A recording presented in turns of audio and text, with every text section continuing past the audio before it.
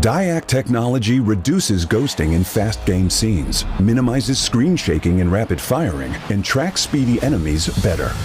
This exclusive technology controls backlight and eliminates after images of moving objects, making images appear stable to the naked eye. Though there's similar motion blur reduction technologies, DIAC stands out with its distinct panel hardware and firmware design, offering clearer visuals and enhancing controllability in-game. Furthermore, built in the monitor panel, DIAC functions independently and doesn't require any sync with PCs, thus not consuming any computing power to affect your gameplay performance. Additionally, Zowie adopts the fast, responsive TN panel, resulting in the best-in-class motion clarity compared to other monitors.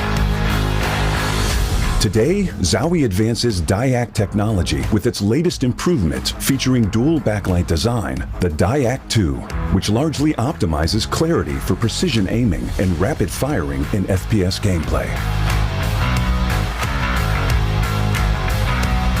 Please DM us if you have any questions.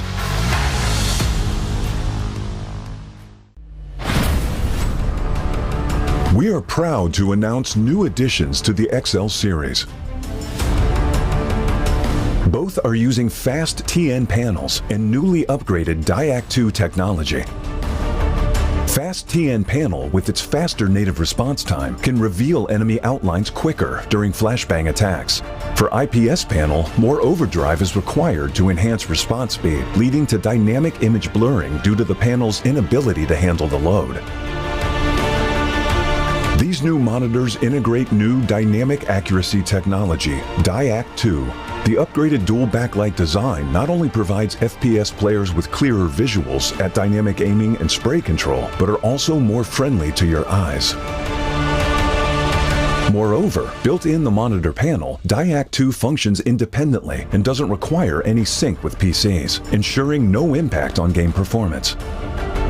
XL setting to share now has auto game mode feature. Besides download, save, share your settings, it will auto apply different color settings based on your usage scenarios. Outlook of the latest monitors are refreshed. It has incorporated industrial grade bearings into the height adjustment mechanism, allowing easier and smoother adjustment to the exact desired height. The new monitor series continue to evolve, refining details to ensure players can perform their best consistently in games. This is a brief introduction of the new XL monitor. Feel free to DM us if you have any questions.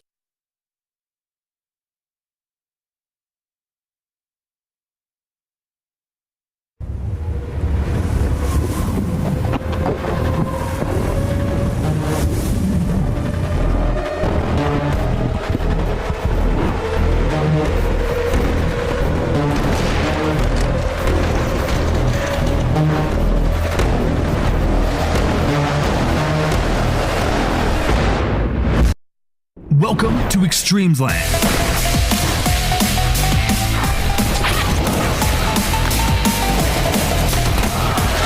Since 2016, eXTREMESLAND has been the stage where many Asia-Pacific esports enthusiasts made it into world-class elites. Together, they strive to achieve dreams. Now, at the eXTREMESLAND, the horn has been sounded, the flames of war have been reignited. Let's go!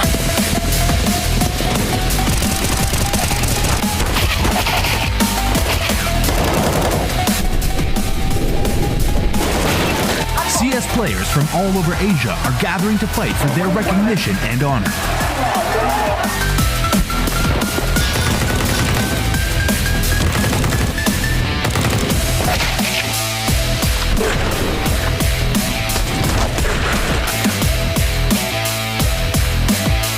Be prepared to embark on a new chapter.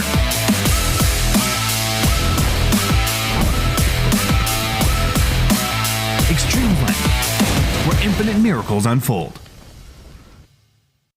온슬레이어즈 팀의 주장인 올마이티 김태윤이라고 합니다. 저희가 연습 시간을 가지면서 해오고 해왔으니까 저희가 현실적으로 잡은 목표는 본선 진출이라고 생각하고 있고요. 본선 진출을 넘어서 우승까지도 노려보고 있지만 현실적으로는 본선 진출이라고 생각해요. 저희가 한국이 엄청 카스로 유명했을 때가 활발했을 때가 엄청 옛날이었어요. 그때 시절에 사람들이 꾸준히 하면서 조금씩은 늘긴 했는데 유저들도 나이가 들면서 다들 생업을 하다 보니까 그 판이 좁아진 게 없지 않아 있기도 하고 판이 많이 좁아진 거예요. 그래서 좀 아쉬운 것도 있긴 한데 그래도 잘하는 사람은 많이 있거든요. 그래서 그 잘하는 사람들이 많이 있어서 그나마 대회만 많이 열린다면 좋은 시장이 될 수도 있는 그렇다고 생각해요. 그러니까 게임을 하다가 잠이 안 올 경우에는 그냥 개인적으로 계속 봇을 잡아요. 그 연습하는 모드 들어가서 계속 움직이는 봇들을 잡고 그걸로 에임을 연습하거든요.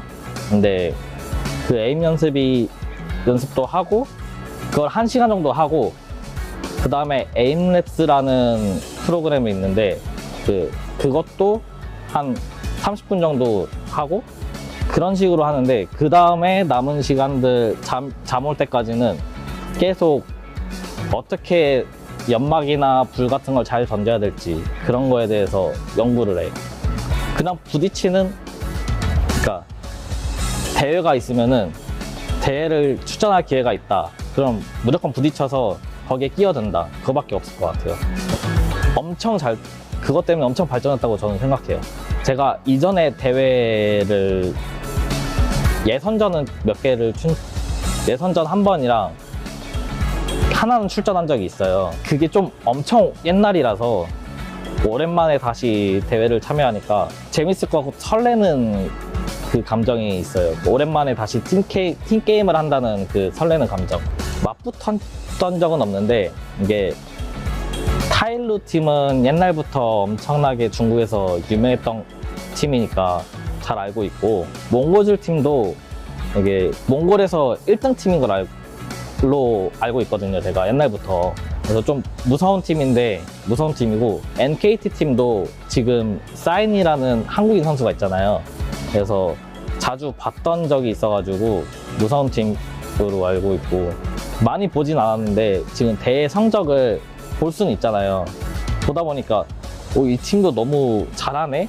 저희 목표는 말씀드렸다시피 본선 플레이오프 진출이니까. 근데 그 진출을 위해서 저희가 엄청나게 잠도 줄여가면서 노력을 했거든요. 그래서 잘 되었으면 하는 그게 있습니다.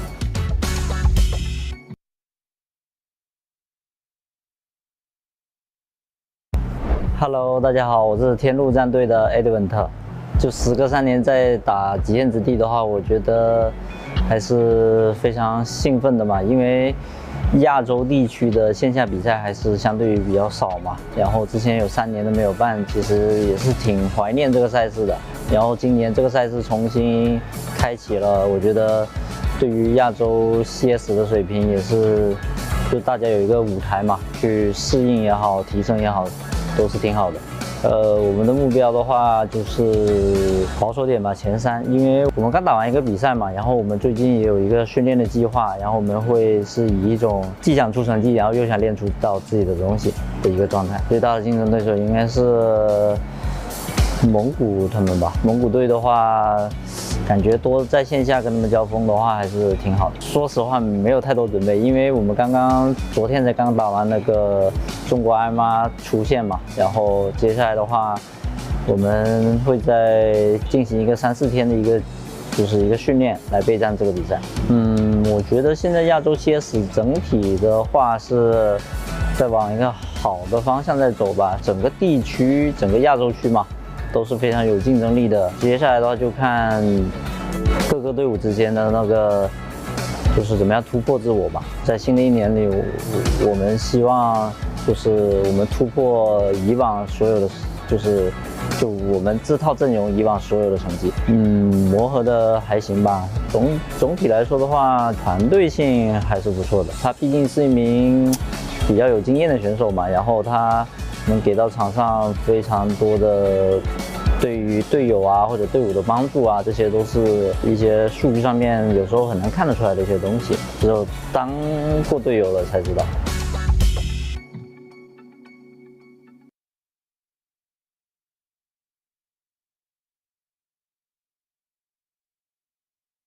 Zowie has developed the U2 symmetrical design wireless mouse specifically for claw grip players who prioritize agility and multi-angle operation. In the past, Zowie has designed multiple mouse shapes. Among symmetrical claw grip designs, the FK mouse series is widely known. The shape of most Zowie mouse series in the past were primarily designed to accommodate significant horizontal movements, commonly found in games like Counter-Strike. In response to the growing emphasis on multi-angle and agile movement in FPS games, we began developing U2 many years ago based on feedback from Zowie enthusiasts. Most symmetrical wireless mice on the market have straight-sided designs. U2 features a design with inwardly tapered curves on both sides, which offers a distinct and properly positioned finger resting point. This design enables a more relaxed and stable grip for the thumb, ring finger, and pinky when holding and lifting the mouse. The left side curved design combined with the overall curve of the back reduces the thumb angle, which stabilizes muscle frequency and also supports a faster index finger click speed.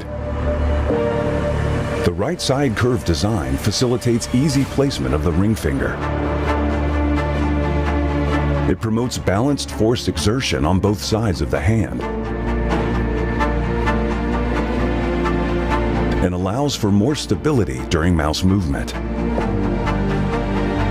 Regarding the side buttons, through experiments with different shapes and positions, U2's side button design facilitates easier thumb access. U2 meets the demand for agile and enduring performance. In addition to its shape, we've changed the upper half of mouse skates to a larger one for a more familiar gliding experience among Zowie users. U2 uses the now proven 3395 sensor for long-term component supply stability. To deliver a better wireless experience, the enhanced receiver offers improved stability of the wireless signal. It minimizes frame drops and stuttering stemming from wireless interference during gaming and maintains stable, high-quality transmission during wireless applications. The enhanced receiver doubles as a charging dock, preventing accidental cable disconnections while powering up using wires. This is a brief introduction of the U2. Please feel free to DM us if you have any questions.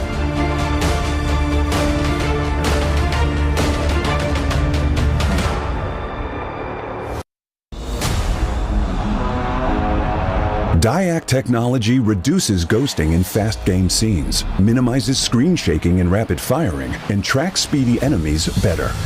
This exclusive technology controls backlight and eliminates after images of moving objects, making images appear stable to the naked eye. Though there's similar motion blur reduction technologies, DIAC stands out with its distinct panel hardware and firmware design, offering clearer visuals and enhancing controllability in-game. Furthermore, built in the monitor panel, DIAC functions independently and doesn't require any sync with PCs, thus not consuming any computing power to affect your gameplay performance. Additionally, Zowie adopts the fast, responsive TN panel, resulting in the best-in-class motion clarity compared to other monitors. Today, Zowie advances DIAC technology with its latest improvement featuring dual backlight design, the DIAC 2, which largely optimizes clarity for precision aiming and rapid firing in FPS gameplay. Please DM us if you have any questions.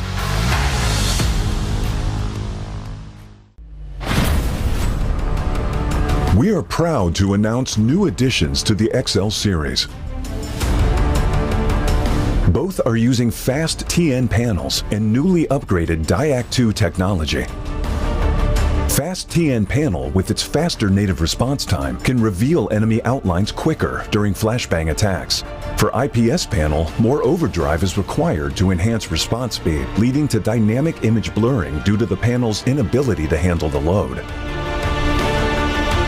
These new monitors integrate new dynamic accuracy technology, DIAC-2. The upgraded dual backlight design not only provides FPS players with clearer visuals at dynamic aiming and spray control, but are also more friendly to your eyes. Moreover, built in the monitor panel, DIAC-2 functions independently and doesn't require any sync with PCs, ensuring no impact on game performance. XL setting to share now has auto game mode feature. Besides download, save, share your settings, it will auto apply different color settings based on your usage scenarios. Outlook of the latest monitors are refreshed. It has incorporated industrial-grade bearings into the height adjustment mechanism, allowing easier and smoother adjustment to the exact desired height. The new monitor series continue to evolve, refining details to ensure players can perform their best consistently in games. This is a brief introduction of the new XL monitor. Feel free to DM us if you have any questions.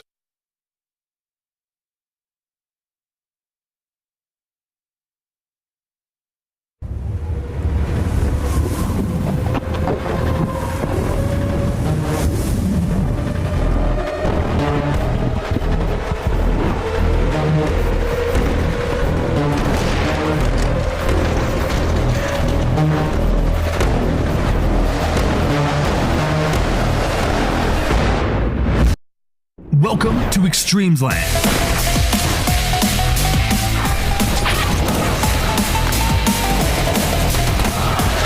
Since 2016, eXTREMESLAND has been the stage where many Asia-Pacific esports enthusiasts made it into world-class elites. Together, they strive to achieve dreams. Now, at the eXTREMESLAND, the horn has been sounded, the flames of war have been reignited. Let's go!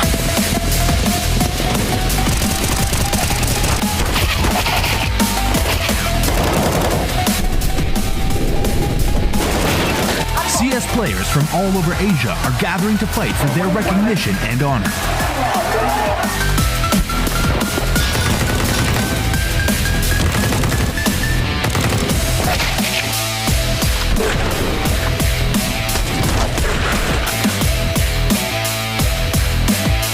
Be prepared to embark on a new chapter.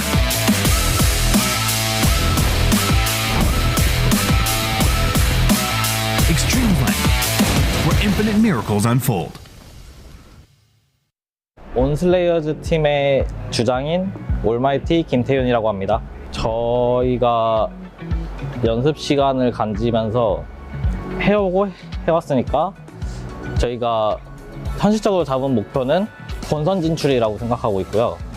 본선 진출을 넘어서 우승까지도 노려보고 있지만 현실적으로는 본선 진출이라고 생각합니다. 저희가 한국이 엄청 카스로 유명했을 때가 활발했을 때가 엄청 옛날이었어요. 그때 시절에 사람들이 꾸준히 하면서 조금씩은 늘긴 했는데 유저들도 나이가 들면서 다들 생업을 하다 보니까 그 판이 좁아진 게 없지 않아 있기도 하고 판이 많이 좁아진 거예요. 그래서 좀 아쉬운 것도 있긴 한데 그래도 잘하는 사람은 많이 있거든요. 그래서 그 잘하는 사람들이 많이 있어서 그나마 대회만 많이 열린다면 좋은 시장이 될 수도 있는 그렇다고 생각해요. 그러니까 게임을 하다가 잠이 안 올 경우에는 그냥 개인적으로 계속 봇을 잡아요. 그 연습하는 모드 들어가서 계속 움직이는 봇들을 잡고 그걸로 에임을 연습하거든요. 근데 그 에임 연습도 하고 그걸 1시간 정도 하고 그 다음에 에임랩스라는 프로그램이 있는데 그것도 한 30분 정도 하고 그런 식으로 하는데 그 다음에 남은 시간들 잠 올 때까지는 계속 어떻게 연막이나 불 같은 걸 잘 던져야 될지 그런 거에 대해서 연구를 해요. 그냥 부딪히는 그러니까 대회가 있으면은 대회를 출전할 기회가 있다. 그럼 무조건 부딪혀서 거기에 끼어든다. 그거밖에 없을 것 같아요. 그것 때문에 엄청 발전했다고 저는 생각해요. 제가 이전에 대회를 예선전은 예선전 한 번이랑 하나는 출전한 적이 있어요. 그게 좀 엄청 옛날이라서 오랜만에 다시 대회를 참여하니까 재밌을 것 같고 설레는 그 감정이 있어요. 오랜만에 다시 팀게임을 한다는 그 설레는 감정. 맞붙었던 적은 없는데, 이게 타일루 팀은 옛날부터 엄청나게 중국에서 유명했던 팀이니까 잘 알고 있고, 몽골즈 팀도 이게 몽골에서 1등 팀인 걸로 알고 있거든요, 제가 옛날부터. 그래서 좀 무서운 팀이고, NKT 팀도 지금 사인이라는 한국인 선수가 있잖아요. 그래서 자주 봤던 적이 있어가지고 무서운 팀으로 알고 있고, 많이 보진 않았는데 지금 대회 성적을 볼 수는 있잖아요. 보다 보니까 이 팀도 너무 잘하네? 저희 목표는 말씀드렸다시피 본선 플레이오프 진출이니까. 근데 그 진출을 위해서 저희가 엄청나게 잠도 줄여가면서 노력을 했거든요. 그래서 잘 되었으면 하는 그게 있습니다.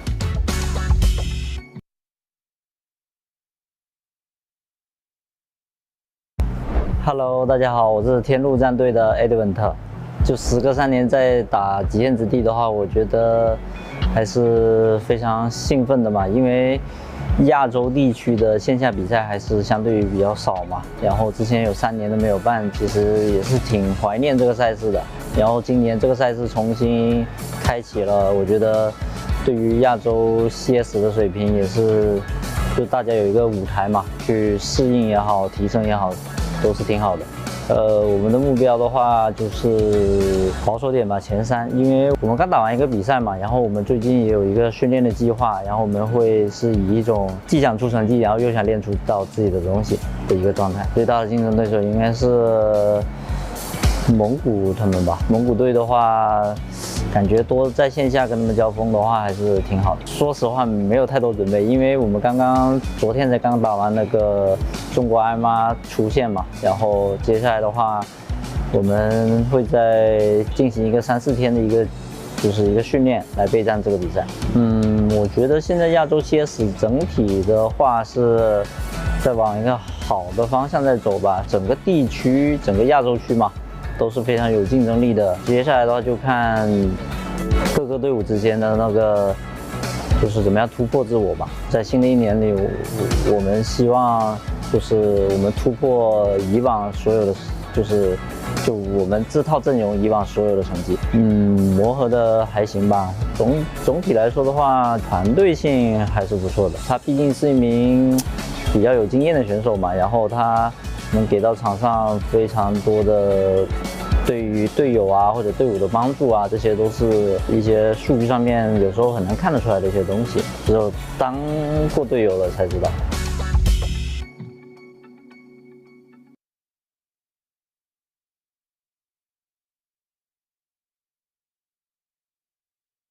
Zowie has developed the U2 symmetrical design wireless mouse specifically for claw grip players who prioritize agility and multi-angle operation.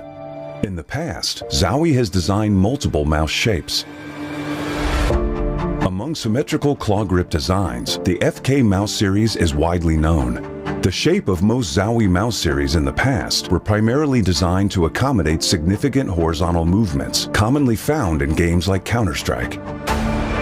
In response to the growing emphasis on multi-angle and agile movement in FPS games, we began developing U2 many years ago based on feedback from Zowie enthusiasts.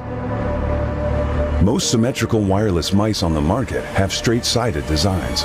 U2 features a design with inwardly tapered curves on both sides, which offers a distinct and properly positioned finger resting point. This design enables a more relaxed and stable grip for the thumb, ring finger, and pinky when holding and lifting the mouse. The left side curved design combined with the overall curve of the back reduces the thumb angle, which stabilizes muscle frequency and also supports a faster index finger click speed. The right side curve design facilitates easy placement of the ring finger. It promotes balanced force exertion on both sides of the hand and allows for more stability during mouse movement. Regarding the side buttons, through experiments with different shapes and positions, U2's side button design facilitates easier thumb access. U2 meets the demand for agile and enduring performance.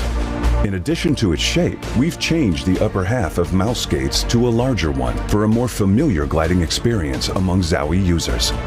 U2 uses the now proven 3395 sensor for long-term component supply stability. To deliver a better wireless experience, the enhanced receiver offers improved stability of the wireless signal. It minimizes frame drops and stuttering stemming from wireless interference during gaming and maintains stable, high-quality transmission during wireless applications. The enhanced receiver doubles as a charging dock, preventing accidental cable disconnections while powering up using wires. This is a brief introduction of the U2. Please feel free to DM us if you have any questions.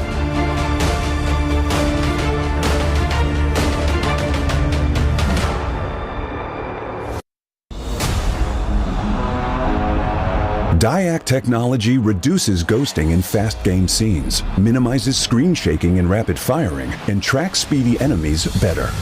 This exclusive technology controls backlight and eliminates after images of moving objects, making images appear stable to the naked eye. Though there's similar motion blur reduction technologies, DIAC stands out with its distinct panel hardware and firmware design, offering clearer visuals and enhancing controllability in-game. Furthermore, built in the monitor panel, DIAC functions independently and doesn't require any sync with PCs, thus not consuming any computing power to affect your gameplay performance. Additionally, Zowie adopts the fast, responsive TN panel, resulting in the best-in-class motion clarity compared to other monitors. Today, Zowie advances DIAC technology with its latest improvement featuring dual backlight design, the DIAC 2, which largely optimizes clarity for precision aiming and rapid firing in FPS gameplay. Please DM us if you have any questions.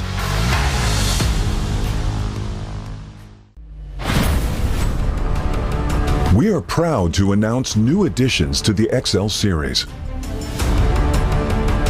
Both are using fast TN panels and newly upgraded DIAC 2 technology. Fast TN panel with its faster native response time can reveal enemy outlines quicker during flashbang attacks. For IPS panel, more overdrive is required to enhance response speed, leading to dynamic image blurring due to the panel's inability to handle the load. These new monitors integrate new dynamic accuracy technology, DIAC 2. The upgraded dual backlight design not only provides FPS players with clearer visuals at dynamic aiming and spray control, but are also more friendly to your eyes. Moreover, built in the monitor panel, DIAC 2 functions independently and doesn't require any sync with PCs, ensuring no impact on game performance. XL setting to share now has auto game mode feature. Besides download, save, share your settings, it will auto apply different color settings based on your usage scenarios. Outlook of the latest monitors are refreshed. It has incorporated industrial grade bearings into the height adjustment mechanism, allowing easier and smoother adjustment to the exact desired height. The new monitor series continue to evolve, refining details to ensure players can perform their best consistently in games. This is a brief introduction of the new XL monitor. Feel free to DM us if you have any questions.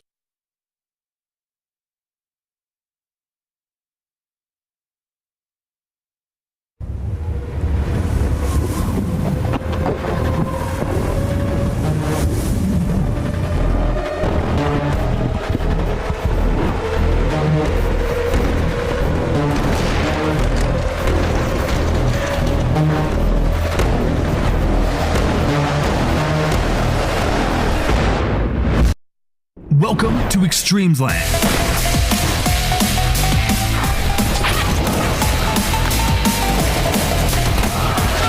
Since 2016, eXTREMESLAND has been the stage where many Asia-Pacific esports enthusiasts made it into world-class elites.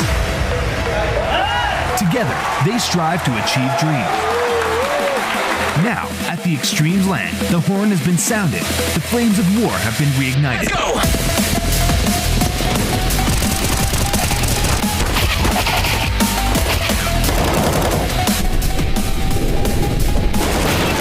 CS players from all over Asia are gathering to fight for their recognition and honor.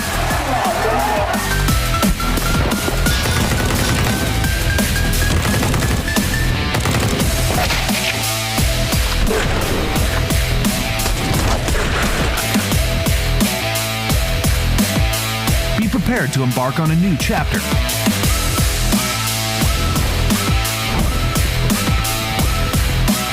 eXTREMESLAND, where infinite miracles unfold.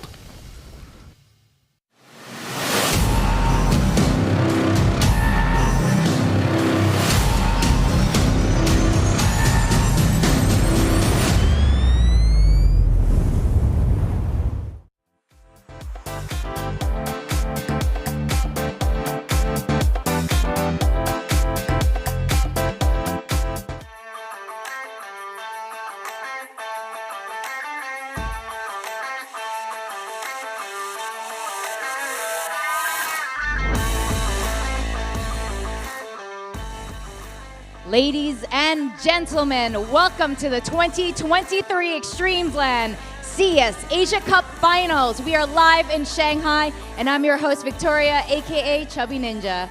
And I'm your other host. You can call me Baseline J. Thank you so much for tuning in. 观众朋友们，大家好，这里是2023极限之地 CS 亚洲杯总决赛的现场，我是小蒙哥。And now, whether you're with us here in person in this stadium or at home, we appreciate all the fans who are watching and supporting this event. We'd also like to thank Zowie and Autoful for their incredible support of this tournament. Without them, this right here would not be possible. We'd also like to thank Huya, Bilibili, Douyu, and Douyin for their support for the live broadcasting of this event. 欢迎各位来到线下以及在屏幕前观看本次赛事的小伙伴们。本次赛事由极限之地主办，卓威冠名赞助，同时感谢完美世界竞技平台以及奥风的大力支持。大家可以在虎牙、哔哩哔哩、斗鱼、抖音这4个平台收看本次赛事的直播。Now, the very first eXTREMESLAND CSGO Asia Cup was in 2016. I'm sure you guys remember that. And we are psyched to be back. eXTREMESLAND takes every esports enthusiast seriously and believes that every player can earn their own glory. This annual festival continues to provide a platform for CS players across the Asia Pacific to compete and learn from one another. 自2016年首届极限之地 CSGO 亚洲公开赛以来，极限之地已走到第8个年头。我们一直致力于提升亚洲整体 FPS 游戏的环境和竞争力，打造一个专门为亚洲 FPS 玩家展现和提升自我而准备的平台。Now, eXTREMESLAND has strived for perfection every year and has successfully hosted 4 big offline tournaments to date. Both in terms of scale and influence, it has been on the constant rise, attracting more and more CS professional players and fans across Asia Pacific. 极限之地 CS 亚洲杯一直为促进基层 CS 生态发展而努力，目前已成功举办4届线下大赛，也获得了越来越多 CS 职业选手以及广大电竞玩家的认可与参与。Now, as CSGO evolves into Counter-Strike 2, the rekindled eXTREMESLAND CS Asia Cup will also keep up with the times and open a new chapter today. So far, the tournament has covered multiple regions, including China, South Korea, Thailand, Vietnam, Mongolia, the Middle East, and more. And ultimately, whittled down from 1,500 teams, only 8 teams emerged victorious. They will compete for the championship trophy and the total prize pool of approximately $50,000 in the 2023 eXTREMESLAND CS Asia Cup Finals. 随着 CSGO 进化为 CS2， 重燃战火的极限之地 CS 赛事也将与时俱进，以2023极限之地 CS 亚洲杯的形式回归。全新启程的极限之地 CS2 亚洲杯覆盖中、韩、泰、越、蒙、中东等亚太多个赛区。最终，3支国内战队从近1500支队伍中脱颖而出。将与海外直邀的5支队伍一同角逐2023极限之地 CS 亚洲杯总决赛的冠军奖杯，以及约5万美金的总奖金。Now, eXTREMESLAND welcomes every CS fan to join us and get hyped for Asian Counter-Strike. This weekend, we're going to witness the rise of the strongest CS team in Asia. 极限之地欢迎每一位热爱 CS 的玩家来到现场，共同为亚洲 CS 加油，共同见证 CS 亚洲之最强战队的诞生。I hope you guys are ready. The time is here. The 2023 eXTREMESLAND CS Asia Cup Finals is about to begin. Let's welcome the stars of the 2023 eXTREMESLAND CS Asia Cup Finals, the 8 competing teams. 接下来，让我们欢迎2023极限之地 CS 亚洲杯总决赛的主角8支战队登场。Now, that's right, get hyped. First up, let's welcome Lin Vision Gaming from China.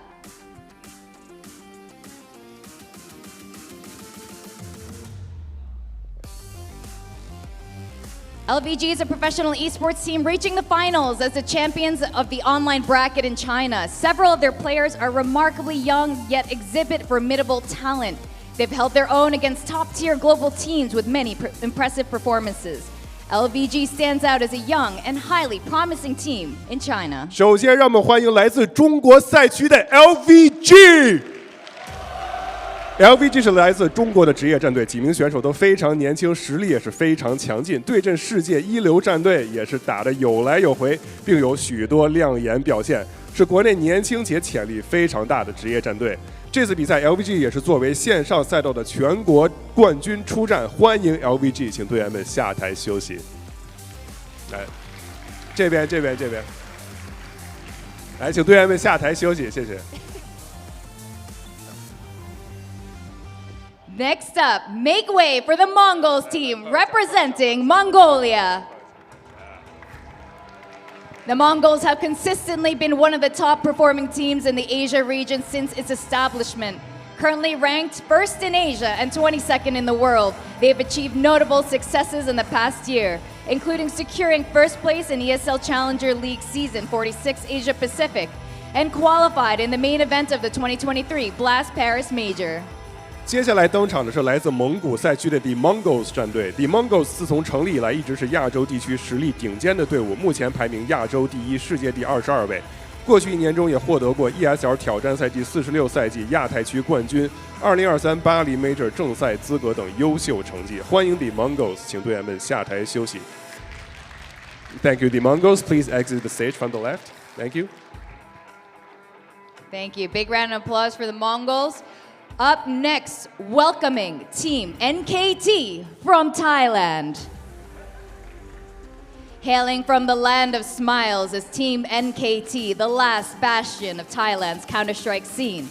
They're looking to spice things up on the international stage with long-standing member Zine, who has clinched championship trophies in the eXTREMESLAND 2018 and 2021. They remain formidable contenders in this edition of the eXTREMESLAND CS Asia Cup. 下面登场的是来自泰国赛区的 Team NKT。NKT 是一支来自泰国的国际纵队，他们已经在近年来诸多的国际赛事中证明了自己的实力。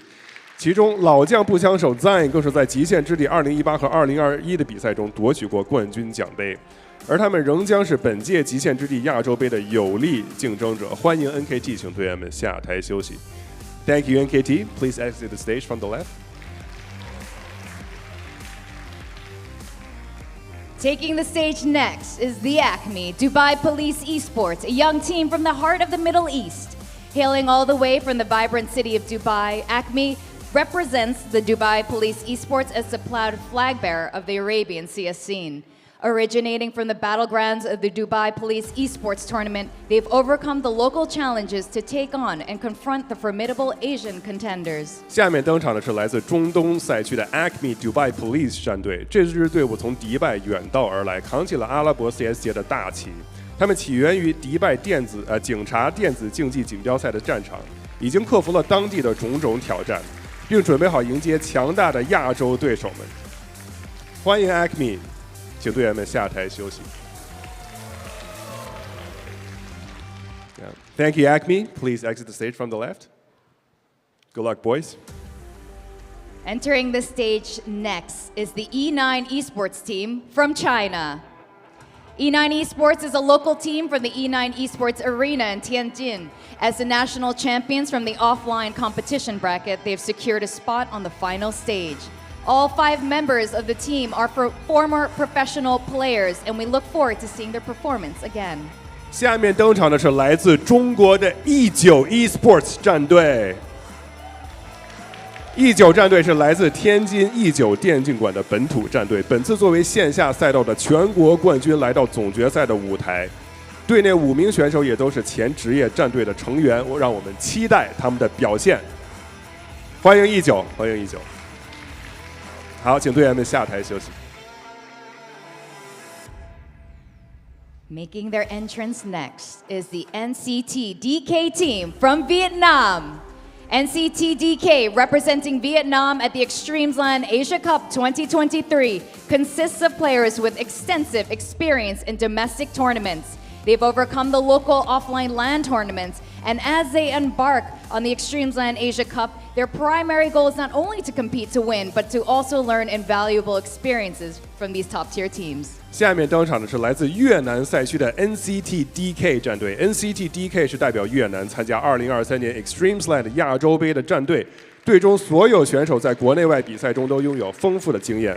他们成功克服了本地线下网吧挑战赛，随着他们踏上 eXTREMESLAND 亚洲杯的征程，他们的主要目标不仅是为了赢得比赛，还希望从这些顶尖战队中学到宝贵的经验。Thank you, NCT DK. Please exit the stage from the left. Good luck, boys. All right, ladies and gentlemen, it's time to welcome the 2 teams for today's opening match.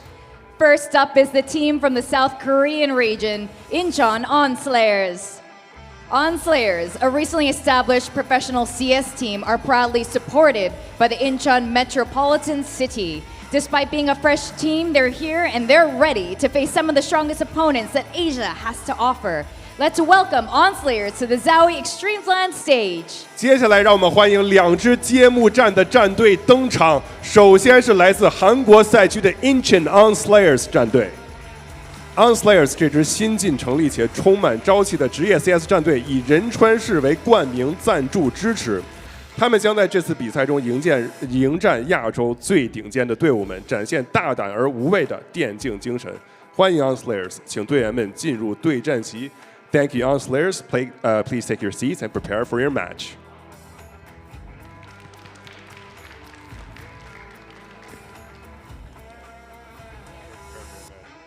Finally, let's welcome Tai Lu from China, a name that the CS Chinese community knows all too well. Tai Lu was established in 2007 and stands as one of the strongest teams in Asia.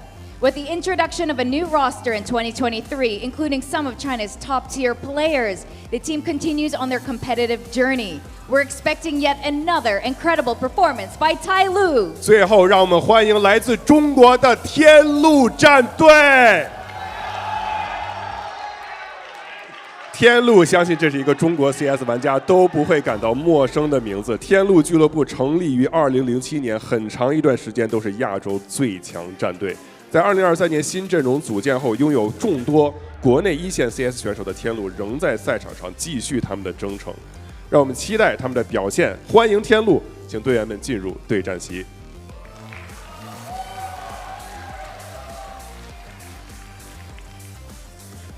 All right, I hope you guys are excited. Let's hear for all the teams here at the 2023 eXTREMESLAND CS Asia Cup. 好，我们掌声送给2023年 eXTREMESLAND 亚洲杯的所有参赛队伍。Now, teams, Onslayers and Tai Lu, please take your seats and prepare for the opening game of the 2023 eXTREMESLAND CS Asia Cup. Let's head into the first match of today. We're going to hand it over to our casters. 好，接下来让我们把画面交给解说席。And there you have it. The 2023 eXTREMESLAND CS Asia Cup Finals begins today with day 1. My name is William, joined by Jordan here, and I mean, this has been a little while since we were able to gather Asian CS together here for eXTREMESLAND. Yeah, I mean, you're right. Like, I guess, obviously, we talk about eXTREMESLAND, we can take a look back at 2022, 2021, 2020. There has been some online kind of competitions, some festivals and stuff like that. But when we're talking about LAN, when we're talking about really what eXTREMESLAND is meant to be, you have to go all the way back to 2019. And obviously, that's quite a long time ago. The CS landscape, particularly in Asia, has changed a lot since then. But yeah, I'm stoked that eXTREMESLAND is back, and I'm stoked that we've got Asian CS back on LAN, because I think it is quite a good start to 2024, which hopefully is going to be a good year. Yeah, there you go. I mean, to be able to start off the year with this, of course, you saw briefly on screen as well. Just a quick shout to our sponsors at Zowie with, the monitors that tends to be the top choice for a lot of professional players worldwide, the XL2546X esports monitor, and of course the U2 wireless mouse designed with sports science as well, so keep your eyes out for that if you want some upgrades. But going to the meat of things, we have 2 groups of 4 teams each here for eXTREMESLAND 2023. Yeah, lots of teams to really touch on. Obviously, we're going to have to go through those as we go through the day. It's pretty quick here in the pre-match. We're going to get into that Tyloo and On Slayers game pretty shortly. But big names, obviously, to touch on being Tyloo, Mongols, Linvision, NKT, though there's a bit of a question mark over NKT at the moment with those roster substitutions that they're having to go through for this particular event. And as far as those other 4 teams are concerned, I mean, we have to sort of just wait and see, right? I can't even really give you a reliable prediction as to how any of those teams are going to go, because very few, if any of them, have got any experience at this kind of a level. So in my mind, there's 4 competitive teams and 4 teams that are just trying to sort of get their dip their toes in the water, so to speak, and try to get a bit of experience and see how they go. But realistically speaking, if you're someone that follows Asian CS and you're looking at these brackets, you're probably going to have a pretty easy idea of at least how these first 4 initial games are going to go. Yeah, I mean, I think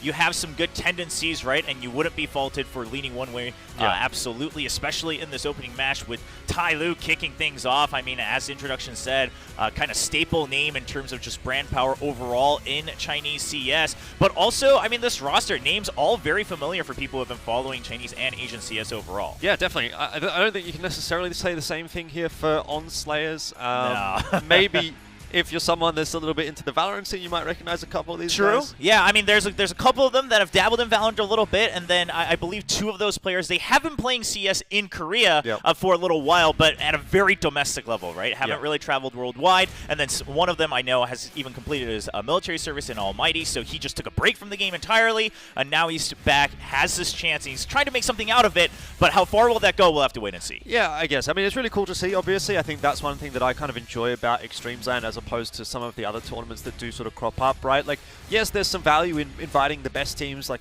you could have an 8-team tournament here, the 8 best teams, but I also think, particularly in the case of eXTREMESLAND, it does seem like it's one of those events that is it really focuses on Asian Counter-Strike, and it wants to develop Asian Counter-Strike. And I think in order to do that, right, a bit of a chicken versus the egg kind of a situation, sometimes you need to provide these opportunities to regions that don't really have proper professional teams, and those being, at this point in time, Korea, Vietnam, for example, is another good example. There are a few Vietnamese teams kind of kicking around, but none of them really on the international level, certainly not on the domestic Asia level either. So it's good, I think, in my opinion, that they do get the opportunity, even if you look at them and go, well, they're probably going to get a little bit rolled. And unfortunately for On Slayers, that's where I'm going to draw the line. I'm going to say they're probably going to have a pretty tough game here to kick things off against Tyloo. Yeah, I mean, we can talk all we want about, well, it's question marks, and we don't know anything about these teams. However, if your opening match is against Tyloo, and you haven't really shown anything at all in CS in the past, especially as a roster, then chances are it's not going to look great. Of course, kicking things off here for day 1, it's going to be best of ones as well for all these opening matches. So you only get that one shot, and then you kind of look forward to that second chance you potentially get in the group stage, because it is double elimination. Yeah. So, look, I mean, I guess at the end of the day, we really have to touch on this from the perspective of On Slayers. I think if they get a few rounds, I'm going to be impressed, right? Because at the end of the day, Tyloo, even though they've been going through a few sort of issues, I guess, with the obviously roster changes that they've had, and some of the results haven't maybe been what they would have wanted them to be. They missed out on the IM Chengdu qualifier. Linvision got that one. They did just take second in the RMR qualifier as well, again losing to Linvision in that upper bracket final. So these are probably not the results that this team would want. It's not the results necessarily that Tyloo as an org would be wanting. But at the end of the day, they are still a very good team. They're still one of the best teams in Asia, certainly one of the best teams in China.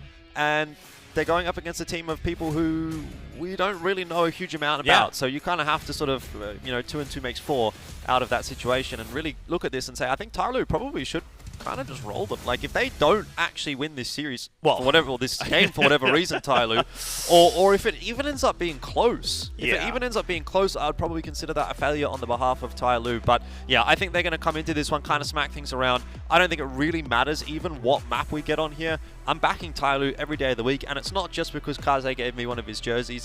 Which did happen. Which did happen. But I do think they're just obviously far and away on paper the team that you'd expect to win this one, and it should be not even close. Yeah, I think the best way to look at it is, I mean, sure, we talk about some of these teams just here for the experience, but for a team like Tyloo, this is one of those chances where you want to kind of regain that confidence and say you are in contention to become that best team once again in China, right? To take over Linvision Gaming again, who has been kind of beating them down in the past couple important matches. So this first one, it's going to go all the way to Inferno, all the other maps being banned out now for this best of one. And you know, you mentioned it. I mean, no matter what map you go on, Tyloo is going to have a huge advantage purely out of experience and also just fundamentals. So curious to see what OnSlayers' ideas are here for Inferno. Yeah, look, I mean, again, like I said, it doesn't matter really what map it is going to be, but even the fact that we've gone to Inferno, it's a comfort territory for Tyloo. They love to play that map. They play it. They pick it internationally against way better opposition than what they're even used to facing in Asia. So they're a solid team. They're going to be tough to beat. And I tell you what, if you want to become a pro gamer, like Jamyoung here on your screen, well, there's your settings that you can get into your Zowie monitor. So I would definitely recommend Jamyoung as probably not a bad player to follow along with. Yeah, a good setting to take a look at to kick things off here. So if you are curious what some of these players are working with on stage, you will be able to take a look at that as we go throughout the event here for 2023 Extremesland. On screen right now, that was Kia here for OnSlayers. Not much, any professional experience, quite frankly, in any games in Korea. He dabbled a little bit in a couple other titles like Apex Legends and Valorant, but now trying his hand here with a new squad for Incheon OnSlayers on CS. And hey, like you said, I mean, you make a even couple moments happen here on stage, on broadcast against a team like Tyloo. I mean, that's a great start to a CS career for you in Korea. Yeah, definitely. And I do sort of hope that these guys do well. Like, I don't think that they will. If I have to make my realistic prediction, I don't think that they're going to really be able to achieve a whole lot at this event. Sure. But I do hope that they do, because I've even been looking around, and you know, obviously the matches on HLTV, and you're seeing people comment on how you know, what they think about the game and stuff like that. And obviously, normally the HLTV comments are a bit, you know, a bit questionable. But I think actually, for the most part, people are just excited to see some of these other regions developing. I've seen a lot of people saying, oh, you know, like, it's nice to see Korean CS back again. Oh, that's the flag that I haven't seen in a while. Stuff like that. And they've sort of mentioned Indian CS as well, which has been a region that has actually been on the come up over the last 12 months. So people are kind of excited, and they're looking forward to sort of seeing how these regions are going to be able to develop, or in the case of Korea, actually redevelop, because Korea was actually fairly solid. I mean, it wasn't a massive region for Counter-Strike within Asia, but the teams that they did have, in particular MVP PK, as was mentioned in the walk-ons, Zion in particular at these Extremesland events, has had quite a lot of success, and they were always one of the teams that was really competitive at the top end of Asia. And it's not as if Koreans couldn't play CS well, you know. So I think that would be something that we'd love to see obviously come back. Like we said, 2019, the last Extremesland LAN here in Shanghai. MVP PK was there. I remember meeting Zeta and having a chat with him. We shared a taxi to the venue.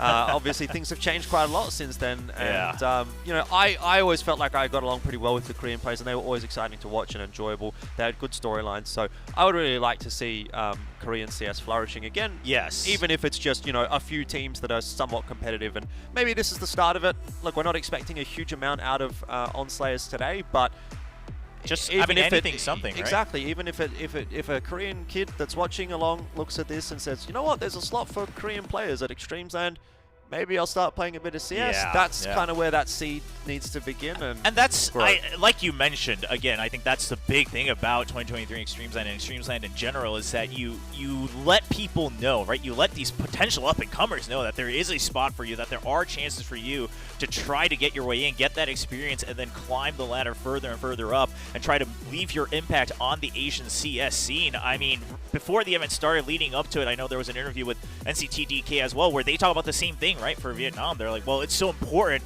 that the up-and-coming players, the younger generation, gets to see that this is possible, that you have these shots, because that's how you grow new players and then become stronger and have those kind of step-by-step evolutions of your own domestic scene as well. So for OnSlayers, I mean, it's just about, you know, leaving any type of mark here. I think that would be a pretty decent success, as you are at the very beginning of potentially a new rebirth for CS in Korea. But for Tyloo, that means it's kind of everything to lose on their part, right? Even in a best of one, even a double elimination. I mean, if you take even a bit of a beating on a couple of rounds here, people are going to start to put question marks up and say, oh, I don't know. I mean, you know, maybe all the hope and hype that we've had for this brand and this roster, it's starting to reach its limit. Yeah, you're 100% right. I really don't think that there's anything necessarily to gain out of this particular game for Tyloo. Like, if they were to win 13-0, people would go, okay, fair enough. Like, that's probably the expectation. And if they somehow lose this game, or if it's close, you're going to start to raise some question marks, obviously.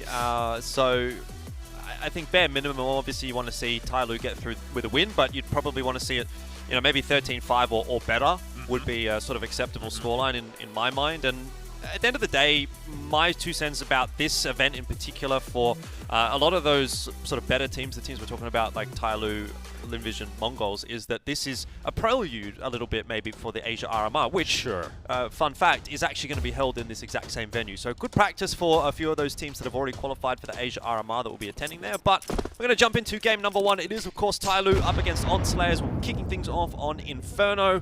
And, well, let's just hope for a competitive match. Yeah, we'll see how things go. Tyloo starting on the T side. OnSlayers on CT, putting some pressure down Banana.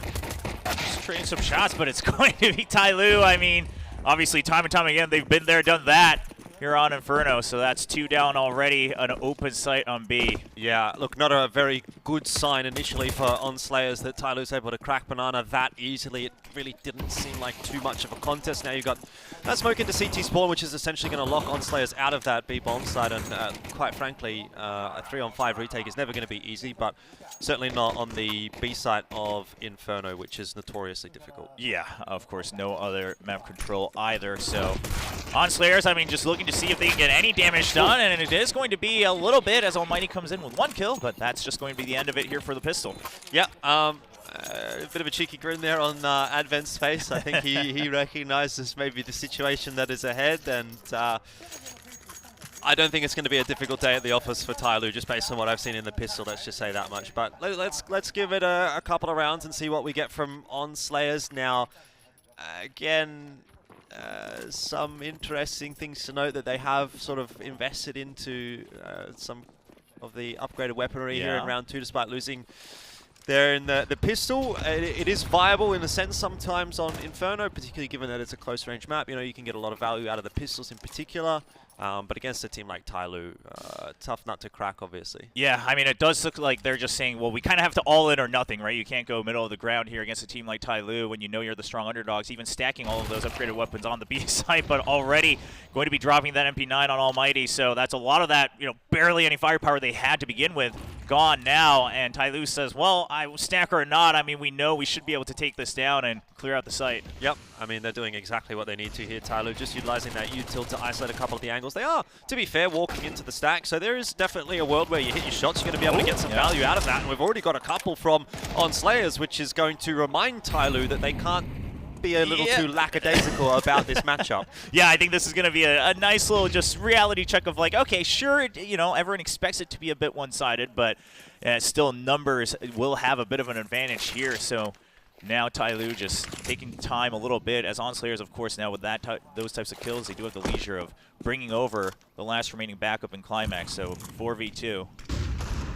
I mean, it's definitely still winnable. Jamyoung and Mercury are the 2 standouts for Tyloo, so if anyone's going to get it done, I think it'll probably be them, but difficult situation. They'll have to try to salvage things, and a 1-for-1's not quite what they're going to need. So Jamyoung with 19 seconds, probably unlikely to win this one, though OnSlayers are kind of giving him some 1v1s, and it's now very much possible for him to pick this one up. 8 seconds, all you have to do is survive, but Jamyoung just makes it look a little bit too easy, and that is, I think, a perfect example of maybe where the difference in experience lies between these 2 teams, right? A 4v2 against a team, like if Tyloo was playing against a team that was on their level, a 4v2 in the position that OnSlayers was in, you would expect that CT side would win that round. Sure. But this, honestly, I almost always had a feeling it just looked like Jamyang was going to be able to get it done. The cohesion isn't necessarily there from OnSlayers at the moment, and Tyloo are really exploiting that. Yeah, I mean, the first trade was pretty decent, right? But at the same time, you can just tell, I mean, Jamyang knows the game was like the back of his hand as we see Tyloo just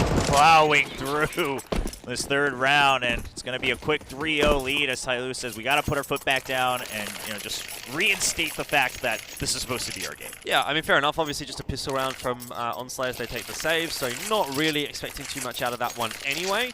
Get it over and done with as far as I'm concerned, and get into the gun round. And now we get to see, you know, how good actually are OnSlayers. You know, do they know some of the standard utility? Are we going to see like those deep mid smokes based on what they're doing running out of spawn so far? The answer would be no. So a lot of that standard initial util that you'd expect to see from a CT side just isn't really being thrown by OnSlayers. Initially, they do have that double stack of the nades into Banana, but Tyloo well aware of that, so they just hold forward for the moment and only start to explore slowly. Smoke's going to come through from OnSlayers, but it's too late. Good thing is, they can hit their shots. That's at least what we're starting to learn. Yeah, I mean, that was one of the biggest question marks, right? Was, I mean, can you even compete at a very basic mechanical level here? And OnSlayers is saying that part, we feel we have a shot. And so while they are giving up maybe a bit more space than a lot of other teams would like to in the beginning of the round, still able to retaliate just a bit, slow things down as we get near the 1 minute mark here in round 4. Yes, on setting up race now for Tyloo. Down a player again, so in this circumstance, obviously OnSlayers is the team that's expected to win the round. You'd say it's probably 70–80% of the time you get that opening pick, you should be converting the round. So weren't able to do it with the pistols, but now they've got the superior weaponry, so we'll see if it's going to work out for them this time. Climax over toward the B bomb site. Famous gets the incendiary down on a pretty nice timing. Tyloo look like they're going to go through it anyway. Yeah, but backup coming from Kia as well. Will get smoked off. Not sure if he's going to be able to help find an angle here. So we've already seen Mercury all the way into the site. 1-for-1 trade. Kia's trying to hold on, and Climax getting 3 kills in a row on the site, bunkering down. Eventually goes down at 2% health. Mercury just going to fake the bomb plant, trying to get some info here. 1v3, definitely not on offer this time around. Nice spacing from OnSlayers, and hey, the first gun round goes the way of the Korean squad. So I've got to say, colour me impressed, because I almost wouldn't have been too averse against predicting a 13-0 scoreline here.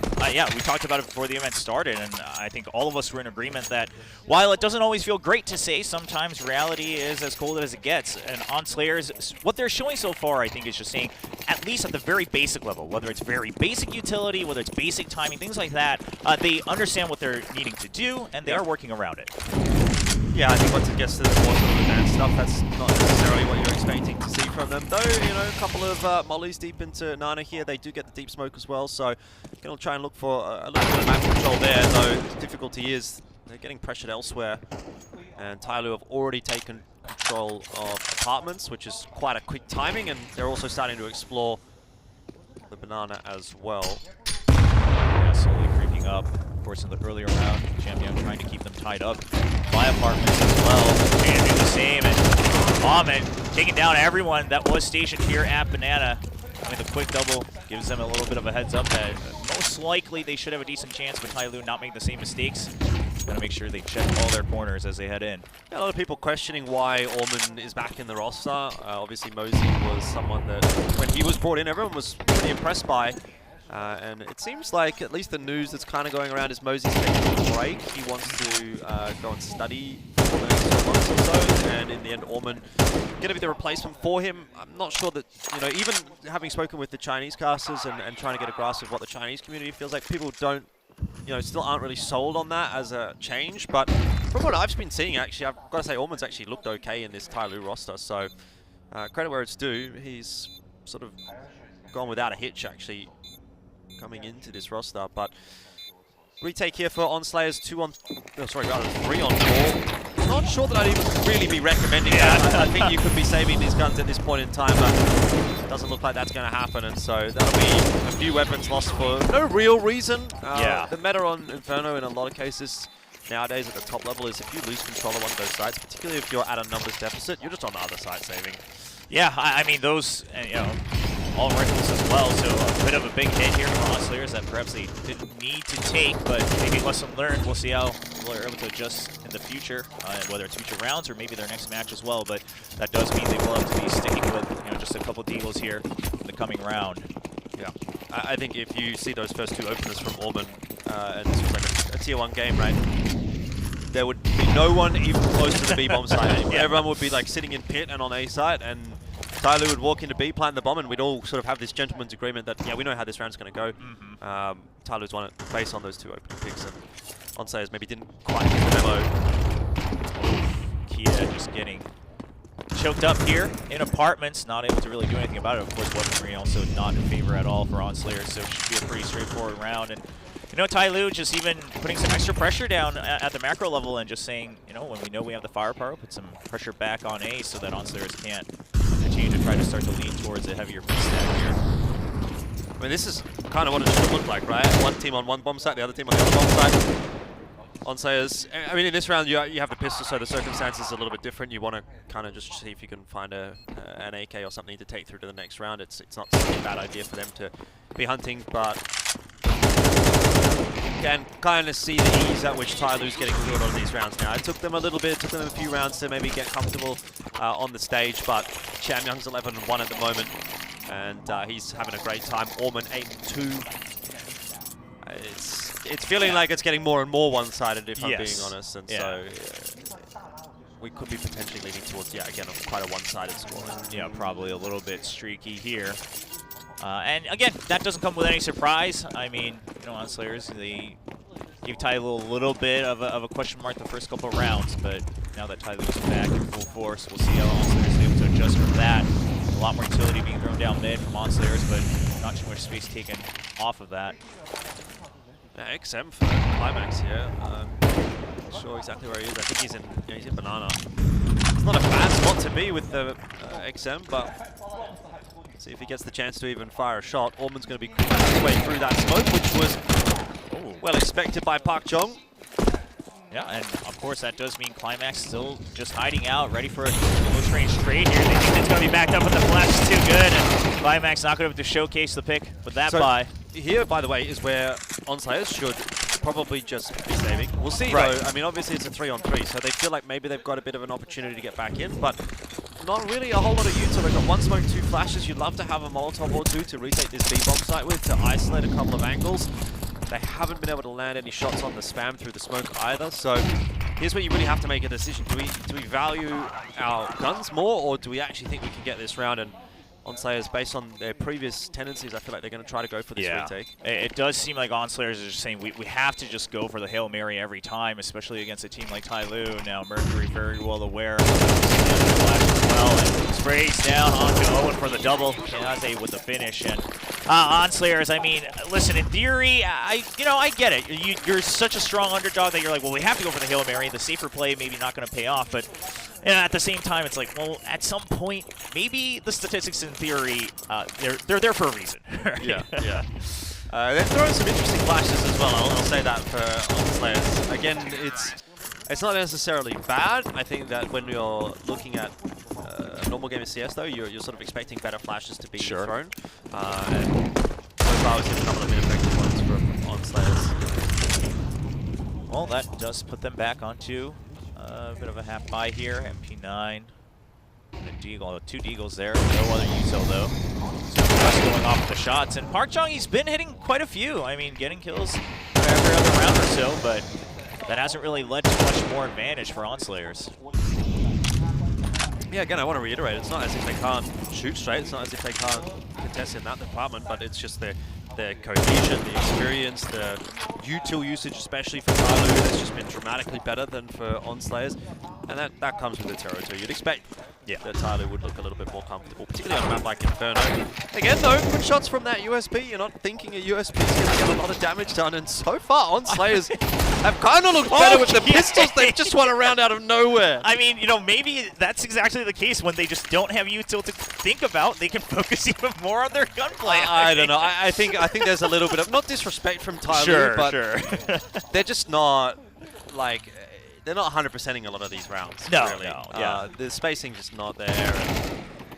And, You know, guys just sort of floating all over the place. And I mean, to be fair, Almighty, a couple of really nice shots hit there. That second one with the Deagle, very, very solid.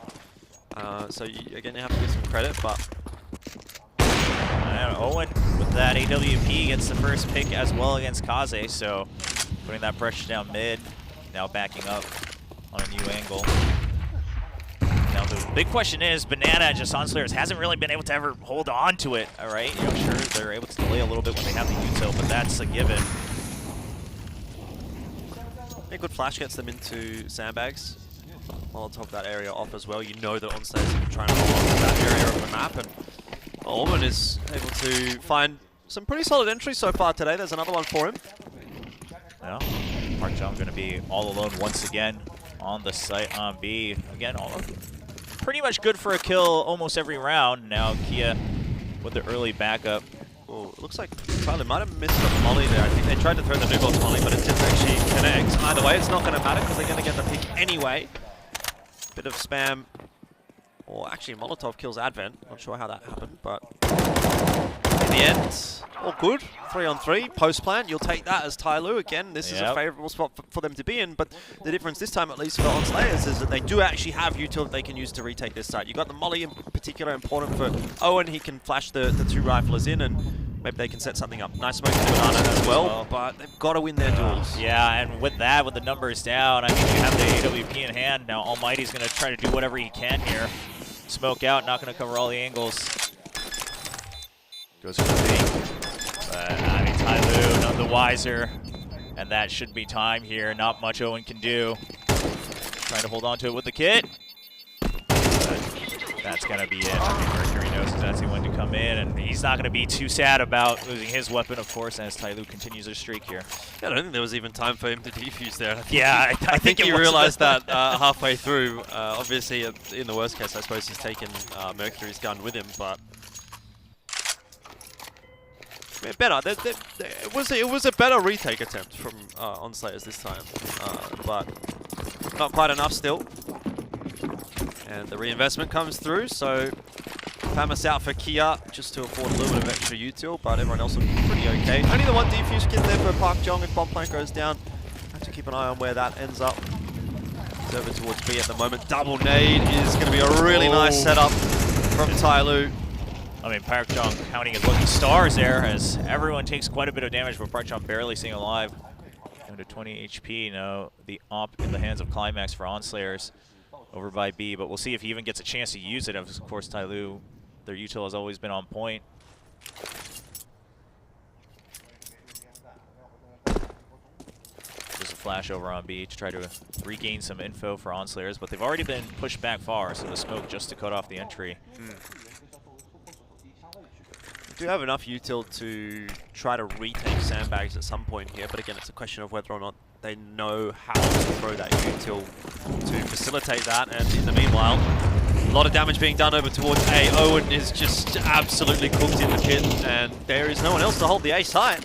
Yeah, Kia kind of caught in the middle of trying to decide what to do at all after his teammate goes down. So, you know, the op being sent over to B, and Tyloo just gets the read, right? Heavy stack onto B, and that's going to be an easy entry into A, an easy round as Jamyoung now tries to go on the hunt a little bit. I don't think he cares too much about dying there. He is just farming at the moment, 13-4. And he's making it look supremely easy as an individual as well. A lot of these frags that he's getting, it's just like, it's child's play really for Jamyoung. Yeah, I mean, you can tell it's really just, you know, he's going kind of off of muscle memory at that point, right? Just clearing out angle by angle and getting the shots that he's used to getting. So they'll clean out the entire force. Onslayers back onto their pistols. Yeah, I mean, end of the day, this is really a warm-up game for Tyloo. I think the important game that they have to really focus on today is the best of one that they're going to play against the Mongols. Well, most likely. It could be against ACME. Yes, but most likely, yeah. Crucify me if I say it's going to be the Mongols that take the dub against ACME in our next match. But yeah, look, Tyloo versus Mongols, that one's a pretty tantalizing prospect. Not a match that we can get to see all that often. And certainly looking forward to that one. I think that's also going to be a match that we may see again in the future. Sure. Over the next couple of days, we see Onslayers again with the pistols. because both of those teams still haven't qualified for IM Chengdu, which again, obviously, you know, we're talking about investment in China and in Asia. It's great to see that. Another pistol kill from Onslayers. Like, they do keep these pistol rounds. Yeah, that was a bit messy from Jamyang. Yeah, that should have definitely gone Jamyang's way. They're not going to do it again. Okay. I mean, Kaze, last one alive, and whenever it goes to these pistols for Onslayers, it seems like Tai Lu just assumes the round is already theirs, and a couple mistakes, a little bit lackadaisical when they're going around those corners. You know, this time things a little different, though. I think he's probably got this one okay. Yeah. P250 for Owen. Yeah, that's all he's got. Doesn't give you a lot to work with. I mean, Molotov as well for Kaze, so if that timer starts to tick down, that's just going to get tossed on the bomb, and that's going to pretty much ensure the round is going to be won. Owen's got to move quick here. Not going to have a defuse kit available. I mean, right now, he has to move at this point and kind of has to commit to it, and Kaze already knows. He gets the shot through that sliver, and that's going to be the 9th round for Tai Lu. Yeah, easy does it. But yeah, what I was saying was that I think Tai Lu and Mongols might run into each other twice this weekend, or potentially more than that, depending on if they end up against each other somehow in the playoffs bracket for eXTREMESLAND. I think there will probably be 2 of the top teams in the Chengdu Asia qualifier as well. They're both playing that this weekend as well. So a lot of CS actually for Tai Lu and for the Mongols. Lin Vision have the benefit of having already qualified for IM Chengdu, so they don't need to play in that qualifier. So they'll be feeling a bit better about that. But yeah, they're going to have multiple matches going on multiple times a day and maybe run into each other online and at LAN over this weekend. Yeah, we'll see. I mean, if all of those matches go and they have several rematches in a row, I mean, something of a statement to be made for either team, whoever gets the lead there. Mercury already holding a spot in apps, just keeping people tied up on the A side here for Onslayers as we look at the last round of the first half. And Onslayers, I mean, if they can get a 3rd here, I mean, that's already, I think, you know, pretty much of a decent applaud to Onslayers, right? Of okay, you know, you won a couple buy rounds, you won 1 buy round, and then you won, of course, that pistol as well. So your aim is decent. That's all we can say for that one. I really thought we'd frozen for a second there. When everyone was standing still. Mercury just in the bedroom, like not moving, and all the CTs are chilling. Just not making any movement. And I think Tai Lu's been quite adjusted now to this, where they just say, okay, they're going to wait until we make the movement, and, you know, when we know how to clear out step by step. It makes it even easier for Tai Lu in a sense. Yeah, but you two are going to get tossed over into the B-bomb site. There's only the 1 defender there as well, and Orman once again set up as the entry fragger here. Park John going for a timing. He's out of the smoke, gets 2 on the spray down through the smoke. But didn't account for Ahmed already having made it all the way deep into CT. Yeah, bomb plant's down, 3 on 2 post plant. Last round of the half though, so you might as well go for this one if you're Almighty and Owen. Tough one, considering that smoke's going to be obscuring the vision. I almost think maybe the nade usage getting tossed into the smoke might have been a little bit more valuable here. Might have cleared Orman out a little bit. But either way, it doesn't really look like it's going to go the way of Onslayers. That's a nice shot though from Owen. Yeah, a bit of a morale boost at the very least. Owen, if he can even just get that one last shot, something to carry over for himself individually into the second half, but not going to happen. 10-2 half here for Tai Lu. Yeah, very dominant display. And you can hear the crowd pretty happy with that as well. I'm actually pretty impressed. Like, I'm low-key impressed with how many people have turned out to the crowd there. Yes. We get to go and have a look in the arena ourselves, because we walked through that when public access wasn't open yet. Sure. But just what we saw there on the camera, there seemed like a decent chunk of people. Yeah, I mean, mean, it's only day 1, and like, exactly. quite frankly, like, let's be real, some of these games today are not going to be super competitive. So, if anything, people probably coming tomorrow and Sunday. Like, Sunday will actually be a really good day of CS. I think so. There's some really good games ahead potentially on Sunday.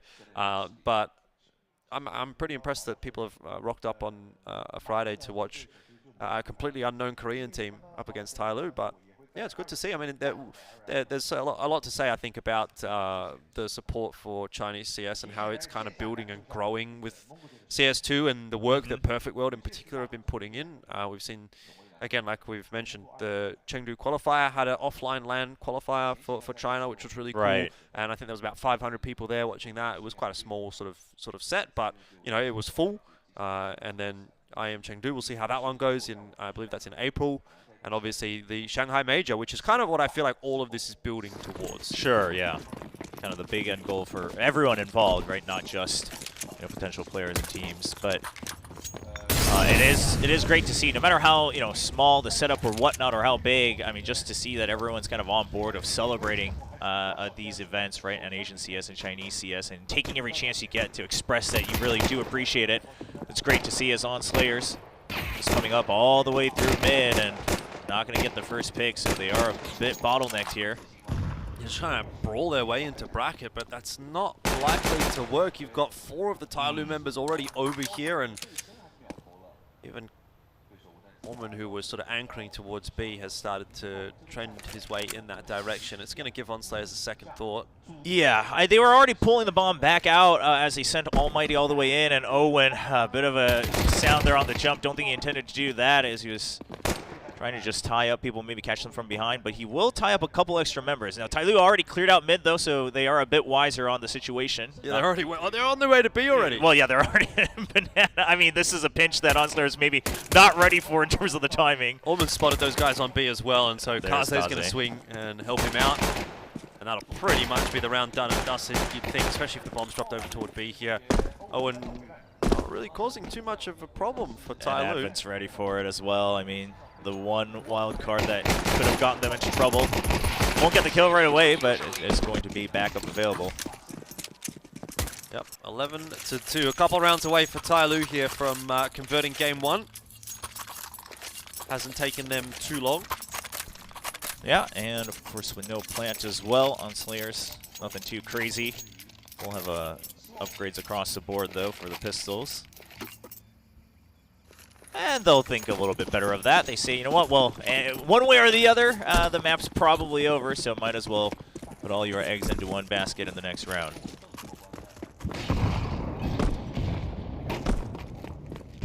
Little jump spot from Orman, from Jamyoung, I should say, into second mid. Spots out pretty much everyone on OnSlayers. So Tyloo have a lot of information, and you can see what they're using that information for. Yeah. They've got a player right toward the bottom of Banana. Wouldn't be super surprised if that player even decided to push once that smoke starts to fade, and maybe that won't even be super necessary. Jamyoung, 4 bullets left in the M4 clip here, and that's all he really needs. Another good headshot, and he is making this one look like light work for Tyloo. Easy round victory, and 12-2 is the scoreline.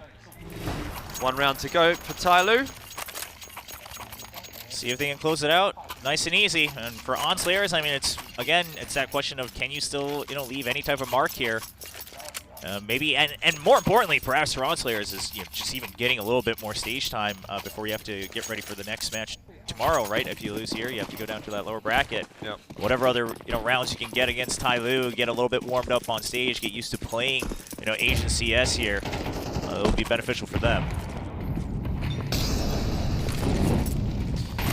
Yeah, I mean, similar to Tyloo, I think OnSlayers, their more important match is going to be the other match in this group that they get to play against Acme. If they can manage to pick up a win there, survive a little bit longer in the tournament, then we'll consider that a bit of a win. But no control over Banana does allow Alma to come all the way through. A little bit messy there, but Kia will eventually pick up the kill. But you do still have Advent in Banana as well, so Tyloo, while they lost numbers, they haven't lost any control. Dives ZG through the smoke, gets a vision for a double kill, and that's going to be the map cleaned up. 13-2 for Tyloo. There were a couple rounds where maybe some fans raised some eyebrows for OnSlayers and said, oh, okay, maybe there's something of interest here, but at the end of the day, Tyloo coming out in the form that I think everyone expected them to. Yeah, very much so. Look, as you said, a couple of rounds there which maybe weren't super clean from Tyloo. I think if they really, really wanted to, they probably could have 13-0'd that matchup, but you don't really want to throw everything into a game like this one. It's a nice ease into the tournament for Tyloo, and yeah, keep something in reserve, obviously, for the match they're very likely to have to play against the Mongols in a couple of matches' time. But I don't know, it's really hard to say oh, that was a good start for Tyloo in this tournament because is there really much to have a look at? Is there really much to read into? I actually think Tyloo looked maybe a little bit worse than I thought that they would in that matchup, but again, I don't want to go too hard on them because I don't think that they were really 100%, you know, putting everything into that one, which is fair enough. I think for me, that game against Mongols is going to be the real dictator as to how I perceive Tyloo for the rest of this tournament. Yeah, I mean, there's no disclaimers attached to that match, right? No. I mean, assuming, again, that the Mongols will, of course, win their opening match against Acme, I mean, there's no other thing to look at there than purely, okay, how do each team look? And that's kind of where we're gauging their performance here for the weekend for Extremesland. But, you know, not too much to say for Tyloo. And then, quite frankly, not too much to say for Onslayers either, right? I mean, it wasn't, you know, way more rounds than I think most of us expected, so there's not too much to dig into. In terms of, you know, you mentioned it constantly, the util usage, it wasn't anything to really write home about. If anything, maybe a little bit too basic to the point where it was like, okay, well, you understand, like, overall timing, and we get that you know CS at the very basic level, and the gunplay is good, but the teamwork, you know, not quite there. I think they could have greatly benefited from, you know, maybe having a look at, like, at least, like, what are the standard flashes that you're going to throw. Like, there's a couple of really important flashes on Inferno. Like, there's one that pops just over the top of the half wall on Banana, for example, on the T side, and you know, those kinds of things. How do you retake Banana as a CT if you're stuck in the bomb site? You know, what kind of flashes can you throw over the top of the house from the B bomb site into Banana to allow your player in Banana to actually swing? We didn't really see any of that. I mean, not too many chances to either, to be fair. Yeah, but you know, they're throwing, like, you know, your standard nades into Banana or like your mollies into Banana at the start of the round and that kind of a thing. But yeah, I mean, it's just a sort of a learning process, I guess, for these guys. And I mean, we should say, of course, I mean, as a lot of people have noted, that I mean, this isn't like a roster that's been around together for a while for CS. I mean, it was kind of really put together to represent Korea here for Extremesland and for some of these players to try to get their start in a CS career. So again, I think the big question is okay, how much can you learn as you go, whether it's by round or whether it's match to match, and maybe, you know, if you are able to climb back up from the lower bracket in Group A, you know, how much more do you improve when you come back into a decider match? Yeah, exactly. Obviously, the game, I think, against Acme is potentially going to be a little bit more winnable for Onslayers, though even then, like, I know Acme is actually a legitimate team. Well, yeah, they've been together, They actually play, they scrim, they're players that are trying to sort of make it in CS. As to how good they are, I can't really say, but having had a conversation with one of the casters over there, Tox, he was sort of indicating, you know, these guys are pretty decent. They're a little bit inexperienced, and this is going to be their first LAN event, and probably they're not going to perform super well, but yeah, I think I'd probably back them over Onslayers as well at the moment, but we'll have to wait and see when we get there. Yeah, look, again, the thing is, like, there's not too much really to break down out of that last game. The result that we expected happened, and 13-2 for Tyloo. Yeah, thumbs up from me. Mostly in the way that we expected it to happen as well, right? Very fundamental base here for Tyloo, just going through what they've Nothing fancy. Yeah, what they're just used to, right? Not having to show anything crazy, not even show any, you know, crazy, I guess, teamwork either. Just the very basics of it. So I think just introducing to Onslayers said, okay, I mean, this is where the experience starts to show, right? I mean, this is what you're going to have to go up against if you want to get into CS here in Asia, if you want Korea to get a foothold once again. For CS, this is what you have to aim towards. So Tyloo, I mean, Jamyoung just kind of having a very, very fun warm-up match here for Extremesland, 22-6. Yep. Putting up all those numbers. You know, it's amazing to me that even in a 13-2, Advent can get 4 kills. Like, I just don't understand. I was wondering if we were ever going to get to that point. Oh, you've clearly never cast with me before. We're always getting there. All right. That point is that's the first priority point, actually. No, look, I mean, it's fine for Tyloo. Like, this is whatever. I mean, yeah, it doesn't impact the result in any one way or it's another. It's just so funny. It's just so funny that it's like they've won 13-2 and he's got 37 ADR, 4 kills. Anyway, Jamyoung, I mean, he was stealing all the kills anyway. 2.0 rating, very good stuff, very solid stuff from him.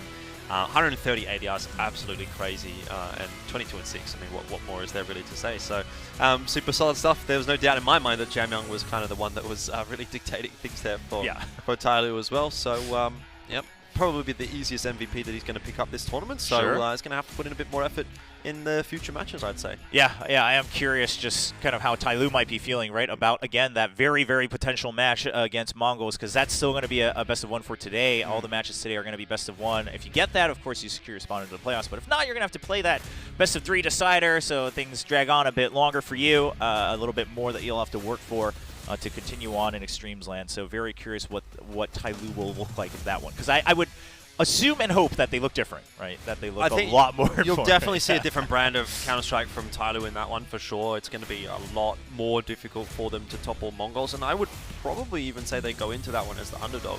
Sure. Personally, I think Mongols at the moment are looking a little bit better, but it's really hard actually when you're talking about Asian CS to sort of quantify how good are the results in Chinese domestic competitions versus the Mongolian domestic competitions, and we don't get to see these teams play against each other all that often, so a little bit hard to say necessarily, but I just think the form-wise, Tyloo's been sort of on that downward trend, and Mongols, generally speaking, have been on a bit of an upward trend, probably over the last couple of years or so. So I'd probably back Mongols in that one. If you had to raise, if you had to raise one side or the other just a bit more. But I love that you, again, just point that out. That, I mean, that's why things like eXTREMESLAND, right? It's just so precious here to the Asian Counter-Strike scene because you don't get too many chances for these teams to even play officials together, but let alone in a LAN setting. Yeah, especially in the context of, you know, how the RMR slots are being decided nowadays and the Valve rankings and stuff like that. So, yeah, very important stuff. But either way, I think we've got an interview ready to go. So let's go ahead and hear from Tyloo.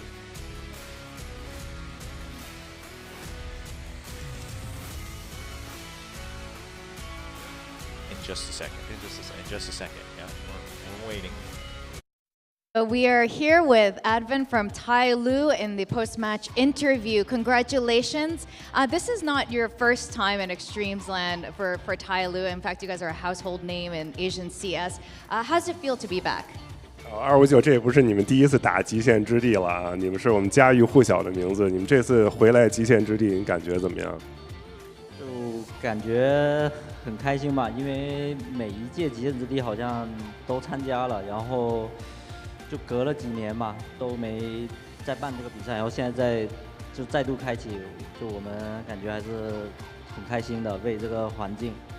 Yeah, feels really good to be back here because we've actually participated in every single eXTREMESLAND event before, but now, you know, obviously it's been a few years, and now it just feels really good to be back. Yeah, and what a way to come back with the first match of eXTREMESLAND. You guys looked like it was quite a relaxing match for you. But that said, you know, with OnSlayers, what were some of the things that impressed you in their gameplay? 就刚才这场比赛，感觉总体来说还是比较轻松的吧。但是你觉得对面他们有什么亮点吗？我感觉就是这个韩国队伍的话，就他们在道具使用方面还是感觉就有下很大的功夫的，就这个就打的时候能感觉出来，还是感觉很厉害的。So I can feel like the Korean team, they actually spend a lot of time practicing their utility, and that's what I felt playing against them mostly. 好，那我们再问队长一个问题：这次比赛目标是什么？目标啊，保3争1。All right, so our goal for this event is secure top 3, and we try to go for that top 1 spot. All right, that's it for Advent. All right, well, thank you very much, guys. We have more exciting matches for you coming up right after this, so don't go away. 好，掌声送给259。哎，加油加油加油加油加油！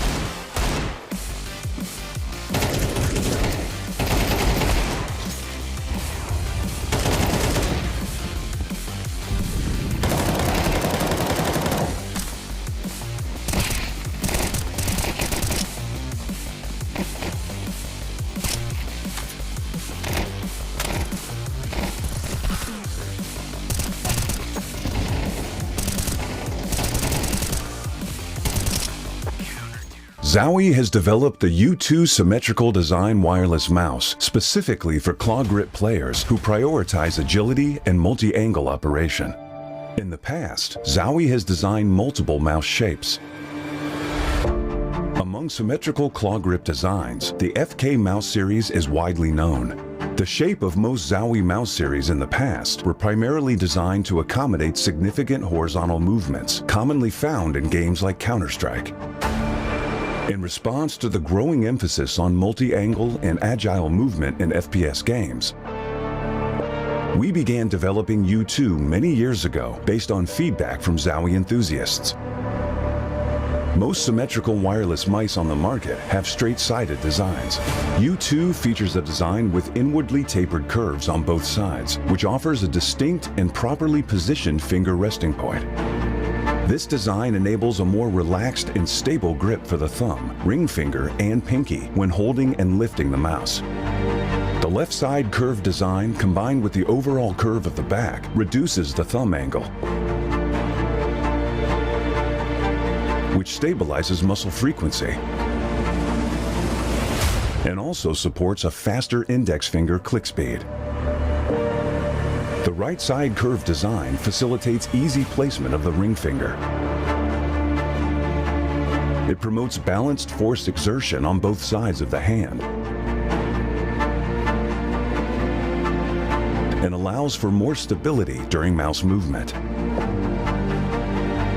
Regarding the side buttons, through experiments with different shapes and positions, U2's side button design facilitates easier thumb access. U2 meets the demand for agile and enduring performance. In addition to its shape, we've changed the upper half of mouse skates to a larger one for a more familiar gliding experience among Zowie users. U2 uses the now proven 3395 sensor for long-term component supply stability. To deliver a better wireless experience, the enhanced receiver offers improved stability of the wireless signal. It minimizes frame drops and stuttering stemming from wireless interference during gaming and maintains stable, high-quality transmission during wireless applications. The enhanced receiver doubles as a charging dock, preventing accidental cable disconnections while powering up using wires. This is a brief introduction of the U2. Please feel free to DM us if you have any questions.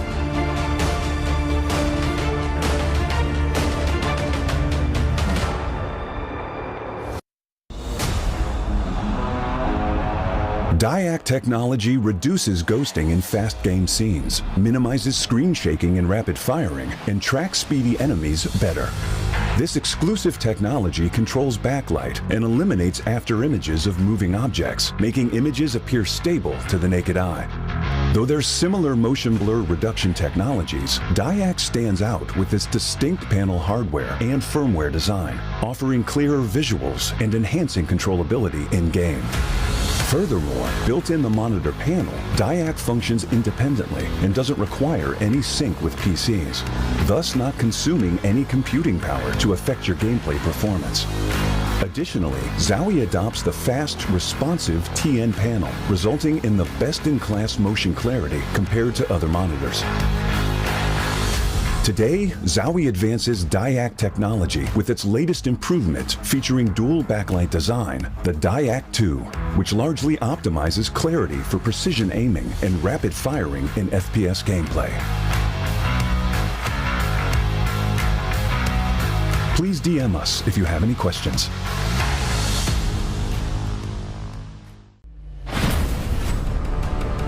We are proud to announce new additions to the XL series. Both are using fast TN panels and newly upgraded DIAC 2 technology. Fast TN panel with its faster native response time can reveal enemy outlines quicker during flashbang attacks. For IPS panel, more overdrive is required to enhance response speed, leading to dynamic image blurring due to the panel's inability to handle the load. These new monitors integrate new dynamic accuracy technology, DIAC 2. The upgraded dual backlight design not only provides FPS players with clearer visuals at dynamic aiming and spray control, but are also more friendly to your eyes. Moreover, built in the monitor panel, DIAC 2 functions independently and doesn't require any sync with PCs, ensuring no impact on game performance. XL Setting to Share now has Auto Game Mode feature. Besides download, save, share your settings, it will auto-apply different color settings based on your usage scenarios. Outlook of the latest monitors are refreshed. It has incorporated industrial-grade bearings into the height adjustment mechanism, allowing easier and smoother adjustment to the exact desired height. The new monitor series continue to evolve, refining details to ensure players can perform their best consistently in games. This is a brief introduction of the new XL monitor. Feel free to DM us if you have any questions.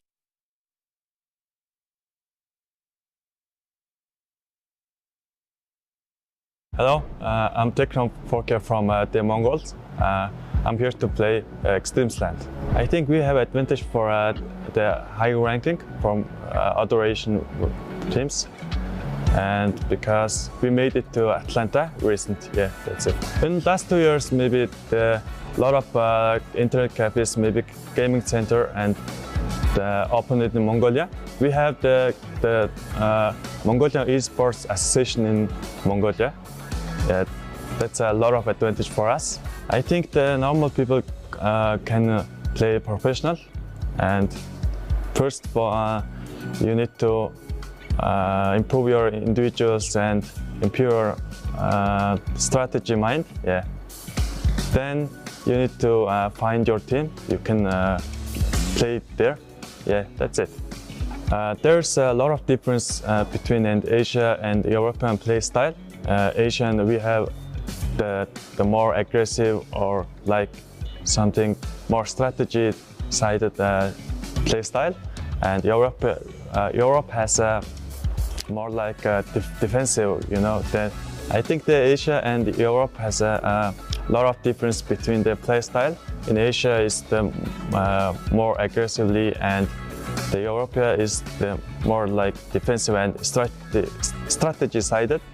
Of course, we're really excited to play here in Shanghai, our first LAN tournament in Shanghai since 2020. It was before the pandemic. It was the biggest tournament in Asia. It was postponed, I think, 3 years maybe. It was online for 3 years. Now we're here to play the LAN. Of course, Thailand and LVHS are our good rivals in Asia. They have their own play style. Actually, they are also qualified in Asia RMR. We will play against them in Asia RMR, and we will play now first, before the RMR. I think it will be a tough match against them. Yeah, for me and for the team, we have the goal on this year.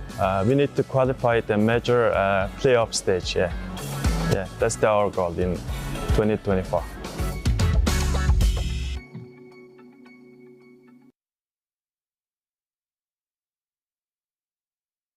Well, my name is Zaid, and I have been playing CS from when I was a little kid, like maybe around 7 years old.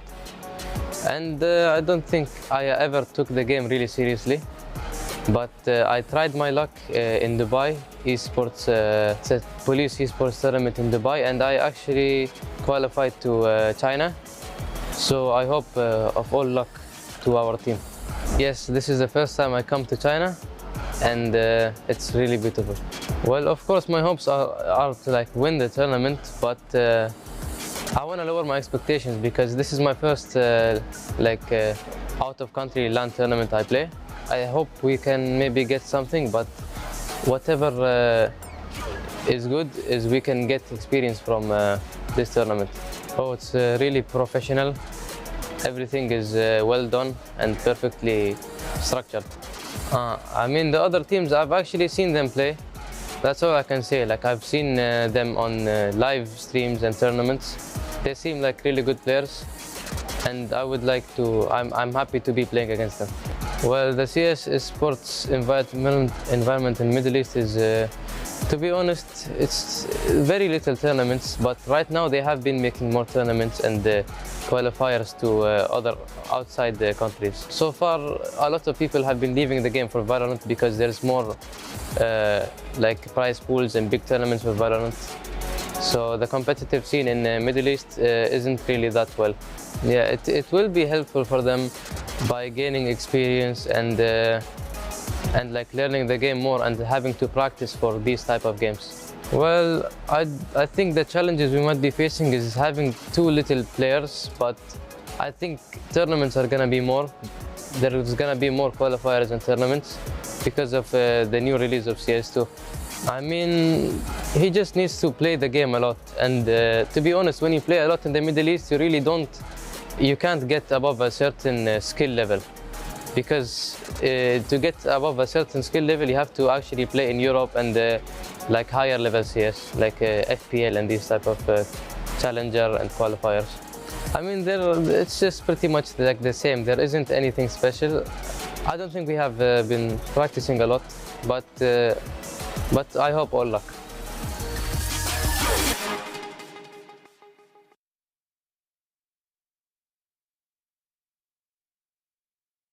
Zowie has developed the U2 symmetrical design wireless mouse specifically for claw grip players who prioritize agility and multi-angle operation. In the past, Zowie has designed multiple mouse shapes. Among symmetrical claw grip designs, the FK mouse series is widely known. The shape of most Zowie mouse series in the past were primarily designed to accommodate significant horizontal movements, commonly found in games like Counter-Strike. In response to the growing emphasis on multi-angle and agile movement in FPS games, we began developing U2 many years ago based on feedback from Zowie enthusiasts. Most symmetrical wireless mice on the market have straight-sided designs. U2 features a design with inwardly tapered curves on both sides, which offers a distinct and properly positioned finger resting point. This design enables a more relaxed and stable grip for the thumb, ring finger, and pinky when holding and lifting the mouse. The left side curved design combined with the overall curve of the back reduces the thumb angle, which stabilizes muscle frequency and also supports a faster index finger click speed. The right side curved design facilitates easy placement of the ring finger. It promotes balanced force exertion on both sides of the hand and allows for more stability during mouse movement. Regarding the side buttons, through experiments with different shapes and positions, U2's side button design facilitates easier thumb access. U2 meets the demand for agile and enduring performance. In addition to its shape, we've changed the upper half of mouse skates to a larger one for a more familiar gliding experience among Zowie users. U2 uses the now proven 3395 sensor for long-term component supply stability. To deliver a better wireless experience, the enhanced receiver offers improved stability of the wireless signal. It minimizes frame drops and stuttering stemming from wireless interference during gaming and maintains stable, high-quality transmission during wireless applications. The enhanced receiver doubles as a charging dock, preventing accidental cable disconnections while powering up using wires. This is a brief introduction of the U2. Please feel free to DM us if you have any questions.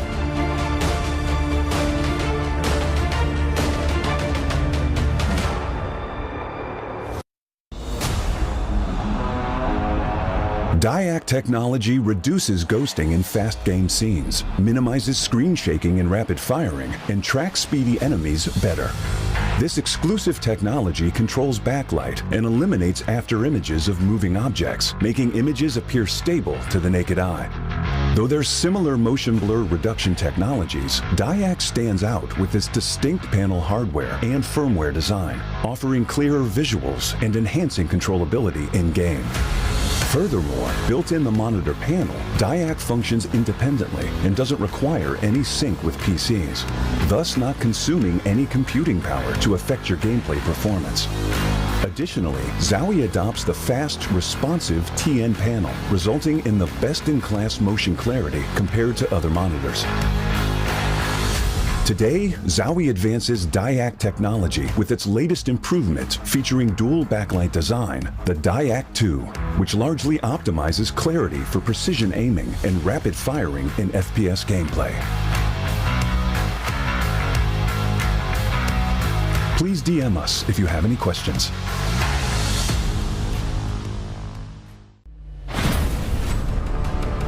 We are proud to announce new additions to the XL series. Both are using fast TN panels and newly upgraded DIAC 2 technology. Fast TN panel with its faster native response time can reveal enemy outlines quicker during flashbang attacks. For IPS panel, more overdrive is required to enhance response speed, leading to dynamic image blurring due to the panel's inability to handle the load. These new monitors integrate new dynamic accuracy technology, DIAC 2. The upgraded dual backlight design not only provides FPS players with clearer visuals at dynamic aiming and spray control, but are also more friendly to your eyes. Moreover, built in the monitor panel, DIAC 2 functions independently and doesn't require any sync with PCs, ensuring no impact on game performance. XL setting to share now has auto game mode feature. Besides download, save, share your settings, it will auto apply different color settings based on your usage scenarios. Outlook of the latest monitors are refreshed. It has incorporated industrial grade bearings into the height adjustment mechanism, allowing easier and smoother adjustment to the exact desired height. The new monitor series continue to evolve, refining details to ensure players can perform their best consistently in games. This is a brief introduction of the new XL monitor. Feel free to DM us if you have any questions.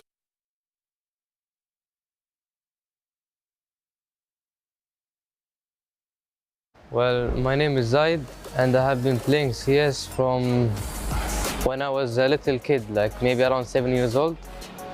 And I don't think I ever took the game really seriously. But I tried my luck in Dubai, esports, it's a police esports tournament in Dubai, and I actually qualified to China. So I hope of all luck to our team. Yes, this is the first time I come to China, and it's really beautiful. Well, of course, my hopes are to like win the tournament, but I want to lower my expectations because this is my first out-of-country LAN tournament I play. I hope we can maybe get something, but whatever is good is we can get experience from this tournament. Oh, it's really professional. Everything is well done and perfectly structured. I mean, the other teams, I've actually seen them play. That's all I can say. Like, I've seen them on live streams and tournaments. They seem like really good players, and I would like to. I'm happy to be playing against them. Well, the CS sports environment in Middle East is, to be honest, it's very little tournaments. But right now they have been making more tournaments and qualifiers to other outside countries. So far, a lot of people have been leaving the game for Valorant because there's more like prize pools and big tournaments for Valorant.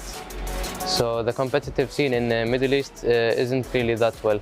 Yeah, it will be helpful for them by gaining experience and like learning the game more and having to practice for these type of games. Well, I think the challenges we might be facing is having too little players, but I think tournaments are gonna be more.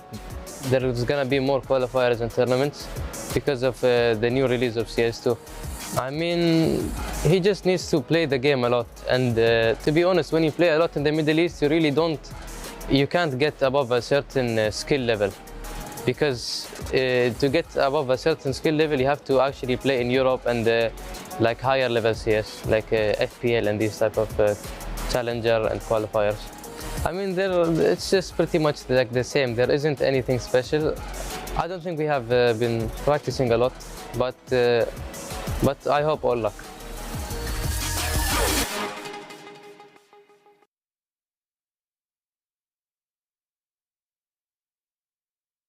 Hello, I'm Tekram Forker from the Mongols. I'm here to play eXTREMESLAND. I think we have advantage for the high ranking from other Asian teams, and because we made it to Atlanta recent, yeah, that's it. In the last 2 years, maybe a lot of internet cafes, maybe gaming center, and the opened in Mongolia. We have the Mongolian Esports Association in Mongolia. That's a lot of advantage for us. I think the normal people can play professional, and first of all, you need to improve your individuals and improve your strategy mind. Yeah. Then you need to find your team. You can play there. Yeah, that's it. There's a lot of difference between Asia and European play style. Asian, we have the more aggressive or like something more strategy-sided play style, and Europe has a more like defensive. You know, I think the Asia and Europe has a lot of difference between the play style. In Asia, is the more aggressively, and the Europe is the more like defensive and strategy-sided. Of course, we're really excited to play here in Shanghai, our first LAN tournament in Shanghai since 2020. It was before the pandemic. It was the biggest tournament in Asia. It was postponed, I think, 3 years maybe. It was online for 3 years. Now we're here to play the LAN. Of course, Thailand and Indonesia are our good rivals in Asia. They have their own play style. Actually, they are also qualified in Asia RMR. We will play against them in Asia RMR, and we will play now first.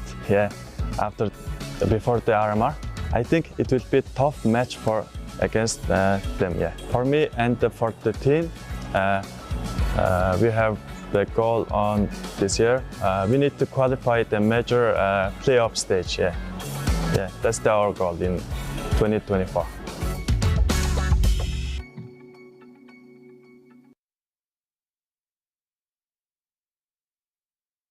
Zowie has developed the U2 symmetrical design wireless mouse specifically for claw grip players who prioritize agility and multi-angle operation. In the past, Zowie has designed multiple mouse shapes. Among symmetrical claw grip designs, the FK mouse series is widely known. The shape of most Zowie mouse series in the past were primarily designed to accommodate significant horizontal movements commonly found in games like Counter-Strike. In response to the growing emphasis on multi-angle and agile movement in FPS games, we began developing U2 many years ago based on feedback from Zowie enthusiasts. Most symmetrical wireless mice on the market have straight-sided designs. U2 features a design with inwardly tapered curves on both sides, which offers a distinct and properly positioned finger resting point. This design enables a more relaxed and stable grip for the thumb, ring finger, and pinky when holding and lifting the mouse. The left side curved design combined with the overall curve of the back reduces the thumb angle, which stabilizes muscle frequency and also supports a faster index finger click speed. The right side curved design facilitates easy placement of the ring finger. It promotes balanced force exertion on both sides of the hand and allows for more stability during mouse movement. Regarding the side buttons, through experiments with different shapes and positions, U2's side button design facilitates easier thumb access. U2 meets the demand for agile and enduring performance. In addition to its shape, we've changed the upper half of mouse skates to a larger one for a more familiar gliding experience among Zowie users. U2 uses the now proven 3395 sensor for long-term component supply stability. To deliver a better wireless experience, the enhanced receiver offers improved stability of the wireless signal. It minimizes frame drops and stuttering stemming from wireless interference during gaming and maintains stable, high-quality transmission during wireless applications. The enhanced receiver doubles as a charging dock, preventing accidental cable disconnections while powering up using wires. This is a brief introduction of the U2.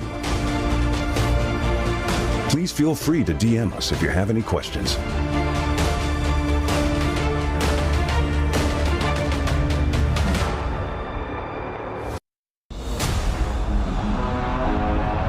DIAC technology reduces ghosting in fast game scenes, minimizes screen shaking and rapid firing, and tracks speedy enemies better. This exclusive technology controls backlight and eliminates after images of moving objects, making images appear stable to the naked eye. Though there's similar motion blur reduction technologies, DIAC stands out with its distinct panel hardware and firmware design, offering clearer visuals and enhancing controllability in-game. Furthermore, built in the monitor panel, DIAC functions independently and doesn't require any sync with PCs, thus not consuming any computing power to affect your gameplay performance. Additionally, Zowie adopts the fast, responsive TN panel, resulting in the best-in-class motion clarity compared to other monitors. Today, Zowie advances DIAC technology with its latest improvement featuring dual backlight design, the DIAC 2, which largely optimizes clarity for precision aiming and rapid firing in FPS gameplay. Please DM us if you have any questions.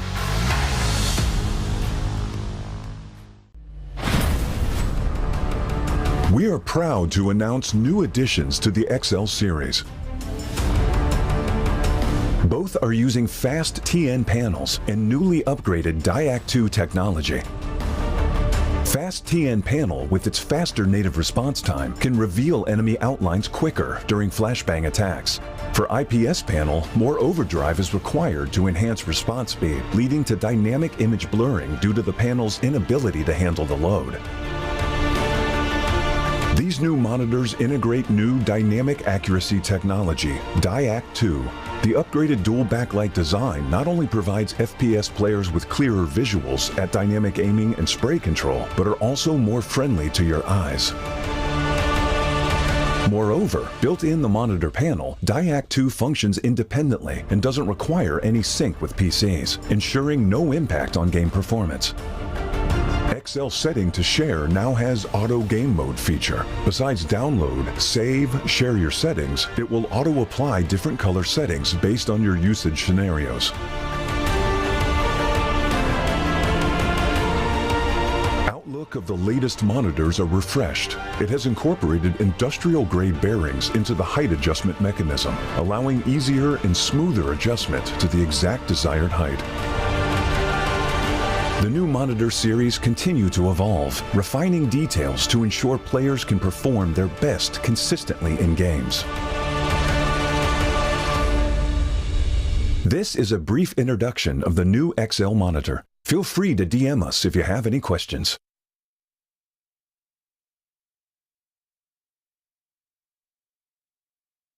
Zowie has developed the U2 symmetrical design wireless mouse specifically for claw grip players who prioritize agility and multi-angle operation. In the past, Zowie has designed multiple mouse shapes.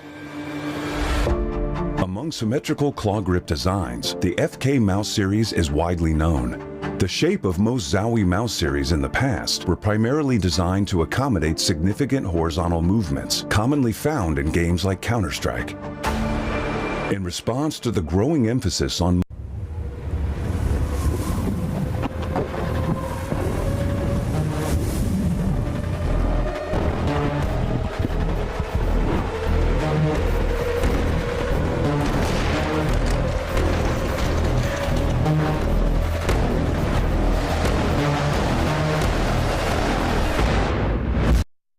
Welcome to eXTREMESLAND.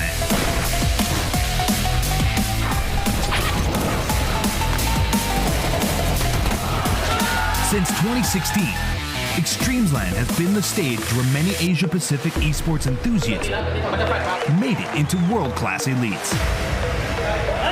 Together, they strive to achieve dreams. Now, at the eXTREMESLAND, the horn has been sounded, the flames of war have been reignited.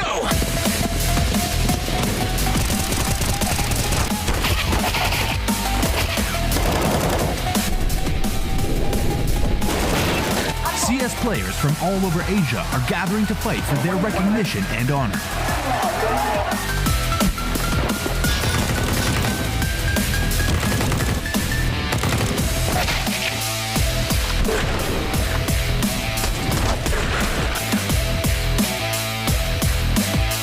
Be prepared to embark on a new chapter.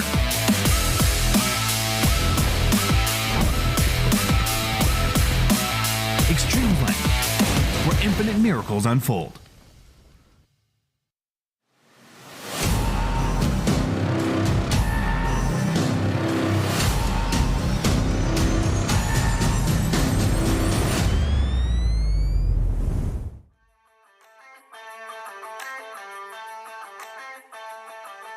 Welcome back to the 2023 eXTREMESLAND CS Asia Cup Finals. We are going into our second match of today. I'm your host, Chubby Ninja, and I'm not alone. I've got Baseline J here.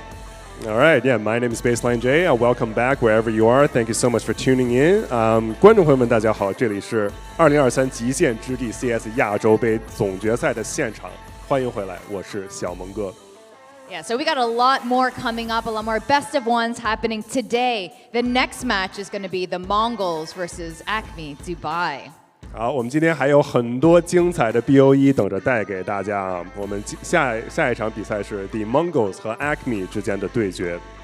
All right, I hope you guys are ready. We're going to prepare for the next match. First up, let's welcome the Mongols from Mongolia. 好，我们首先欢迎 The Mongols 来自蒙古的 The Mongols。Let's welcome the Mongols. 欢迎 The Mongols。Thank you, Mongols. Please take your seats and prepare for the match. 好，请 The Mongols 战队进入对战席。Next up, all the way from Dubai, we've got the Acme.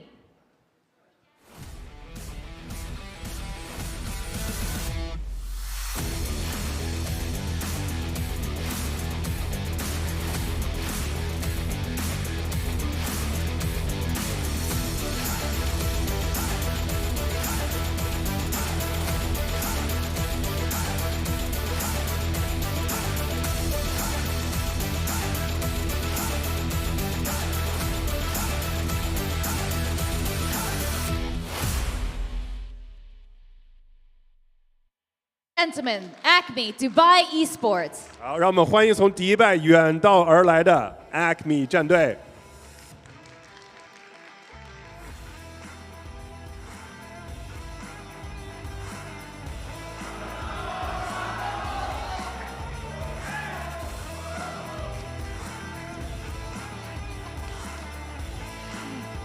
Hey, loving that energy. Acme, please take your seats and prepare for the match. We're going to head into our second matchup today, and we're going to hand it over to our casters, William and Elfish Guy. 好，我们的第二场比赛马上开始，我们把时间交给解说席。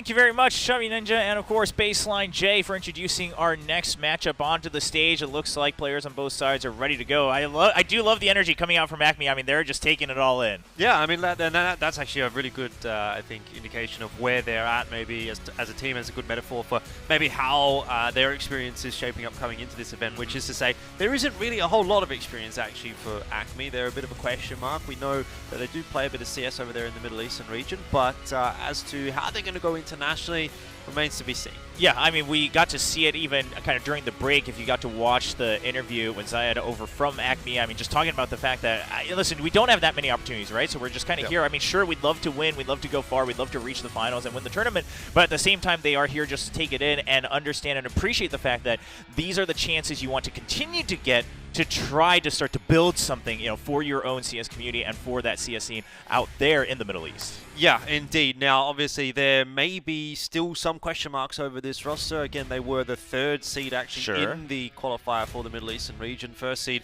couldn't attend because of a clash. 2nd seed couldn't attend because of visa issues. So the slot went then to the 3rd seed of Acme.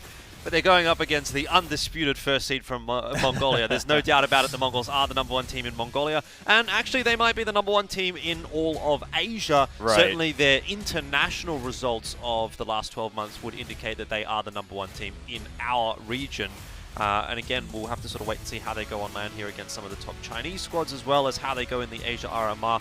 Greyhound probably have a bit of an argument to be made as well that they might be the #1 from the Asia region. But with that said, I have no doubt that the Mongols is going to be able to topple Acme today. And what I'm really looking for from Acme is just to see a good solid game, good solid fundamentals coming through from these guys, and hopefully show some good stuff on land. Because to my understanding, and based on what I've had a chat with some of the locals from the Middle East, Tox in particular helped me out with some of the prep for this one. He was saying that these guys are good players, they're sharp aimers, they're pretty solid, but they pretty much across the board lack experience, especially on this stage. So I think that's going to be the big detriment for them, especially in comparison to the Mongols. Sure. And in some ways, of course, that's the big value they'll be getting out of this. So whatever they can showcase, and more so for themselves, I would say, than the viewers or anyone else, is that showcasing that, okay, what we have been working on is good. We need to build on this. This is the direction we want to go in. So hopefully that's something we can take a peek at in this opening match for both teams. But just like it was with the opening match of the entire tournament between Tyloo and Onslayers, I think everyone agrees that this should be a fairly one-sided affair. It's more of, okay, how do both of these teams kind of kick off eXTREMESLAND here for 2023 eXTREMESLAND. Yeah, indeed. And I guess we'll get into the map discussion here as well. And I'll say it's sort of similar in my mind to the Tyloo Onslayers game. I don't really think it matters what map we go onto here. We would be favoring the Mongols either way. They're going to get rid of Anubis and Vertigo. Vertigo tends to be their perma-ban. Anubis may be something they just don't feel like playing today, or maybe they've got the info that Acme likes that map. Either way, pretty solid bans coming out from the Mongols, and well, where do you really go from there? If you're Acme, it feels like damned if you do, damned if you don't. We end up on Mirage, and the stat that I have to pull out for you here is that the Mongols in the last 3 months have a 90% win rate on Mirage, and it's certainly against better opposition than what we expect Acme to be. So like I said, damned if you do, damned if you don't. Where are you realistically going to find an advantage against Mongols in the map pool after they take out those first couple of maps? Sure. Probably nowhere. I mean, it's a pick your poison type of deal, right? And Acme just have to, again, just focus on their own game, right? I mean, this is the type of matchup where you can't try to break apart the opposition when it's so favored for your opponents like the Mongols. So just focus on your own game, see where you can go with it, and hopefully it's something to build off of. I mean, that's the big thing we're looking for. On the side of Mongols, taking a look at how Blitz has his XL2546X monitor set up on stage here. You can see that, and take those settings right for your own Zowie monitor if you have one at home, and maybe you can play like Blitz. Yeah, I was going to say, I mean, similar to the conversation we were having around Jamyoung and his settings just before that last game, Blitz probably not a bad player to choose either if you're taking someone's setting and copy-pasting it onto your own PC. But, well, here's going to be a good example why. Let's jump in and see. It's going to be Mirage Mongols up against Acme, and yeah, all eyes, I think, on pretty much everyone from the Mongols. I feel like every single one of these players is absolutely cracked. A couple of young guns in this team as well, fairly recently still joining the roster. Obviously, Blitz and Techno have been there for a while, and we know what to expect from them. But I think everyone on this Mongols roster is just going to come out the gates really strong. Yeah, and just Execute's coming out here onto the side on A. Acme not responding, or over-responding, I should say. Baller just taking a couple hits, but no big movements just yet. Now Zayed a little bit stuck here. Double HE's coming in, takes a big hit. Needs backup from William, but not going to hit those shots. Yeah, tough spot for Zayed to be in. He's getting flanked as well by Techno, who's just running all over the place. But some shots being connected on the CT side. Techno a double kill, though, to crack it open. And Senzu in there into jungle as well gets himself one more. So, you know, touch and go for a moment there for the Mongols. But as they started to get rolling into the round, you could see that superior aim really starting to get rolling. And Mongols is certainly known for that. They're very, very sharp. They're generally quite a young team as well. This is one of the youngest core rosters that you have, I think, actually globally in CS. So, you know, a lot of future for this Mongols roster, and it's a really good sign, obviously, that they have that and that they have such good results as a young team. On the other side of that, I think they probably have one of the oldest coaches in the world of Counter-Strike. Right. Give a shout out to Mara as well. He's a bit of a goat. He's been around for quite a long time with the Mongols outfit, even going back to 2016. And I think he's the perfect figure, actually, to have guiding these relatively younger players, actually, from Mongolia. Yeah, I mean, when you have a figurehead like that and then you're able to continue to kind of brew up younger talent, that's exactly where you want to be for especially a lot of these regions that are trying to grow the scene themselves. So Mongos trying to continue that, not just here at eXTREMESLAND, but of course just moving forward into 2024 overall. We talked about it as well, recognizing that they'll have to face Tyloo and the RMR as well. So lots of matchups happening this weekend, but for now, the focus on Acme. Mongols just trying to make it as clean as possible. Going into the second round with 5 rifles. Galil doing a lot of damage. And you talked about it. I mean, the shots are clean, and they're just so confident that they're going to get the kills that they need. And the swing around as well. Yep, no doubt about it. 1 kill in 2 rounds so far for Acme. Just to tie back into what I was saying, 17 years old Senzu, 16 years old Zeno, 18 years old Techno. Blitz, I think, is a little bit older here. He's 22 and 9, 10, 21. So average age of this team is like maybe right around 20, right? 19, 20, something like that. So as we've obviously talked about, a lot of years ahead for a lot of these players, and it's a really positive sign for Mongolia and for Asia in general to have such young players having such success early in their career. That's really cool to see. Now, question is, can Acme have the same success, right? Down 2-0, fair enough, lost the pistol, is what it is. You're into your first gun round though, let's see what you've got. Yeah, we talked about it for Onsers as well. It didn't kick off so well for them against Tyloo, but Acme, can they claw their way back in, try to start to leave at least a footprint of anything here onto their rifles. And for now, Mongols just respecting that a bit. Techno took quite a bit of damage earlier on in mid, so he's going to back up. Wait for Kensuke with the team. Spuya trying to go get some info, peek out a window, but he just gets picked off right away, so not much to gain from that. You just see the same members that you saw at the beginning of the round. Sonsteady wins the race. I mean, Mongols are not particularly too quick, usually, when they're working their way through the map. They're one of the more methodical teams, actually, in the Asia region. Blitz, the in-game leader, gets a lot of credit. Obviously, alongside Mara, the coach, and looks like they're going to default back over toward B this time. We've got the window swing through, the flashes over the top, and Senzu up from short just wasn't even really cleared out at all, and it ends up being a little bit of a whitewash in this round as well. Acme crumbling under the pressure, and Mongols kind of make it look easy so far in the first gun round. Yeah, and I like that you said, they are one of the more methodical teams. We see it in that round right away as well, as we see the final kill coming in through the smoke. You spot Marble by the van, and you're not just rushing in knowing that you're going to be more powerful, but you're still making sure that you're taking account to any other question marks that you might have had. Faller not able to provide any of that backup. And it's another clean round for Mongols, 3-0. Starting to get a sense of maybe where this is going to be going. Do you have the pause coming out from Acme? I believe it's a tac pause. It is a tac pause. I'm hoping that's all that it is. Sure.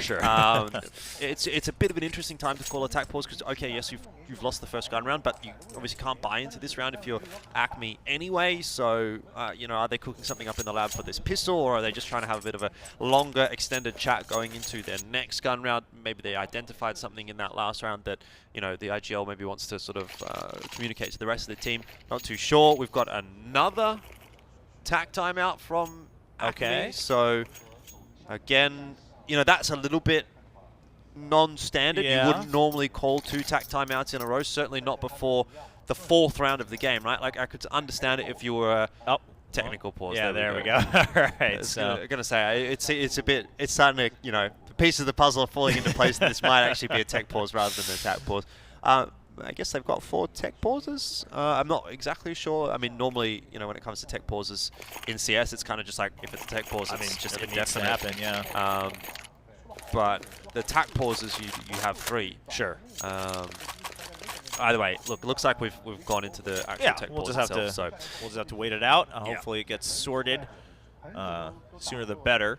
But I mean, not too much to talk about in the first couple of rounds, right? I mean, obviously the pistol goes Mongol's way, and then the second round follows up as you would expect. But then the gun round comes out, and you know, Acme, they're the ones that are kind of forced to try to find that info themselves. You know, go for these peeks out as soon as you get a little bit of an inkling. And Mongos, they're just playing their own game, slow and steady.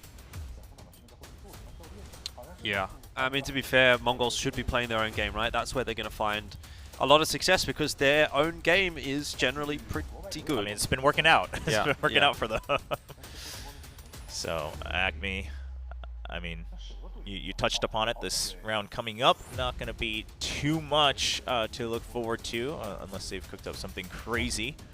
But afterwards, when the guns come back, what can they do from there? And, you know, are they picking up on, you know, okay, yeah, this is the Mongols, this is what they're known for, so how do we, you know, go about it? How do we counter out that? That's a great question. I think most teams in Asia would actually love to know the answer to that. So it's if they manage to crack the code, then I tell you what, we might have Advent in the DMs, you know. Gum, the coach of Lin Vision Gaming, might be. They love it. Yeah.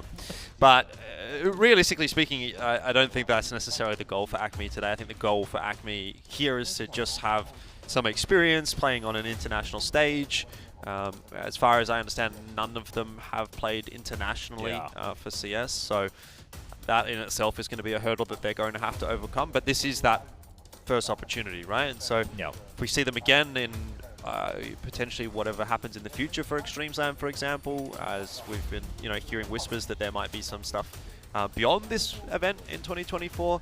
And if Acme comes back, you know, then that's something that we can sort of talk to. But for me and for Acme, I think really what I'm looking for is initially at this event, just, you know, have a good time, do your best, see how it goes. I mean, there are tournaments where obviously you can't care too much about whether it's your first time there or not and things like that, but at an event like this for eXTREMESLAND, for a team like Acme, it is about getting to be here, right, and playing on stage against some of these teams that have been dominating the Asian Counter-Strike scene and getting that experience. I mean, you know, once you get to the higher levels, obviously you can't just say, well, you got experience, you know, good luck next time. That's not going to count for much. But somewhere like here for a team like Acme, I mean, as I talked about it, it's like, oh, it's my first time, you know, traveling abroad for a tournament. It's my, you know, this was his first time really attempting a tournament at all for the qualifiers as well, he said. So, I mean, this is another huge step forward, and you know, maybe it lights that fire just enough to build something forward here, not just for eXTREMESLAND, but overall for Middle Eastern Counter-Strike. It's definitely possible. I mean, a lot of the storied Asian CS players, or Asia-Pacific CS players, I should say,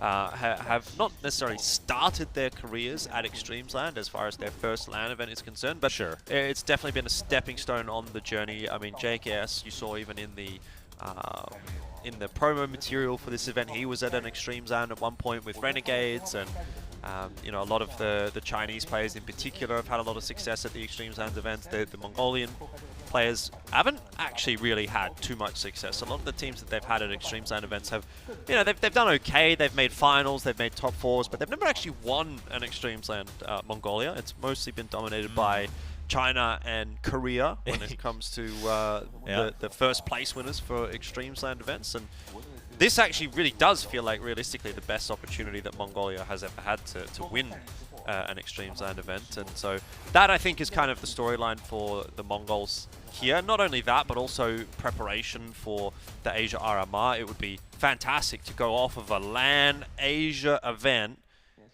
as the champion, and then go into the Asia RMR, which will be in about a month's time. You know, feeling confident, really, you know, obviously having been able to, in that case, beat out Lin Vision, beat out Tai Lu, 2 of the strongest competitors, go into that Asia RMR and really feel comfortable that, you know, we've done what we needed to do in terms of preparation, and now it's just about executing that again And again, we're talking about the exact same venue, right? Asia RMR is going to be here in the Perfect World Arena in Shanghai. And so, yeah, get yourself comfortable with the surroundings, with the situation. And so far, so good for the Mongols, 3-0. And they're going to take some of their presence into mid. Remembering this is just a pistol sort of around for Acme. A little bit of investment into an MP9 there for one of the members, but not really thinking that we're going to see too much out of that. Well, yeah, it gets dropped right away as well, so not even that to count towards here for Acme, as B-site pretty much blown wide open, but Mongols not one to rush in and take a little bit of damage with the initial tools, and good trade from Blitz. Couple members a little low, so there are some chances here, but Zion's not even going to get a shot off. Yep, well, one kill's better than none, I guess, but this Booyah 1v4 deep in hand. Best case scenario, you're just going to do a bit of economic damage here. That's a nice shot onto Sensu, and you do have a low HP Mizuno on the other side of that fight, or rather it was Techno, but either way, kill's going to go the way of the Mongols. 4-0, the lead right now.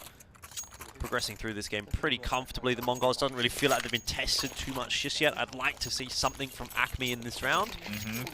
Lots of util. They've got the AWP out as well, so you've got every opportunity to try to take control of mid.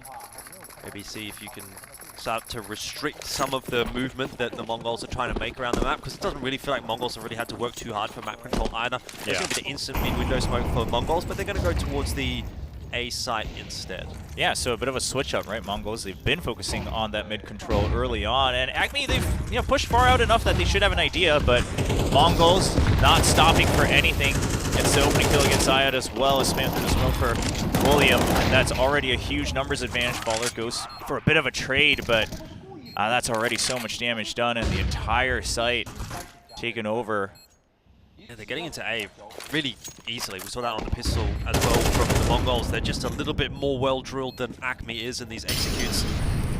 Don't really seem like they've got any answer for them, Acme, at this point in time. Again, Xperia, the last one alive, but just decapitated, really executed by Mizuno. Back of the head, 5-0. Mongols are stampeding this game so far. This is kind of what I thought that the Tyloo game would be like against Onslayers, but I'm sure you can even see just how dominant the Mongols are in this matchup. I mean, on all fronts. Contest. Yeah, I mean, on all fronts, it's not even there's not even really any moments where you can be like, well, maybe Acme has a chance. I mean, so far, Mongols have made sure that they don't. Whether it's on firepower, whether it's on movement, whether it's on the utility. And now, of course, after that round, to put some pressure onto Acme. Well done. Great flash dodge from Mizuno. Just sees it coming, turns away, deals with Faller anyway. It's not as if Acme aren't trying, right? Sure. These are the things that you didn't see Onslayers doing. Those little pop flashes, those kinds of team cohesion, little plays or elements to their game that we didn't get to really see from Onslayers. And I had a feeling that Acme was going to be able to deliver a little bit more on that front. The issue is that Mongols is just such a good team in the Asia region that even if, you're a little bit better by the looks of things than Onslayers are, but that doesn't make a difference. We're still talking about a massive gap between these top teams in the Asia region and these more developing teams that are coming through from those region-specific invites or qualifiers. And Acme being one of those goes up against debatably the strongest team in the tournament. We'll have to wait and see how that plays out, but at least what I'm seeing so far is a really good look from the Mongols. They're looking super solid. So yeah, I think both of them gonna be kind of okay, right? Acme, obviously, it doesn't ever feel great to not have any rounds so far, but at the same time, like you said, what they've been doing, I mean, the direction has not been the wrongdoing. It's more so the execution of it. The Mongols just so far on top. Once again, all alone on Van gets taken out right away. Baller not going to make the same mistake. Not just to jump down, but he's still going to get sprayed down. Ooh. And a nice swim around from Techno as well. He shouldn't get away with that. He's been team killed by Mizuno. I mean, to be fair, look, not a lot is going right for Acme. They need all the help that they can get. Techno should not be getting away with that, though. Yeah. He's out in no man's land just finding 2 kills like that. Yeah, I mean, just charges through, right? I mean, I think Mongols is starting to get a little bit into that territory of overconfidence. I mean, I don't even know if we can use that term in this type of matchup, but... No, I don't think so. I think they can be as confident as they like. That's fine. I'm sure, Mara, I'm pretty sure I saw Mara standing behind him. he would be at this event. You know, he'll sort of slap them around the ears a little bit if they get a little bit too cheeky. Sure. But so far, so good. And Mongols tends to be a pretty well-drilled team as well. I feel like their focus doesn't really waver all that much in the same way that some other teams do. Just trying to hunt down these last couple of guns and successful in doing so. Blitz is 9-0 right now. 8-1 for Mizzino, 9-2 for Techno. And it's a pretty good look, right? These are the kinds of guys that you'd want to be seeing have the impact. But then again, I feel like if anyone was sort of popping off on this Mongols team, you could really say that, yep, that makes sense, you know, because they're all really talented individually, very strong mechanically. 9-10, maybe when they get on the CT side, that will want to be a little bit more impact, but I mean, there might not be much of a CT side the way this is going. It's leaning towards a 12-0 for the first half. Absolutely, looks like it. Back onto just pistols and an MP9 again. Deagles, of course, in hand, but still firing no shots at all. Not even getting a chance to do any damage towards the Mongolian players as Mongols charges through A side again. And you mentioned it. Every time they decide it is, you know, that round to go to A, it's pretty free. Yep. I mean, sure, again, I mean, 1 to 3, highly in favor, but it's also things like that. Yeah, they're just a bunch of sharpies, aren't they? Like, not much more to really say about it. And it's not just that Mongols are beating Acme on the raw aim, though there is a little bit of that going on. You're still seeing, you know, good util usage, good fundamentals from Mongols, good spacing, good trading. You know, they're throwing the smokes where they need to. They're getting the flashes in here and there. They're not making life easy for Acme. No, not at all. But Mongols isn't really being put through their paces in this matchup at all. So, all right. So Acme does look like they're just going to invest into a double up in this round. See what they can do with that. Starting to go through all their options. Expedia can get a pick here in mid. That would open things up, but of course, smoke things out right away. Trying to bait out a reaction, get some info from Marble. Yeah, I mean, he's trying to sort of nade open his own smoke, or the opponent's smoke there to give himself a bit of vision. But the thing is, like, he doesn't even go for the peak. It's like, it's almost like there's this lack of confidence for Acme. Like, why are you even bothering to nade open the smoke there if you're not even going to take the peak? Yeah, and it's one of those things where part of me does get more curious about the potential of what looks very likely matchup between Acme and Onsters as well, because it does look like the ideas that Acme has and how they should be responding, or how they should be responding, whether it's within the round or round to round, seems to be there. But like you said, it's the confidence, and sometimes mechanics, the gap is just a little bit too big against a team like the Mongols. They're just completely outclassed, like there's no doubt about that. And to be fair, that was kind of the expectation. But yeah, I do think that when we do get to see Acme play against Onsters, I am getting the feeling that Acme looks a little bit more put together as a CS team, even though the scoreline wouldn't indicate that. You know, you'd look at the score and go, well, at least Onsters got 2 rounds against Tyloo. But just from what we're seeing, the little tendencies from Acme, I think they're a little bit more put together. It's just that, yeah, as we said, they're completely outclassed by the Mongols, and there's no shame really in that. Like, let's face it, you're going up against potentially the best team in Asia. For most of these players, their first appearance on LAN, certainly internationally. And it's a bit of an awakening. It's a rude awakening, I guess, but it is something that they're going to learn a lot from. Yes, yeah, a lot for sure. I mean, a harsh reality check, but one that you're going to need if you want to continue to build upon something that you started here during the qualifiers, coming to this event, and even getting a chance to come to this event. In the case of Acme, of course, not initially winning that qualifier, but being slotted up due to circumstances. And of course, with that heavy investment, not much to work with, but they will fire up a rifle here for Marble. Yeah, the Mongols aren't really pulling any punches either. You can see the instant window smoke again, the con smoke. They're going to take control in mid. Acme have not had mid control as the CT side at all. Yeah, I mean, it was given to them that 1 round, right? In the second gun round, and Mongols just completely ignored that aspect. Techno's not even afraid at all. He's just going to see a guy hold W key. Don't worry about it. Continue to take that fight. No one else really coming through from apartments with him, so he will inevitably fall. But end of the day, you still have Mongols that have now been able to make their way up short into the B side, and it's a 3-on-3 retake for Acme, which, while it's one of the better looking positions they've been in, is still not a favorable position. No, not at all, and especially not with the firepower that they've been given for this round. I mean, if it was any other round, maybe this is one where Acme, they throw everything they got, but not much to go for it. Of course, not too much to lose either, but instantly gets shut down by Mizzino and Senzu, the double team. And that's going to be 10-0 for Mongols. Well, now the big storyline that's starting to emerge is Mongols going to be able to 13-0 this, and is Blitz going to go deathless the entire game as well? Because he's currently 15-0. I mean, yeah, no matter the opponents, that would be something. Going all the way. So far, it looks like it.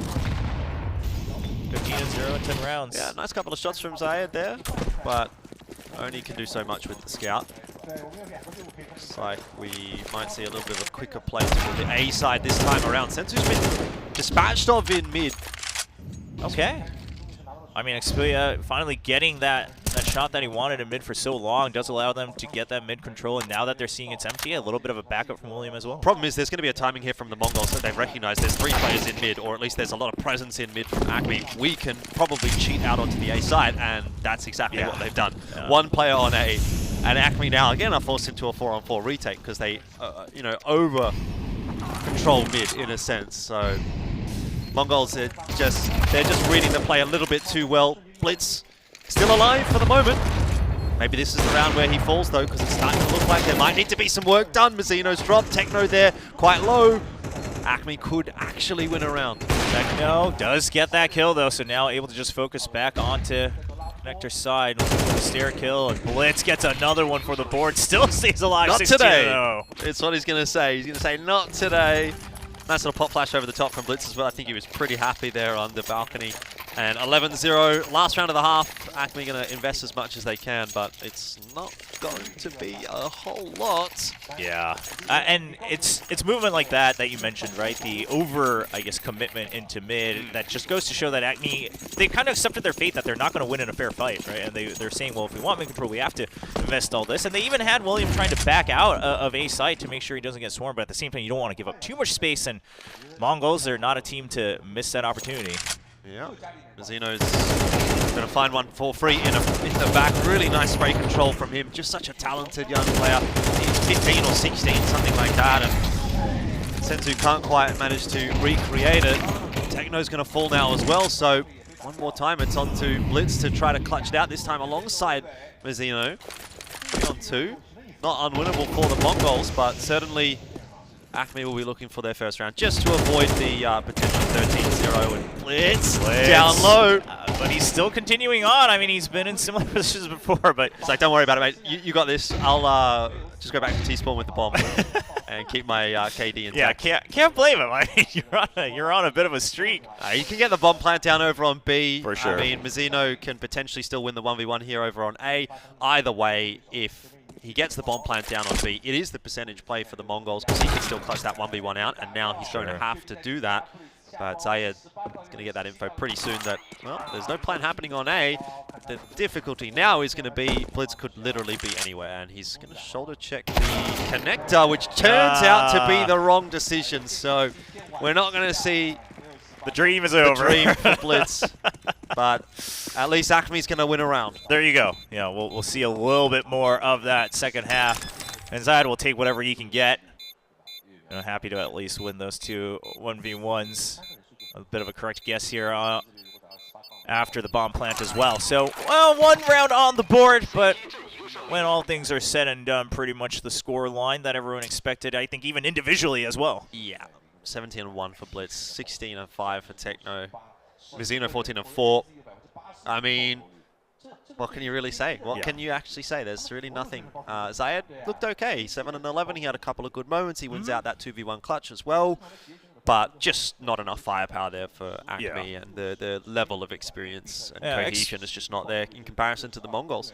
Xpelia also, getting a couple shots when he was set up for it, but of course, I think a big part of it is again that confidence missing as well. And a lot of times, if you give up your confidence in CS, you're not really having much to work with, right? Eventually, at some point, you're going to have to take the fight. So, yep. Got to say though, this is a really good start to the tournament for the Mongols. Nice little warm up. Sure. Going into the game that they'll play against Tyloo right after this, and there's some discussions to be had there about obviously Mongols going back to back, being able to play one game into the next. They're going to be feeling pretty warm in the server. It's not as if they've really been asked to work particularly hard in this matchup, but the aim's kind of getting warmed up, getting comfortable with the setup. Whereas Tyloo obviously have now had that break. going to have to set themselves back up on the stage again, and I definitely think that's a bit of an advantage for the Mongols. It's not as if they're going to be fatigued after this game either.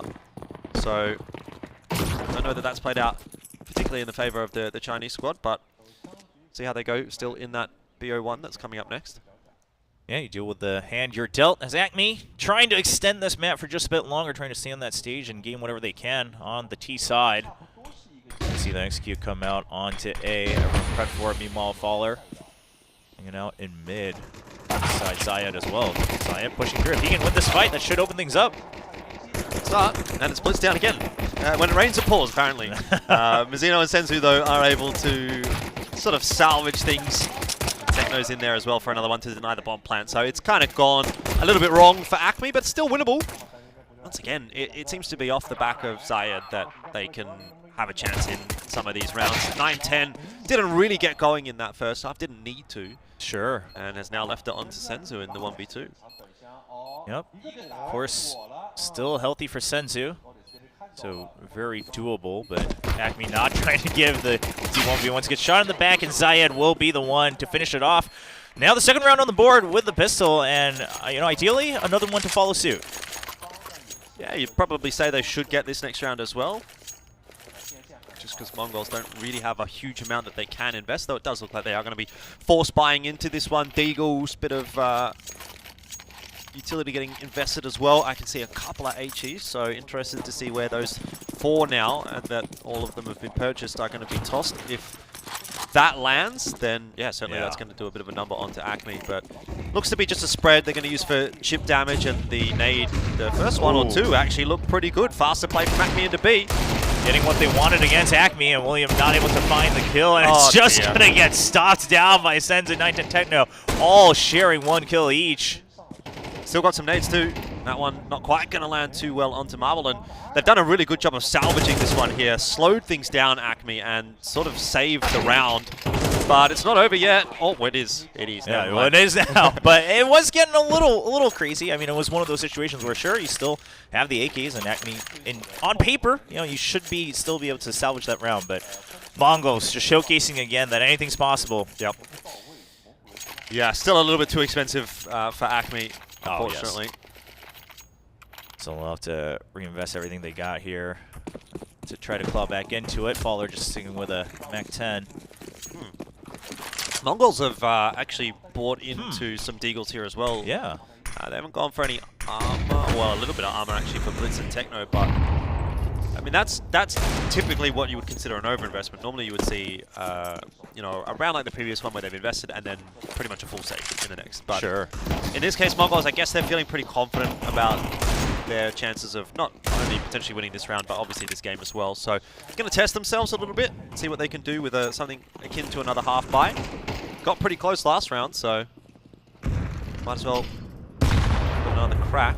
Let's just eating that HE, but not wanting to give up control around window. Now Senzu has climbed all the way through under. See how he's going to find Xpuya from the behind, and that should put things up just a bit. Zayed already on through jungle, though. He should be aware of Senzu, but not quite where he is. Oh, Senzu! He didn't see him. How? How did he not see him? I mean, he catches him now, but it's a little too late. Gives Zayed a chance to turn back around. Oh, well, Zayed still struggling, actually, in this duel against the Deagle. Will eventually finish off 9-10 as he goes for the big swing, and Zeno's found an AK somewhere, so not an unwinnable round for him, though. Pretty tough considering the HP that he's got. He's making a fair bit of noise, so Zayed should be hearing that. Oh, he's faked him. He's faked him. He's expecting this, and that's going to work out perfectly. That puts Marble in a bit of a pickle as well. Wanted to join up with his teammate on their way potentially to B, and oh, he's beaten him too. I mean, yeah, but Zeno wanted to go for the guesses, and oh my gosh, he is just playing with his food here. And Marble runs right into the crosshairs. Mizzino salvaging that round. That was actually Galaxy Brain from Mizzino. Yeah. Everything he did just either bamboozled Acme or was the perfect prediction as to what Acme was going to do. Yeah, Very well done. He played his cards, and it went exactly the way he wanted it to. I mean, you got to give him credit where credit is due. Yep. So that puts them on to map point. And match point, as we are in these best of ones for the opening couple matches for day one here at eXTREMESLAND. Yep, Molotov through from the Mongols just to deny any faster play up the A ramp. 910's already been able to deal with Zayed in mid, and he has been kind of the standout player for Acme, so it seems like the days are numbered for Acme in this particular matchup. No. Didn't have to give up too much space on A, although they will lose that fight, but back up already. Prepared and ready to go, and Connector now all swarming in against the one lone man, William. Not much to work with, Deagle, for what looks to be the last round. And it's going to be Blitz just tagging one back onto the scoreboard. 13-3 scoreline for the Mongols, as they will win their opening match and move on to the winner's match of Group A, where Tyloo is already waiting. Yeah, super dominant display from the Mongols, as expected. Look, they're not too pumped about it. They know that their real job is still ahead of them here at Extremesland. And at the other side of the stage, I think you look at Acme and, you know, they would have been pretty realistic about going into that game. That's not the one that they would be thinking, we're going to win this one. Sure. But now we know our matchups for this first group as to what we're going to get in the future. It'll be Tyloo Mongols. Obviously, that's going to be the next game, the winner's match. And then the loser's match will be, or the elimination match, I suppose, preferring that terminology. On Slayers up against Acme. And just looking at it, I think, for me, I'd probably say Acme looks like they might take that one out. But yeah, I think I would have to agree with you, right? I mean, just, again, the way they are playing, right? The way they're moving around the map, the way they're basically playing CS, Acme seems to have a stronger grasp of it. I mean, sure, on-slayers, I think they'll still be able to put up quite a fight just in the aim category, right, in the gunplay. But at the end of the day, especially considering that it is going to be a best-of-3 tomorrow for that elimination match, Acme perhaps looking a bit favored now that we've gotten a brief taste of both of these teams. But for today, like you said, Jordan, the focus is now in that upcoming game, a best-of-1 between Tyloo and the Mongols to see who moves on into the playoffs first. Yeah, indeed. I mean, based on what we've seen so far, I would probably say I'd give the edge to the Mongols. I think they did actually look a little bit cleaner, even though the scoreline was technically cleaner for Tyloo. They got 13-2 versus 13-3. But in my mind, Mongols did just look like a little bit better, a little bit cleaner. But it's always kind of hard to say. Like, you really can't draw too much from those matchups. I will say I think the benefit as well for the Mongols is being able to play back-to-back. Yes. Feeling warmed up. They won't have to change their setup. You know, Tyloo will obviously just set up on the other side of the stage. So I think that should be a bit of a benefit to the Mongols as well. Hopefully for them, there won't be a massive break in between here. Given that it's only one team that has to set up on the stage, I can't imagine it's going to be certainly not any longer than the last one, which was, you know, only 20 minutes or so. So yeah, still not too bad. But you know, I think this best-of-1 coming up, I mean, obviously it's not the end of the day for either team either. Of course, they will still be in the decider match, and it seems very likely that there is a strong chance that they could meet up again, you know, if they both of them make it into the playoffs. So you know, perhaps this best-of-1 is just to kind of put down a statement, but then you got to prove it all the way through the weekend here for Extremesland. Yeah, well, I mean, this is not only just, like, if we're talking about the next match, it's not just for bragging rights. It's not really, you know, just a nothing game. Obviously, we're still expecting both these teams to make it out of the group. Take a look at the stats coming through here before we get into that discussion, though. Yeah, standard stuff, really, like Mazzino, 19-7, 18-8 for Techno, Blitz, 19-4. He really fell off. But either way, very good stuff from the Mongols. Paula had a bit of a tough one there, 2-16. But look, at the end of the day, you can't really take too much from this game. No, I mean, I think more, if anything, you look at Zayed and say, okay, 13-14. I mean, you were able to put up a fight when you needed to, still kind of fight for yourself there from Acme. So a little bit of applause for you, but Blitz will still be taking that MVP, although he racked up quite a few deaths in the later part of that game. Still a very standout performance. Yeah, yeah. I mean, what I was saying as well, just before we got into the stats there, this next matchup is not just for the bragging rights of being able to beat one another on LAN. I think it's also something you can use to get into your opponent's head, because as I was explaining earlier, both these teams playing in the Chengdu qualifier for IEM Chengdu over the course of this weekend. I think Tyloo has a match this afternoon or this evening, and I'm pretty sure the Mongols might as well. So both those teams, pretty good chance of running into one another in that qualifier run as well. So if you're able to get the mental advantage in that, you know, not only are you going to potentially go deeper in Extremesland, you're also probably going to do a little bit better in that qualification match for IEM Chengdu as well. So lots to sort of think about. I mean, yeah, just the fact that it is going to be kind of simultaneous throughout the weekend, that definitely has an impact, right? It's not like, oh, 2 weeks later they meet again or something like that. Although, I mean, chances are they will continue to meet, it looks like, throughout the year. There seems to be very many opportunities where these two teams will continue to perform and represent their regions. But just this immediate weekend, a lot on the line for both of them, so we'll see how things kick off. Of course, the initial look we'll get is going to be this upcoming match, the best of one between the Mongols and Tai Lu. Yeah, indeed. Look, lots of things to think about, I think, for both of those two teams, but it'll be great to hear as well from the Mongols. So it's time for us to jump down to the stage for an interview, and we'll hear from the Mongols and what they have to say.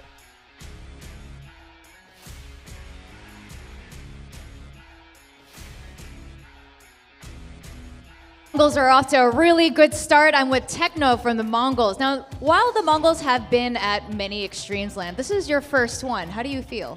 蒙古队他们其实已经参加了很多届极限之际的比赛了，但是对于 Techno 来说，这是他的第一届，所以呢，感觉怎么样？ Okay. Of course, I'm feeling good. Yeah. Yeah, that's it. 感觉非常好。 He's feeling good. All right. What teams are you looking most forward to facing off in this tournament? 你最期待交战什么队伍？ In my opinion, there will be Lin Vision and Tai Lu. LVG 和天路。And for your first match of this tournament, going against Acme, it's the first time you guys are facing off against each other. What were some of the performances or plays or protocols you were impressed by? 就今天你们也是第一次，今天你们也第一次对阵这个迪拜的 Acme 的这个队伍。那么你们在这个准备过程中都有什么有什么特别的准备的地方吗？ They are new team. I think we just played our own game and there was nothing special. Yeah. 就 Acme 是一个比较新的队伍，所以我们就打好我们自己的就行了，并没有特意的准备。And so you guys will be playing against Tai Lu in the very anticipated matchup. What are your thoughts on this? 你们马上就要打天路了，你们对这个大家非常期待的这个比赛怎么看？ As I said, the strongest rival is the Tai Lu and LVG. Now we're facing against them. 好，我刚才也说了，我们这届比赛最强的对手就是天路和 LVG， 我也非常期待能和天路的对决。Well, that's it. We have Techno from the Mongols, and we're gonna go on a quick break, so don't go away. We have a couple more matches to go. 好了，我们采访暂时结束了，掌声送给来自蒙古队的 Techno 4K， 感谢感谢。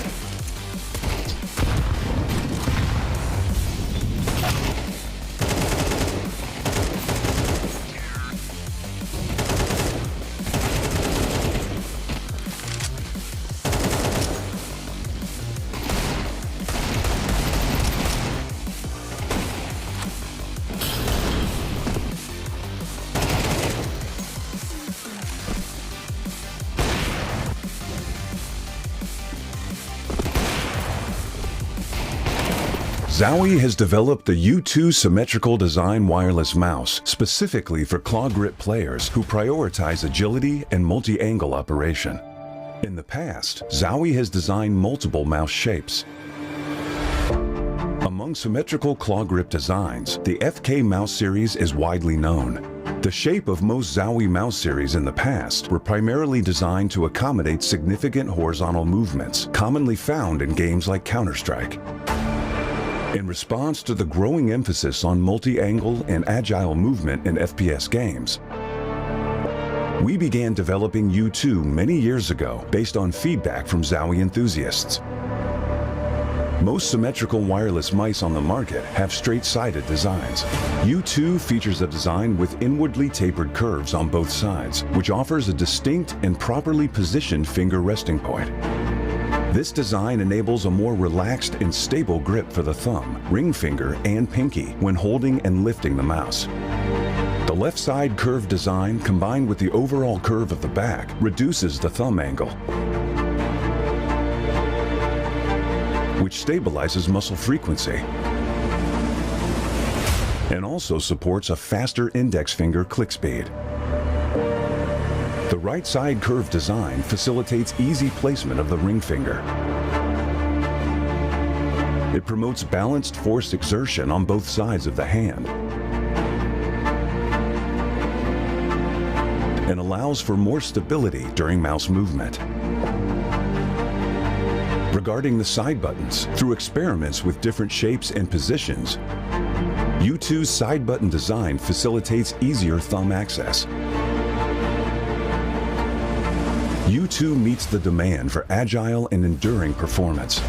In addition to its shape, we've changed the upper half of mouse skates to a larger one for a more familiar gliding experience among Zowie users.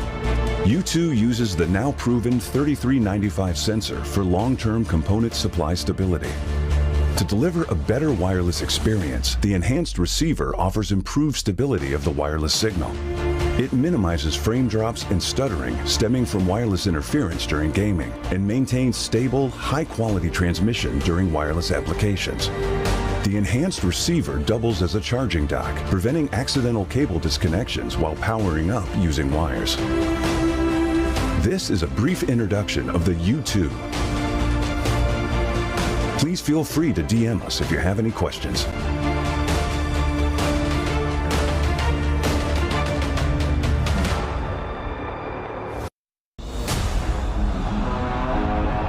DIAC technology reduces ghosting in fast game scenes, minimizes screen shaking and rapid firing, and tracks speedy enemies better. This exclusive technology controls backlight and eliminates after images of moving objects, making images appear stable to the naked eye. Though there's similar motion blur reduction technologies, DIAC stands out with its distinct panel hardware and firmware design, offering clearer visuals and enhancing controllability in-game. Furthermore, built in the monitor panel, DIAC functions independently and doesn't require any sync with PCs, thus not consuming any computing power to affect your gameplay performance. Additionally, Zowie adopts the fast, responsive TN panel, resulting in the best-in-class motion clarity compared to other monitors. Today, Zowie advances DIAC technology with its latest improvement featuring dual backlight design, the DIAC 2, which largely optimizes clarity for precision aiming and rapid firing in FPS gameplay. Please DM us if you have any questions.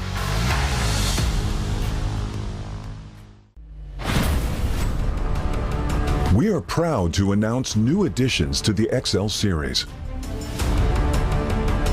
Both are using fast TN panels and newly upgraded DIAC 2 technology.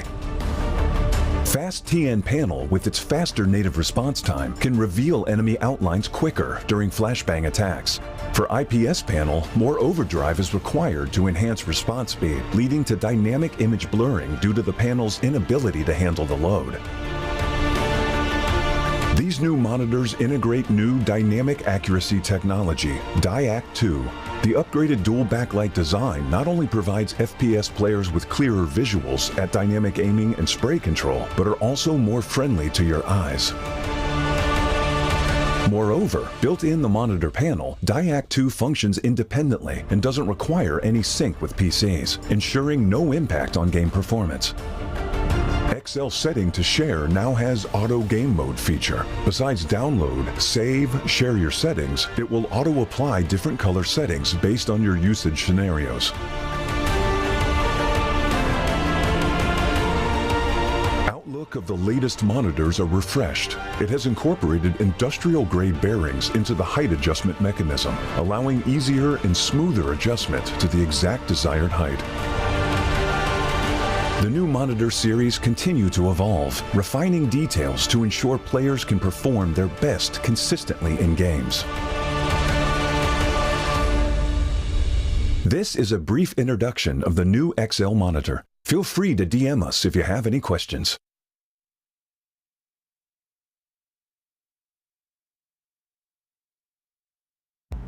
Hello， 大家好，我是天路战队的 Edwin。就时隔3年再打极限之地的话，我觉得还是非常兴奋的嘛，因为亚洲地区的线下比赛还是相对于比较少嘛，然后之前有3年都没有办，其实也是挺怀念这个赛事的。然后今年这个赛事重新开启了，我觉得对于亚洲 CS 的水平也是，就大家有一个舞台嘛，去适应也好，提升也好，都是挺好的。我们的目标的话就是保守点吧，前3，因为我们刚打完一个比赛嘛，然后我们最近也有一个训练的计划，然后我们会是以一种既想出成绩，然后又想练出到自己的东西的一个状态。最大的竞争对手应该是蒙古他们吧。蒙古队的话，感觉多在线下跟他们交锋的话还是挺好的。说实话没有太多准备，因为我们昨天才刚打完那个中国艾玛出线嘛，然后接下来的话，我们会再进行一个3、4天的一个训练来备战这个比赛。我觉得现在亚洲 CS 整体的话是在往一个好的方向在走吧，整个地区、整个亚洲区嘛，都是非常有竞争力的。接下来的话就看各个队伍之间的那个就是怎么样突破自我吧。在新的一年里，我们希望就是我们突破以往所有的，就我们这套阵容以往所有的成绩。磨合的还行吧。总体来说的话，团队性还是不错的。他毕竟是一名比较有经验的选手嘛，然后他能给到场上非常多的对于队友啊或者队伍的帮助啊，这些都是一些数据上面有时候很难看得出来的一些东西，只有当过队友了才知道。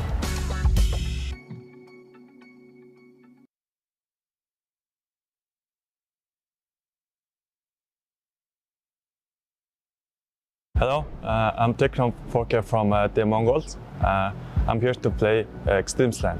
I think we have advantage for the high ranking from other Asian teams, and because we made it to Atlanta recent, yeah, that's it. In the last 2 years, maybe a lot of internet cafes, maybe gaming center, and the opponent in Mongolia. We have the Mongolian Esports Association in Mongolia. That's a lot of advantage for us. I think the normal people can play professional, and first of all, you need to improve your individuals and improve your strategy mind. Yeah. Then you need to find your team. You can play there. Yeah, that's it. There's a lot of difference between Asia and European play style. Asian, we have the more aggressive or like something more strategy-sided play style, and Europe has a more like defensive. You know, I think the Asia and Europe has a lot of difference between the play style. In Asia, is the more aggressively, and the Europe is the more like defensive and strategy-sided. Of course, we're really excited to play here in Shanghai, our first LAN tournament in Shanghai since 2020. It was before the pandemic. It was the biggest tournament in Asia. It was postponed, I think, 3 years maybe. It was online for 3 years. Now we're here to play the LAN. Of course, Thailand and Illuches are our good rivals in Asia.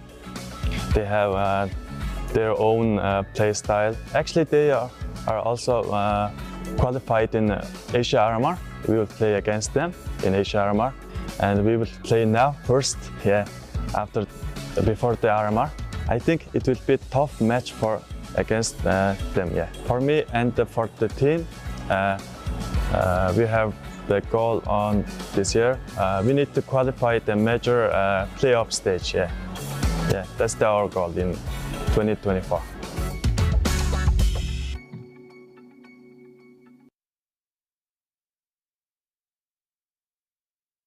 Zowie has developed the U2 symmetrical design wireless mouse specifically for claw grip players who prioritize agility and multi-angle operation. In the past, Zowie has designed multiple mouse shapes. Among symmetrical claw grip designs, the FK mouse series is widely known. The shape of most Zowie mouse series in the past were primarily designed to accommodate significant horizontal movements, commonly found in games like Counter-Strike. In response to the growing emphasis on multi-angle and agile movement in FPS games, we began developing U2 many years ago based on feedback from Zowie enthusiasts. Most symmetrical wireless mice on the market have straight-sided designs. U2 features a design with inwardly tapered curves on both sides, which offers a distinct and properly positioned finger resting point. This design enables a more relaxed and stable grip for the thumb, ring finger, and pinky when holding and lifting the mouse. The left side curved design, combined with the overall curve of the back, reduces the thumb angle, which stabilizes muscle frequency and also supports a faster index finger click speed. The right side curve design facilitates easy placement of the ring finger. It promotes balanced force exertion on both sides of the hand and allows for more stability during mouse movement. Regarding the side buttons, through experiments with different shapes and positions, U2's side button design facilitates easier thumb access. U2 meets the demand for agile and enduring performance. In addition to its shape, we've changed the upper half of mouse skates to a larger one for a more familiar gliding experience among Zowie users. U2 uses the now proven 3395 sensor for long-term component supply stability. To deliver a better wireless experience, the enhanced receiver offers improved stability of the wireless signal. It minimizes frame drops and stuttering stemming from wireless interference during gaming and maintains stable, high-quality transmission during wireless applications. The enhanced receiver doubles as a charging dock, preventing accidental cable disconnections while powering up using wires. This is a brief introduction of the U2. Please feel free to DM us if you have any questions.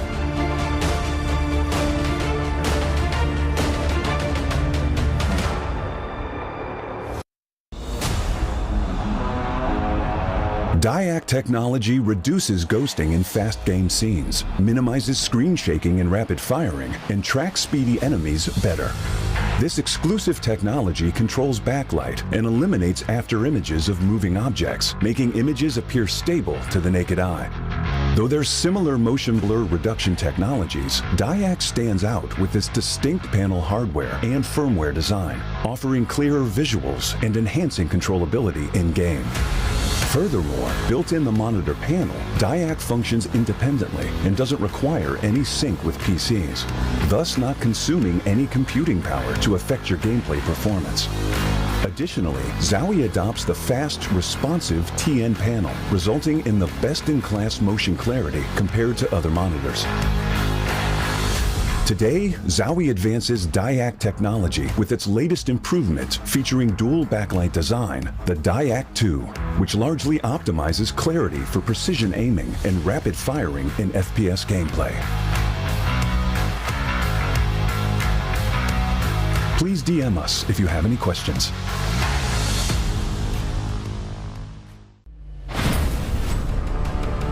We are proud to announce new additions to the XL series. Both are using fast TN panels and newly upgraded DIAC 2 technology. Fast TN panel with its faster native response time can reveal enemy outlines quicker during flashbang attacks. For IPS panel, more overdrive is required to enhance response speed, leading to dynamic image blurring due to the panel's inability to handle the load. These new monitors integrate new dynamic accuracy technology, DIAC 2. The upgraded dual backlight design not only provides FPS players with clearer visuals at dynamic aiming and spray control, but are also more friendly to your eyes. Moreover, built in the monitor panel, DIAC 2 functions independently and doesn't require any sync with PCs, ensuring no impact on game performance. XL setting to share now has Auto Game Mode feature. Besides download, save, share your settings, it will auto-apply different color settings based on your usage scenarios. Outlook of the latest monitors are refreshed. It has incorporated industrial-grade bearings into the height adjustment mechanism, allowing easier and smoother adjustment to the exact desired height. The new monitor series continue to evolve, refining details to ensure players can perform their best consistently in games. This is a brief introduction of the new XL monitor. Feel free to DM us if you have any questions.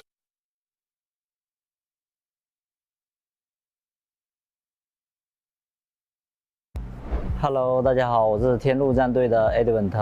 就时隔3年再打极限之地的话，我觉得还是非常兴奋的嘛，因为亚洲地区的线下比赛还是相对于比较少嘛。然后之前有3年都没有办，其实也是挺怀念这个赛事的。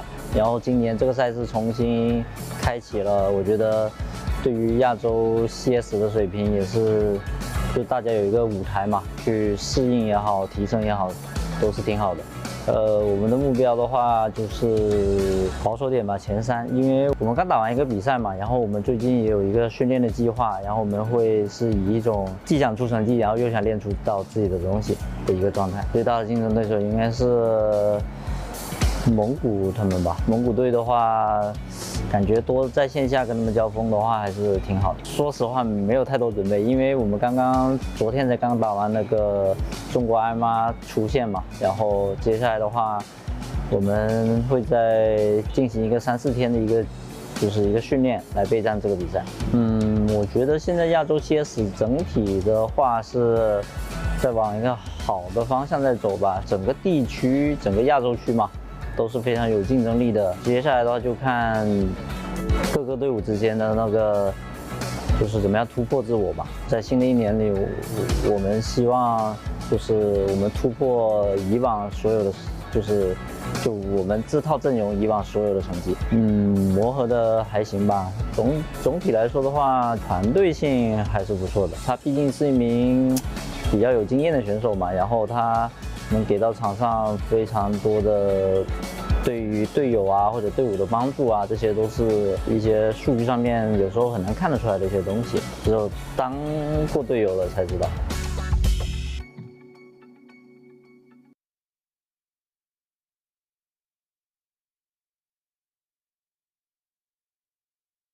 Hello, I'm Tekram Forker from the Mongols. I'm here to play eXTREMESLAND. I think we have advantage for the high ranking from other Asian teams, and because we made it to Atlanta recent, yeah, that's it. In last 2 years, maybe a lot of internet cafes, maybe gaming center, and the opponent in Mongolia. We have the Mongolian Esports Association in Mongolia.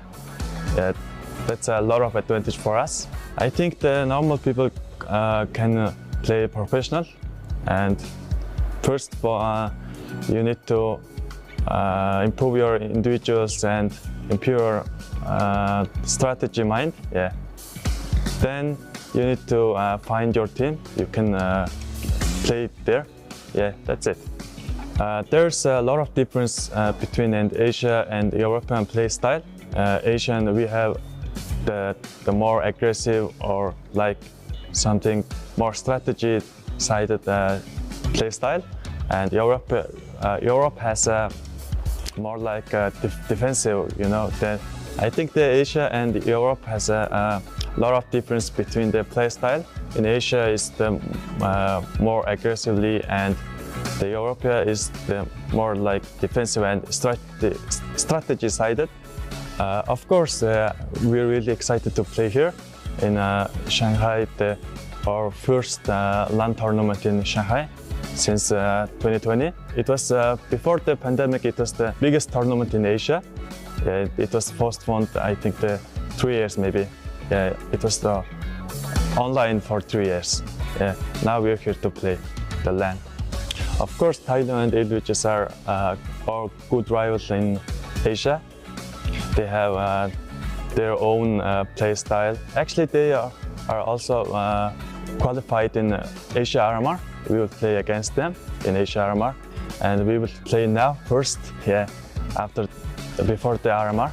I think it will be a tough match against them. Yeah, for me and for the team, we have the goal on this year.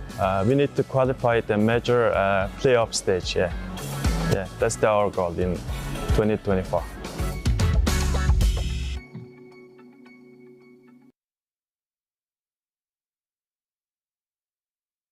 Zowie has developed the U2 symmetrical design wireless mouse specifically for claw grip players who prioritize agility and multi-angle operation. In the past, Zowie has designed multiple mouse shapes. Among symmetrical claw grip designs, the FK mouse series is widely known. The shape of most Zowie mouse series in the past were primarily designed to accommodate significant horizontal movements, commonly found in games like Counter-Strike. In response to the growing emphasis on multi-angle and agile movement in FPS games, we began developing U2 many years ago based on feedback from Zowie enthusiasts.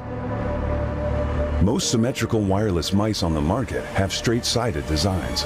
U2 features a design with inwardly tapered curves on both sides, which offers a distinct and properly positioned finger resting point. This design enables a more relaxed and stable grip for the thumb, ring finger, and pinky when holding and lifting the mouse. The left side curved design combined with the overall curve of the back reduces the thumb angle, which stabilizes muscle frequency and also supports a faster index finger click speed. The right side curved design facilitates easy placement of the ring finger. It promotes balanced force exertion on both sides of the hand and allows for more stability during mouse movement. Regarding the side buttons, through experiments with different shapes and positions, U2's side button design facilitates easier thumb access.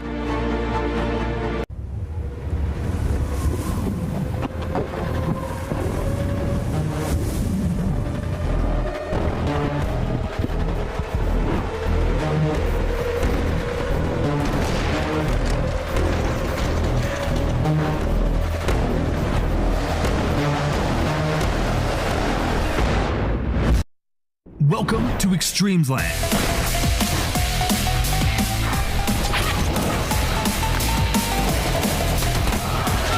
Since 2016, eXTREMESLAND has been the stage where many Asia-Pacific esports enthusiasts made it into world-class elites. Together, they strive to achieve dreams.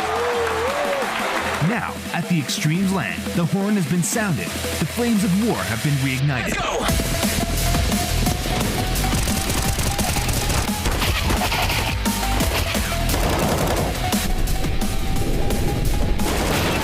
CS players from all over Asia are gathering to fight for their recognition and honor.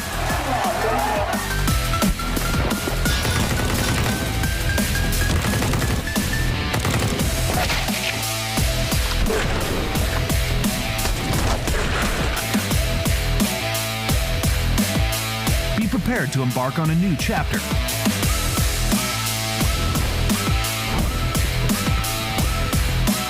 eXTREMESLAND, where infinite miracles unfold.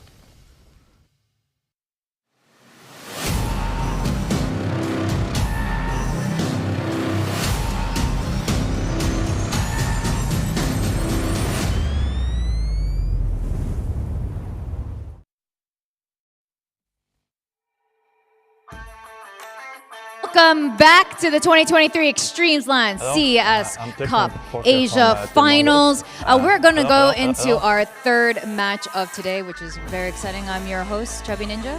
And I'm your other host. My name is Baseline J. Welcome back, and thank you so much for tuning in. 观众朋友们，大家好，这里是2023极限之地 CS 亚洲杯总决赛的现场，欢迎回来，我是小萌哥。Now we kickstarted eXTREMESLAND with 2 matches that were really exciting, really fast, and now they're here to face off one another. We got the Mongols versus Tai Lu up next. 好，我们接下来是今天的重头戏啊 ，The Mongols 和天路之间的对决。 I hope you guys are ready. Let's get ready to welcome the teams up onto stage. 好，大家准备好了吗？我们准备欢迎啊双方队伍入场。 I'm Tekram Forker from the Mongols.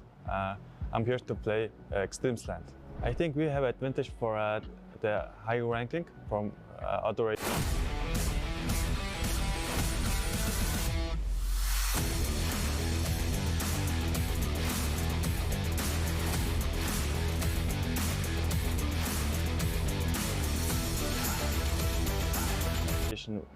Teams.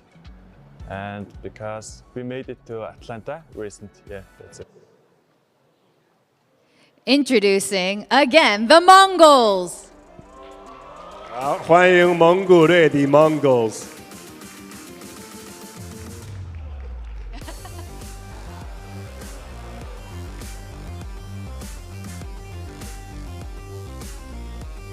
All right, let's give the audience a wave. Get ready for that 3rd match of today. Thank you, Mongols. Please take your seat and get ready for the match. 好，感谢蒙古队啊，请就座。 Up next, Tai Lu. 接下来是我们的天路。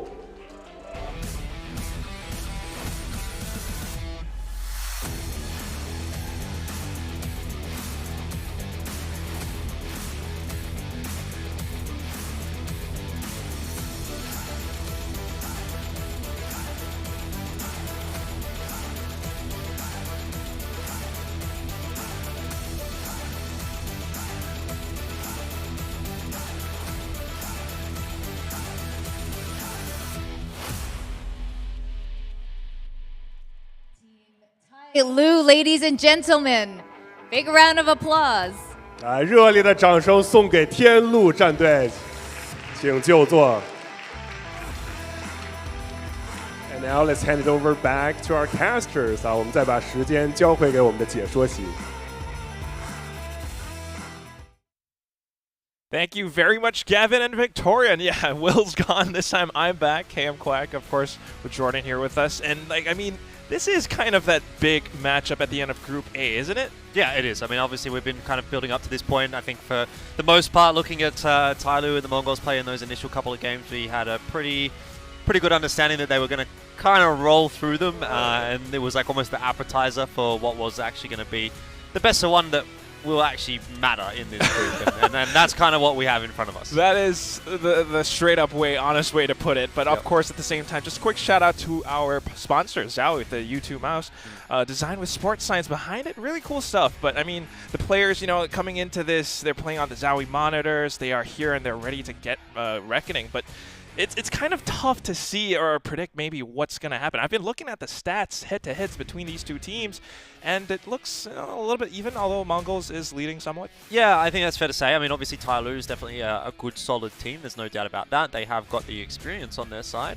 especially having brought Ormond back in. But generally speaking, I think most people would probably consider at the moment the Mongols the stronger team between the two, but the fact of the matter is it is a best of one, and there's no doubt that Tai Lu can definitely take a map off of the Mongols. So when you're in a best of one, it's really hard to sort of make like a definite statement that one of these teams is definitely going to win over the other one. Yeah. But look, my gut feeling would be I think that Mongols is going to come into this one.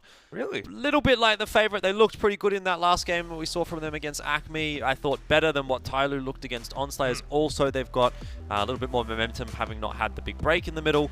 A lot of it will actually come down to what map we're going to get onto, though, and I think that will actually tell us quite a lot. And it does feel like Ancient and Anubis were, you know, somewhat common bans for these two teams at the start, especially against, you know, the Koreans and Acme, Dubai as well. And there we go, Anubis will be banned out. And maybe your prediction will actually be right. We were talking about this a little bit before, and you were thinking that Nuke would come in? I was close. Close, but no cigar. I mean, look, Inferno is definitely another one in the wheelhouse for both of these two teams. I think there was a few maps that we realistically could have potentially gone to. Nuke Inferno definitely would have been up there, and maybe Overpass would have been like the other one that I would have floated.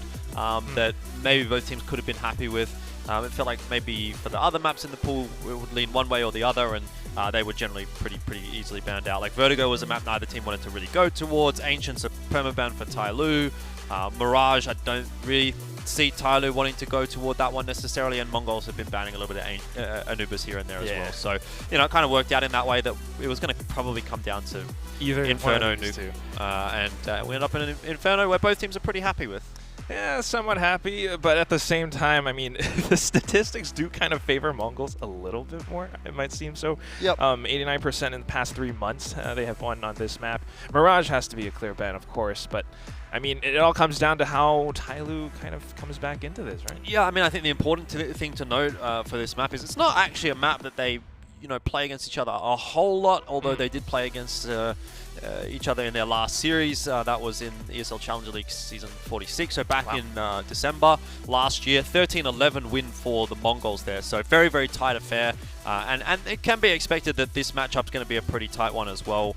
Looking forward to sort of seeing how both these teams feel on the stage, right? It seemed like both of them had a pretty good time. I thought the individuals that kind of needed to be firing for both teams did look like they were firing. I mean, there's no doubt that they were up against some weaker opposition, so you do have to sort of take that into account. But this will be the real first test for both teams. A little bit. I mean, like you mentioned, it is that best of one, and you do want to secure your spot in playoffs as soon as possible coming in.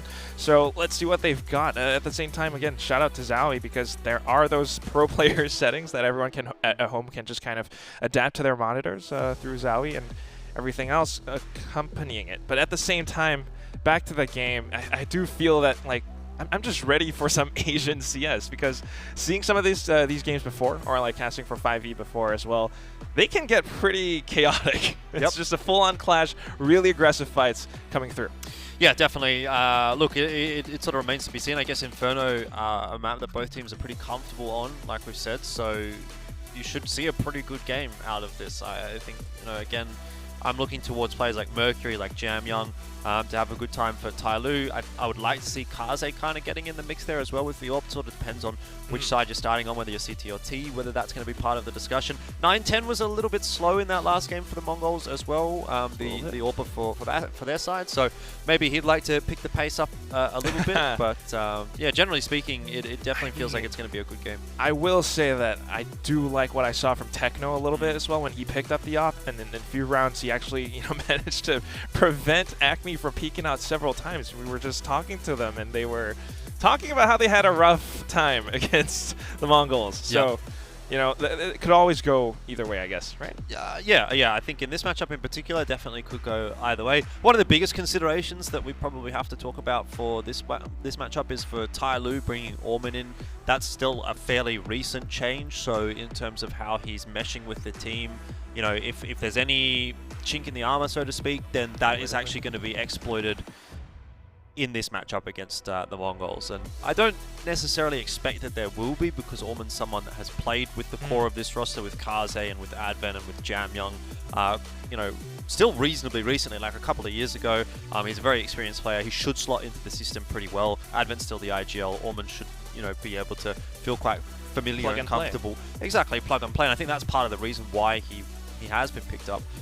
But in saying that, you know, every time Tyloo makes a roster change like this, you're a bit like, you know, is this the right direction for Tyloo? You know, because we've added another older player into the mix. And Mongols almost feels like the antithesis to that, where direct up every single change they make, I mean, again, on paper you're kind of going, what the heck have they done there? They've picked up some guy I've literally never heard of, you know, and then you watch them play and you're like, oh, they're actually pretty good, you know? And that's happened multiple times. Like, I've seen on paper a change for the Mongols. I've gone, I don't know if I agree with that. And then they look even better at the next event, and you're like, okay, well, at a certain point I start having to have faith in the Mongols' general management and roster changes. And so it just, the point is basically these two teams feel like they're going in different directions with their ethos. A little bit. But I mean, then I would have to ask you a bit of a question before the game starts right away. Elfish, if we are looking at Allman for Tyloo, who would we look at for Mongols? I think you can take your pick, you know. You can take your pick out of any of these guys. I'm a big fan of Techno, though, so I'll say Techno is the one for me. And Advent starts quite well. Mercury to follow suit as well for the CT side. So already out the gates, Tyloo looking like they want to take the fight to the Mongols. And they have utterly destroyed them in that pistol round. That is a gauntlet being thrown down by Tyloo, by the way. You're not going to see that kind of a pistol round every day by a CT side, but I think they want to get off on the right foot against the Mongols and remind them which country they're actually playing in. Not only is it the home country, the home crowd, you can kind of hear him through the players' microphones. Yep. But Kaze with the 2K towards the end, with the P2K, of course. It's just a great start. Like you mentioned, the aggressive push down mid is something that I think Mongols weren't really expecting, but now coming back into it, taking things a bit slow, C4 kind of drop behind them. They want to, control things. Yep. Look at Tyloo. Yeah, they're definitely trying to get on top of the Mongols. They got that deep smoke into Banana, so they've got a lot of control there, but do have to be aware of this faster play in towards brackets. Okay, Kaze getting the first pick. That's already information. Not rotating just yet, though, the rest of the time. They know that Kaze's got this down pat. I mean, he seems to be pretty comfortable there with the FAMAS. I'm not such a big fan of the gun, to be quite honest with you, but just saving a bit of extra cash in the bank for some util, and it's worked out really quite comfortably for Tyloo so far. I mean, you can instantly see the difference that it makes when Mongols is playing against a team like Tyloo in comparison to a team like Acme. I mean, they're really being put through their paces now, and sure, they might have been able to get away with a little bit in that last game on Mirage, but they are certainly not getting away with any freebies here against Tyloo. That's 2 rounds in a row. Only the 1 kill for the Mongols, and that was onto Advent in the pistol, so super dominant display from the Chinese squad. Chinese-Malaysian squad, let's say. We'll not forget about Kaze. But I do think, I mean, that's why I'm going to be keeping my eye on this round.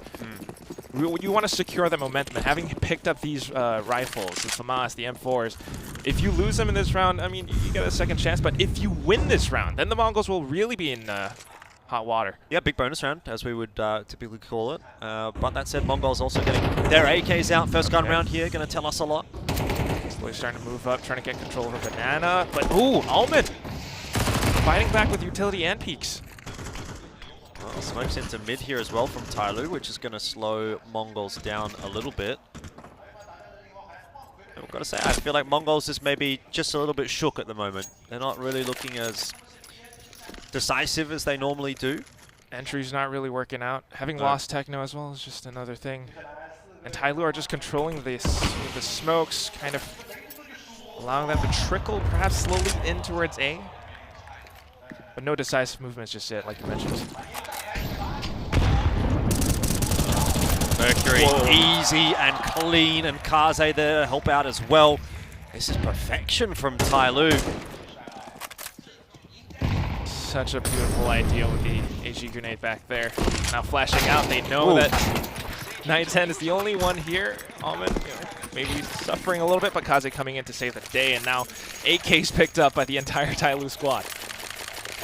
Yeah, that's bad news for Mongols. Like you said, you were sort of building that storyline in the last round. If Tyloo can win with, this bonus round, they didn't upgrade all of their weapons. They had the FAMAS, they had the MP9. Well, now they've got 4 AKs. Advent's going to go for an MP9 as well. Fine, fair enough. Anti-eco. Yep. 4 Deegs, 1 Tech 9. And these are the kinds of smokes as well, by the way, that I'm talking about, that the weaker teams just aren't throwing. This deep smoke in towards Banana, you can throw that from CT spawn, and look at how much control, how much map control that gives you. And if you're a team like, for example, Acme or for On Slayers, that's a smoke that you need to know if you even want to be remotely competitive at a level similar to Mongols and Tyloo. And we didn't see those kinds of pieces of util, but you can see how it just changes the map control of Inferno when you can throw that smoke. I love that you brought that up so much, because exactly that's what's happening. The rest of Mongols right now just hiding behind mid. They can't even really push out until the smoke starts to dissipate. Trying to set up for perhaps a bit of a banana push with the flashbang. 910 looking to make it happen for his team. But Almond is here ready to let it rip. Well, it's a good flash. There we go. But, yeah, Almond, pre-fire, crosshair placement, looking pretty good. Spray it down. Oh, that is... I'll tell you what, a lot of people questioned Almond coming back into this roster, and even to an extent I did too, but he has actually looked very solid since rejoining Tyloo. That's an ace from him, by the way. It is anti-eco, though. Yeah, I know, but you still gotta give him credit. Credit where it's due. That was amazing how he kind of went backwards, regained control over Banana. You knew it was going to happen. But now this is the round that we start to see that AWP coming back in. Yeah, I mean, the thing is though, for Mongols, like that, if you lose this round again, you're kind of just gifting an AWP to Kaze at that point. So like, you've given them 4 AKs, okay, we'll give them an AWP now as well, and literally just give them all 5 weapons. Trying to get the timing on the banana push this time. With the molly as well, but Kaze is ready. 9-10 instantly eliminated. Yeah, they're looking so sharp. They're actually looking super switched on here, Tyloo. Advent will get his head banged off. Senzu, a nice double. I think he lines them up, and that is the B site cracked open. The first moment of something going wrong for Tyloo. For a second, rotations coming through a little bit late as well. Techno is very well aware of this. Maybe trying to go through Church instead? Oh, that nade didn't quite land, I think, where they wanted it to, but either way. Over the top, and the flash is good for Orman to get in for 1, but 1 for 1's not really going to be enough to get Tyloo this retake. Wow. Still just, yeah, trading kind of back and forth, but at the same time, you got to be very careful around the smokes. And then the sudden decision to adapt towards A instead. That's where the bomb is headed towards. See if Senzu, yeah, if he can get 1, you know, if he can get 1 here, then that's round over. But if he dies right now, okay, 2-on-2 retake. Look, it'll still be tough because you've got to go all the way back over to A. You've only got 1 flash to get you in. Jamyoung's very low on HP. It's still, you know, not a particularly favorable position here for Tyloo. They are fairly rich though, so they could think about it. But yeah, that's a good shout. I mean, there you go. That's the AWP that we talked about for Kaze. So Tyloo just going to take that economic win, and again, you know, just to sort of highlight the differences between some of these top teams and the more developmental teams. This is not really something that we saw from On Slayers when you know, they didn't recognize, okay, the round is lost, we'll just save our guns. They would be trying to retake that side right now. So you know, it just again shows the discipline of Tyloo, and it's, you know, again good that Mongols have been able to get on the board pretty early, because it was looking a bit dangerous for a moment there. Just for a second. I mean, you gotta love that push coming out from Senzu with the support, with the flash and everything. But at the same time, like you mentioned, the discipline that Tyloo has, you can really tell that these are set plans. The way that they're controlling banana, controlling mid right now. And now that they have an AWP, that's going to be even more intense. Yep. Most definitely. See where Kaze ends up going with that one. Looks like he's going to... Well, I thought so too, but... Oh, okay. Maybe it's going to be toward apps, or if he's just going to play a little bit more of a passive line. Yeah. Just going to be holding the apps line. A little bit close for comfort for in my taste, but still good nonetheless. And Mongol is actually trying to be very cautious about this as well, not wanting to give up too much momentum over to Tyloo. Slowly making their way into apps. Will there be a chance for Kaze to make use of this boomstick? I'd say there is. It's going to be flashed off the line. Molotov into Diggity there as well. And here's the first chance for Kaze with the AWP. He was doing pretty well with the AK, and, well, able to follow up with the AWP there for the second shot, and he's covered off nicely by his teammate there. Going to get some rewards for that too. Ends up only being a 2-on-2, but Blitz has progressed quite a long way through Arch, and that was unexpected by Orman. So Advent, clutch minister, let's see what he can do. Absolute beamer. He's a fragger, this guy, a fragging IGL. That's satire if anyone didn't pick up on it. But we'll see what he can do. 2v1, it might be possible. Already eliminated the first problem. Both on AKs now. There is a molly available for 9-10. But the main thing is, Advent doesn't have the information. 9-10 could easily sneak up from behind arches or anything. Apps now being shouted off, running out of time. Tosses the frag in. Doesn't quite land the headshot. And the molly just denies the plant, I mean the defuse. Yeah. And of course, round over. You get the sense sometimes when you're watching Advent that he's a little bit indecisive, you know, like he's looking at multiple different angles, and even then when he's like, takes the nade out, but then he wants to take the fight and like doesn't tap the bomb, he doesn't really do anything that's going to force Mizuno to really take a fight there. So I think he just kind of gets caught up a little bit. Didn't look super fluid in that 1v1 in the end, but I mean, to be fair, he's not in this team to be a clutcher. He's not in this team to be a fragger. He is the IGL. He's not really supposed to have that kind of a job. But Mongols is coming back into it. That's what we're looking out for. Still buys pretty good for Tyloo, though. This might be one of the last few. Techno on the Mac 10 is what I'm kind of looking at for now. Again, it's that banana control as well, though. Almond with the frag blowing off smoke. If he would have stayed behind the barrels, but he's actually been punished. That's not ideal. Techno being able to get a kill with the Mac-10 is already you know, a bit of a point of difference here, and the Mongols are starting to wake up. Tyloo, they had their time in the sun, but now they're really struggling. Ooh. Now overwhelmed by targets as well. I mean, it's tough to get a read on this. Are they pushing B? Are they pushing A? And all of a sudden, they're appearing 3 of them right in front of you. Yeah, I mean, I think you have to do a little bit of mental arithmetic there and sort of think, well, there's a Mac-10 jumping around in Banana on its own. Maybe that's not where the full force is going to be. But, you know, this is something that you still have to kind of consider. Well, it could be, you know, they think that we think that they think that we think. And therefore, they are actually B. You know what I mean? But, yeah. Precise. Started to fall apart a little bit for Tyloo. Money's running down now as well. Though the loss bonus is starting to build up. The hunt is good from Mongols as well, and they've spotted out Mercury. The nade, oh, it's going to be a 2-piece. Okay. But That's can't save the gun. Yeah. Still, that's a nice little consolation prize. Happy birthday. But then again, now it comes back to it. Talking about economy, of course, Mongols gets the buy back up in full. And Tyloo might maybe starting to feel the heat a little bit. I think you're absolutely right. You know, talking about that little bit of indecision, because now, although they started out really well, they had a lot of control over the map. This time, with Mongols pushing up aggressively with that Mac-10, they're kind of not so sure what Mongols are going to do next. Yeah, Zeno's still holding on to the Mac-10 as well.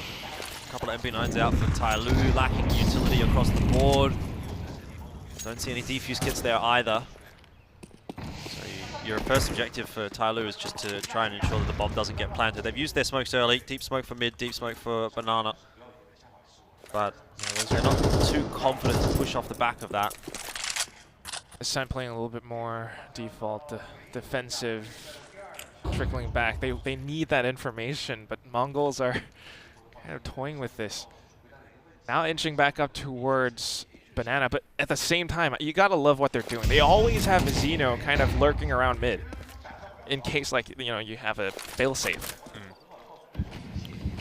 Smoke into Banana. Not a terrible timing.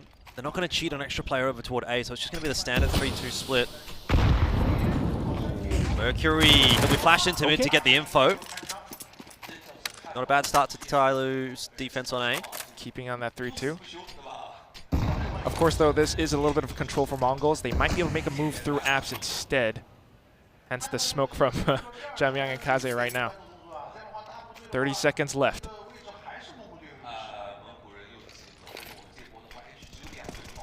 The smokes come in, and it's that set play going off. A full commitment into the A site. Kaze and Jamyang maybe feeling a bit of trouble, but a nice headshot to start. Kaze now playing back behind the boxes. The flashes go through. Not quite the anti-flash that we're looking out for, and it's going to be Mongols seizing control over A site. I mean, the bomb was up in graveyard. They got 5 seconds just in time. They planted it. Okay. It's all good. Don't worry about it. An instant save call by Tyloo, but Advent saving an MP9. Yeah, that's not exactly something, but, you know, I guess considering the ratio 2-4, it's not really something that favors Tyloo. But as we mentioned it, this is kind of how Mongols are coming back into the game. It's going to be a 4-4 score for now. Yep.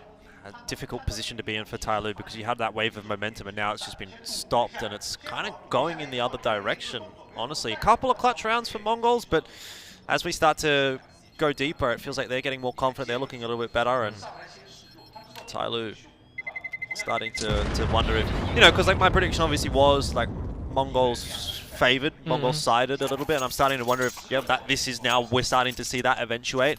I was positively impressed by what I was seeing from Tyloo in those first 4 rounds, but they just run out of steam. I mean, Mongols look a bit better. What I would like to see is more proactiveness coming out from Tyloo. That's what they did in the first few rounds, right? This time now they just gone for map control, kind of trying to get information. And sometimes at that point it's a little bit too late. Maybe if they had a 4-player stack on A site, that round might have gone a little bit different. Very hard though when you don't have any util. So that's sort of a hole that they've dug themselves into now. They've got the 1 M4 that's been saved through them. Obviously the MP9 was saved through as well, and it's just a bunch of pistols to round it out, and Mongols aren't too afraid of that. They're going to go straight through a smoke and Banana. and try to work their way into B, but early call for the rotate from Tai Lu. Mercury's not too sure where he wants to be at the moment. Bit of a flash around apartments as well. Nobody's there. So here comes the setup. Smoking off CT. Good refrag coming out from Jamyang, but at the same time, the entries are just as good. Blitz getting traded off by Mercury now with the double on the 5-7. AK picks up the AK, walks into the smoke, and he's looking for a third. Mercury shuts them down. Well, finally, you get a little bit of pizzazz, a bit of spice from Tai Lu again. That should not have gone like that. Mongols will be disappointed that they allowed Mercury to get 2 kills with the 5-7, let alone get the AK, walk through a smoke, and kill Orman in Banana as well. Huge play from Mercury, but that's why he's one of the players that is highlighted among the Asian region, and particularly, obviously, when you're talking about Chinese CS or Tai Lu. Mercury and Jamyang are probably the 2 names on your lips when you're talking about this team, and you're probably getting a bit of an understanding why. Mechanically speaking, he is one of the most impressive players in Asia, and that's certainly saying something for a region that is renowned for strong mechanical aimers. With that, I mean, you just turn the momentum around again. We've got that op on Kaze. 9-10 maybe trying to go for a duel against him. A lot of nades being traded back and forth around Banana once more, but look at what's happening towards mid as well. Yeah, just a slow creep in from Mongols into brackets. Do have Kaze on the other side of that, though, with an AWP. So he might get his opportunity in a second. The smoke's gone deep. I see what you're doing. Yeah, true. Well, this is it. But just push back to a safer angle. Nothing too much. And with that, a little bit more space to work with around the A site. Mongols will be committing in a little bit deeper. I do love the positioning from Tai Lu, though. You've got players around Pit, around Headshot. If they can make this hold work, then that would be good. But here come the mollies! And Mongols just managed to make it through. 9-10 with the shot onto Jamyang. Senzu with another one onto Mercury. And that's the entire site gone. Is it a save call? Yep. That's Inferno these days. Like, really, you're going to see a lot of this from the top teams. Going to Sunday in particular, if we get a lot of Inferno, I'm expecting this is going to be how it plays out. Because, look, this is just the percentage play. You know you're not going to be retaking the A site 3-on-4. Especially in MR12, the money is so hard to keep healthy, particularly on the CT side. There's just not a lot of rounds to play, obviously, and you don't want to go into like the pistol. You know, yeah, you don't get the time to build your money back up if your money is broken. So you really want to be ensuring that, you know, yeah, you might have a 25% chance of winning this round, but is that worth the risk of losing all your guns? Not really. Every bit of investment counts, and especially when the score's 5-5. You know, like, this is not a terrible spot to be in for Tai Lu. If they were down, I don't know, like 7-0, 8-0 or something like that, then they'd probably go for that retake. You know, because you kind of have to at that point. But you when kind of it's have this to get close, rounds. But yeah. At this point, you know, the half is still winnable. And, you know, 1 or 2 more rounds here would really go a long way for Tai Lu. So that's what they're focusing on. They're not focusing on, for sure, much more than just the round in front of them. But at the same time, though, I mean, as we are nearing the end of the half, I do feel like we could actually see a 6-6. Yep. Just given how close this matchup is right now. And that is exactly why this is a bit of that preview for playoffs. Mongols versus Tai Lu. Going in for that duel, that skirmish into Banana. Almond not backing off. He's holding the double key. They seem to look a little bit better when they're being proactive. Tai Lu, that's just bad luck. Spam from Senzu, connecting onto the head of Orman, but you still, you know, have yourself a 4v4, which could be worse. AK retrieve by Advent as well, not too bad. Kaze and 9-10 though, once more. Just kind of trying to hold that mid, and maybe 9-10 trying to spot any weaknesses, but so far, Tai Lu aren't really giving anything up. Back towards Banana. Ooh, that's the Sharpie. Threaded the needle. Onus is on Mercury to hold on to B, but it's actually going to be the offensive toward the A side, and having seen Jamyang now fall Kaze, he's going to have to do something really special to hold on, and whoa, he had the read, but Mizuno headshot, not going to give Kaze the chance, and it's a disappointing way to lose that round for Tai Lu, considering they had an advantage at the start. That's the save now. And that's, again, kind of what we're seeing. You know, you go a little bit proactive, maybe something unlucky happens. You get shot through the smoke, a random spam, and we go back into it. Yeah, not too much cash available to Tai Lu in the next round. Ormond will be able to get a good buyout, but Mercury would really love to hold on to this M4. Oh, they're hunting. They don't have a huge amount of time left. Molly's going to go into new box. He's all good from that. They just might not catch him. Okay. It's all good. Any trades? No, not really. But that said, I guess odds are this first half will end with a 7-5. You'd say probably, right? How do you think this next half is going to go, Elfish? I mean, I'd definitely give it to Mongols at this point. On their CT side? They're definitely a solid enough team to make it happen on the CT side. I think the map does sort of maybe just lean to the T side a little bit, but it's a fairly minor difference. You're sort of splitting hairs at that point.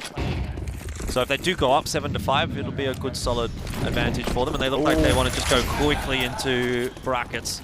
Mercury knows it, instantly backs off. Look at Jamyanglo from behind with an MP9, a double kill, Mizzino to trade, and then Mercury coming back through. Maybe not a 7-5 after all, as Kaze comes in now. Yeah, I wonder if they just didn't hear Jamyang. It seems like they really didn't. I'm sure he was stomping around. Mizzino, though, he's not giving up on this one. He's already picked up a couple of quick kills. He can get the bomb plant now down as well, though he elects to fake. And it's going to draw out the peak from Tai Lu. He's aware of that. Mizzino, he picked up a big clutch in the last game, and he's going to do it. No! Not quite again this time. Solid effort, but Advent will get the trade in the end and shut it down. 6 apiece, like you said. Oh my goodness. Incredible efforts, though. Truly heroic as he starts to come back up on the top of the scoreboard, Mizzino. Yeah. He's not. But this, you're right. I don't know. I mean, obviously, you know, when you're in a stage environment, it's probably pretty loud out there. You know, you've got a different sort of audio setup than what you're used to. You might not hear things as easily as you would at home online. So potentially something that stabs Mongols in the back a little bit. Jamyang certainly did. Anybody's game, though. 6 apiece. I'll still back the Mongols at this point in time. Fair enough. I do love the plays that they've got at times. But I will say, there were several rounds coming out from Tai Lu where they really surprised us. Mercury, for example, in round 9 with 5-7. That was awesome. Yep. Now it's the T side, though. That's the question. How do you play against Mongols on their CT? Well, with great difficulty would be the answer, I think. First of all, obviously, Tai Lu want to get this pistol underway. They did a good job in the last pistol, so if they can start off with a good pistol here, just lock in the first couple of rounds, get us sort of a decent lead. You start to play the economic game against the CT side at that point. Very hard to make a comeback on the CT side when you're down economically, so that would be the ideal scenario for Tai Lu. And decent start for Mercury, but now you've lost your best player. 16-6 for that first half, or 15-5 for the first half. 16-6 now. Seeing him off the table, that's going to give the Mongols some confidence to take this fight, and they've won it pretty comfortably. Just stuck at that choke point. No way you make it through. Blitz even coming up from behind as he walks through Banana. So you might be right, but let's see what happens this round, Elfish. 7-6, Mongols picking up the pistol. All right, we're going for M4s. Well, they didn't get the bomb plant, Tai Lu, so there's a reasonable likelihood that they won't force into this round, and Mongols are reading into that. Make sure up those M4s and run with them. Unlikely to lose in this round. 9-10 saving up for the off in the future round, of course. Yep. Again, there's the deep banana smoke early. Very nice. Spawn. Very meta at this point to be throwing that. Gives the CT so much control of banana. And unless your T side wants to run through a smoke into banana, which is never really super advisable. But what I do want to watch out for is this mid push. I mean, it's that 50-50 angle. Apartments would be that one point of weakness, and it's all down to Mizzino and how well he can defend it. It's smart that he backs off there, honestly. If he continues to repeat that, he's kind of trolling a little bit, but backs up, keeps himself alive, and Techno gets himself a double with the MP9. USP's out for 9-10. He's just saving for the AWP, apparently. Able to find headshots. Still good. Uh-oh. I say that in a blitz, so there's a bit of a headshot, but still, Well, that is... He'll be able to retrieve the M4 wherever it is. I didn't No. get there in time. Not sure where it ended up. He thought it was up looking on for the it. balcony. It might have dropped down into the pit. Maybe it got stuck behind the cart or whatever that's there that you jump up on. Either way, not the end of the world. MP9s. Of course, this is that buy from Tyloo now. We're looking for the bonus for Mongols. They've been really good so far. Let's see if they can keep it up. Deep banana smoke again. Just looking for that head. Certainly aware that there's a player behind that smoke. And Tyloo just once more looking for an avenue of entry into either side. Apartments seems pretty well fortified by Mongols so far, though. I mean, if anything, you just want to wait for that smoke around Banana to dissipate, but now that they've managed to push through a little bit, how are Mongols doing? Early rotation? Elfish? What? Well, yeah, I mean, they're just sort of cheating an extra player over toward the A bomb side. They expect maybe that there's going to be a push because of that smoke towards jungle side, but they would be proven wrong, and they're going to give Senzu a bit of a job to do to hold on to B. It's not, look, it's not the worst thing in the world to be doing, because even if you do lose that B bomb site, you know, you can probably save 4 guns over on A and just have another crack next round. This is cheeky though from Mizuno. They certainly weren't expecting a re-push on the A side of the map. And in the meanwhile, Mongols have rotated an extra player back over to B. So it's kind of blown up for Tyloo in a sense.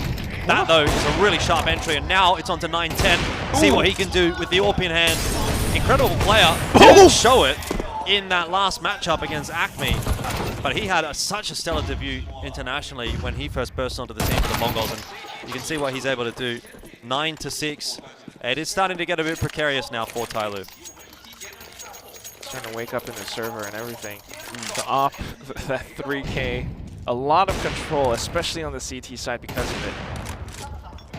Yep, perfect pre-aim, really. Like you can see, he's got the crosshair almost in the right spot as it is, and just requiring a tiny little adjustment. So reading the game really nicely. 9-6 the scoreline, and Tyloo's back onto the pistols, so could blow out to double digits for Mongols. I think it might be over really soon. Tyloo needs to make a move. They need to make it fast and really just, you know, maybe overwhelm 9-10 or really go all in on a single site, but it's also a bit of a gamble, and that's something that they don't want to do. The grenades, the control, it's all great for Mongols right now.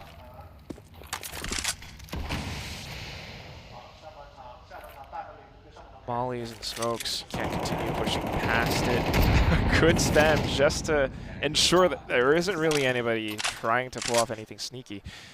And of course you also got those 2 players defending the A side pretty well. Yeah, flashes over the top. That's info. And counter flashes from the Mongols, just in case Tyloo was trying to enter into B. Fairly unnecessary, actually, as there was no attempt from Tyloo into the B bomb site, so it did bleed out a little bit of the Mongols' util, which is nice, but Tyloo has 2 smokes left. It's still got 9-10 over here on the A site. Molly in hand, drops it into mid, perfect timing. Tyloo stuck behind that for a little bit, and that is going to allow the extra timing for the rotates back across from Mongols. Incredible stuff. Of course, you know, still the upgraded pistols. Anything could kind of happen, but 30 seconds left, and not really expecting all too much. A bit of a stalemate, but they're on pistols. They have to do something. Well, 13 seconds left. They're going to try to go quickly into the A bomb site, but as you said, I'm not sure that they're really going to get too much done here at all. You're lucky to even get a single kill, and they have managed that at least from Ormond, but yeah, fairly indecisive round from Tyloo. Going to have to come together now. Gun round coming out. Not too many more of those left for Tyloo if things continue in the fashion that they have been. Got a kill on 9-10. That's a win. AK's coming through now, and you got to start winning rounds in the second half. If not, Mongols, we'll be looking at them as our first seeded team into playoffs. Yep, and it wouldn't be such a big surprise to see that be the case either. Exactly like you predicted, Elfish. Again, control coming back through. Senzu making sure that nobody pushes past Banana. Bit of more aggression into mid though, and 9-10 gets punished. That might mean an open apartments. Well, Jamyoung is, as Jamyoung does, and he's decided he's had enough, so he's going to crack a couple of heads and give the A site to Tyloo. Blitz. Techno getting eliminated from behind as well. Blitz trying to pull off a sneaky move from behind. Bomb. Instantly mollied off though, and he's completely surrounded. Trying to hold angles a little bit in case Blitz gets a little bit antsy. Senzu arriving on the scene, and the bomb gets planted. He might be able to pick up one as that bomb planter departs, but just unable to do so. Not too sure how Mongols is going to get out of this one with both of those guns, but they have no idea that it's a good choice from Blitz to go cross mid instead of down mid. So it's that safe play, of course. But that said, I mean, that's kind of what Tyloo needs. We are starting to see, like, yeah, Mongols might just be walking away with a really quick win. But then, suddenly, you got this aggressive play coming out from Jamyoung, and that, everything turns around. 9-10 lost the op, and Tyloo, when they're proactive, starts to come up with more rounds. Proactive, decisive, that's what we need to see. Yep.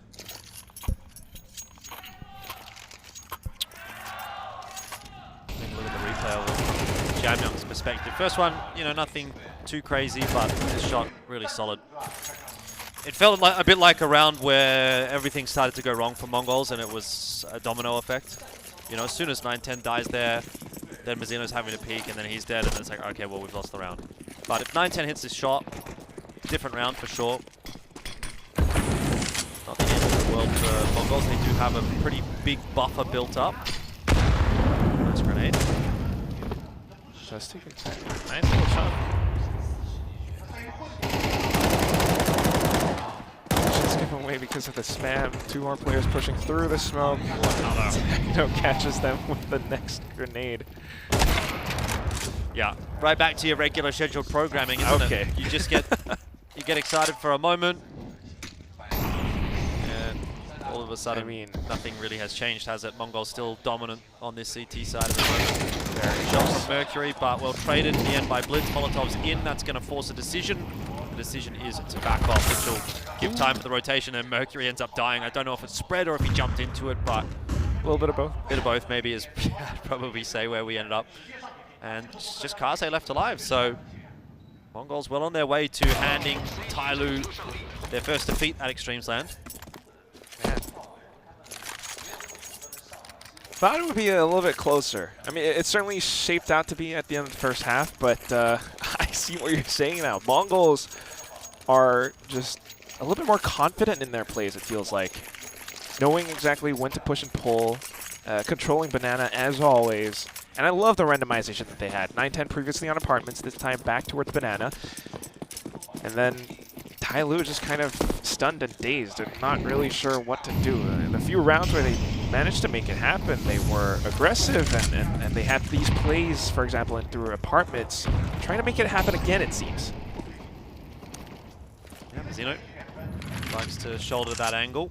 Doesn't see too much. Tyloo will start to creep their way up. Might just end up being an apps pop.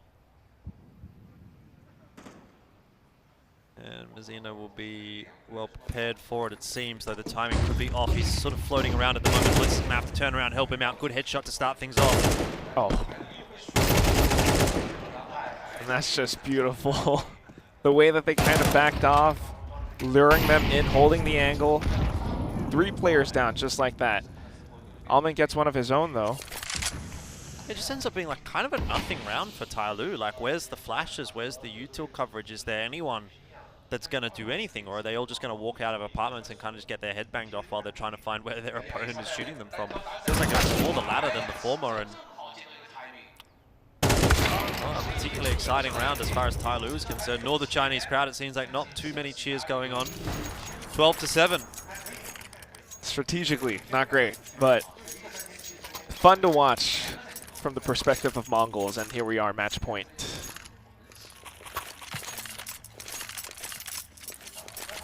Yeah, I have to say, I feel like this game kind of went to plan, you know, like Tyloo, they had their moments, they had a couple of decent showings, but as has ever been the case, they've just seemed to have fallen off a little bit compared to some of the other top competition in Asia, particularly the Mongols and Vision would be the two. And, here's another example of it where, you know, Tyloo started well, looked okay, but in the end it seems like we're going to have a decisive victory for the Mongols, and this might well be the final round of the map. 13-7, definitely on the cards now with that opening pick. Yeah, the odds definitely don't favor Tyloo whatsoever. And if anything, it could be a bit of a wake-up call because, you know, coming into eXTREMESLAND 2023, you certainly want to see more, but this scoreline, 12-7, with the second half favoring Mongols this heavily, not really. Yeah, 6-6 at the half. It is only the first day, but still.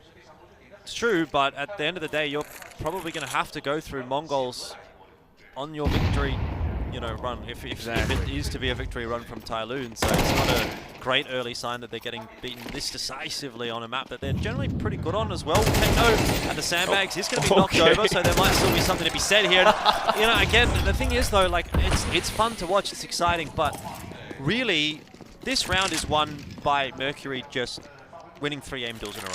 Like, there's not that much nuance to it here for Tyloo. He's kind of just walked in, individual skill defeat a little bit, and that's not going to happen every round. Exactly. I mean, I see what you're saying, Elfish, but they did, you know, I do like how they kind of played with the timing a little bit, waiting for that smoke to dissipate. Mongols didn't really have information, so they maybe got a little bit surprised by Mercury peeking out like that.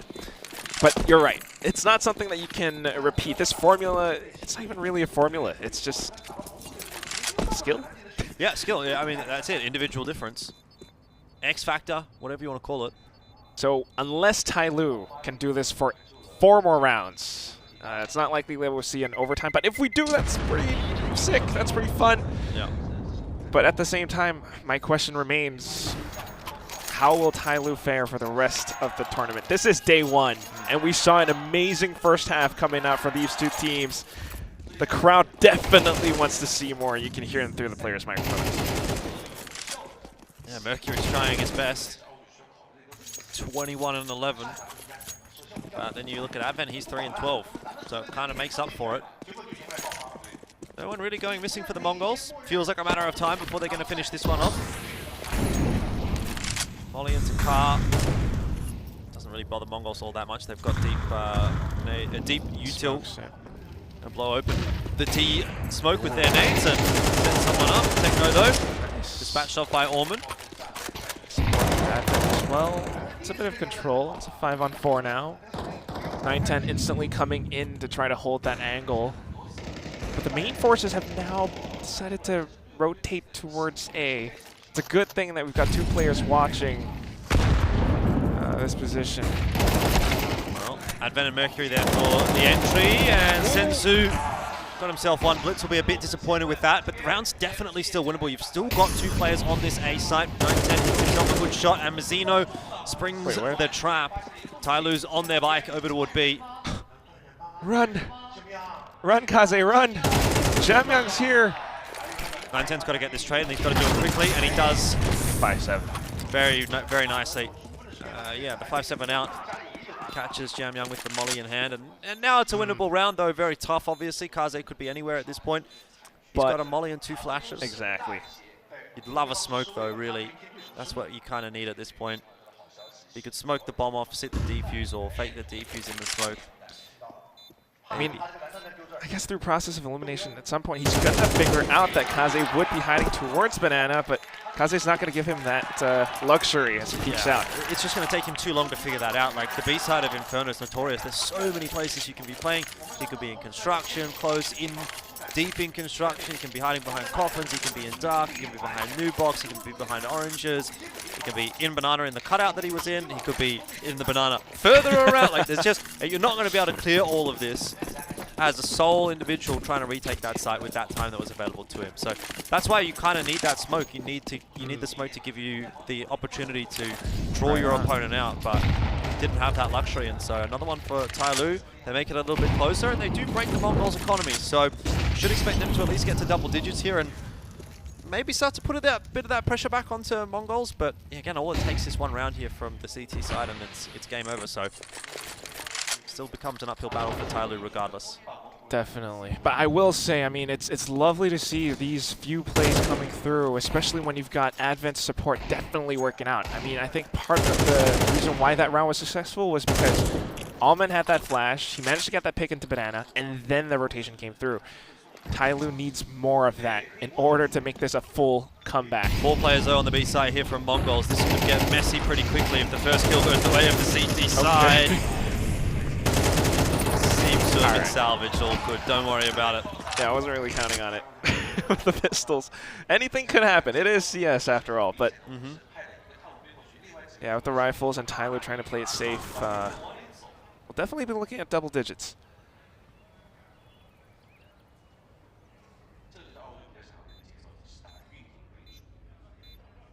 Zeno gonna try and get away with the gun here somewhere. Economical damage. Nothing much as Tyloo starts to poke and prod. But steps being heard. Ooh, 1 and 2. Okay. Thing is though, I mean the economic damage really doesn't matter because Tyloo just have to keep winning anyway. And as long as they keep winning, they'll be able to keep buying on the T side especially. As soon as they go into overtime. 2 more rounds. That's what we're looking out for. And all Mongols still 1. Yeah, I mean, it would be nice to see an OT. This would be one of the matches, probably the match where it would happen, because I think even Lin Vision versus NKT, which would be my expectation for the winners match of the next group, I do sort of not have a huge amount of faith in NKT, given that they're playing with 2 subs. Tech pause. Didn't last long. Quickly solved. And now we're looking at what might be the round for Mongols. Otherwise, their economy might not be too great. So we head into the last one. And up for 9-10 one more time. And just looking out for the positions that they'll play. That deep banana smoke once again. 3 towards B, 2 towards A.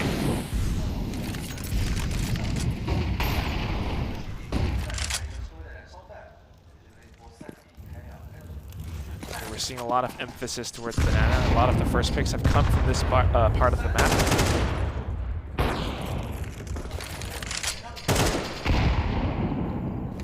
Tyloo definitely wanting to wrangle this part of the map back as well. Yeah, doing their level best to make sure that they clear out sandbags. They're going to have to be aware of 9-10 on the line. The flash is good. It'll give away his position.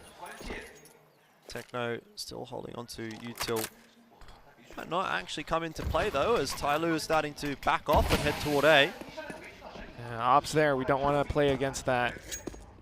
But if we can bait out the utility even further, get some picks towards A, that's what we're looking out for Tyloo this round. It's a really good grenade. And Mongols are starting to wonder where's this B hit. Saw Techno just floating into CT spawn for a second there. He's re-smoked. Will commit back into the B site one more time. It's a good decision considering that's where Tyloo's going to end up. 30 seconds left here. It's going to have to be perfect from Tyloo. Another smoke. Tyloo might just have to go through it. It's going to be messy. Techno with the off angle. 9-10 watching us a bit of extra support. Here come the flashes. A good first shot coming in from Techno, but he smoked off as well. Advent making a move in. They haven't found 9-10 yet, but surely they know he's somewhere towards new box. There's the headshot though. Tyloo making a move now. The bomb has been planted. Yeah, I'm a little bit surprised by that for 9-10, why he didn't just sit on a line looking at construction. He had to know it was open. He had to have made the conscious decision that I'm just going to disregard this angle because I can't watch everything.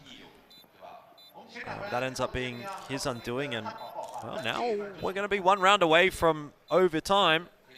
And I have to say, the money is pretty bad for the Mongols. Not sure exactly what their loss bonus is at. That was, what, 3 rounds lost in a row? It's not going to be enough to full buy. Yeah, might see some FAMASas coming out. Zeno will be able to drop a gun, there's no doubt about that. 2.9k, Blitz, 3k, 4, 9, 10. I mean, it's wishful thinking. They're going to have at least 3 rifles, though.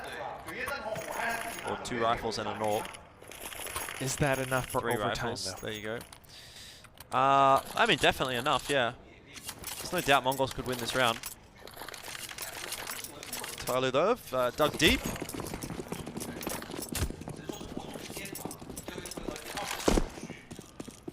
You're going to see positions being switched up one more time. Bit of that banana, but look at what's happening towards mid. Are they looking to peek out? Wouldn't really expect so from the Mongols.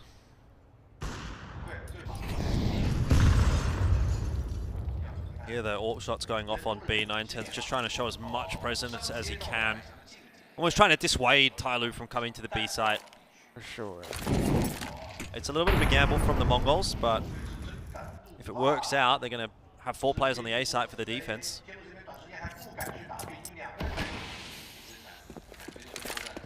At the same time, I guess it does come down to the decision-making of Tyloo. What is Advent's call? We've seen that presence. It's going to be A by the looks of it. We felt that molly.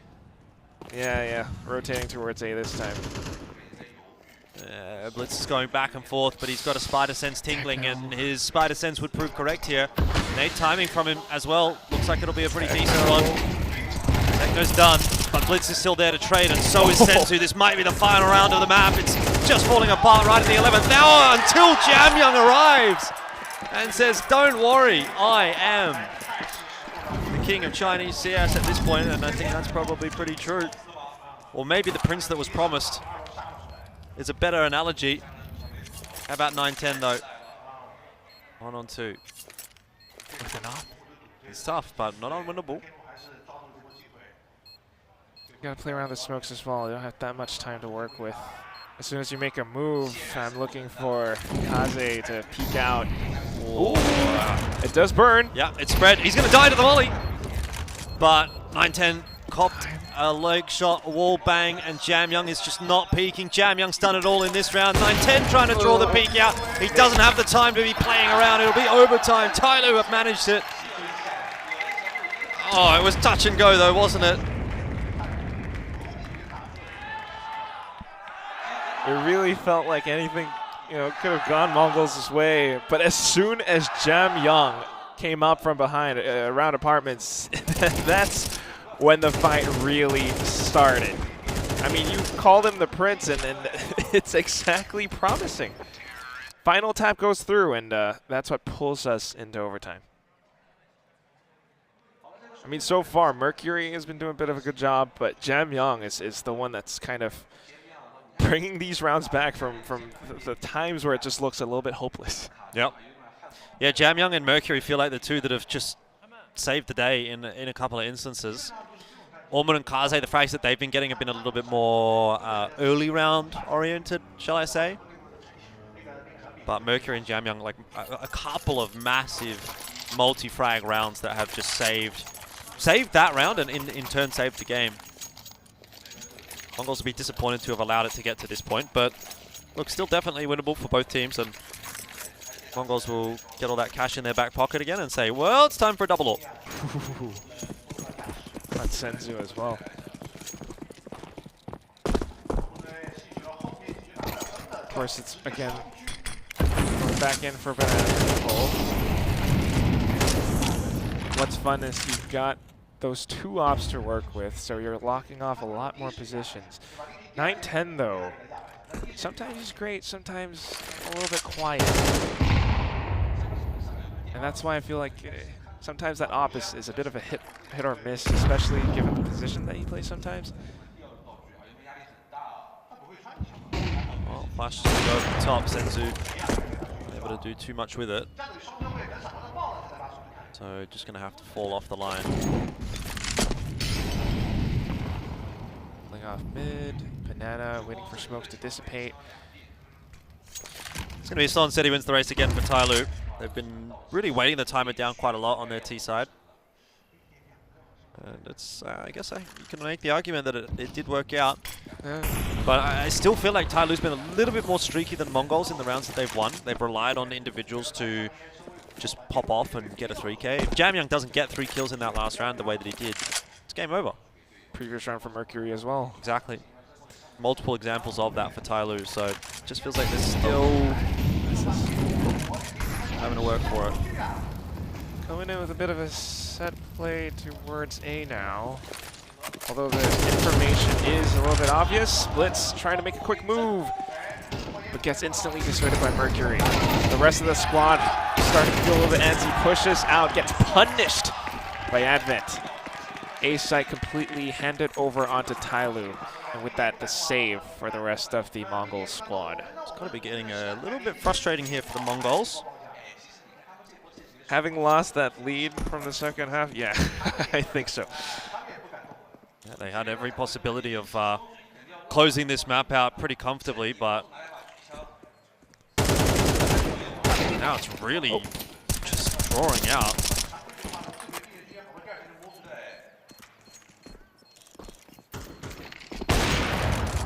Oh, even the hunt is not really working out for either side. It's important, actually, that that's the case for the Mongols. So we would have had MR3 10K, so you can run out of money on the CT side if you lose 2 rounds in a row, if you don't save your guns. And that's why Tyloo really wanted to take those away from him. The crowd cheering this on. Yeah, crowd's getting more and more involved as Tyloo's starting to win. You can definitely hear them more now than maybe 15 minutes ago.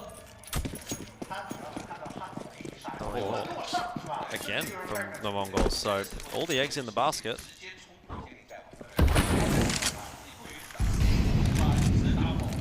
Tyloo looking to shut this one out, but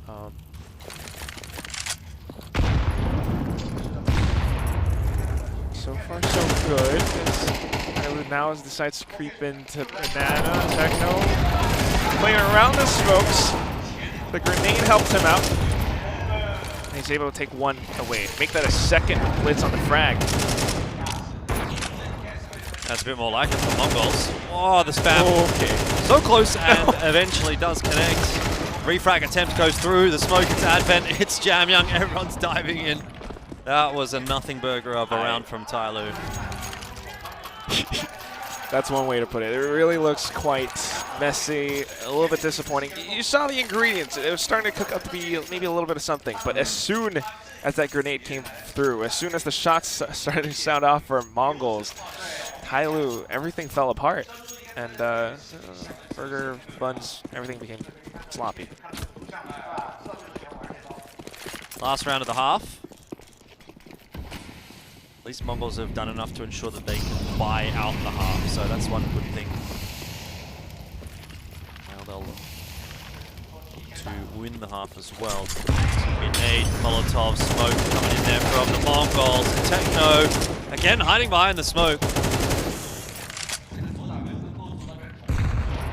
This is something that doesn't work out for Tyloo. Banana lost. Got players pretty much controlling the whole of it. Even if you do decide to rotate into A, you're always wondering if Mongols could be lurking around the corner. Well, they certainly could be. Senzu. Oh, missing a bit of a sit-up. That is the green light for Mongols to try to push. I mean, Tyloo to try to push, but then that Molly comes out to dissuade them. Still going to be committed to the B site. Only way forward. Boost up for Techno, smoke going through. Mongols still in a good spot here. It's exactly what we saw from before as well. One op, one rifle. Just that this time the op is on Senzu. Different angle being held by Techno as well, and it's one that they will not expect. Right around the edge of the smoke. Senzu sounds off the first shot. Tyloo continues to try to push forward, committing in, but Techno bending down the numbers. Kaze comes back in, Advent as well, and we're back to a 2-on-2. So unlucky for the Mongols. Advent's full flash. He's running out of a smoke. There's no way he's got any idea where he's aiming at. And he gets the headshot onto Techno. Boost up. Can't deny the bomb plant. Does get the kill onto Advent on the fadeaway, but now a 1v1 and 9-10. Dispatched off by Kaze, who keeps it in an advantage for Tyloo. That really looked like it should have been a Mongols round, but Tyloo get a little bit fortunate. Very close down into it. I mean, making use of the fountain to secure the plant, but it's just too hectic. And the final shot of that op. Mercury's having a cracker of a game though, 26 and 17. He's on for the 30 bomb. When we used to play MR15, we always used to talk about the 30 bomb. First OT in MR12 is your standard game of CS in the previous format, and so 30 frags for Mercury definitely on offer in regulation, if we're talking in CSGO terms. 4 kills he would require over the next 3 rounds, and I suppose if he was able to achieve that, then that might actually be enough to put them over the line. Then we will be looking out for more from Tyloo, but still watching out for the rest of OT.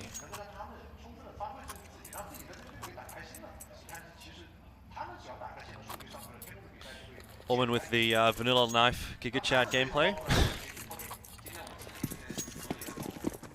Not often you're going to see that. Oh, there was a vanilla M4 from before from the acting squad as well.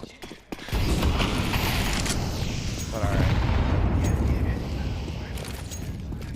It's being traded into its banana again, but this time it's 3 players just right around the edge of it. Mongols on the T side just going for more mid control. And if you look at how Tyler are defending on A, there's not much. They've fallen so far back. It's a great start for Tyloo. Orman's got the opening pick out of Banana. 4v5 now for Mongols.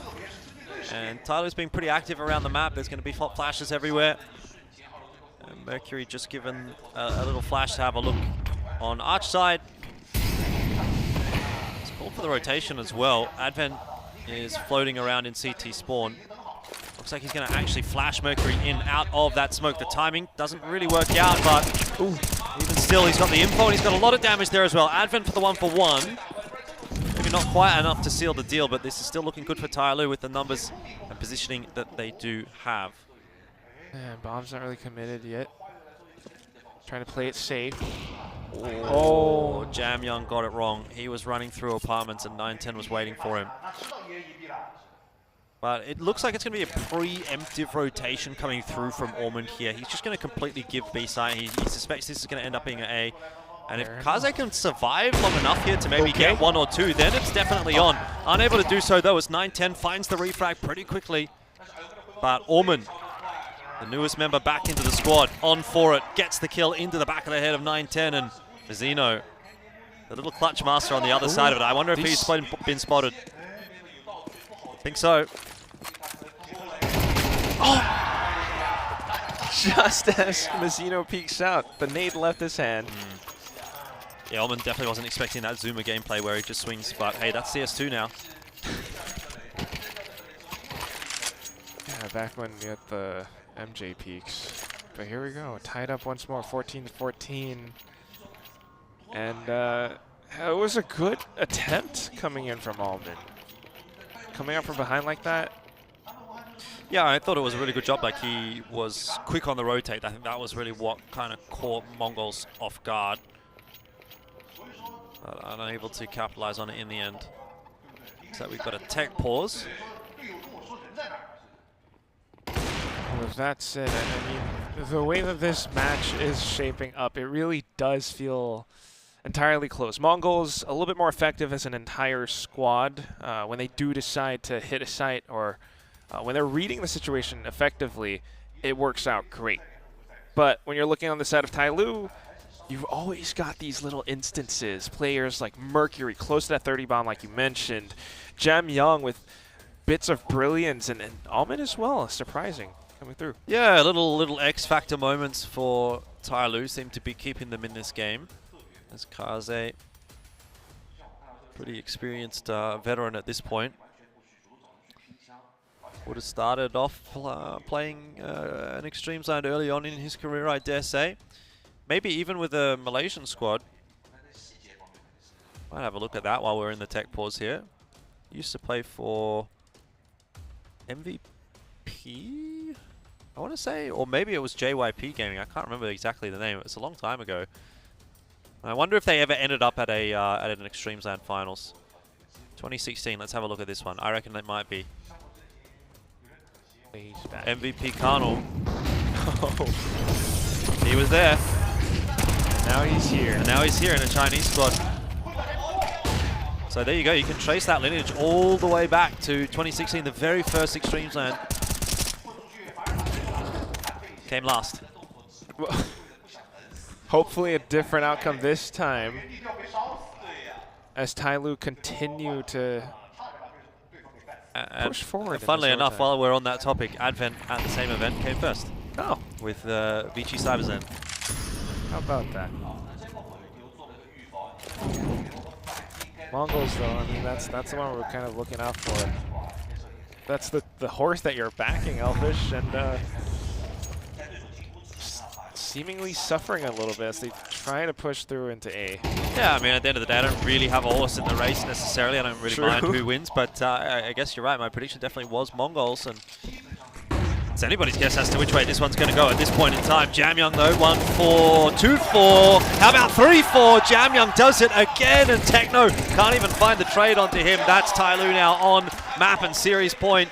Could be a 16-14 victory, which would really leave the Mongols scratching their heads because they had every opportunity to close this out in regulation. And now they are staring down the barrel of a defeat, which will mean they'll have to come back tomorrow. Which means more tape for your opponent to study as well, and that's something you don't want to have. Not only that, it will mean a big weekend for the Mongols because they've got to, obviously, as we've said, play in the Chengdu qualifier as well. So they're going to go and play that series tonight. Then they'd be back tomorrow morning for another best of 3 here and probably another best of 3 tomorrow night in the Chengdu qualifier. So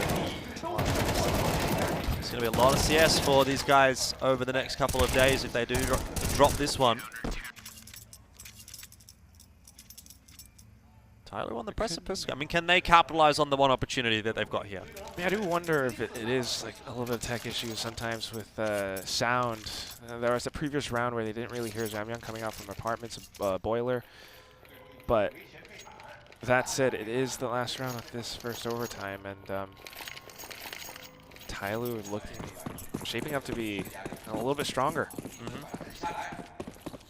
Just a single AWP for Tyloo out in the CT half, different from Mongols who were opting for double AWP. Looks like Mongols want to try to go quickly, but Molotov is going to keep Techno at bay in Banana in the smoke. Kaze watching the jump out top as well, not quite expecting the Ferrari peek from Techno. And that leaves Advent alone. Trying to toss out some nades to dissuade even more pushes coming through. That's the smoke. This is the site you want to hit, though. If Advent's there solo, and I can understand why the Mongols are trying to push the pace here. They know that Advent is alone. Techno's pushed all the way into CT spawn. No one was expecting that one. Okay. Though the thing is, they still haven't taken down Advent yet. There's going to be Util getting tossed across to try to help him out. Mercury's got himself a kill, but Techno wrapped around from Construction. Got another. I think we're going toward another OT. Might just happen. Techno, he's not slowing down. Jamyoung coming up from behind. There's no way. Able to start things off, but that bomb. It is going to be one hell of a battle ahead of him. I don't see it happening. I mean, he's been able to pull off a miracle in plenty of rounds, but this one's a little bit too much. Flash in his face. Oh, Jamyoung gets blitz. Clean kill, but doesn't have much HP left to play with, and running out of time now. Molotov's going to go into dark, and that is going to draw. No! Oh, he intended it potentially to go toward new box, but either way, it's not worked out. 15-15. It's going to be OT2. Third game of the day. Wow. Yeah. What a way to start. Could still be a long day. We were doing so well for time. we were doing so well for time. And now, up to this point, perhaps not. I mean, again, I do feel like, you know, we're talking about Lin Vision, NKT, of course, maybe a little bit less for NKT considering the subs, but these two, Mongols and Tyloo, that's precisely the one that we're looking out for. And what a way to keep things intense. I mean, we started out that first half already pretty close. Second half started things, you know, you would start to think that Mongols has it at that point. But then this happens coming out from Tyloo. And Mercury is going closer, ever closer to that 30 bomb. Yeah, 29 out of the first 30 rounds. Jamyoung's picked the pace up again as well. He's 22-20. A little bit more of an across-the-board performance from the Mongols.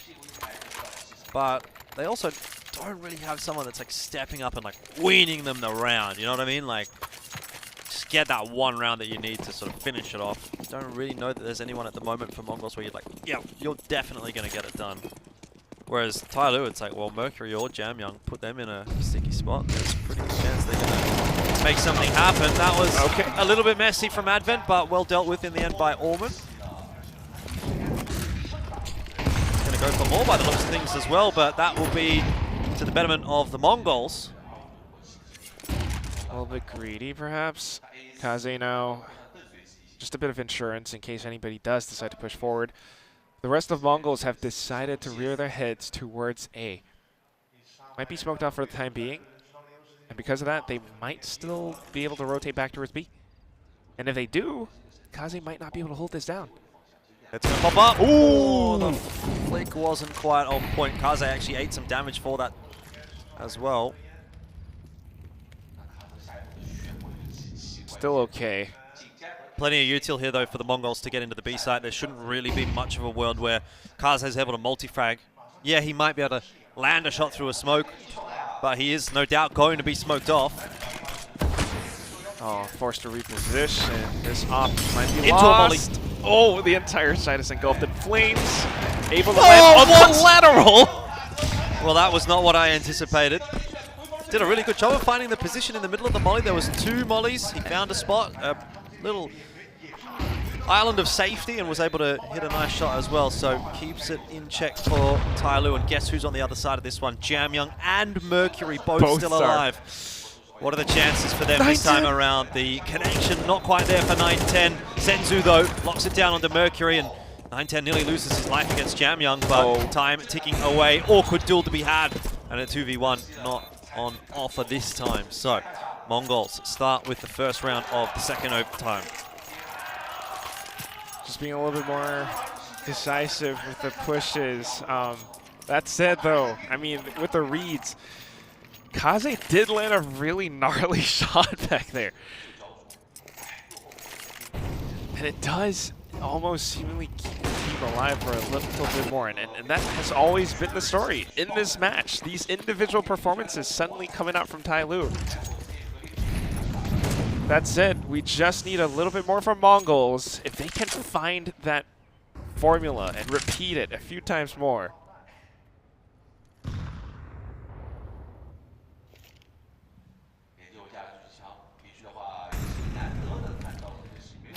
Slow approach again from the Mongols. Smoke's going to go over to Arch side, responding. Util comes out from Tyloo to keep the Mongols from working their way into brackets. Volley's going to fade though before the smoke does. Now there's some more Util getting tossed out by the Mongols. They're going to smoke off Arch, start to work that area of the map. Okay. Smokes, good flash coming through. And now you've got options. You might be able to make a move through CT and further. Double pit set up for Tyloo on the defense. Not usually a bad one, but Kaze's now isolated and struggling to watch all of the angles. Tyloo in real trouble now as the Mongols slow things down. Well done by Mizuno. Gets the job done himself. And sure, Senzu dropped on the other side of the engagement, but still looking good. And Techno with a sharp spray transfer. 17-15, and Mongols have kind of locked in overtime number 2. Money not looking great for Tyloo in this round as well. The river has run a little bit dry, which is exactly why this is starting to happen. And then maybe, you know, it's not a lot of star performances, but Techno has had a lot of his own moments. 9-10 sometimes redeeming himself too. But really in that round, it was just that push through the smoke with Blitz to support. Right up around A.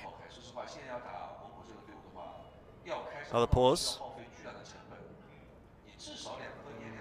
Not from Tyloo this time. I don't know, like, is it a technical pause? If it is a technical pause, why are they counting it? I almost think it's attack pause. And they've just actually maybe got the name wrong. It has to be attack pause. There's no way, because that is attack pause. It takes 30 seconds. You know, you got however many of them per map. Discussing things. They're talking. You're not allowed to talk during attack pause normally in CS, so I can only imagine that was attack pause. And Tyloo's run out of money as well, by the way, because it's 10k MR3. So Mag 7. 3 MP9s and an M4. Jamyoung's been given the M4 to try to do something with. Performance died to a... Oh, sorry. What happened? He was just in banana, I guess, trying to pick the pace up. Jamyoung, to his credit, there's 2 for him, but should be traded down here every day of the week, and will be. Instantly traded the Tech 9. The rest of Mongols continues to push into B. Rotations coming through, Mercury as well as Advent. The only ones left to kind of defend this site. If they can get those kills, then it will work great. Kaze needs to, I don't know, pick up a different weapon.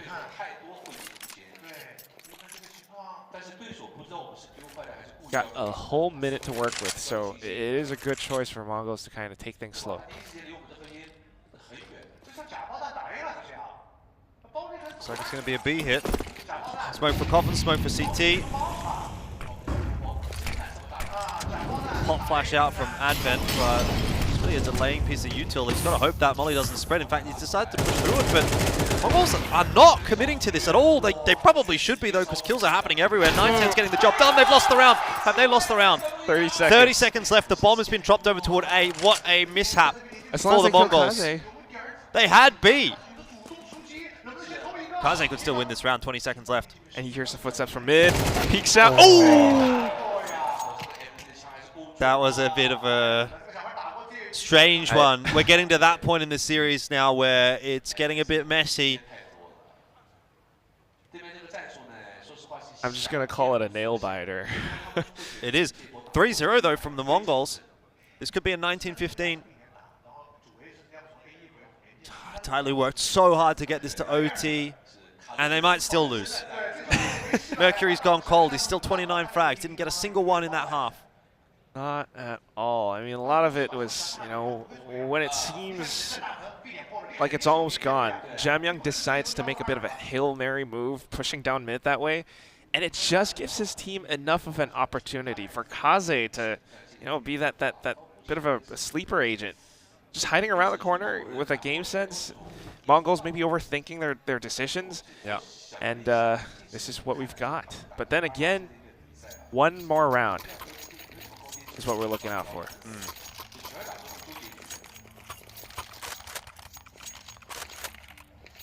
Mongols, you know, they've been in a bit of a seesaw match, but they haven't really too much disappointed us.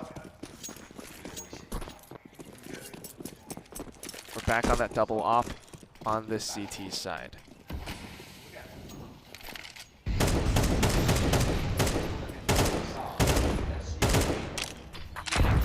Venture, nothing gained. Yeah, Tyloo. Like they want to focus a little bit more on the A site this time around. Banana's been well and truly given to the Mongols, but if Tyloo go quickly into A here, it is only the 2-pronged defense from Mongols.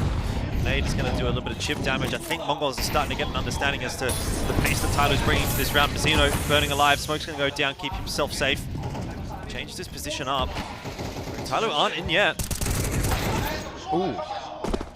And because they aren't really fully committed, they are able to hold some of these positions, some angles, a couple of kills going their way. Just 910 on the site right now. Needs to go big, needs to go hero mode. He's got multiple angles to watch. He's able to duck back into the site. 910. No. Unable to do much more than just the one kill. So it's not over yet. They had him completely surrounded. Senzu should really just save this orb. I'm not sure what he's doing. There's not that much money on the CT side. Don't need to be going for this fight. Yeah, definitely recognizing that now. But at the same time, it's just a sudden change of pace. Mizzino, a good attempt. But once Tyloo has that site surrounded, I mean, just getting a good read, a good idea of how Mongols might be defending. That's what brings Tyloo back in.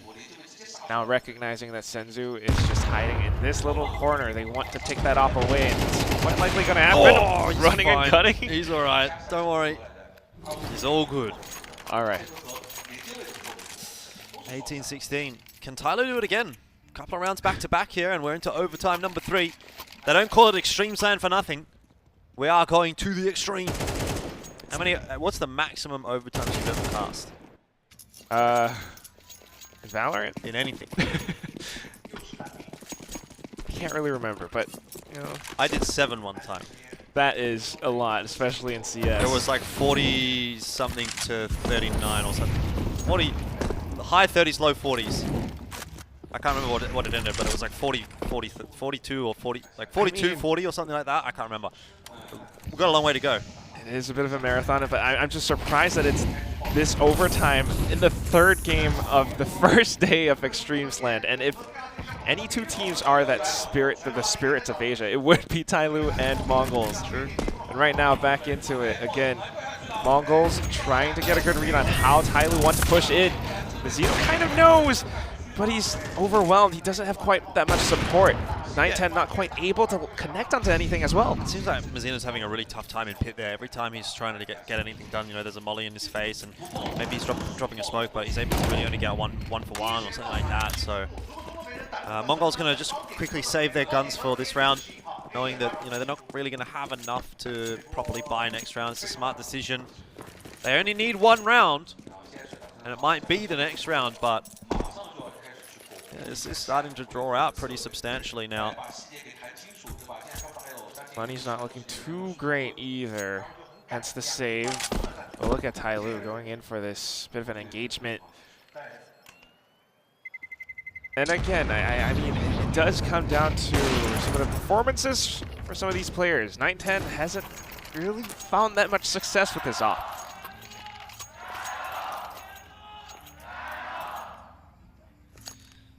Oh, 1 round away from securing another OT. That's the goal for Tyloo at this point in time. Mercury's up to 30 frags though. There we go. Just the 1. But as we go in, I mean, the past 2 rounds definitely do indicate that Mizzino is having a bit of a tough time around pit.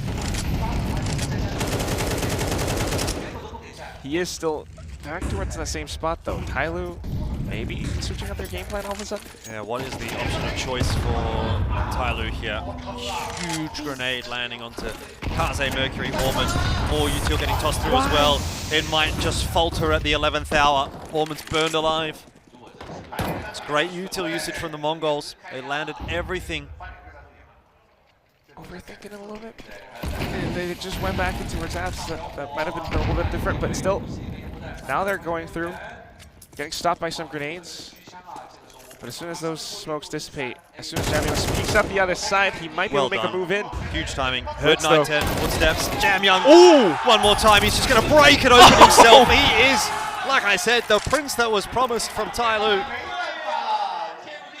Oh, this guy is putting Chinese Counter-Strike on his back right now and making the difference every time. How do you deal with that as the Mongols? Oh, God. Well, 3 players are relatively low. This could maybe still go differently. However, the bomb has been planted. The positions are being held and defended. Senzu. It's OT3. There's no way. Yeah. He doesn't have the time. He does not have the time to clear these 3 members out. Not we gonna are happen.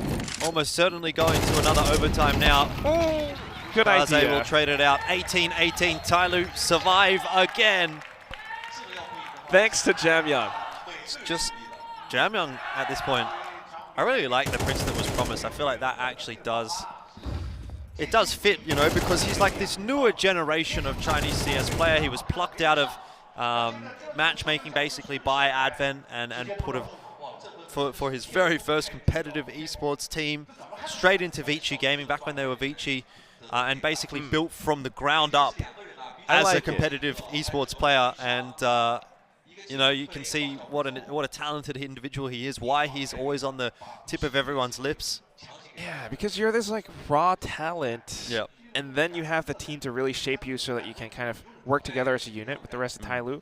But those instincts from like matchmaking and stuff, sometimes they stay. And that's why he is this little bit of an unpredictable player. He walked through a smoke to get that first pick. Well, I mean, on the contrary, I actually think that was a really smart play from him because, you know, if you looked at the timing, he was actually, what happened was there was a molly that was tossed down in brackets. He was actually in front of that molly, but behind the smoke. Tyloo, expecting maybe that they had everyone stuck behind that molly, deeper into mid. He knows he's got a bit of a timing. If he lurks through that smoke, he hears the footsteps, he knows 910's just running around, and he found the perfect timing because he had a bit of an advanced position that Tyloo wasn't expecting. And obviously from that point, one goes down, he's able to follow through with multiple one-on-one aim tools and wins them all. Really impressive stuff. And Techno! He's angry. Into overtime number 3. The Mongols, once again, start well. As is always the trend. Maybe a bit of a mishap from Tyler as well, walking into logs that way, but comes back into it, and Jamyoung wants revenge. Takes down Mizzino. With that, we're going back into A, just playing around this smoke once more. Techno. Oh, we're going to go in for a little bit of a kiss and a bit of a hug. Mercury. Well, that's not good. Mongols had a 2-player advantage at the start of this round, and now they almost have a player disadvantage. It's still a trade. Mercury ate some damage for his trouble there, but you do just have the 1 player isolated now on A, and well, you'd have to imagine Tyloo do get a bomb plan here. Timing is looking good for Orman, but he hasn't checked to his left. He will have to at some point. Yep. Absolutely rat Elfish. And that leaves us with Senzu, who's probably going to save. It is an op. Yeah, it's definitely an option. I mean, this is a winnable round, though. Like a 2v1, I think you could maybe give it a crack.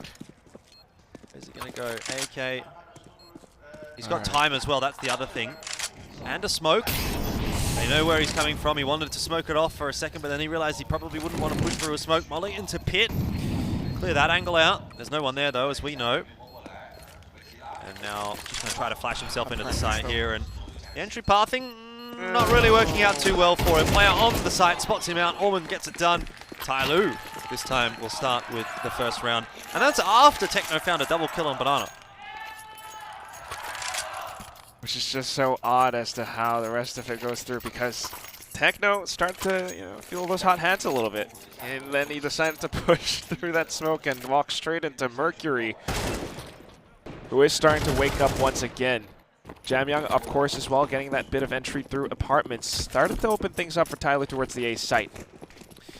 Yeah, I mean, look, if this is a prelude for what we're going to get at the Asia RMR, then it's going to be a potentially pretty competitive one, which is what I've been saying. I feel like this upcoming Asia RMR is going to be the most competitive we've had since the COVID sort of shutdown period, I guess. And these 2 teams will both be there. It's started pretty well in this round, but 9-10 just completely run down. Kaze Advent this time, the one's finding the openers for Tyloo. They've still got more work to do. The molly at the feet of Advent. He has to duck into pit. He's going to survive the nade as well. It didn't quite go deep enough, and Kaze helping out as well. This is just an absolute mess of a round. No one wants to stop fighting, and Kaze, with the Glock of all things, gets the headshot wallbang onto Techno. I don't know what's going on. And it's going B. As the dust settles, yeah, back towards B, where Senzu is, with an op. They have a smoke for the cross, they do.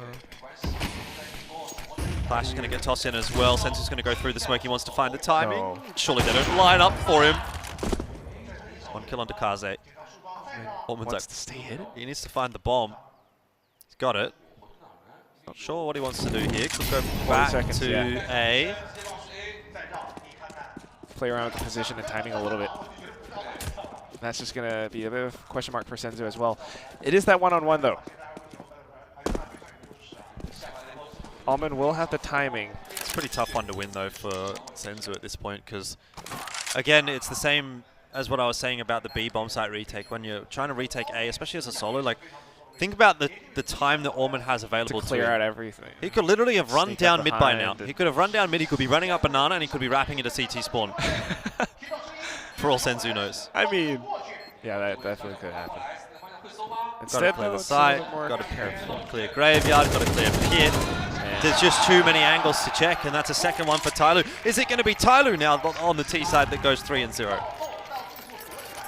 That's precisely kind of why this matchup is so crazy. A bit of a brawl towards the A site, and both teams just continue clashing into each other. And by the end of it, although it was a 1-on-2, Senzu tried his best. But it's a smart call coming out from Alman to dribble back towards the A site.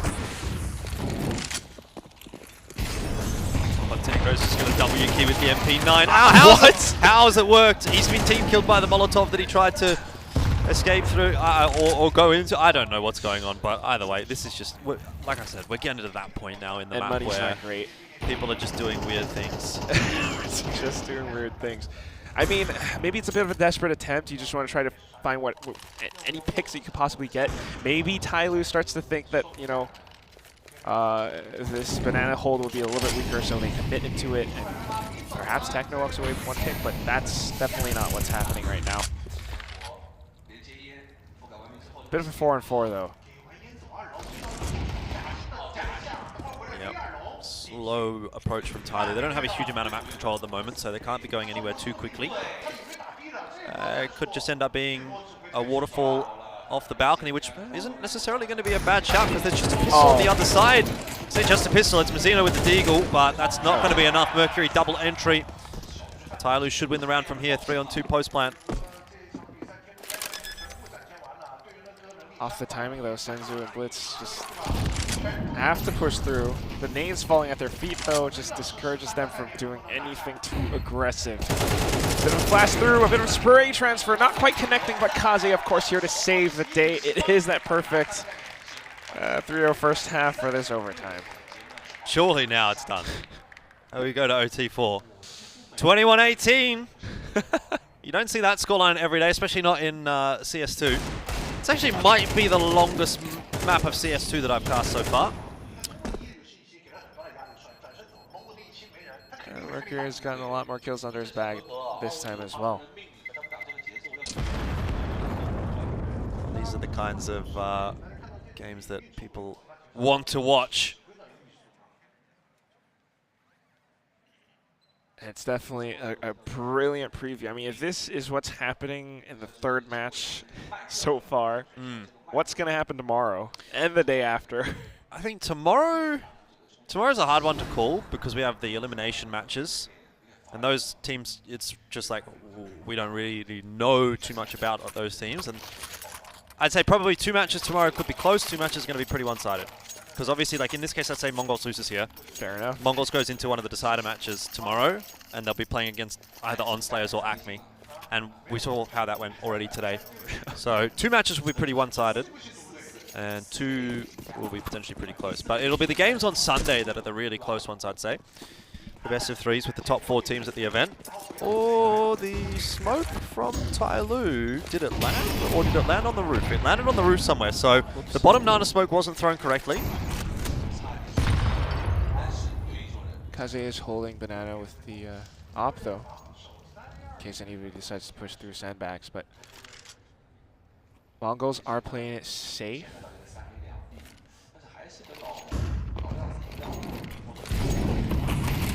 They are at risk of losing this match though, so slowly inching towards the ace site now. You've got, again, just Tyloo trying to hold on to this position. Mercury, Almond, ready to receive. Nate's tossed out, a bit of a fake, and Mongols rotate back towards B.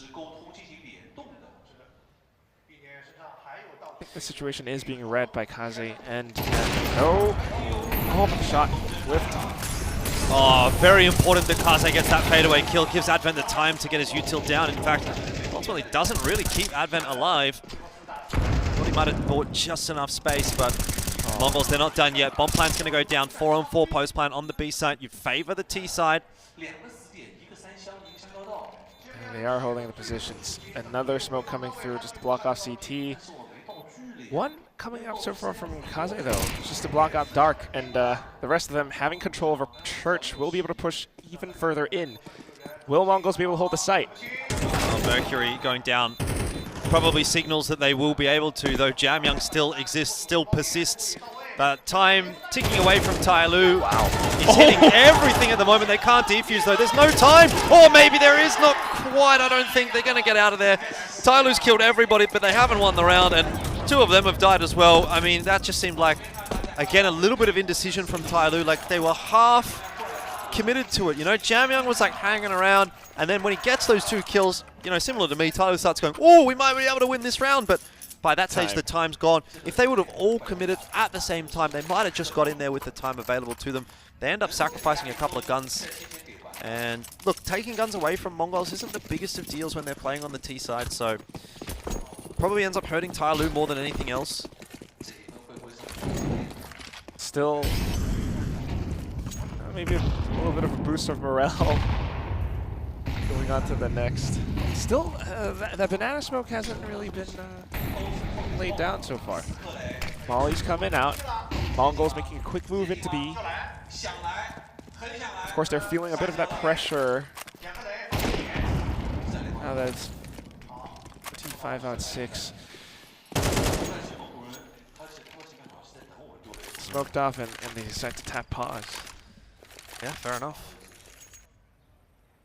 Pretty tense situation at this point. The smoke will go to arch side of brackets. A couple of Tyloo players locked behind that one. They're just drawing out a bit of the util over on the A bomb side. Might indicate that they do want to end at A. They are baiting out those utils. Of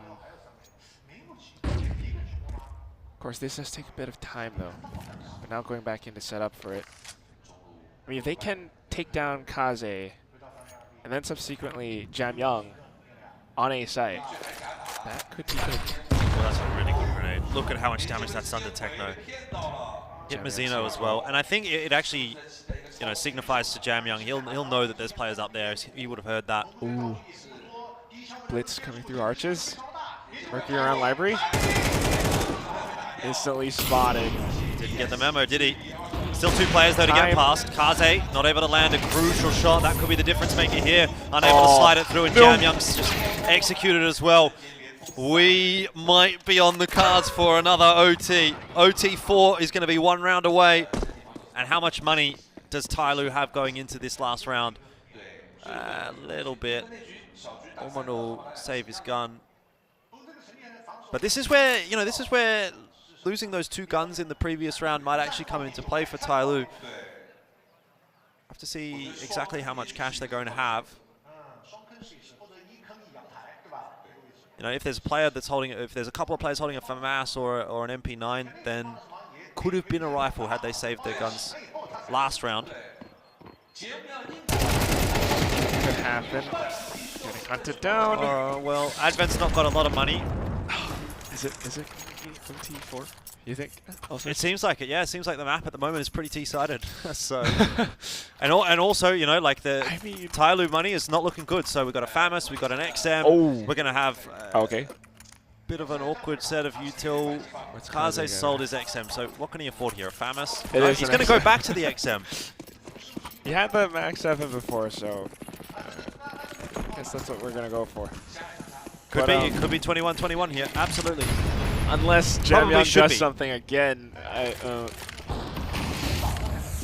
Pretty insane if he does. Back into Banana, and then Solomon is suddenly getting decimated. Oh, what the MP9 spray! Straight right back just for 1 second. All right. Still doesn't fill me with a huge amount of confidence that this B hold's going to go well when it's Advent with an MP9 solo holding B. It does play with the pacing of things for a second, just a very brief second. Jamyang's been given a very important role right here. He's playing Rotator in CT spawn. Or is it Mercury? It's Mercury. Fair enough, he's got the M4. Mercury and Jamyang have to be the difference makers in this round. They've been given the weapons to do it. I like this push though out on the A side. I mean, Jamyang's just, he's going for a bit of a Hail Mary. He knows he's getting info, and they're going to be able to stack an extra player over toward B. This is a really good call from Tyloo. If they delay long enough, and he wraps back around behind, this could work. Well, he's got to slow down now. He's making too much noise. Oh, they've heard him at this point. No, but they haven't. Just the shot from 9-10, and that is it. Mongols not able over. to push through. Mercury runs out of ammo, swaps to the AK, gets spotted by the Tech 9. Is the XM really going to do it? The Kaze XM clutch is so on. Look at how low they are right now. This is so possible, so doable. 20 seconds left. Bomb's going over to A. He's over on B. All Senzu needs is 1 shot. I mean, all Kaze needs is 1 shot, and he doesn't even have to aim. He just has to point in his general direction. The problem is he doesn't know there's another player there. He's been hurt on the way out. Senzu. It's going to be all the info that Mongols need. I think we're going to another OT. It's going to happen. Kaze with the sense turns around. He doesn't quite land a shot. He can't slow down. He's got to keep going. He's got to keep going. Has to somehow get onto that bomb. There's no there's no smoke to defuse, and he's got to tap the bomb. He's got to tap the bomb somehow, or find one of these players. Up into the apartments, doesn't see anybody. It's over. The round's over. There's no time. I mean, there is time. Around. Oh, is he going to sit it? You've got to peek. You've got to swing. And he does. It's OT number 4. Here we go again, boys. Wowie. And it all happens. Jam Young always is the guy to make these things happen. But at the same time, I mean, Mongols having that sense to kind of stay hidden. Senzu was really smart on that play. Solid stuff from the Mongols. Solid stuff from Tyloo as well. You can't really fault either team. They played pretty well on their T side, both of them. So credit where it's due. But this is definitely starting to drag on now. We're technically still not behind, actually. The next game's not scheduled to start until 7:30. Fair enough. Or, sorry, 7:30 Australian time, because I'm looking at it on my PC, which would be 4:30 local time. It is reaching 4:30 soon. Well, it's 10 past 4. I reckon we can get another couple of OTs in here. Fourth one going through.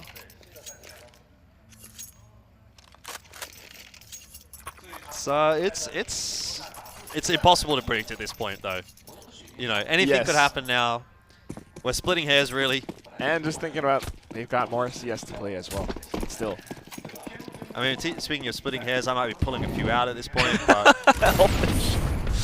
we'll be fine. Got plenty of hair where that's come from. Orman starts well into OT number 4. Gets the opening kill onto Techno. I don't know. I mean, it might drag on for the players a little bit as well, and because of that, they might be starting to make some moves that maybe don't make too much sense. Techno has been going for some of these Hail Mary plays now, and he keeps getting punished for it. As a result, Mongols are kind of suffering. Tyloo did start off the previous overtime with such an incredible start, so is it going to happen again?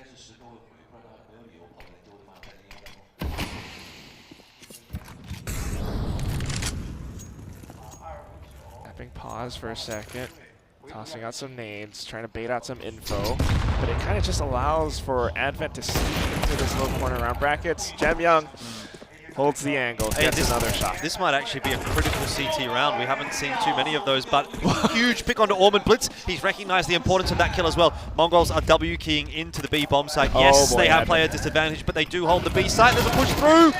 And Blitz was completely unexpected by Advent, and in the blink of an eye, it's back to 3-on-3. Mongols with the advantage. No one can win a bloody CT round.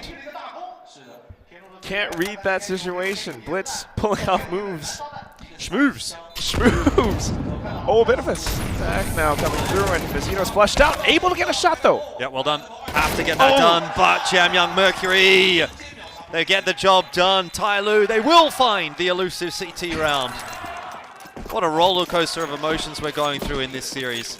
Welcome to Asian CS, by the way. Like, it's been a long time since we had Asian CS on LAN, and what do you know? First day, we get a banger of a game. Incredible banger. The crowd is kind of keeping Tyloo in as well. Yeah. I mean, I'm sure there's a bunch of people tuning in now, because, like, obviously, you know, you go on HLTV, you see a close scoreline, you're like, oh, I'll tune in and watch that. Check it out. I mean, this is Asian CS. For my first time doing this is one hell of a way to be inducted into. This is your first match of CS2 that you've ever cast? Yes, it is. Well, there you go. Couldn't get put through your paces any more than you really have been so far today. Question is, though, I mean, will we see more CT rounds going in for Tyloo? That's a good question. Can't really back on it at this point. I like how they're kind of being a little bit more disciplined about it as well, though. Hiding further back into some of these deeper positions. I mean, of course, we've seen a lot of the ways that they hold B like this. Great util. Nades, spam, doing so much work, and there's another opportunity for a CT round here from Tyloo. And then the rotation comes through to A. By this point, we've still got a bit of utility left. Mercury just trickling back. At what point does do the players on B side rotate over?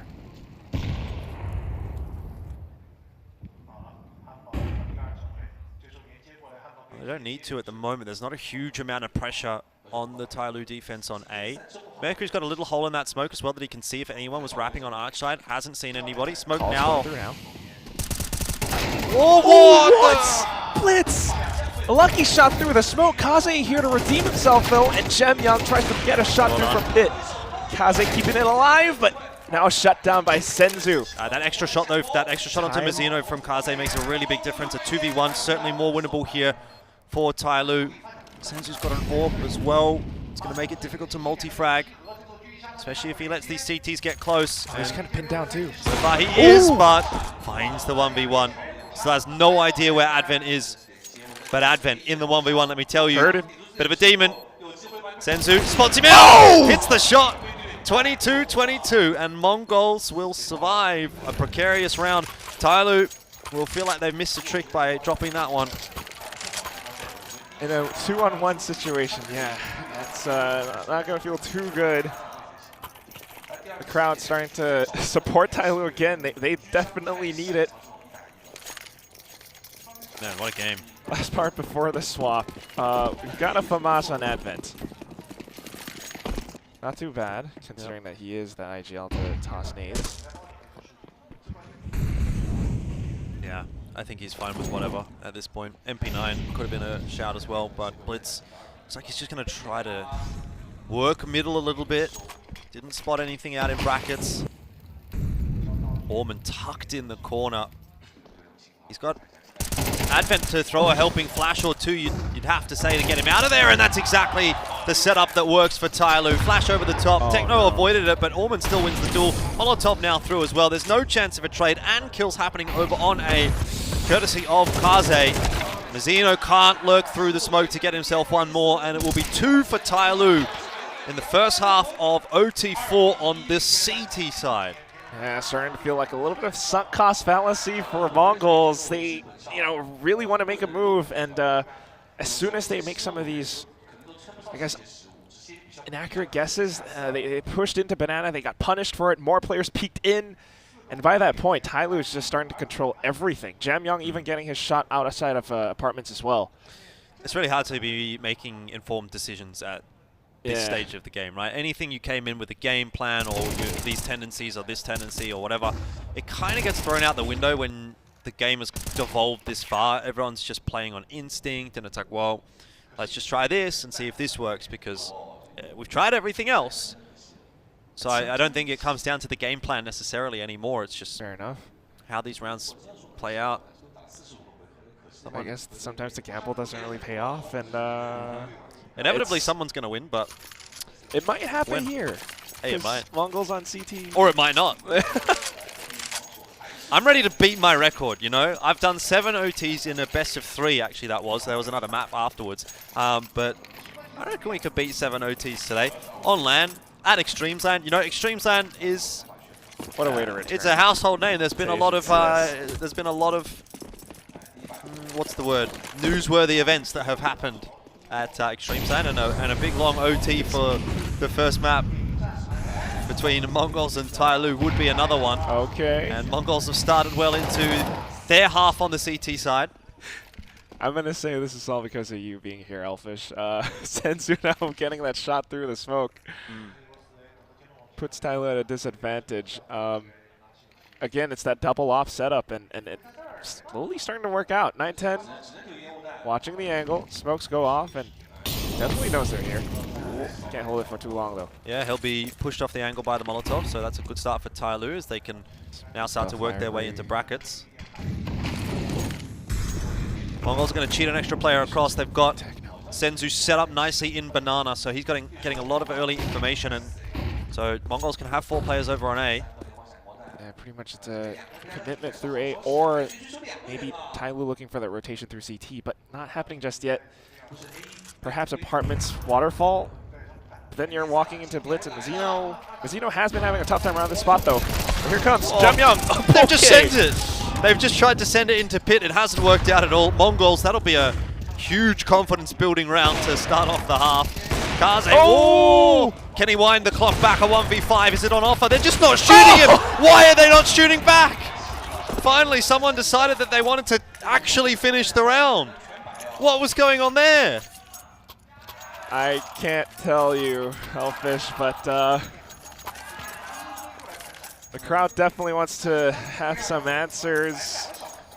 Jamyong, the call, you know, it might have made sense, but again, when things are drawn out this long, sometimes mistakes are bound to happen. The waterfall did not work. There wasn't that much support. There wasn't any cover fire, and well, Kaze definitely still has it in him. Senzu now another shot, same exact spot. Molly being tossed at the feet of the Tyloo players as well, though. So, oh man, I reckon if Mongols wins this round, Tyloo's gonna win the next one. We're going to OT5. That's my guess. We'll see if it happens. Senzu is definitely trying to prevent that from happening, though, perhaps.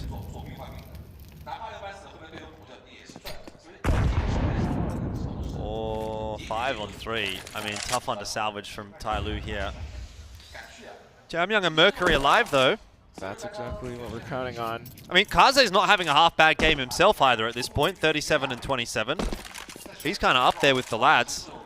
Don't know that it's felt like his kills have been as impactful, though.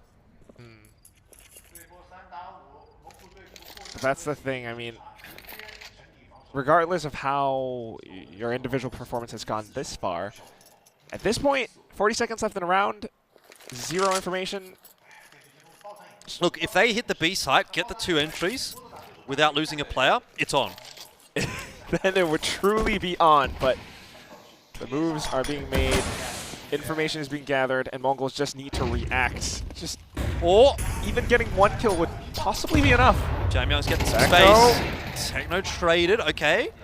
But if they can get the bomb plant down and play a 2-on-3, it's all on Jamyong, isn't it? Timing of the essence right here, and it hasn't been found. 24 to 23 for the Mongols, who now have the advantage and again have the map point. And it's Tyloo that is now having to try to fight for their survival one more time. Either Jamyong or Mercury. Can either one of them do it? So far, they have been bringing this game back to life just by making some of these miracle plays. Let's see if I'm right. Okay, Mongols won the round. Now my prediction, Tyloo wins this round, OT number 5. Orman, oh, he's getting very far up Banana. All right, tucked in. There's only 1 player toward B. Mongols have thrown a change up in. They've thrown a change up in, but this can go horribly wrong. They need to hit their shots. Kaze surviving. Somehow he's stuck in the tunnel alive. And surely Tyloo just have to go B. They've got to make that call. They have. Kaze still in the tunnel. Senzu trying to hit his shots. Kaze now. Oh, going all in. I don't even know what's going on at this point, but Advent Orman are the last 2 alive. It might finally be done. Senzu's held on long enough. Starting to burn, though. They're chasing him down with that knight. Finally catching him. But look at, they're completely surrounded. Flash through the smoke. Blitz hasn't found himself the kill. Where's the shots going to come from? Advent Orman holding on. It's 2v2. Don't tell me it's possible. It might actually happen. It's a 2-on-4 to push us through to overtime number 5. Turn around. Bullets. He ran out of bullets and Orman saves the day. It is OT number 5. You couldn't write a better script. Senzu's got 42 frags. 42 kills. Thank you very much, Elfish. And we're into round 49 now of the game, by the way. We're going for a record, man. We're going for my record. I have to check it up. I have to actually have a look and see what it is. I think it was like 70-something rounds. 70-something. In the meantime, while we are nearing that outcome, so far these rounds, you know, we're looking for that CT side, and Tyloo did have a pretty good start. As soon as we swap over, though, some of these rounds, Mongols starting to come alive because of these plays from Senzu, for example, on the op, locking down Banana. Techno is starting to peek through smokes at times, and it really throws Tyloo in for a loop. Can't believe it, hey.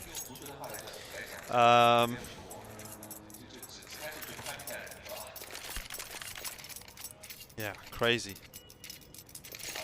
I don't know what to say at this point. I've run out of convincing analysis to make intelligent things to bring to the table. It might seem that that's the same thing that's happening in the game. As you mentioned, playing off of instincts. But that's at the same time kind of the reason why these amazing plays are happening, and Senzu once again finding success at Banana. Oh, 9-10 this time as well. Yeah, great start. And if they can keep this up for the CT side, it would be good. Even a 2-1 at the end of this first half would be awesome.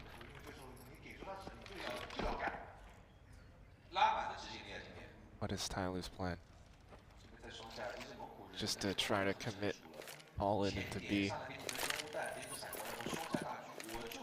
A bit of a set play. Smokes off CT, smokes off spools. But then you gotta watch out for that off angle as always. Senzu nailing his shot once again. Techno up on top. Gets the spray down. Instant leapfrog, and Senzu comes back in just to secure the round. 25 and 24.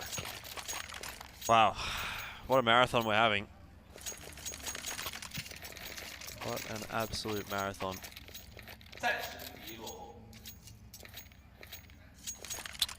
Who's going to be the next one to hit 40? Mercury, maybe? 38 frags at the moment.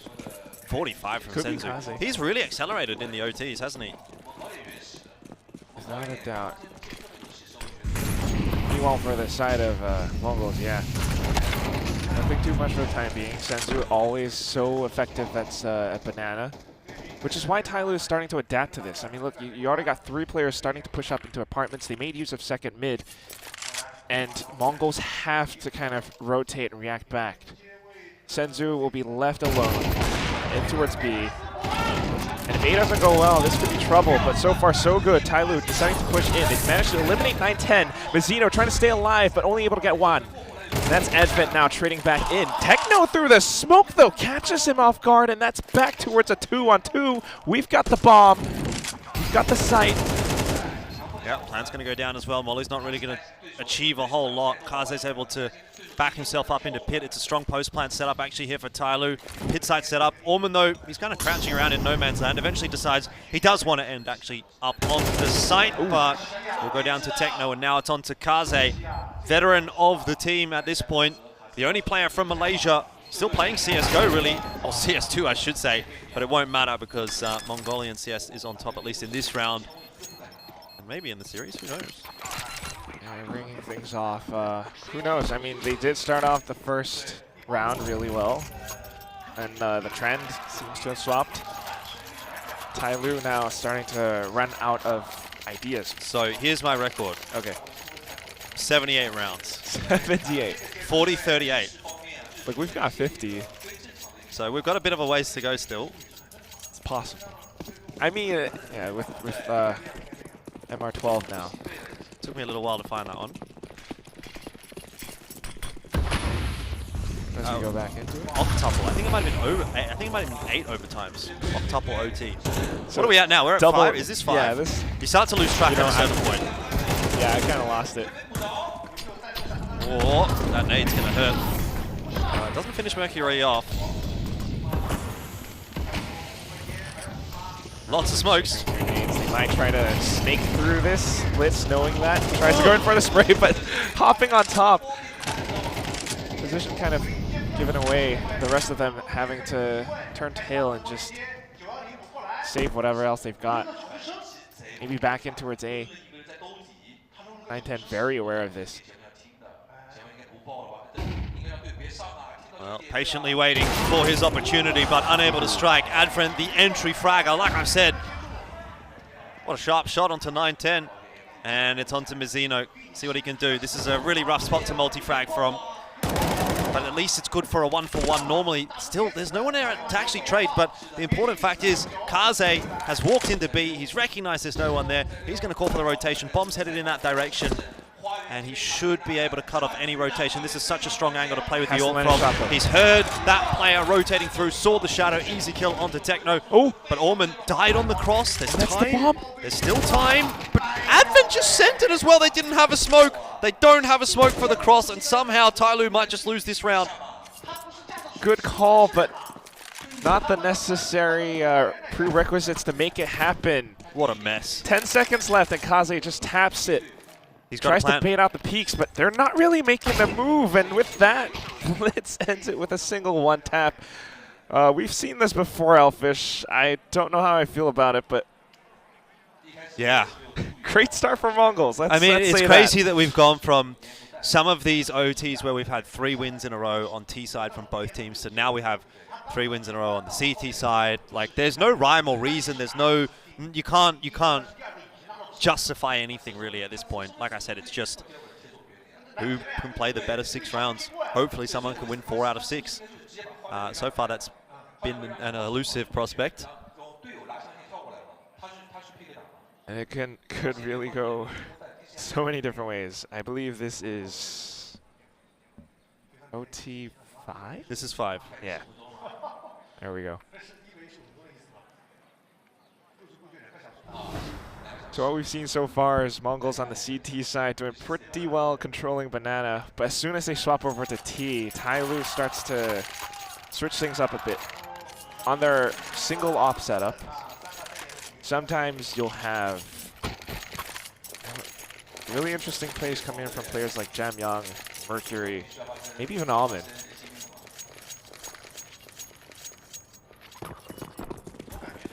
Yeah, I don't know. I don't know. Tyloo, though, they've got to be perfect on this CT side. Can't afford to skip a beat. We said that before. Here we go. Cost. Ooh, a great blind shot from Blitz, and here it happens. Yeah, it's not a good start for Tyloo, who need to win 3 rounds in a row. And Kaze's now going to have to solo hold B. Granted, he is the AWPer, so there's worse people to do it. But at this point, it doesn't fill you with a huge amount of confidence, and he's just, he's going back and forth between CT and Coffins, and if he gets his timing wrong on one of these peaks, he's just a dead man. Luckily, he's been able to set himself up. Smoke's going to go down. You can tell he's kind of feeling it. He's feeling it. He's feeling that pressure. The flashes are coming through. He's got to hit this first shot. You've got to just be watching the angle, but then again, he's also scared of the flashes flying through in his face as well, and really can't allow them to get into the site for free. That's, that's really what he has to do. That's enough. That's enough. And the smoke blown up, and Kaze hits the no-scope through the smoke. I can't believe it. Can he get one more? Look at Senzu. He's playing a dangerous game, but Senzu surviving. Kaze deciding not to click one more time. But he might have done enough to give Tyloo an advantage in this round that they desperately need for the retake. 4 versus 3. Time, though. Well, they've got to move quickly. Jam Young gets 1, gets 2 through the smoke. Unbelievable. Tyloo, how do they just keep doing it? That round looked like it should have been Mongols every day of the week. Every single damn day. Up until the point where Kaze starts landing shots. Firstly blind as they push through that little choke point. He gets the first, doubles back, gets the other one, maybe the third, but actually has the trigger discipline to kind of stay hidden. And at that point, teammates already rotating over. Tyloo had every single opportunity to muck that up, but they came back in. Thanks to a bit of heroics from Kaze and just the sense to rotate over at the right time. Well, I tell you what, if this isn't a great welcome back for Asian CS on LAN, then I don't really know what is.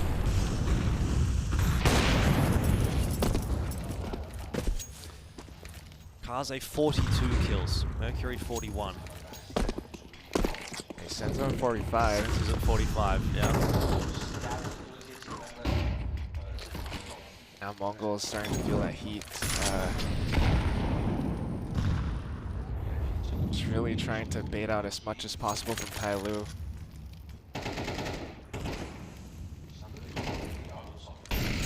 A lot of incendiaries, volleys being tossed into brackets, as well as boiler.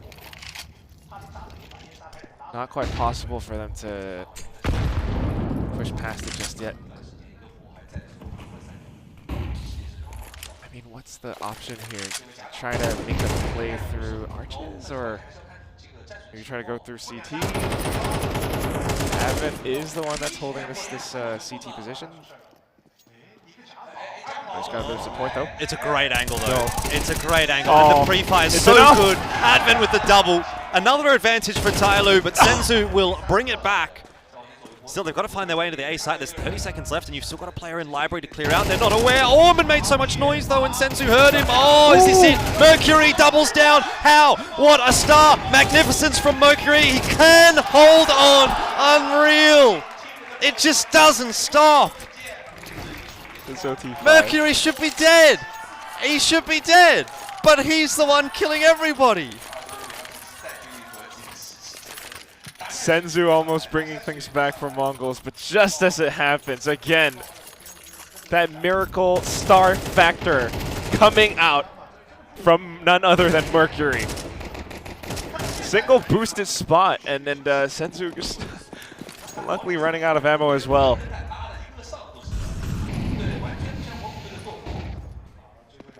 So here we go, 1 round. What's it gonna be, Elfish? OT number 6.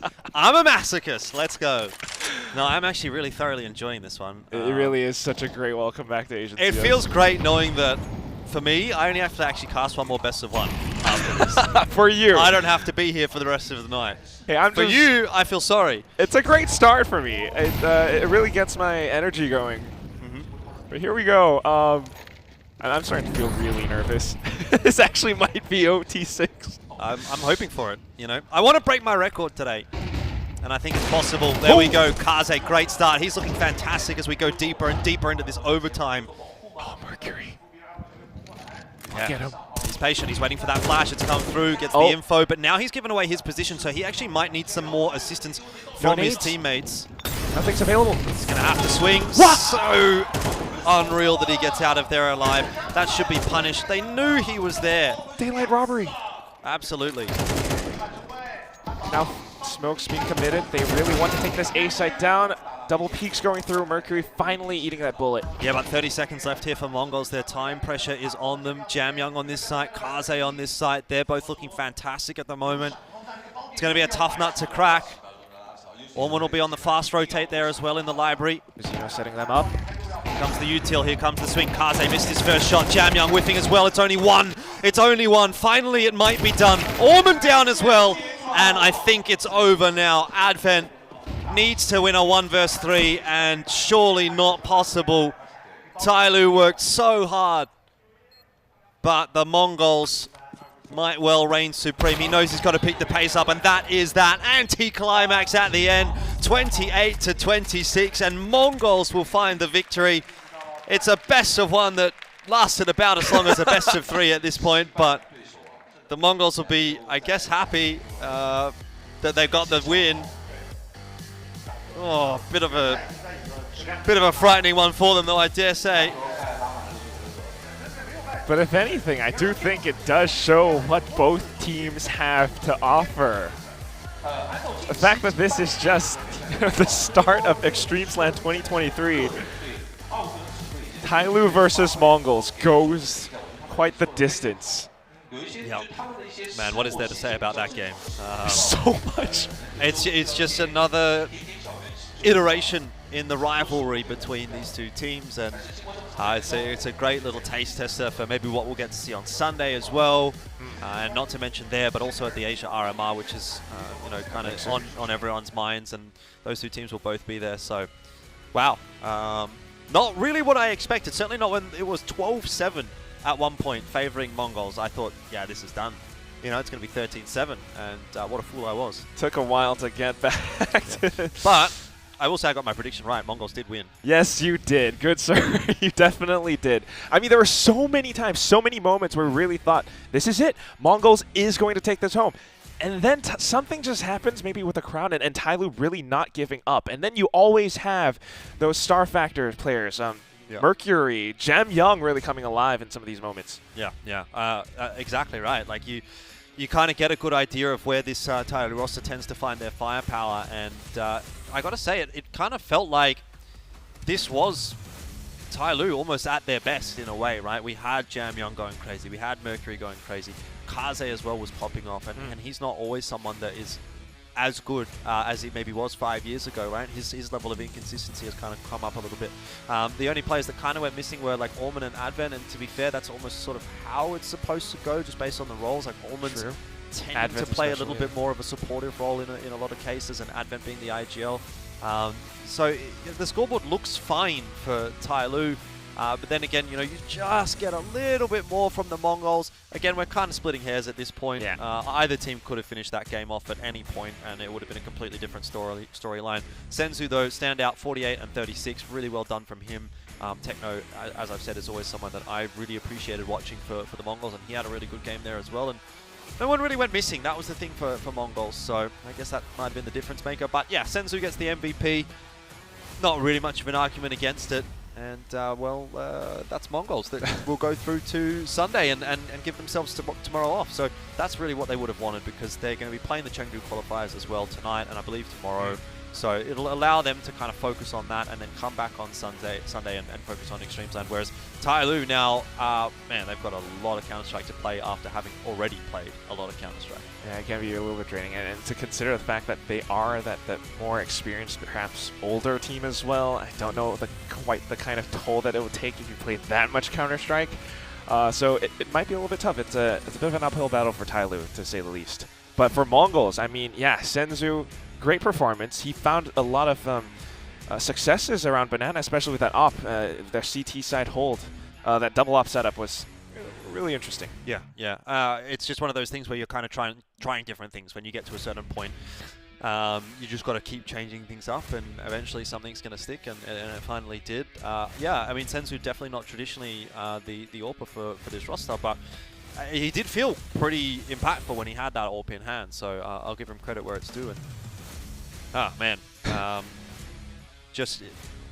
kind of speechless that we've gotten that far into a best of one, especially because, like, I mean, it's only halfway through the day. Yeah. We've only finished the third match out of 6. 3 more best of ones to go, and it's just that long. But at the same time, I mean, just such a long game. I think that the players are a little bit exhausted, so we won't really have an interview, but you can expect so much more coming up next. I think we're just going to go to we'll take a break. Yeah, we'll take a quick break, and at this point, get ready for the next game, which is going to be Lin Vision and NCTDK. So don't go too far away. We'll be back in a little bit with more Asian CS for you.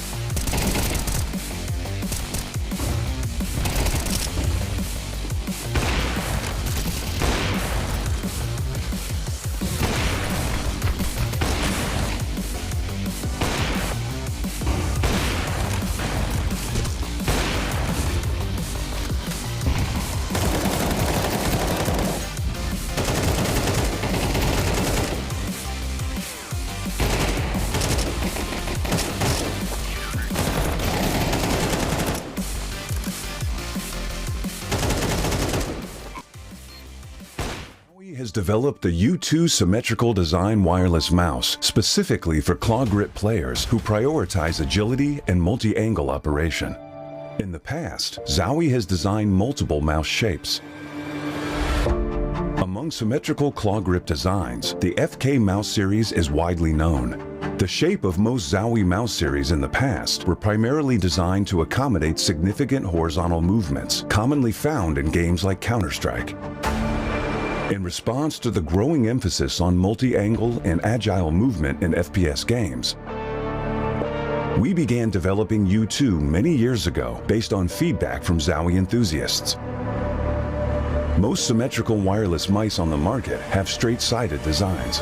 U2 features a design with inwardly tapered curves on both sides, which offers a distinct and properly positioned finger resting point. This design enables a more relaxed and stable grip for the thumb, ring finger, and pinky when holding and lifting the mouse. The left side curved design combined with the overall curve of the back reduces the thumb angle, which stabilizes muscle frequency and also supports a faster index finger click speed. The right side curved design facilitates easy placement of the ring finger. It promotes balanced force exertion on both sides of the hand and allows for more stability during mouse movement. Regarding the side buttons, through experiments with different shapes and positions, U2's side button design facilitates easier thumb access. U2 meets the demand for agile and enduring performance. In addition to its shape, we've changed the upper half of mouse skates to a larger one for a more familiar gliding experience among Zowie users. U2 uses the now proven 3395 sensor for long-term component supply stability. To deliver a better wireless experience, the enhanced receiver offers improved stability of the wireless signal. It minimizes frame drops and stuttering stemming from wireless interference during gaming and maintains stable, high-quality transmission during wireless applications. The enhanced receiver doubles as a charging dock, preventing accidental cable disconnections while powering up using wires. This is a brief introduction of the U2. Please feel free to DM us if you have any questions.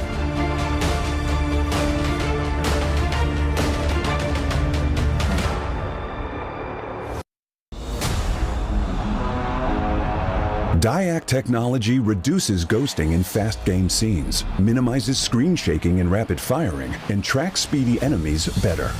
This exclusive technology controls backlight and eliminates after images of moving objects, making images appear stable to the naked eye.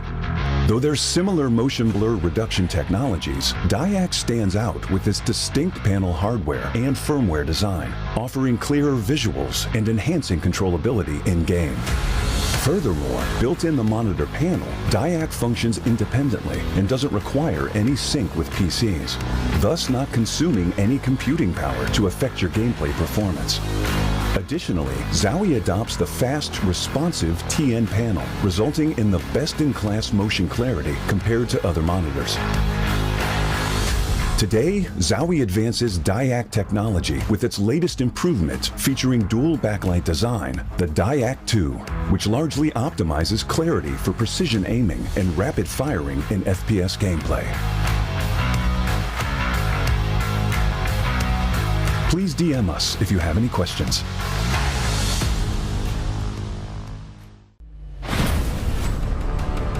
We are proud to announce new additions to the XL series. Both are using fast TN panels and newly upgraded DIAC 2 technology. Fast TN panel with its faster native response time can reveal enemy outlines quicker during flashbang attacks. For IPS panel, more overdrive is required to enhance response speed, leading to dynamic image blurring due to the panel's inability to handle the load. These new monitors integrate new dynamic accuracy technology, DIAC 2. The upgraded dual backlight design not only provides FPS players with clearer visuals at dynamic aiming and spray control, but are also more friendly to your eyes. Moreover, built in the monitor panel, DIAC 2 functions independently and doesn't require any sync with PCs, ensuring no impact on game performance. XL setting to share now has auto game mode feature. Besides download, save, share your settings, it will auto apply different color settings based on your usage scenarios. Outlook of the latest monitors are refreshed. It has incorporated industrial-grade bearings into the height adjustment mechanism, allowing easier and smoother adjustment to the exact desired height. The new monitor series continue to evolve, refining details to ensure players can perform their best consistently in games. This is a brief introduction of the new XL monitor. Feel free to DM us if you have any questions.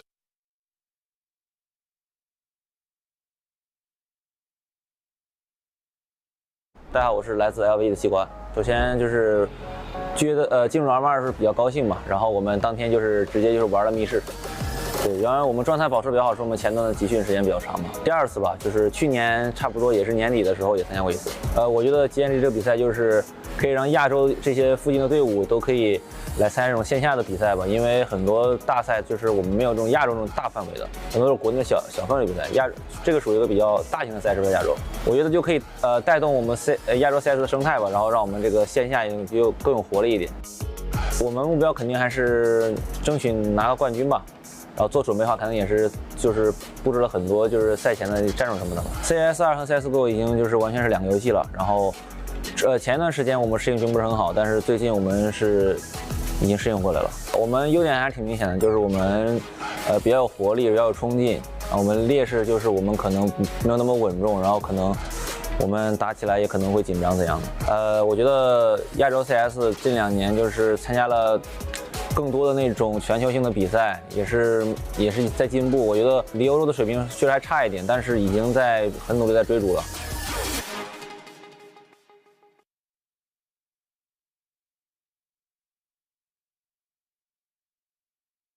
Hello guys, I'm Talon, an EGL of NCTDK from Vietnam. This is the first time I come to Vietnam to join this competition. Actually, I don't have much experience before joining this Yowie Asia Cup, but I'm very excited and a bit worried. But I'm really excited. I think if you have like a motivation and like strength enough, if you believe in yourself, you can overcome, everything to be like professional players like other players in the world. Actually, we don't have much experience playing with some teams in Southeast Asia. This is the first time we play against them. Actually, before this tournament, we have trained a lot for this competition. We practice 5 or 6 times a week and 4 to 5 hours a day. So I think we prepare enough to come and play against with some teams in Yowie Asia Cup. I think these teams in this tournament are really strong. We know that. So we don't put any pressure on any individual on my team. So we just want to enjoy this tournament as much as possible, like a trip. We don't want to put any pressure on individual. So I think no expectation. Yes, of course, this tournament, gathered a lot of motivation and experience. Like we have a chance to explore with the best team in Southeast Asia right now. So I really appreciate this trend and thanks Yowie Asia Cup. I really don't know what my future holds, but I hope that 2024 is the good year. So we will practice more to have a chance to compete and to play against with the best team in Southeast Asia in the future. Thank you.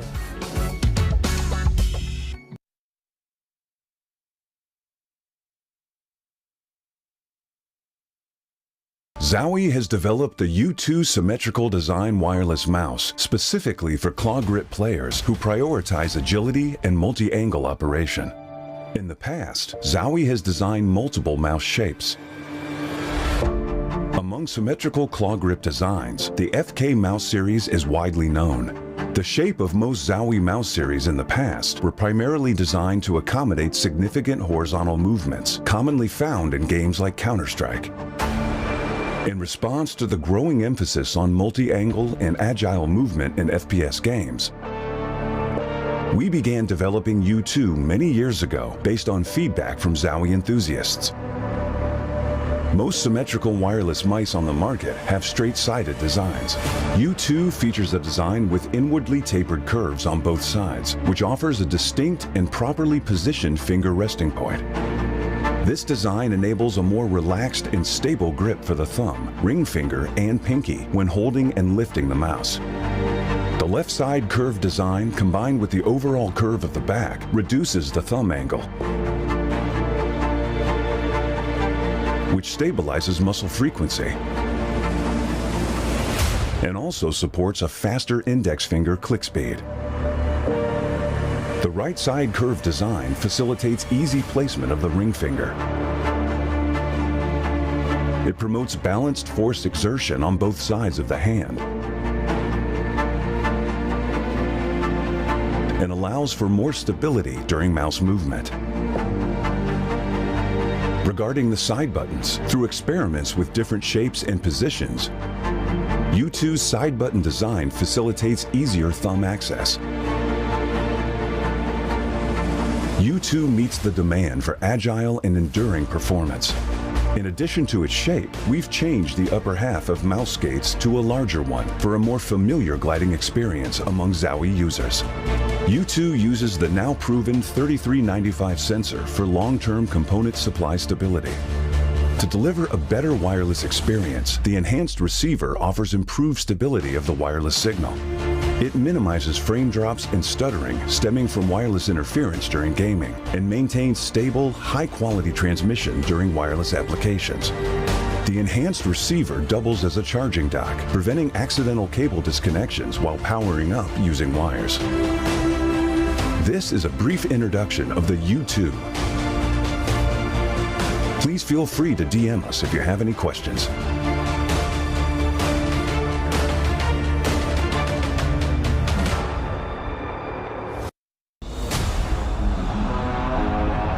DIAC technology reduces ghosting in fast game scenes, minimizes screen shaking and rapid firing, and tracks speedy enemies better. This exclusive technology controls backlight and eliminates after images of moving objects, making images appear stable to the naked eye. Though there's similar motion blur reduction technologies, DIAC stands out with its distinct panel hardware and firmware design, offering clearer visuals and enhancing controllability in-game. Furthermore, built in the monitor panel, DIAC functions independently and doesn't require any sync with PCs, thus not consuming any computing power to affect your gameplay performance. Additionally, Zowie adopts the fast, responsive TN panel, resulting in the best-in-class motion clarity compared to other monitors. Today, Zowie advances DIAC technology with its latest improvement featuring dual backlight design, the DIAC 2, which largely optimizes clarity for precision aiming and rapid firing in FPS gameplay. Please DM us if you have any questions.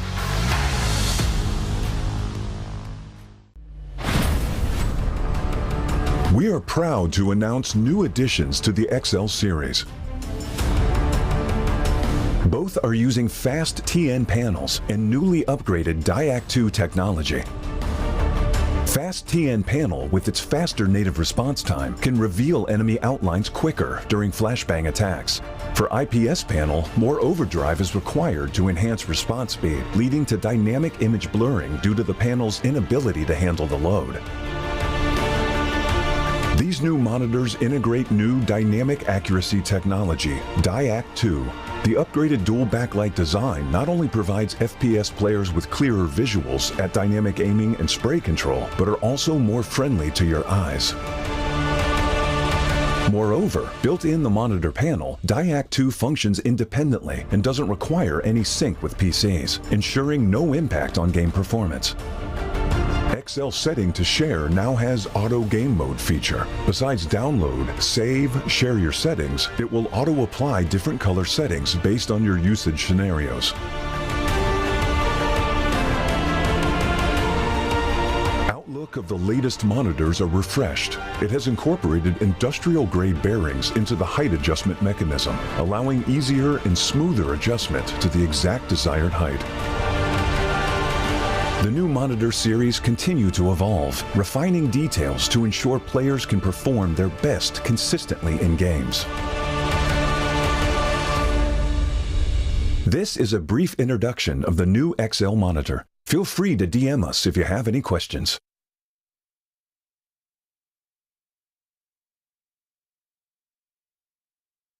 大家好，我是来自 LV 的西瓜。首先就是进入 M2是比较高兴嘛，然后我们当天直接玩了密室。对，然后我们状态保持比较好，是我们前端的集训时间比较长嘛。第二次吧，就是去年差不多也是年底的时候也参加过一次。我觉得极限之力这个比赛可以让亚洲这些附近的队伍都可以来参加这种线下的比赛吧，因为很多大赛我们没有这种亚洲这种大范围的，很多是国内的小范围比赛。这个属于一个比较大型的赛事，在亚洲，我觉得就可以带动我们亚洲赛事的生态吧，然后让我们这个线下就更有活力一点。我们目标肯定还是争取拿个冠军吧。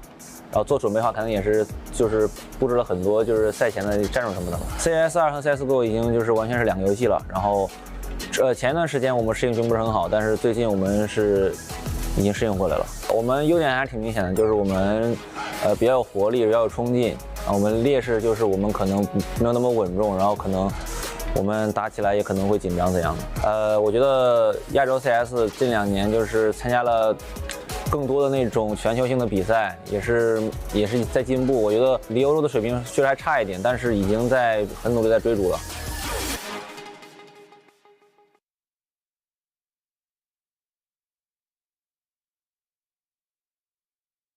Zowie has developed the U2 symmetrical design wireless mouse specifically for claw grip players who prioritize agility and multi-angle operation.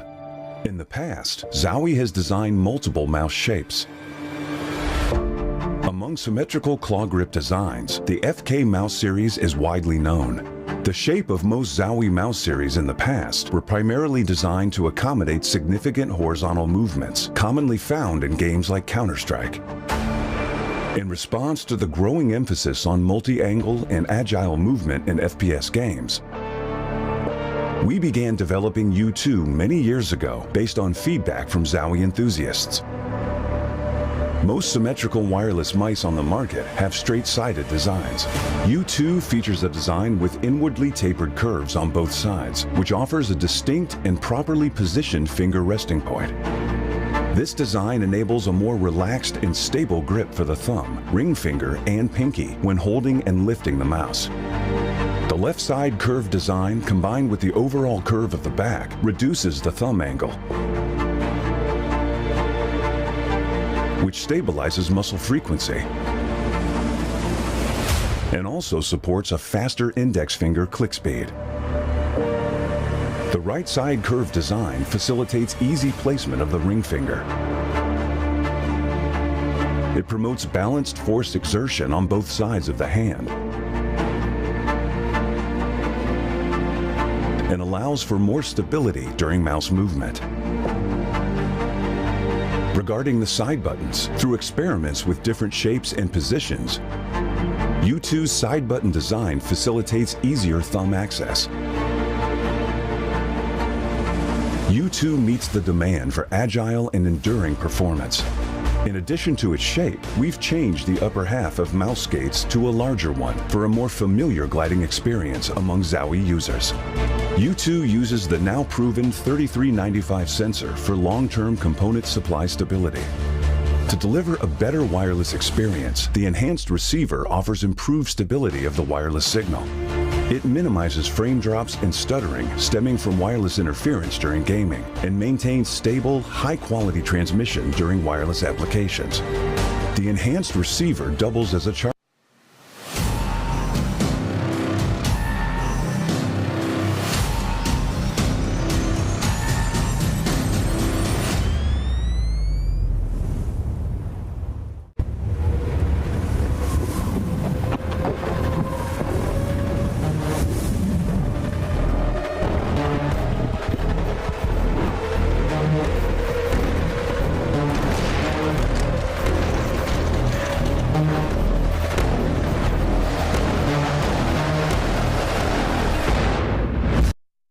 Welcome to eXTREMESLAND.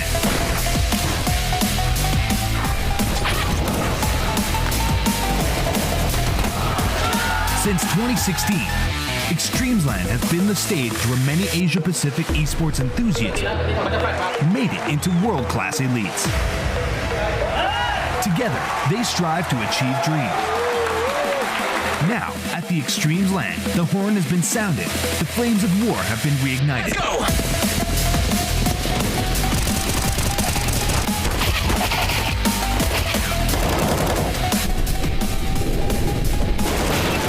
CS players from all over Asia are gathering to fight for their recognition and honor.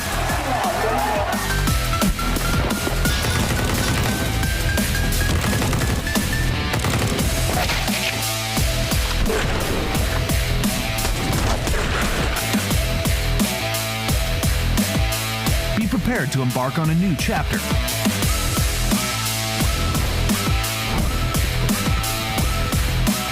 eXTREMESLAND, where infinite miracles unfold.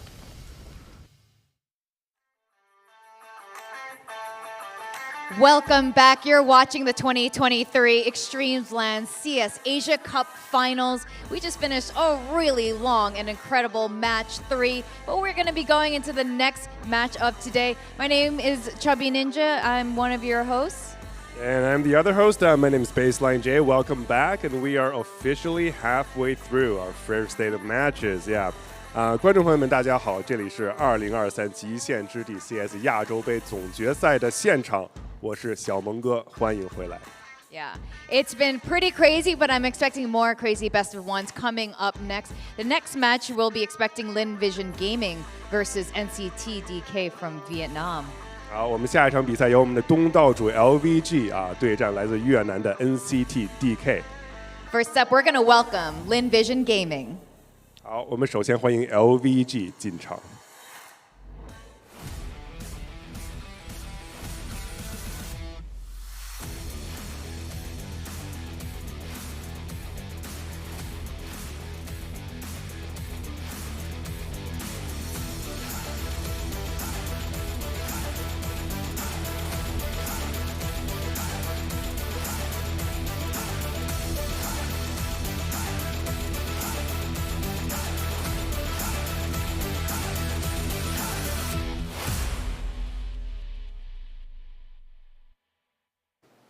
Put your hands together for LVG. 掌声在哪里 ？LVG。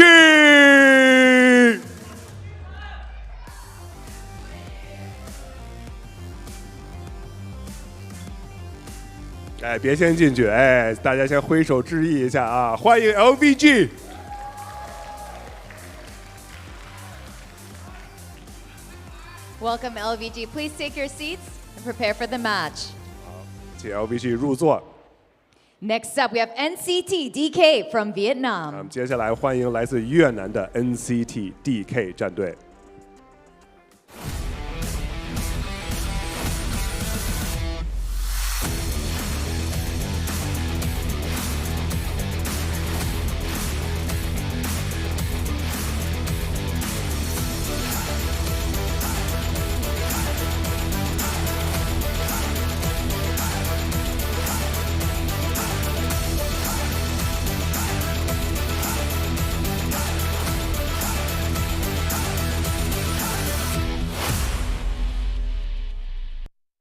From Vietnam, give it up for NCT DK. 好，让我们欢迎来自越南的 NCT DK 战队。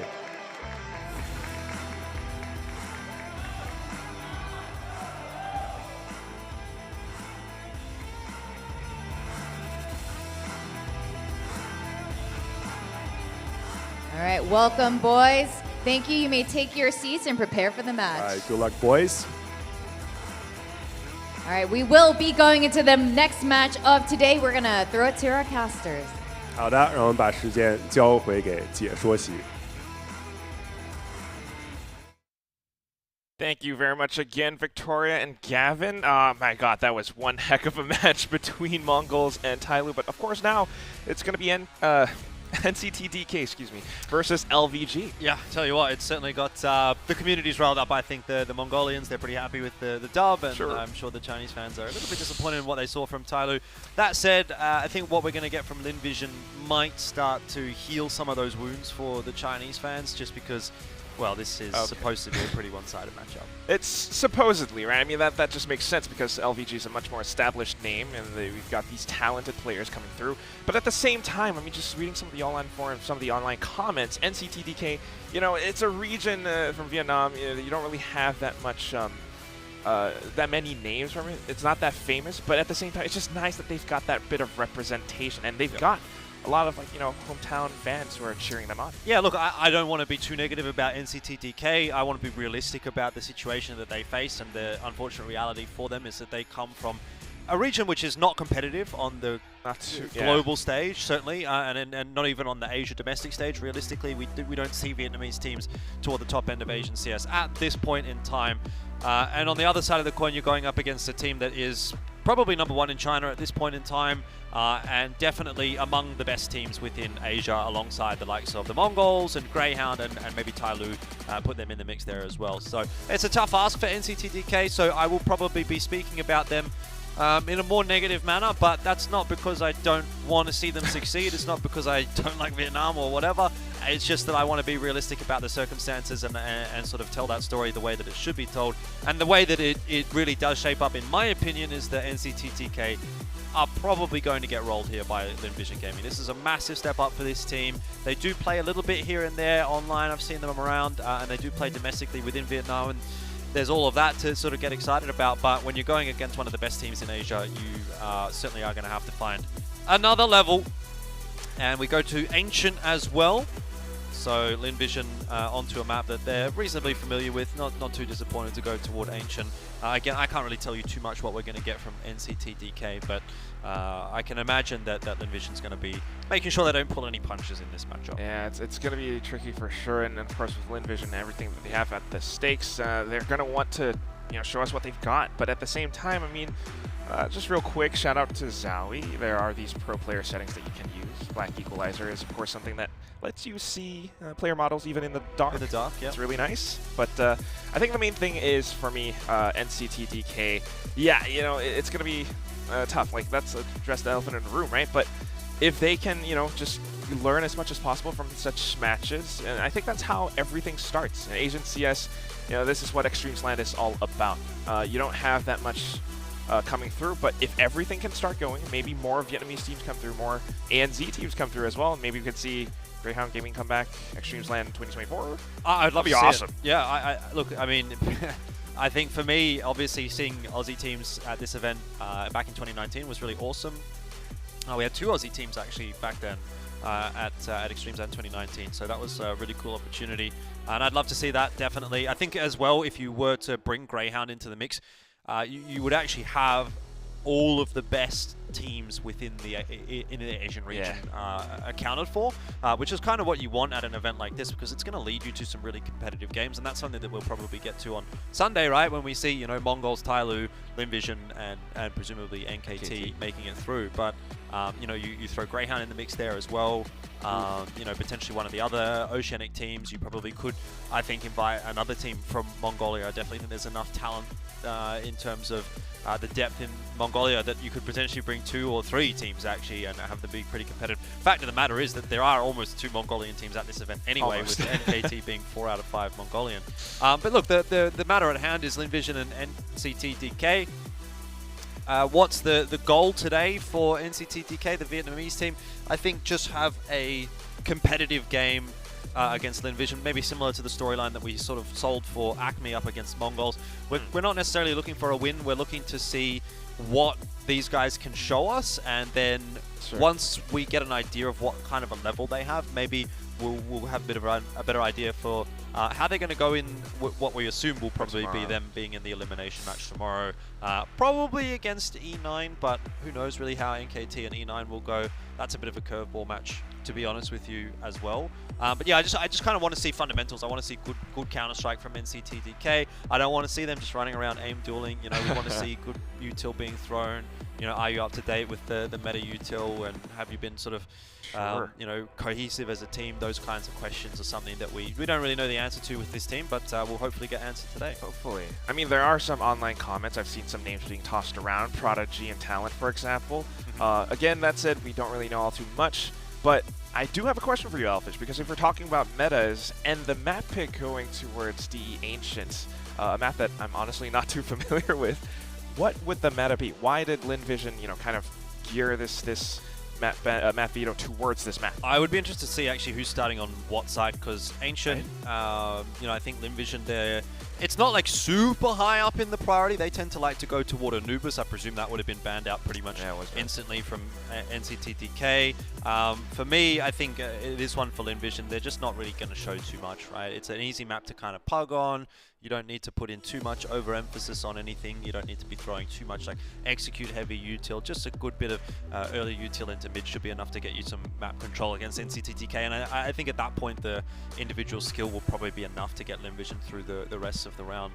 So I don't think they're going to really have to give away too much, which is probably something that they're trying to be cognizant of, knowing that the Asia RMR is coming up soon, and also presumably when they do manage to make it through to Sunday, which I have no doubt that they will, they're going to be facing some better opposition. So, you know, again, does it really matter what map we would go to? Probably not. I would still predict that I think Lin Vision would win this match regardless. So, yeah. Fairly moot point for me, to be honest, whether we're going to Ancient or anywhere else, really. Sure enough. I mean, I just do want to establish that some of these teams might be wanting to hold their cards close to their chest. There are so many other tournaments and really important ones coming up soon as well. But, you know, that does bring to the topic to the head. NCTDK, this is a map that, you know, maybe they're going to have to try to experiment around with, or perhaps just try to find some kind of it's a bit of a test, if anything, right? If the idea is that Lin Vision would come into this game with a lot of these like default and standard setups, then NCTDK, if they can kind of find a way to break past that, you know, that gate, if Lin Vision are the gatekeepers, and if they can kind of show that they are worthy of such a competition, then maybe, you know, Lin Vision starts to show some of their cards, and then we'll have a real game. Yeah. Yeah, not very likely though, but look, end of the day, if we went into this game and NCTDK really impressed, really showed us something, I'd be stoked. Yes. You know, I think that's what this event is all about. It's discovering the new talent or nurturing the talent that is there. And it's not as if NCTDK are a complete unknown team, maybe in the same vein as Onslayers or something like that. I would sort of categorize them more in a similar vein as Acme. They've been around a little bit. We know that they play as a team. You know, they come in looking very professional with their spectacles, as you can see. That's one little tidbit for this team. I believe the name of the team MCT. translates to guys with glasses or something like that. And I assume, I haven't actually had a look there, but I think they all are wearing glasses in real life, and so that might be part of the reason why. But, you know, like they do play together, they do you know, practice and stuff like that, so I expect them to probably be on a little bit of a higher level than someone like the Onslayers roster. It's just that they don't have the same experience as something like Lin Vision, especially on the international stage. So that's where the gap is going to be made. There's always a bit of a gap, you know, coming in as a lesser experienced team. But again, that's what this tournament's about. Even them just being here gives them an opportunity to scrim against some of these other, you know, more well-known teams. I think Acme was just saying that they were scrimming against Onslayers, so something to be gained there. But as the players do get ready, I mean, what can we expect from Lin Vision? You know, maybe not for this series, not for this match, but how about tomorrow, or maybe even for the winners? As far as the biggest storyline for Lin Vision is concerned, the most important thing about this event for them is, I think, just getting comfortable with the LAN environment, because they're still generally quite a young team, quite an inexperienced team. They have had some experience playing overseas. I know most recently they were at ESL Pro League, and they did pretty well there. You know, they've had some pretty good results. I haven't been disappointed with the output that this team has been bringing to the table. I think they're probably number 1 or number 2 in Asia, behind or just ahead of Mongols. I'd probably at this point put them slightly behind Mongols, but the results from this tournament may change that opinion. But they're world ranking number 25. They've been doing pretty well for themselves, and you know, they're only really still in their infancy in terms of being able to go overseas as a team and really show what they're made of. So getting that LAN experience is still something that they, I think, can get a lot of value from, because having spoken with some of the Chinese casters yesterday, they were sort of saying that, you know, LinVision's a really good team. They're very strong online, but they struggle on LAN, and they even, you know, you get the shakes. I don't know if you've ever, have you ever competed at a live event or in like a competitive environment? Definitely have like tried that? and like, you know, participant play tests and stuff. Yeah, I don't know about you, but I've done like some very, very, very low level stuff, like internet cafe stuff, and like But even then you kind of feel it. You get a bit nervous, your heart's racing a little bit. You're like, why am I feeling like this is nothing? This is nothing. You're just playing a game, sure. But your body is just having this reaction, and it's hard to kind of explain maybe for people that haven't been in that environment. But it is a natural reaction that your body kind of has to these sort of high pressure environments. And I think LinVision still struggling a little bit with that. They were saying they get sort of shaky hands, and until they get over that, they're never really going to be able to perform to the level that you'd sort of want to on a live event stage. It really is a thing. I mean, at the same time, you know, this is Chinese CS. We are in Shanghai, China, and the crowd is cheering them on. And sometimes that can, you know, cause you to rile up a bit. It's the best case scenario, right? Because they also did manage to win the Chengdu qualifier for China. For the China region, that was on LAN as well. That was in Shanghai. 4 teams. There was about a crowd of, I think, 500 people or so. Technically, this is actually a slightly smaller crowd than what was at that event. So this is a nice way to ease into things. Again, bearing in mind that you do have the Asia RMR in the same venue. So what I would say for LinVision that's really important to be aware of is to come into this event, play well here, get comfortable on the stage, and potentially, you know, throw down the gauntlet to the other teams like Mongols and Tyloo, who are going to be at the Asia RMR, and say, well, we've done it on this stage before at that event. Because obviously the major qualifier, that's what everybody in the Counter-Strike world is working towards. You've heard the numbers. There's a lot of money involved. If you do manage to qualify to the major, players can be making upwards of $100,000, sometimes $200,000 per player on the team for one major. And, you know, that's, in a sense, it can be life-changing money. Depending on where you live, and regardless of where you live. Like, even if you live in a really expensive country, like let's say Singapore, for example, or Australia, as I'm sure we can both relate. I tell you what, 200,000 USD would go a long way for me. Without a doubt. So for guys, especially who, like for some of these players, they're pretty young still. They're barely into their 20s, I think, and you know, G's 19, right, for example. So get that kind of money as a 19-year-old, you can really do a lot. So it's all about building towards that, and this does feel like it's the perfect circumstance or environment for them to start everything. It's the catalyst. Like, you know, 2024 could be LinVision's year. Might just be. We'll see how things go for this first match, and any subsequent matches here at eXTREMESLAND 2023. But yeah, you're absolutely right. I mean, that's pretty much the CS dream, I think, for anyone to make it through RMRs and everything else. So, I mean, being a fairly young team, you know, they're here to prove themselves. They're here to kind of get used to the LAN environment again. What if they actually did have a matchup against a team like Mongols? What would you make of that? A LAN matchup between Mongols and LinVision right now? I mean, I think it's very possible. I actually think on Sunday, there's... I mean, depending on the way that the bracket plays out, but the fact that they're both in different groups, you would have to assume Mongols take first seed in their group, which has now been locked in. Pretty much. I think LinVision actually have an even clearer time of making first seed in their group. They shouldn't meet each other until the grand final, in theory. Is that right? That's right. They'll be on opposite sides of the bracket. So probably what will happen is LinVision will play Tyloo in the semi first, and then Mongols will play NKT. And I would assume LinVision will beat Tyloo because they've beaten them on LAN before. They've just beat them in the RMR qualifier. They should make it through to the grand final. Mongols, I have no doubt, should be able to sweep NKT pretty comfortably. So if I had to make a prediction on the grand final right now today, after having seen 3 games, it would be LinVision Mongols. And at that point, again, without having seen LinVision play on the stage so far today, I do think Mongols probably come in with a little bit of an advantage firepower-wise and skill-wise and strategically. But with that said, you know, there's the hometown advantage that LinVision have. Maybe they're feeling a little bit more comfortable here. But also on top of that, Mongols having to play the IEM Chengdu qualifier in the meanwhile. I see. They're going to have their attention split between that and this. And LinVision have already qualified for IEM Chengdu by winning the China qualifier. so they don't have to worry so much about that, and they're going to be focused on this event. So only. what you're saying is there's a chance. Oh, there's definitely a chance. LVG Look, that's very much a 50-50. Like you could make a coin flip. I'd probably go 55, maybe for Mongols, 55% give or take. I think, like I said, I think they're slightly more impressive in my opinion than Linvision, but without having seen the regions play against each other, like the last time we really saw that, especially on LAN, would have been back in like March next year. Obviously eXTREMESLAND, but March last year there was the Asia RMR in Mongolia. Mongols took second and Greyhound took first. Linvision wasn't there. Tyloo was competing as Rare Atom back then, and there was a previous Tyloo roster, so it's a big difference. There's a lot of different, changes that have happened over the last 12 months, so it's really hard to get a grasp of where these teams kind of sit in relation to one another.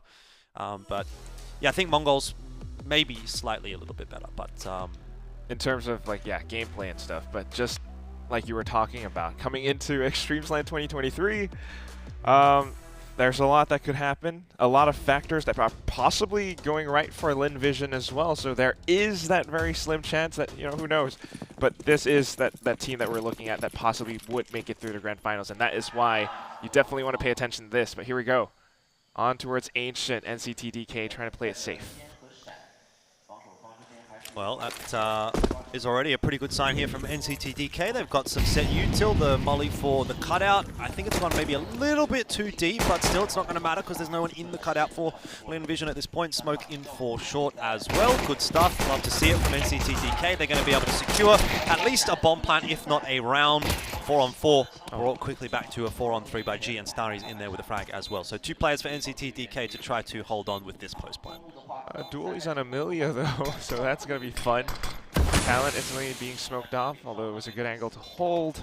But now it's just a little bit tough as the footsteps get louder and louder. Talent actually able to land some shots, a third one coming through, and all of a sudden Amelia not quite able to make those dualies sing. NCTDK actually wins pistol. Well, it's exactly as you said. NCTDK players to watch. Talent was one of them, and he's picked up 4 kills in that pistol. So that'll be an awakening. That'll be a rude awakening for Linvision Gaming. A wake-up call is probably what I was looking for there. But how's this from Talent? Quick couple of headshots, exactly what you need. And able to finish off the last one as well. 4K from Talent, fantastic stuff. And that is a big confidence builder for NCTDK, that they can say, you know what, we can actually challenge Linvision. Let's not assume the game's over before it's even started. I like the force coming out from LVG, though. Amelia on the MP9 now a little bit. But at the same time, I mean, you gotta love how Talent's like not just spamming away with that Glock. That says to me that, maybe you're not too shaken up by the LAN environment just yet. Nope. It's good to see. Fantastic to see. I love it, really, from NCTDK. I think the Vietnamese fans, I know there's a lot of Vietnamese fans as well. I was actually in Vietnam, not for a Counter-Strike event, but I was there back in August last year, and I actually had the very fortune, passionate crowd. Yeah, I had the fortune to meet a couple of the casters from Vietnam, and they spoke a bit of English, and so we were chatting, and they were telling me that they obviously cast Counter-Strike for the Vietnamese fans, and there's a lot of people that still tune in. It's just that the esports scene is not that strong in Vietnam for Counter-Strike, but there are a lot of fans that watch Counter-Strike. So I'm sure a few of them are tuning in today and hoping to see NCTDK do well. And hey, they're off to a good start representing Vietnam. And good sign. There's another opener coming through from Different. Talent with the flash assist onto Wes Mellon, the IGL of Linvision Gaming. And there's a quick response from Zaka. So it's not all sunshine and roses for NCTDK, but they've again got the bomb plant down on the B side, and they're struggling actually to hold on to the side. It seems like Zaka's just found a timing out from Cave, and now 1v3 for Different required to win this round. I mean, the bomb being planted, still a win regardless, but that said, yes, this was an advantage that they had, but somehow let it slip thanks to Zacher and his heroics. The 5-7 that pushes through. Some of them are caught blind, and now weapons being picked up, so this is a great win for LVG. They're just not really recognizing that Cave was still dirty. They didn't really clear Cave out, and so he got in from that position and got away with a bit of a cheeky couple of kills there. So for all the good that NCTDK put in the pistol, they now have to go back to another force buy.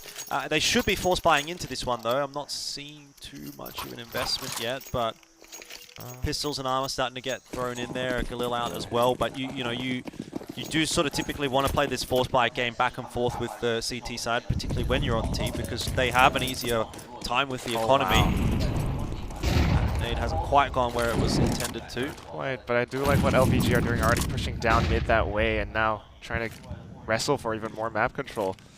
NCTDK, they love to take things a little bit more slowly. He's hovering around that B site. Westmelon, bit of a wayward spray, but he's able to hold on to it with the Galil in the end, and should just hightail it out now. G will spot Mr. Raijin working his way through that smoke and picks up an easy kill in the end. Linvision holding on to this one pretty okay so far. But again, Westmelon does go down, brings it back to the 3-on-3. Zaka certainly not shying away from any of these fights, and maybe he should have. Tell you what, these NCTDK guys can shoot a gun straight, which is a good sign.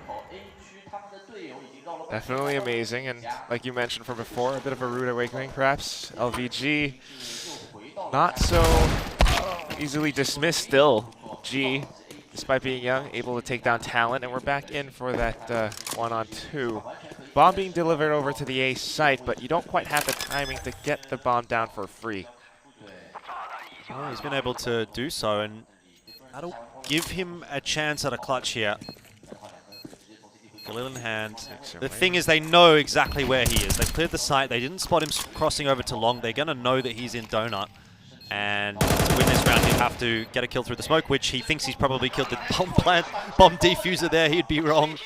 And so Amelia will secure the defuse for Linvision. But a very expensive round, actually, for Linvision. And NCTDK get another bomb plant, which means they can force again. The shenanigans will continue. I mean, we do have the MAC-10 at the hands of Talent, which is always fun to see. But that's it. I mean, things are going a little bit more normal. LVG buys back up. We've got G on this op. And that's the thing that we want to look at. Huge investment. A couple of pump flashes in toward mid, but Talent's gone straight through a Molotov and burned half his HP away, so it'll be a free kill for Starry. Ooh. Great trade, though, from Pixie. I'm actually pretty impressed by what I'm seeing so far from NCTDK. I've got to say, they are making Linvision work for this. Not shy. And of the quote-unquote unknown teams, NCTDK is actually looking like the best one so far. Between Onslayers, Acme, and NCTDK. I'm a little bit curious about E9, but that's it. I mean, yeah, this is pretty good so far. Yeah, I think E9's a huge question mark in my mind, because I don't really know a lot about them, but they've been around a while. Saying something. Yeah, they've been around in China for a while, and they've had a fair bit of experience domestically. So I think they probably know a thing or two as well. That said, NCTDK not backing down for sure. Raijin, though, completely surrounded. Yeah, that'll be the round that kind of signals to NCTDK that it's time to take the foot off the gas for at least one round. They should take a save here. And Linvision, especially with the 4 guns taken through, will be feeling a little bit more confident about how things are progressing now. Bye for Starry. There we go. And so far, I mean, the strategy is just, yeah, like you mentioned, nothing too interesting, right? No, I mean, look, it's nothing like world-blowing or mind-bending or anything like that, but NCTDK definitely know what they're doing. You know, they've got util lineups, they know they've got some A takes, and you can see here they've got a lanes take, but they've just kind of been beaten to the punch there by Starry, who's just kind of disrespected them through the smoke, and he's got another kill through the smoke there as well. So he's walked through one of the smokes, and just there wasn't anyone covering it for NCTDK. So, like, it's clear that NCTDK have a game plan and they know what they want to do, but they don't have the experience to really play against a team that can kind of exploit certain holes in their defense. And, you know, I'm sure when things are going well for NCTDK, they can look really good, but when they're forced to adapt on the fly and when they're having to go from plan A to B to C to D over the course of a round, that's where things are probably going to start to break down, because they don't have that same experience as Linvision. They don't have the protocols to adapt. That's where it really tested. You can see that right now. I mean, this is their next plan, I guess. Previously, they've always gone over to the B site. This time, a bit of a commitment towards A, where they're going really carefully, really slowly. Amelia just holding the off angle against them, goes in for the spray. A bit of a transfer, gets a second one, but finally getting taken down by Pixie. Not until G trades right back with the op, though. Yeah, not as easy to do as it looks, especially in CS2. But I think players are starting to get a little bit more comfortable with the spraying in CS2 as opposed to CSGO. Looks like another good setup here for Linvision Gaming, and G open hand. He's going to get the Molotov deep past that smoke, so no chance of anyone pushing their way in around the smoke. And in the meanwhile, Talon's kind of just hanging out. Not sure what he's waiting for. He's perhaps waiting for a push into mid, but he's not really going to get it from Linvision. What are you going to do with that mid play, though? I mean, just the... He's waiting for a mistake from Linvision, but, yeah, but you're not going to get it at this point. if there isn't one, then you're going to have to go back with different and really just commit towards A.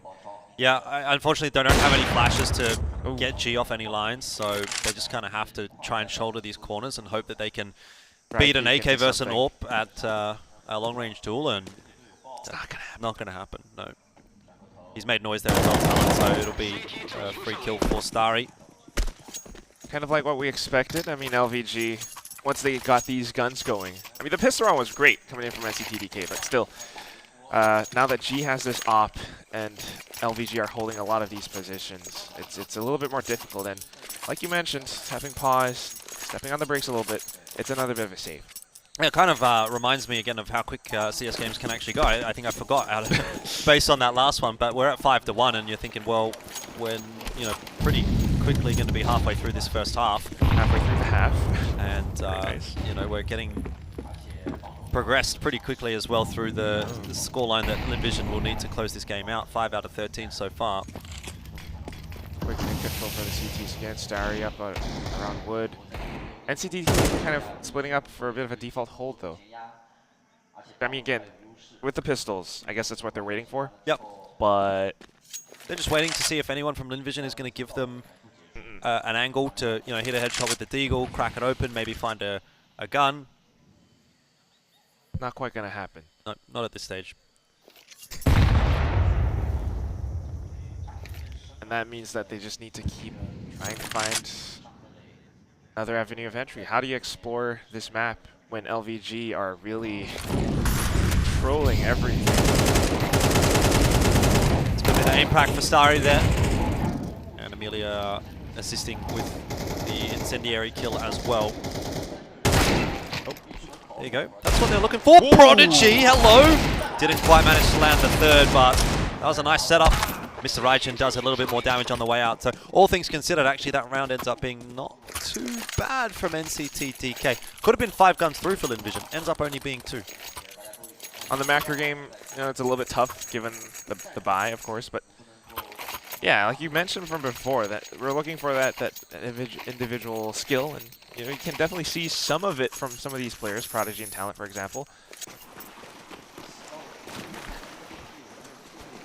But still, so far, 6-1. Same plays coming through. Raijin this time on the op. Hold off some of these angles. Doesn't quite see much though. Playing around the smokes. G does spot a bit of a head. Sounds off the op and runs back.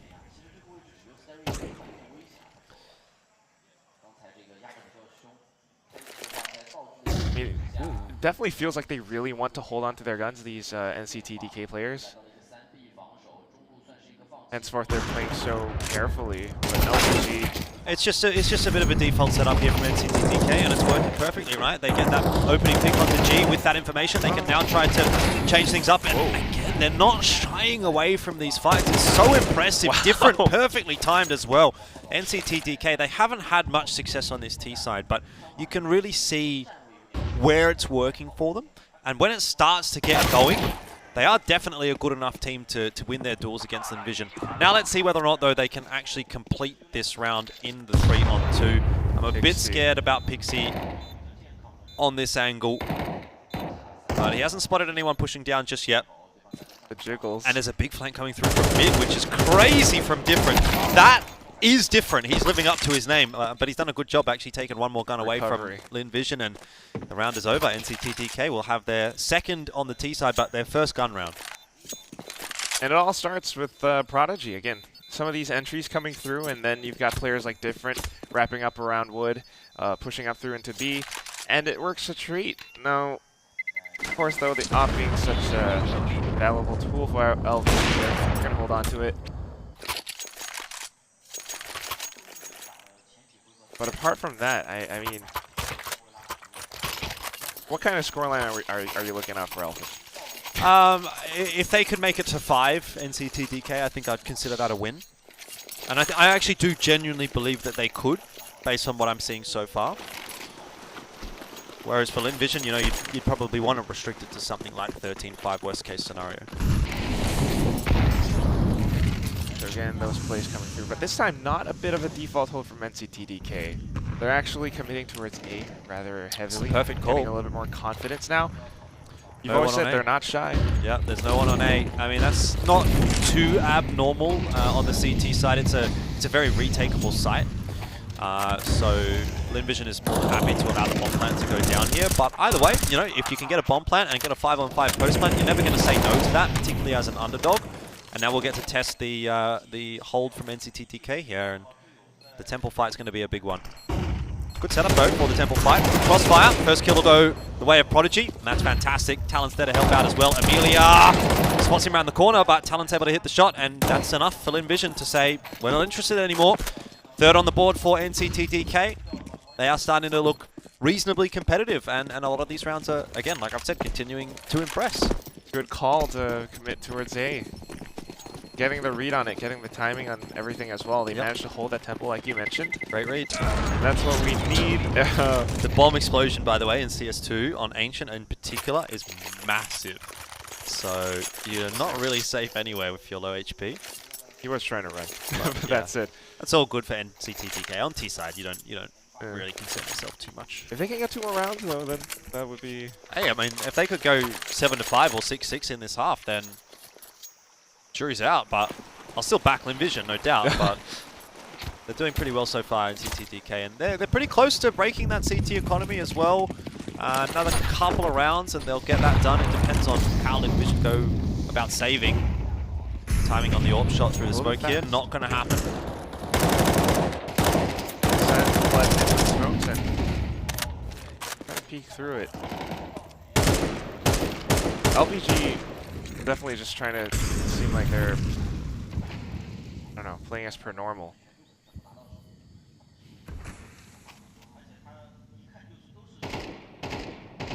Definitely aware that mid has been taken by NCT/DK now, but they don't have to show too much, and that's why as the CTs are just kind of waiting. Yeah, I mean, NCT/DK did take mid, but Vision know that they're not actually really using it because they do have G posted on the donut line. Zaka's up in red room, kind of having a little bit of a look, seeing what's happening there, not seeing too much. So they're suspecting that something's going to be happening elsewhere on the map, and so they'll rotate extra members over toward B. Counter util seems to be pretty good there from Vision. Mollies went in at a good timing, but Westmelon decided to peek towards ramp at the wrong time, and he's been punished for that again. NCT/DK are finding their entries, and this is starting to get a little bit nervous now for Vision. Slowly starting to thin out some of these numbers. Another round going the way of NCT/DK. And it's just kind of, I don't know, maybe something that we're not really expecting. Like you mentioned, yes, there was that op posted up towards Donut and everything else. I think Amelia was kind of holding some of these positions towards the A side as well. But again, just caught by surprise. It all starts with that one entry frag, and then NCT/DK managed to flood into B side. It's good. You know, when things are going well, you need to capitalize on that. And in the rounds that NCT/DK have generally, when they've found their advantages, they've been able to convert. Now, the anti-force buy in round 2, they were not able to do that. But aside from that, there hasn't really been any rounds which it seems like they've thrown away. You know, they've lost the rounds where you'd look at and say, well, Vision had a better setup, they had a better start. And they've won the rounds where, for their own right, they got the... Yeah, exactly, right? Like, it sounds dumb to say it like, they won the rounds that they should have won and they lost the rounds that they should have lost. But that's kind of what I am saying. They're not throwing away their advantages. Correct, or anything yeah. like that. They are pulling their end of the bargain. Ooh. And we're going to get a... again, 99% sure that's attack pause from Vision. Would be the time to call it. You've still got time in the half to make sure this is still quite a good half as Vision if you get to 8-4. And they've still got money to buy. as well. So where's the money at? They'll have the 2.9k loss bonus. So if they do lose this round and lose all of their guns, Linvision won't be able to buy properly next round. Really good opportunity for NCTDK to really get a big reward and make it to 6-6. Back towards B now. Westmelon's here to deter them from continuing through. You can see that Linvision are already kind of getting a good idea for how NCTDK are wrapping around this time. Some footsteps on the other end of this smoke, though.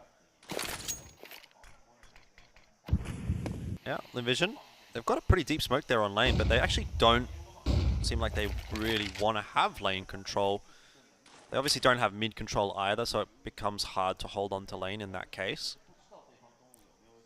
But this util is really going to delay NCTDK because you can see Westmelon here, I think he's got another smoke or he's holding something. Smoke or a molly or whatever. It's going to be a smoke at the top of ramp and they want to go through it, but that could be a mistake. Zaka still here, the flashes haven't connected onto him. He's good for 2, but that's still only a 2 for 2 in the end. And bomb site control goes to NCTDK. Big round here, big decision as well for Linvision. If they choose to retake and don't win the round, they don't buy properly next round. But if they save these 3 guns, they'll have a good buy next round. Not quite anything. I mean, considering economy, like, do you commit to this retake or not? Well, they're hoping to get a kill. If they don't get a kill in the next 5 seconds, they probably don't. They have probably now run out of time to commit to this retake. They will potentially even lose the AWP here as well. G might go down to the bomb, or potentially he's going to be hurt. I think he might just get away with his life. Or just. But it's an expensive round from Linvision, and they probably were better off saving those guns in the end. It's just like they just were a bit, you know, in 2 minds. Like, they hung around for too long. I think it's fine to hang around. But if you don't get the pick, you kind of just have to sort of hedge your bets and decide that, yeah, we're going to actually save the weapons. Is this the ROP smoke for mid? I think so. It's going to be the smoke that goes right down to the bottom of mid. Makes it really difficult for NCTDK to contest mid. That's the smoke there on your screen. Smoke thrown from CT spawn means that it blooms before the Ts can really even get to mid. So it's a good way of ensuring pretty much for Linvision that they do get mid control. Or at least that they deny it from Linvision, but from NCTDK, I should say. But yeah, it's going to be a fast play into the A site, which is, again, not altogether too standard. Starry able to double down with the FAMAS and still alive. Has managed to get a reload off as well for Emilia, and this is falling apart for NCTDK. So just as they got to the end of the half, it's kind of fallen apart a little bit for NCTDK. But hey, they got 5 rounds already on the T side, so I'm not complaining. To show that they have some of these fundamentals, but if anything, when LVG decide to show a little bit more of what they have, like that ROP smoke that you mentioned, yeah, it almost seems as if NCTDK ran out of options, started to bunch up towards A, and then just set up for, you know, a bit of that execute. And as soon as it goes through, I mean, LVG, being more experienced, they already know how to counter that position being held and everything. They're able to shut that down. Pixie being the last player alive, not quite able to find all too much.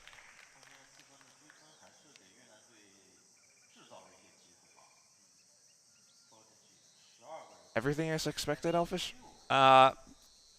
Probably a little bit. Look, the scoreline I thought would probably be a little bit more one-sided. I think at 8-4, 9-3 was probably more within my expectation. But, you know, so far so good. Linvision, yeah, they're getting tested, but they're still ahead. They're still pretty comfortable in this game. And good to see the Vietnamese team having some success as well. Some of these kills coming in from Prodigy, for example, and Talent in the first pistol round as well. But as far as everything else is concerned, it definitely does make it seem as though LVG is still in control. We've got Starry landing a lot of these shots, and Emilia in that moment as well, FAMAS. And CTDK on the CT side, definitely knowing what they're doing as well.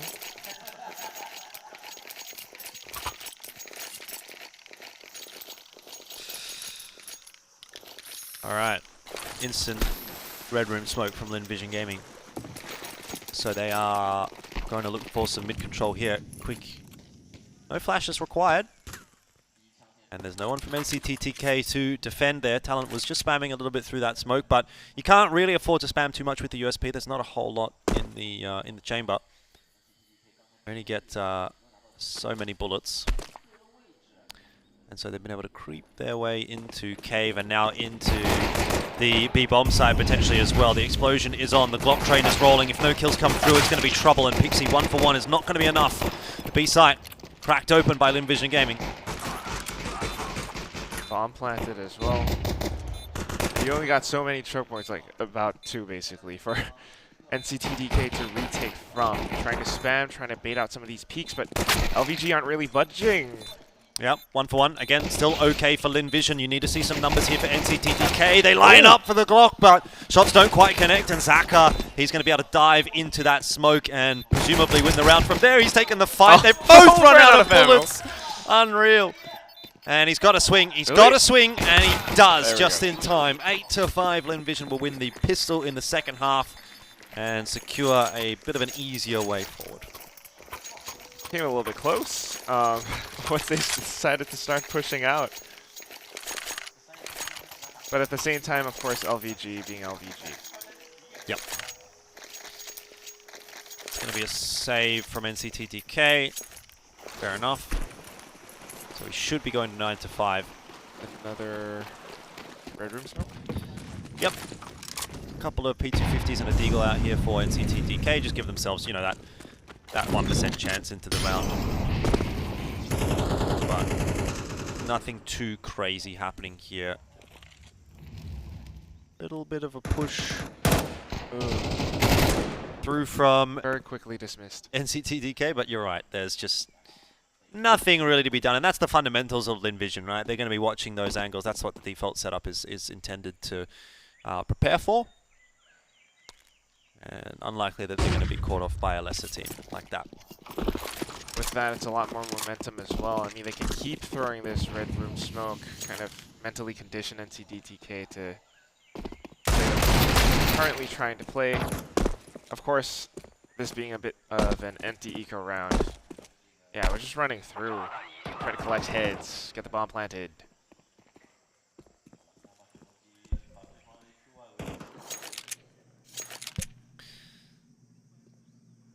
I'm surprised actually that Lin Vision is hunting here, but I guess they've got a couple of Mac 10s, so they do want to see if they can make use of those. Amelia. Yeah. Wow. Fair enough. 9-5, and I mean that's another $600 in the bank for Amelia, so every little bit counts. This will be the big one though for NCTDK. Like, what have they got on the table? Are they going to contest mid? Is the first big question that I have to ask myself. And in turn, what util are they going to throw to contest mid? Right? Do they have a smoke that they can throw from CT spawn into mid to deny that from Lin Vision, or are they going to go with the more standard ones? It looks like they've got that same smoke that we saw Lin Vision throwing as well, so that's a good sign. Smoke's going to go into red room, but Flash, Molly, and they have mid control. Congratulations, NCTDK. Well done. Good start. Now they have to find a way to answer this faster play into the A side from Lin Vision, but a great start from Mr. Raijin. 1-for-1 though, not going to be enough to hold on. That's going to be A. Now the rest of them just kind of hovering around the side, setting up the retake. Pixie needs to stay alive long enough for this spot to be effective. See how this retake goes. Util-wise, they don't have a huge amount. Pop Flash is going to go through. It's going to set Talent up, but well avoided by Amelia. And a double down. Pretty much ends the round. I think you'd want to be seeing a save now from NCTDK. But they do still have that smoke, so they're kind of interested in maybe trying to sneak away a defuse potentially with the smokes. Positions being held by LVG doesn't give away too much. They have the advantage of the bomb, and there we go. Oh, what? Hang on. Defuse, it's on. If he's got a defuse kit, which he can't find the bomb. He can't find the bomb. It's too late. Oh, it's too late. I think it's too late. Yep. It was a good attempt, but at the end of the day, Lin Vision is going to win the round. Good shots from NCTDK, but again, it's one of those situations where you kind of almost bait yourself into retaking there, and instead of saving your guns, you end up in this situation where it's like, well, we quote-unquote won the retake, but we didn't actually win the round, and so we would have been better off just at this point choosing to save at least 2 guns, or 3 guns even. Economically speaking, and Yeah, now, now they've got a full save. You're losing another round. You're down 10-5. You don't have time to be messing around at this point. That's right. Or potentially 11-5. Yep. More than likely. Big stack over toward the A site. Once that gets snipped out, bombs will go straight into B. Back in LVG.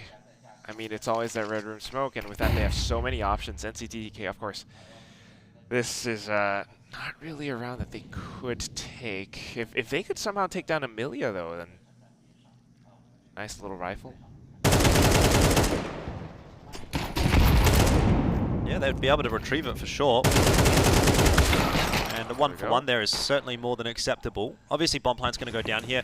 What you would do in this situation, ideally, is you just save that AK through the next round. The other 3 guys go and hunt, see if they can pick up a couple guns.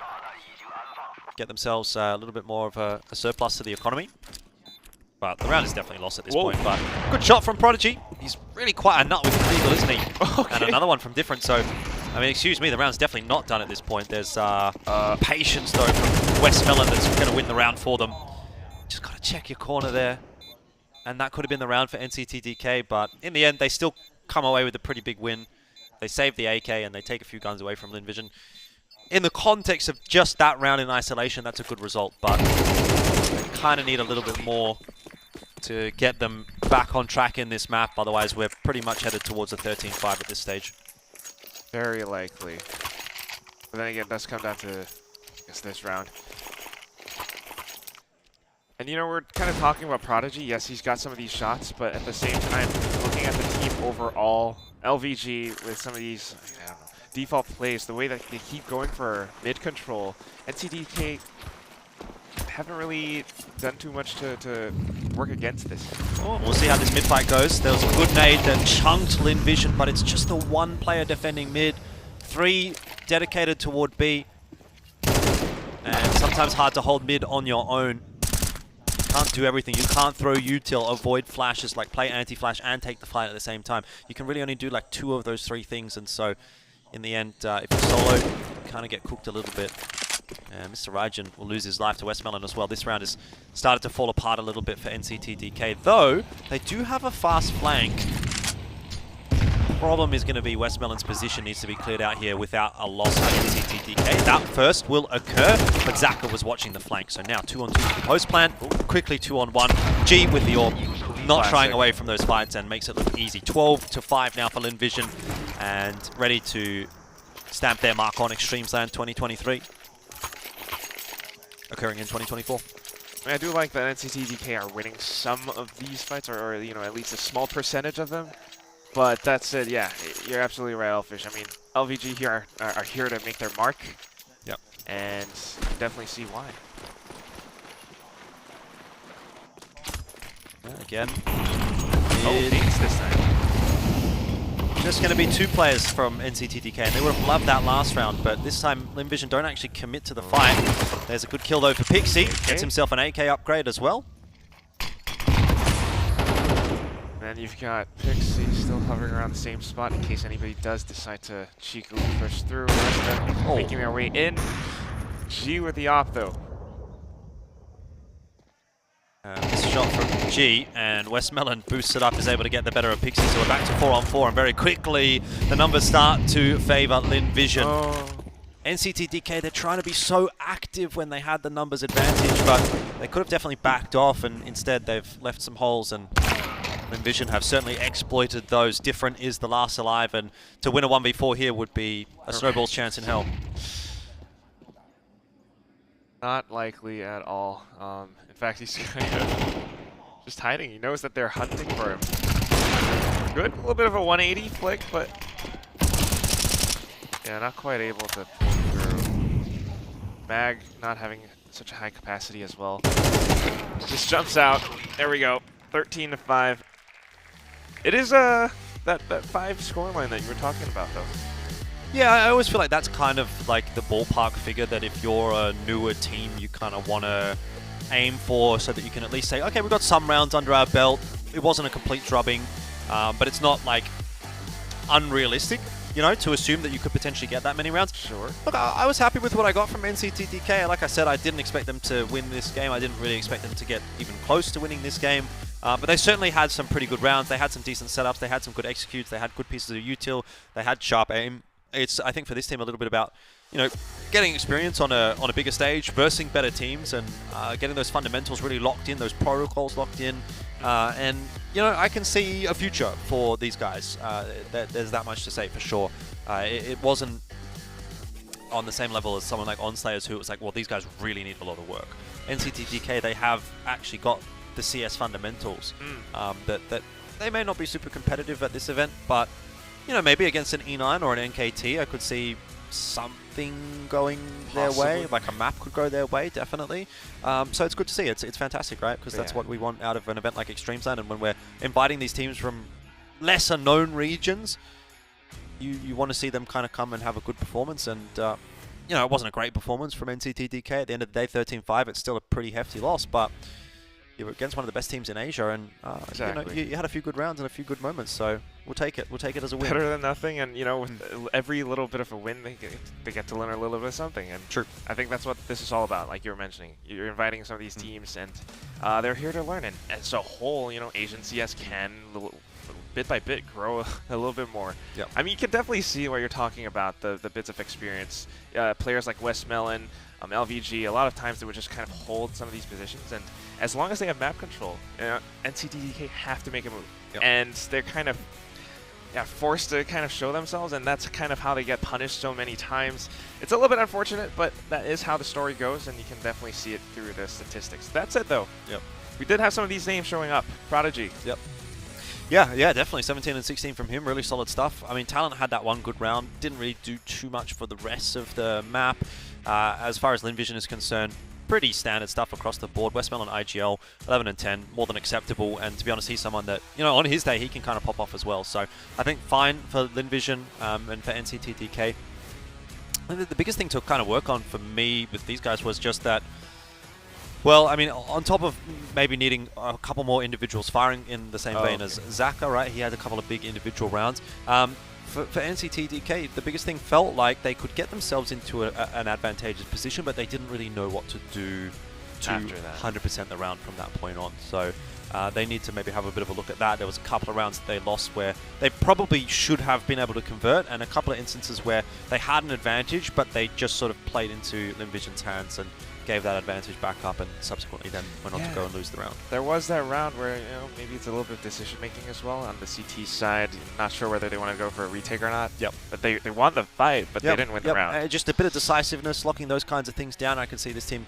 They could have definitely pushed LinVision a little bit more than what they did. They could have definitely got the second round of the game where Zaka ended up getting 3K with the 5-7. They probably should have won that round.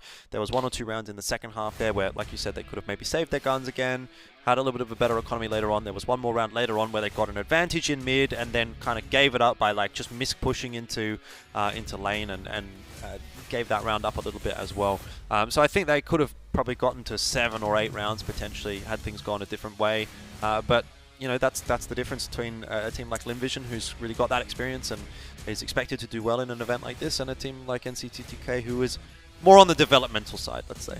Yeah, I mean, I do think that this definitely shows a lot about CS as well as a game. I mean, there's so much to look at, and I'm honestly like trying to learn as well, and then catching up with all these things. You can definitely see LVG having what it takes to challenge some of the other teams on from Group A, for example. So I think, if anything, yeah, we've seen a little bit from NCTDK. Hopefully they can show us a little bit more. But what would you have to say for LVG? Because right now, they aren't showing too much. Yeah, but performance-wise, like skill-wise, fine, acceptable. Acceptable. I mean, nothing too exciting, let's say. But I'm happy with what I got from LinVision. All right. No complaints. So far, so good. I guess we'll, see what they have to say. Our interview is ready, so let's hear what we have from LVG. Coming back into Extremesland, I think it's been a couple years. How are you feeling? I feel good. Let me translate first. Yeah. 我们欢迎 LVG 的西瓜啊。好，那么这么多年又回到了这个极限之地的赛场，你的感觉怎么样？ All right, tell us again. Feel good. Yeah, what's your favorite part? 感觉很好。What's your favorite part about being back? 你觉得这个极限之力现在这次回来你觉得最好的地方是哪里？最大的感受？我觉得线下的氛围很好吧。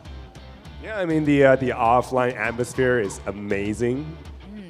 Well, with CS2 in China and the China CS scene, obviously we have two great teams here. What other teams do you think we should be keeping an eye on? 除了 LVG 和天路，现在中国的 CS 还有什么比较强的队伍？中国 CS 的话，基本上还有 Wings Up 和 New Happy 吧。So we got Wings Up and New Happy. Yeah. 没别的了吗？没了吗 ？Okay, that's it. That's it. Yeah. Just Wings Up and New Happy. Yeah. 那你觉得就是因为刚才这场比赛还是比较轻松的，那越南队他们那边肯定也是没有你们有经验，那你觉得跟他们有什么建议吗？So obviously the Vietnamese team they're lacking a little bit of experience compared against you guys. So what are some of your advices for them? 我觉得可能他们训练比较少，我觉得可以多训练一点，然后包括各个地图的地图理解也要增强一些。So perhaps they need to practice with each other a little bit more and try to increase their understanding of each map. Yeah. And for the last question, which team are you most looking forward to facing or rematching even? 最后一个问题就本届极限之地，你最想和哪支队打？那就肯定是天路了，没有别的了。Has to be Tai Lu. All right. All right. Well, we're definitely looking forward to that. We have more matches coming up, but don't go away after this break. 好，我们感谢西瓜接受我们的采访。Thank you.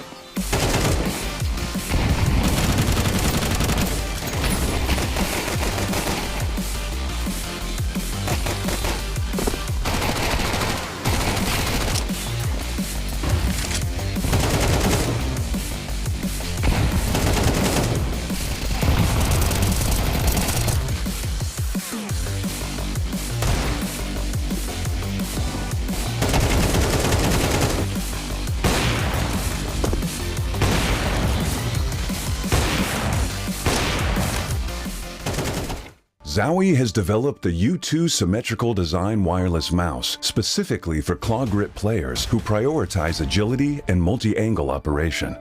In the past, Zowie has designed multiple mouse shapes. Among symmetrical claw grip designs, the FK mouse series is widely known. The shape of most Zowie mouse series in the past were primarily designed to accommodate significant horizontal movements commonly found in games like Counter-Strike.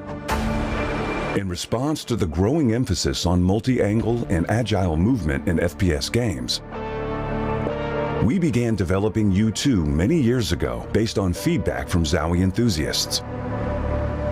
Most symmetrical wireless mice on the market have straight-sided designs. U2 features a design with inwardly tapered curves on both sides, which offers a distinct and properly positioned finger resting point.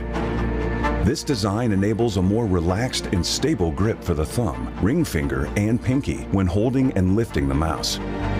The left side curve design combined with the overall curve of the back reduces the thumb angle, which stabilizes muscle frequency and also supports a faster index finger click speed. The right side curve design facilitates easy placement of the ring finger. It promotes balanced force exertion on both sides of the hand and allows for more stability during mouse movement. Regarding the side buttons, through experiments with different shapes and positions, U2's side button design facilitates easier thumb access. U2 meets the demand for agile and enduring performance. In addition to its shape, we've changed the upper half of mouse skates to a larger one for a more familiar gliding experience among Zowie users. U2 uses the now proven 3395 sensor for long-term component supply stability. To deliver a better wireless experience, the enhanced receiver offers improved stability of the wireless signal. It minimizes frame drops and stuttering stemming from wireless interference during gaming and maintains stable, high-quality transmission during wireless applications. The enhanced receiver doubles as a charging dock, preventing accidental cable disconnections while powering up using wires. This is a brief introduction of the U2. Please feel free to DM us if you have any questions.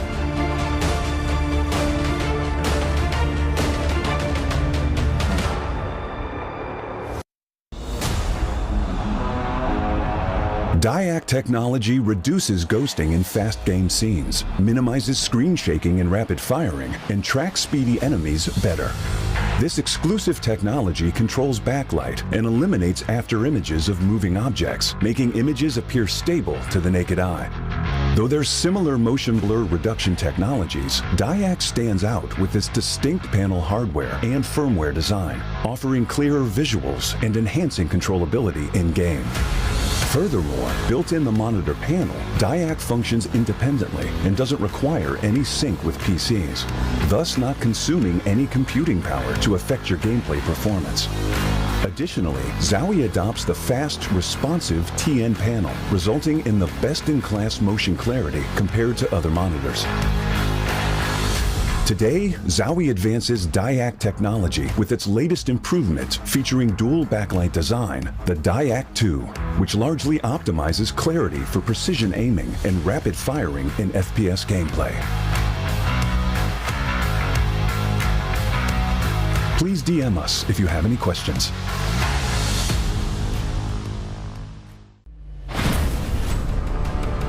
We are proud to announce new additions to the XL series. Both are using fast TN panels and newly upgraded DIAC 2 technology.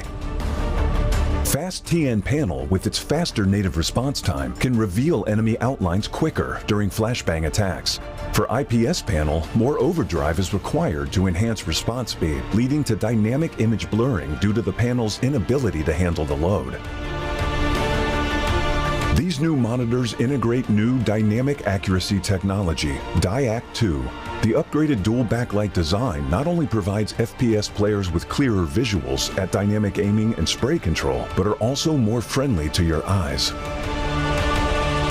Moreover, built in the monitor panel, DIAC 2 functions independently and doesn't require any sync with PCs, ensuring no impact on game performance. XL setting to share now has auto game mode feature. Besides download, save, share your settings, it will auto apply different color settings based on your usage scenarios. Outlook of the latest monitors are refreshed. It has incorporated industrial grade bearings into the height adjustment mechanism, allowing easier and smoother adjustment to the exact desired height. The new monitor series continue to evolve, refining details to ensure players can perform their best consistently in games. This is a brief introduction of the new XL monitor. Feel free to DM us if you have any questions.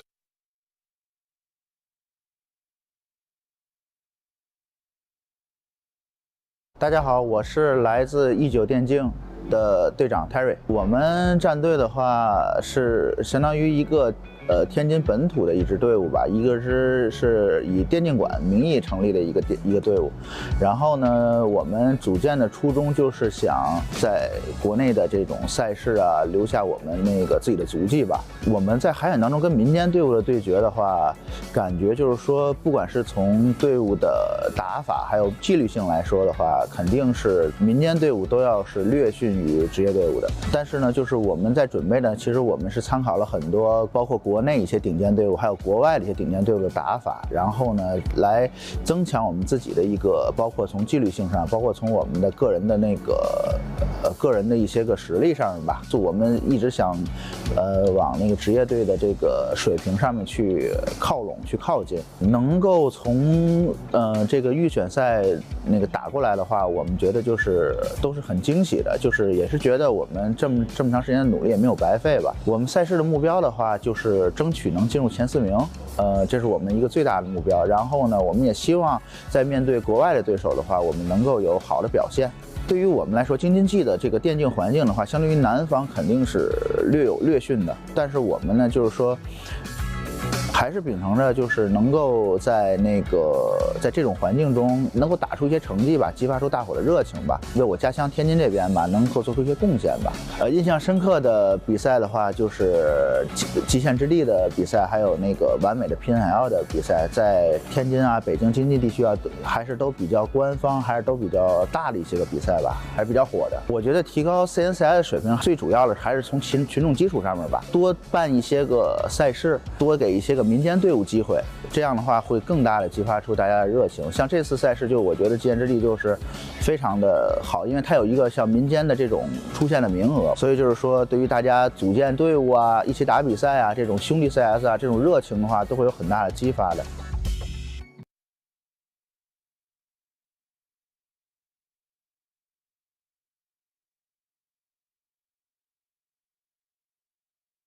Hello guys, I'm Sign. I'm from NKT.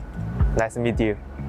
In SEA, now don't have any LAN game tournament, and my LAN game tournament was in Shanghai. I don't know when exactly, but that tournament was XSE.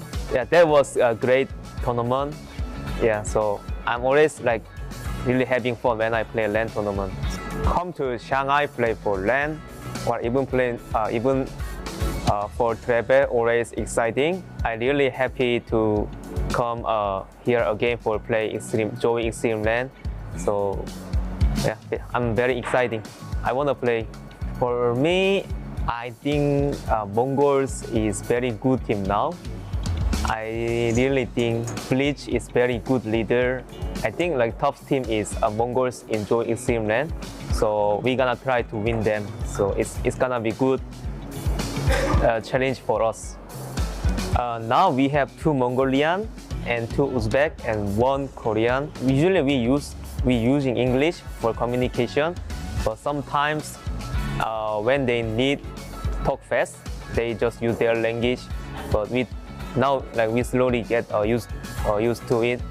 Actually no, just like most of things is like still same with CS:GO. The big difference thing is just there is normal one-way smoke and you can break the smoke with nade. It wasn't that problem. Like I didn't have any problem. Change to CS2 from CS:GO. I think EU team and NA team, they really balance. Like sometimes they have like really good lead as player, but sometimes they have very good discipline. Like when they need to survive, they don't overpick or they play very smart. But in SEA, player still doesn't have any good experience. So I think basically now like SEA and EU or NA have like really big skill gap. But I think like East Asia or China, like Mongol team or China team, they have really good system in CS2 already. Yeah, I think SEA need to improve a lot as team and player have to be more professional. In this year, of course, my goal is I really want to go major at least one time before I go military service. My goal and my dream is go major once before I go military.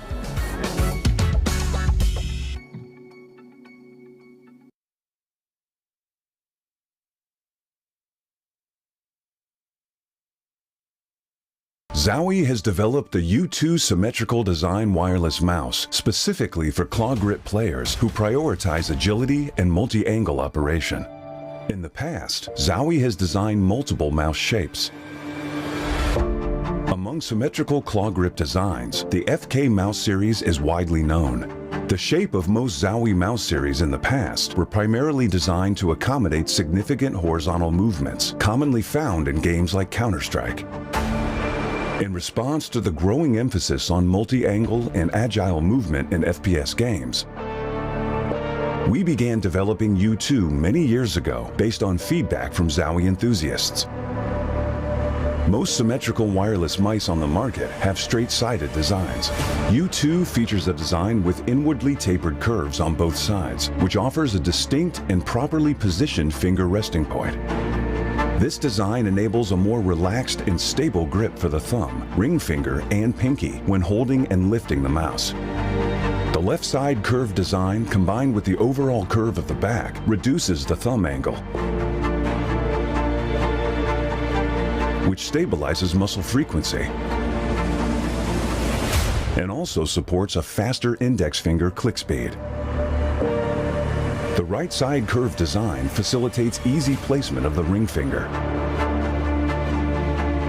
It promotes balanced force exertion on both sides of the hand and allows for more stability during mouse movement. Regarding the side buttons, through experiments with different shapes and positions, U2's side button design facilitates easier thumb access. U2 meets the demand for agile and enduring performance. In addition to its shape, we've changed the upper half of mouse skates to a larger one for a more familiar gliding experience among Zowie users. U2 uses the now proven 3395 sensor for long-term component supply stability. To deliver a better wireless experience, the enhanced receiver offers improved stability of the wireless signal. It minimizes frame drops and stuttering stemming from wireless interference during gaming and maintains stable, high-quality transmission during wireless applications. The enhanced receiver doubles as a charging dock, preventing accidental cable disconnections while powering up using wires. This is a brief introduction of the U2. Please feel free to DM us if you have any questions.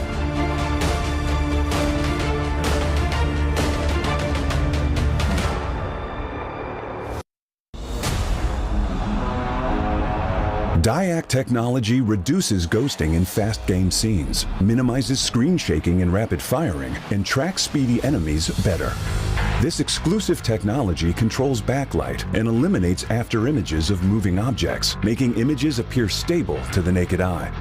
Though there's similar motion blur reduction technologies, DIAC stands out with its distinct panel hardware and firmware design, offering clearer visuals and enhancing controllability in-game. Furthermore, built in the monitor panel, DIAC functions independently and doesn't require any sync with PCs, thus not consuming any computing power to affect your gameplay performance. Additionally, Zowie adopts the fast, responsive TN panel, resulting in the best-in-class motion clarity compared to other monitors. Today, Zowie advances DIAC technology with its latest improvement featuring dual backlight design, the DIAC 2, which largely optimizes clarity for precision aiming and rapid firing in FPS gameplay. Please DM us if you have any questions.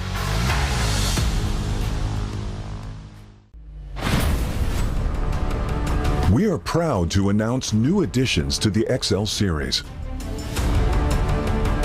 Both are using fast TN panels and newly upgraded DIAC 2 technology. Fast TN panel with its faster native response time can reveal enemy outlines quicker during flashbang attacks. For IPS panel, more overdrive is required to enhance response speed, leading to dynamic image blurring due to the panel's inability to handle the load. These new monitors integrate new dynamic accuracy technology, DIAC 2.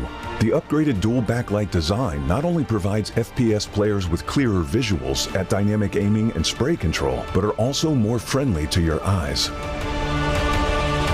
Moreover, built in the monitor panel, DIAC 2 functions independently and doesn't require any sync with PCs, ensuring no impact on game performance.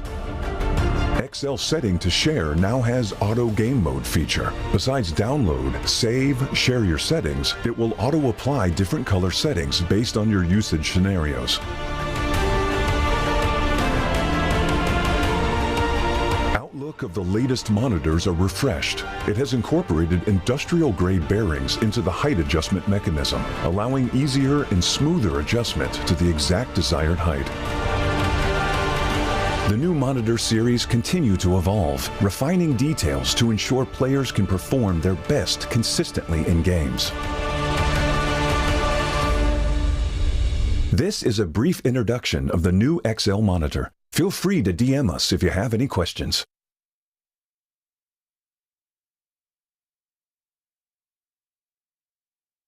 大家好，我是来自19电竞的队长 Terry。我们战队的话是相当于一个天津本土的一支队伍吧，一个是以电竞馆名义成立的一个队伍。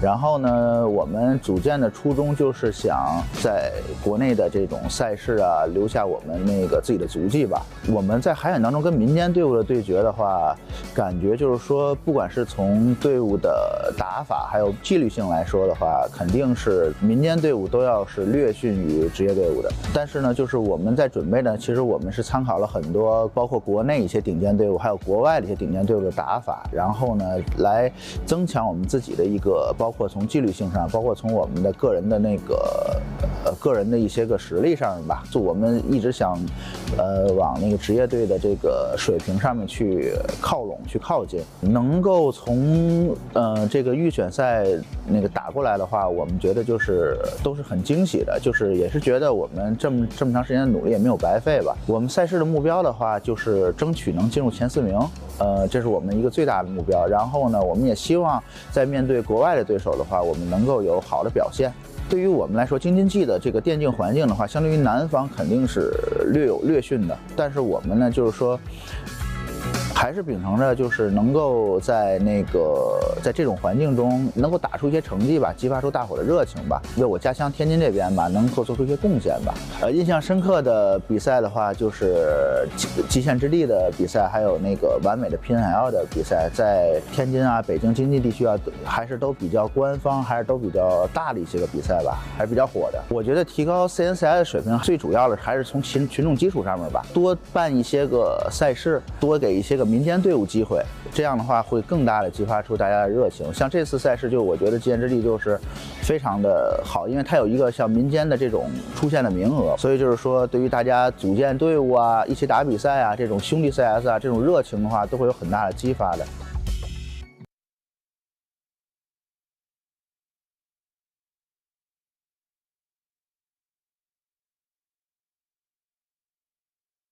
Zowie has developed the U2 symmetrical design wireless mouse specifically for claw grip players who prioritize agility and multi-angle operation. In the past, Zowie has designed multiple mouse shapes.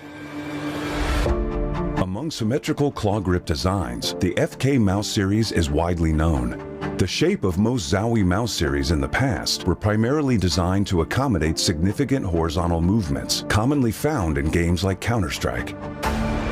In response to the growing emphasis on multi-angle and agile movement in FPS games, we began developing U2 many years ago based on feedback from Zowie enthusiasts. Most symmetrical wireless mice on the market have straight-sided designs. U2 features a design with inwardly tapered curves on both sides, which offers a distinct and properly positioned finger resting point. This design enables a more relaxed and stable grip for the thumb, ring finger, and pinky when holding and lifting the mouse. The left side curved design combined with the overall curve of the back reduces the thumb angle, which stabilizes muscle frequency and also supports a faster index finger click speed. The right side curved design facilitates easy placement of the ring finger. It promotes balanced force exertion on both sides of the hand and allows for more stability during mouse movement. Regarding the side buttons, through experiments with different shapes and positions, U2's side button design facilitates easier thumb access. U2 meets the demand for agile and enduring performance. In addition to its shape, we've changed the upper half of mouse skates to a larger one for a more familiar gliding experience among Zowie users. U2 uses the now proven 3395 sensor for long-term component supply stability. To deliver a better wireless experience, the enhanced receiver offers improved stability of the wireless signal. It minimizes frame drops and stuttering stemming from wireless interference during gaming and maintains stable, high-quality transmission during wireless applications. The enhanced receiver doubles as a charging dock, preventing accidental cable disconnections while powering up using wires. This is a brief introduction of the U2. Please feel free to DM us if you have any questions.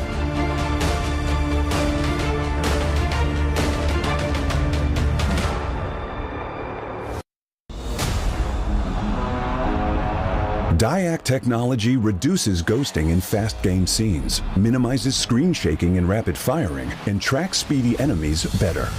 This exclusive technology controls backlight and eliminates after images of moving objects, making images appear stable to the naked eye. Though there's similar motion blur reduction technologies, DIAC stands out with its distinct panel hardware and firmware design, offering clearer visuals and enhancing controllability in-game. Furthermore, built in the monitor panel, DIAC functions independently and doesn't require any sync with PCs, thus not consuming any computing power to affect your gameplay performance. Additionally, Zowie adopts the fast, responsive TN panel, resulting in the best-in-class motion clarity compared to other monitors. Today, Zowie advances DIAC technology with its latest improvement featuring dual backlight design, the DIAC 2, which largely optimizes clarity for precision aiming and rapid firing in FPS gameplay. Please DM us if you have any questions.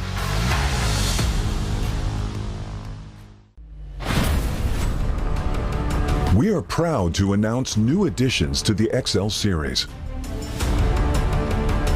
Both are using fast TN panels and newly upgraded DIAC 2 technology. Fast TN panel with its faster native response time can reveal enemy outlines quicker during flashbang attacks. For IPS panel, more overdrive is required to enhance response speed, leading to dynamic image blurring due to the panel's inability to handle the load. These new monitors integrate new dynamic accuracy technology, DIAC 2. The upgraded dual backlight design not only provides FPS players with clearer visuals at dynamic aiming and spray control, but are also more friendly to your eyes. Moreover, built in the monitor panel, DIAC 2 functions independently and doesn't require any sync with PCs, ensuring no impact on game performance. XL setting to share now has auto game mode feature. Besides download, save, share your settings, it will auto apply different color settings based on your usage scenarios.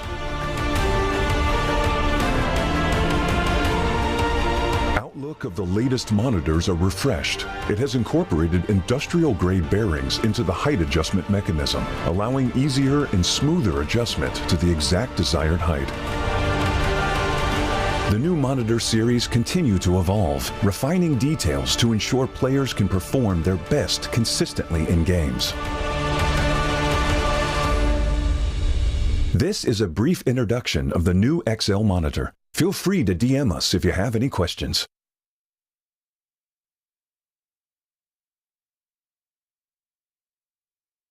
Zowie has developed the U2 symmetrical design wireless mouse specific.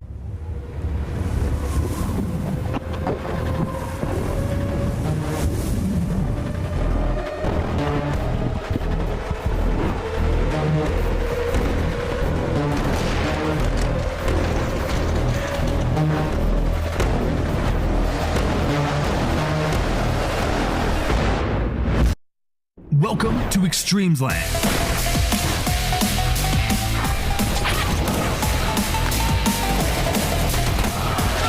Since 2016, eXTREMESLAND has been the stage where many Asia-Pacific esports enthusiasts made it into world-class elites. Together, they strive to achieve dreams. Now, at the eXTREMESLAND, the horn has been sounded. The flames of war have been reignited. Let's go!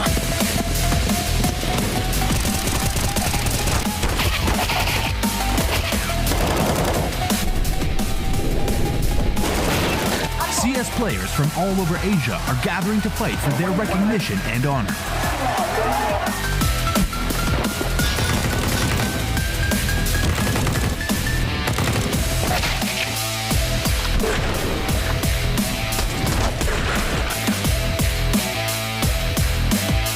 Be prepared to embark on a new chapter.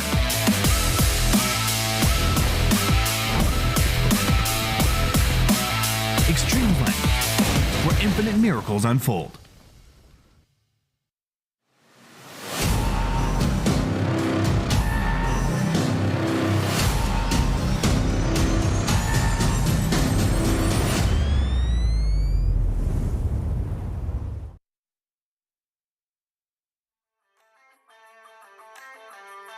From Shanghai, welcome back to the eXTREMESLAND CS Asia Cup Finals. Now we're ending near the end of the day, but we're very excited to see what is going to come up next. I'm one of your co-hosts, Victoria, aka Chubby Ninja. And I'm the other co-host. You can call me Baseline J. Welcome back. 欢迎大家回来啊！我们2023极限之地 CS 亚洲杯总决赛的现场啊！We're about to welcome the last two teams who have yet to make their appearance today. Yeah, that's right. They are going to be facing up against Lin Vision. Whoever wins this next match, it's going to be Team NKT from Thailand and E9 Esports. Are you excited? Oh yeah！ 我们接下来准备欢迎今天还未登场的两支队伍入场啊！他们是来自泰国的 NKT， 还有来自我们本土作战的E9。All right, let's get to it. First up, let's welcome Team NKT. 好，我们欢迎 NKT。Let's give it up for Team NKT from Thailand. 好，我们用掌声欢迎来自泰国的国际纵队 NKT。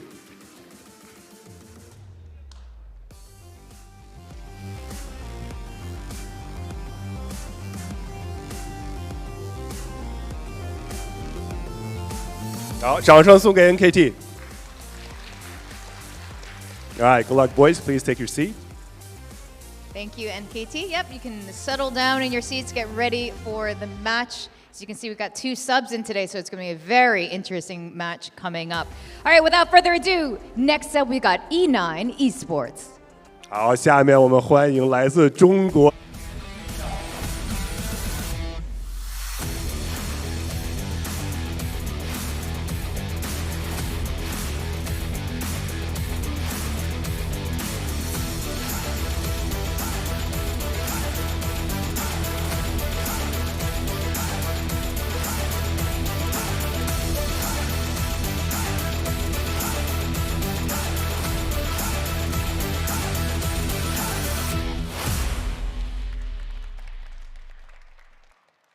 Let's give it up for E9 Esports. 掌声送给E9战队。All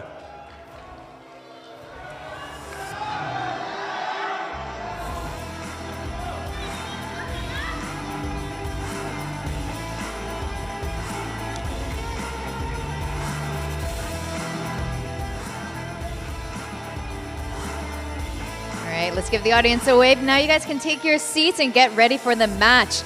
All right. We're going to be finding out what's coming up next. We are going to go over to our casters for this next match. 好，我们接下来的时间交回给解说席。All right, welcome back, everyone. We continue 2023 eXTREMESLAND CS Asia Cup Finals, and now it's this combination, Quack and myself, William here. We're selfish. To bring you some more Asian Counter-Strike, and obviously, we're continuing on with Group B. Just this previous match, maybe not as one-sided as perhaps LVG fans would have wanted to see, but at the end of the day, the result was, you know, it kind of went the pace you wanted. Yeah. Sure, yeah, a little bit so. I mean, you can definitely see the differences between two teams, but that said, I mean, Alfish did mention that NCTDK definitely has some talent as well. Sure. I mean, you would hope to see that, right? I mean, because they've been sticking to it over in the Vietnamese region. They're trying to make sure they can still build on top of something. So, of course, nobody out just yet. They will be preparing for that elimination match tomorrow. But all those matchups will be determined with this one coming up, NKT versus E9. Now, this is that kind of last matchup that should be one-sided on paper, but as the host mentioned, NKT not playing to their full strength right now. Yeah, that's what Vic said. I mean, it's a little bit interesting, but at the same time, I mean, is it really that much of a difference? Because, yeah, they have subs, but those two subs are Mongolian as well, so Sure. there is quite a bit of synergy going. I mean, you can see the way that they kind of stood on stage, Zion even talking to him, so I feel like they might be okay. And, you know, this is not too shabby. But if anything, it does give E9 a little bit more hope. Yeah, I mean, something to, you know, kind of look at it and say, okay, if we play to our strengths, E9, thinking maybe they do have a shot here as we take a look at the map bans here. Mirage and Anubis being taken out by E9. Ancient going to be the next one taken off the board. So now up to NKT to decide between Nuke and it's going to be Vertigo being banned out. So it will indeed be Nuke here. Oh, that's going to be fun. Well, I mean, again, not really a CS expert. I don't really know too much about NKT or anything. But still, that said, Nuke will be a fun map to play, to say the least. But the main thing that I'm looking out for is just how does E9 fare in a tournament like this? Because that's what the video is saying in the interview. Yeah, and also, I mean, I had a brief chance to kind of chit-chat with some of the Chinese commentators while waiting for the previous matches, and they were just saying, I mean, they think E9 should be playing to their fullest strength here at this event. I mean, obviously, this is something that means a lot to them. We saw it during the interview. This is much more of a kind of let's get this hurrah for our local, you know, region for them coming out from Tianjin. So curious to see if they'll take advantage of that, and especially with NKT not being at full force. We'll see how that works out as we take a look at Coolest monitor set up here with the 2546X over on stage. 10 color vibrance. I saw 1212 earlier. Yeah, actually, it is interesting that everyone seems to be playing with different settings. I mean, just goes to show different preferences. Yeah, everyone has different preferences, but, you know, if you have a certain player that you're like, well, how are they getting those shots? Then guess what? You can check out their settings for the Zowie monitor on stage and copy it over and see if you get the same results. I want to play like how William plays. No, you definitely don't. What are his settings? Let me tell you that. You definitely do not. What is his DPI? Well, the DPI you definitely don't want to copy. Taking a look at E9 Esports Tick playing with 17 black equalizers, 16 color vibrance. So turning everything up pretty much 17 out of 20, yeah. Yeah, everything's set at 20 max. So really taking advantage of the features offered to him on stage. As we do see them getting ready for this best of one, their first matchup in Group B. Whoever wins will be facing up against LVG in the very next and last match of day one, and whoever loses will have to prepare for a best of 3 elimination tomorrow. And that's always, again, a bit of an uphill battle. I'm definitely a little bit curious as to how E9 Esports will perform, though. I mean, yes, we did talk a little bit with our Chinese counterparts, and yeah, it is a bit of that local kind of support, but at the same time, you know, they're here for a reason. They made it through some sort of trial or challenge, and they might have what it takes, I guess. I mean, I think even domestically, right, this is kind of a moment of like, well, okay, here's your chance, right? Prove yourself against some of, you know, the stronger teams or teams that have been around for a while, some of the international teams here in Asia, and see how you fare. Now, of course, I think the biggest story, you know, over on NKT, especially given that they aren't playing with their full roster here at EXTREMESLAND, is, you know, all eyes continue to be on Zion, right? Still sticking around here, especially, you know, coming out from Korea, kind of the last remaining Korean pro that's sticking to their guns. Yeah, on CS. I mean, let me tell you, I mean, I know a ton of Korean players that have moved on to other games like Valorant. They've told me that they've asked Design to join them, and he's content playing CS. And I mean, if he wants to stay content, then he's gonna have to get some dubs. Gonna have to get some dubs. I mean, if you look at NKT's history so far, they do have some dubs. It's not as if they aren't successful at all, but they have struggled a little bit against teams like the Mongols, for example, and that is something. Well, to be fair, a lot of teams seem to have some struggles in Asia. Yes, in Asia. So I mean, but I mean, I'm seeing here like the Huns as well. And sure. And it is a bit, unfortunate because I think a lot of people were looking at this event and saying, okay, maybe we see this iteration of NKT, so see how it fares. Can they try to start to build something long term? And then unfortunately, due to some of the travels, they weren't able to field their full roster. So there's still going to be that little asterisk that follows them around for 2023 Extremesland. But in other news, I mean, if they do perform well, it's like, okay, well, that was with subs, right? It kind of flips the other way. So NKT, not too much to lose, but still a lot to gain if they're able to perform to their max potential. And for both these teams, I guess it's just a bit of that chance, that opportunity. If they can do it, then they prove themselves. If not, then, it is what it is, and you just move on. Yeah, I mean, of course, that's kind of been the theme here for Extremesland, especially for teams like E9 that are coming out through some of the qualifiers. Except for that OT match. Well, that one, there was a lot. There was a lot, on the line. A lot of intangibles on the line, quite frankly. Of course, both of them, I don't know if it's over yet, but obviously grinding their way away in another qualifier right now online as well. So some packed weekends for both those teams in Group A, Tyloo and the Mongols. But of course, we'll continue to see more of them throughout the weekend. Neither of those, no teams eliminated just yet. It does look like we're waiting on some final confirmation as everyone makes sure everything's working just fine on stage. I mean, one of the things is I still remember when NKT had Xcurate on that roster, Impression as well. Now it's slightly different. And yeah, I mean, Zion has to be the one to kind of lead the charge, as it were. And then on a map like Nuke, for example, I don't know. It's just really interesting because you've got this whole outside area. You need to know that the executes and lineups to really smoke out the entire thing if you want to make a move there.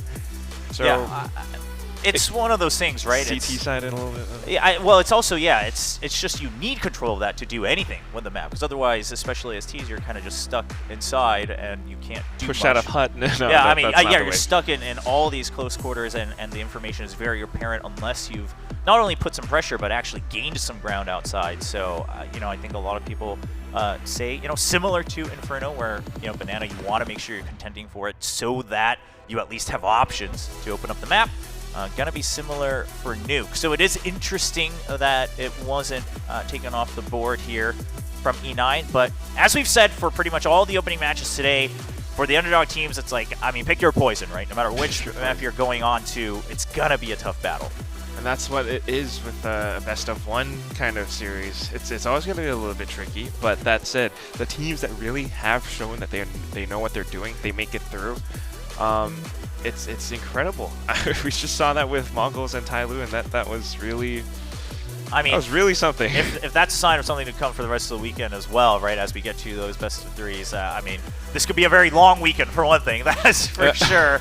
As of course, that went to 5 OTs there between the two teams, two of the very favorite teams for this tournament this weekend. As it does look like we're going to have a little bit more time here to await confirmation from all the players. Just to kind of recap other things that have been going on today. I mean, of course, earlier we saw Acme representing the Middle East as well. Had a chance to chat with some of the players, and it was exactly as we kind of suspected and hoped, right? We talked about it, Jordan and I talked about it on the cast of, well, hopefully this is a good learning experience that they're able to take away from this. And the whole time, they're standing out there backstage, they're like, oh, like, I just couldn't peek. Like, they were getting me every time, and their teammates are like, well, now we know that's what we're up against. Now we know how we have to prepare for that we can't just shy away from fights. And it does look like they're hungry to kind of reinstate themselves in the elimination match tomorrow for Group A against Incheon Onslayers. I love how they mentioned their scrim results against Onslayers. We'll see. We'll see what actually happens. Yeah, we'll see. But, I mean, obviously, for anyone who did watch the match, I think, again, you have that apparent sign of, okay, Acme clearly has been practicing and playing CES, right? Not just FPSs, not just aim training, but they've been playing Counter-Strike. They understand how to play Counter-Strike, whereas Incheon Onslayers, I mean, not saying everything was terrible, but they had good aim. They knew how to, fire their guns well, and they had some teamwork and coordination. But CS is a whole different beast. Yeah, oh my goodness. The map-specific timings, the lineups, the executes, a lot of that seemed to be missing. A lot more kind of off the cuff and hoping we hit our shots, which were pretty decent, to be fair. True. But that's it. It is really, really tricky. I mean, I think I just saw a little bit of that with that match against NCTDK. Lin Vision definitely knew what they were doing, and according to Jordan, yeah, they weren't even really doing anything out of pocket. They weren't really doing anything special. It's just default stuff that that's the meta of the game. NCTDK tries a little bit too, but it's not quite the same when you don't have that much experience. So similarly here, NKT, they might have that. E9 maybe a little bit less experienced, but let's see how they play. If anything, I'm actually a little bit more curious about what's going to happen in our upcoming match. Is it NKT, Lin Vision? How's that going to go? Yeah, I mean, can NKT even get there? I mean, obviously some question marks following them right now in this matchup against E9. I think a lot of people still assume they will make it out, even if it takes a bit more, but it awaits to be seen. And of course, I mean, we've been talking about whereas eXTREMESLAND is also partly a big celebration for Asian CS to really foster the growth of it. At the same time, again, for teams like Lin Vision or whether it's Tyloo or the Mongols, there's a lot more on the line that they're gunning for throughout 2024, and there's a lot more that they're hoping to achieve. So this is really, they're actually in some ways putting down a lot on the line by taking part in this event to show up on stage, to gain, not only that confidence, but to also kick off the year and say, this is the way we're headed, right? This is how we want to start our year. This is how we want to, what we want to achieve in 2024, because there's a lot more that they're already all signed up for, those three teams specifically, that they'll have to prove themselves. Which is why that interview was pretty great. I love what Terry had to say about the team and, what it means to come from that region, from Tianjin and whatnot.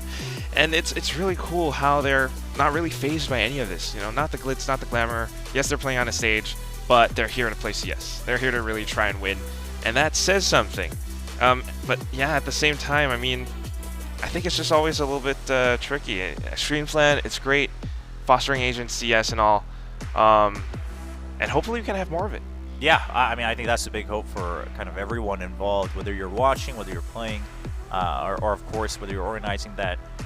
You're hoping that this builds into something greater for Asian CS, and so far, I think a lot of people are happy to see that it seems to be delivering on those fronts, right? Whether it's, the games, the teams, and so far the presentation as well. Now, of course, for this match, still awaiting a couple players, it looks like. Some of them seem to be pretty content to just stay warmed up here, but a couple of them still tweaking. It does get a bit cold, I think, on stage. It's actually gotten a lot colder too. I just stepped outside to go to the restrooms, and it was definitely a lot chillier than it was in the morning. So that is something that can affect players' performances as well. Sure.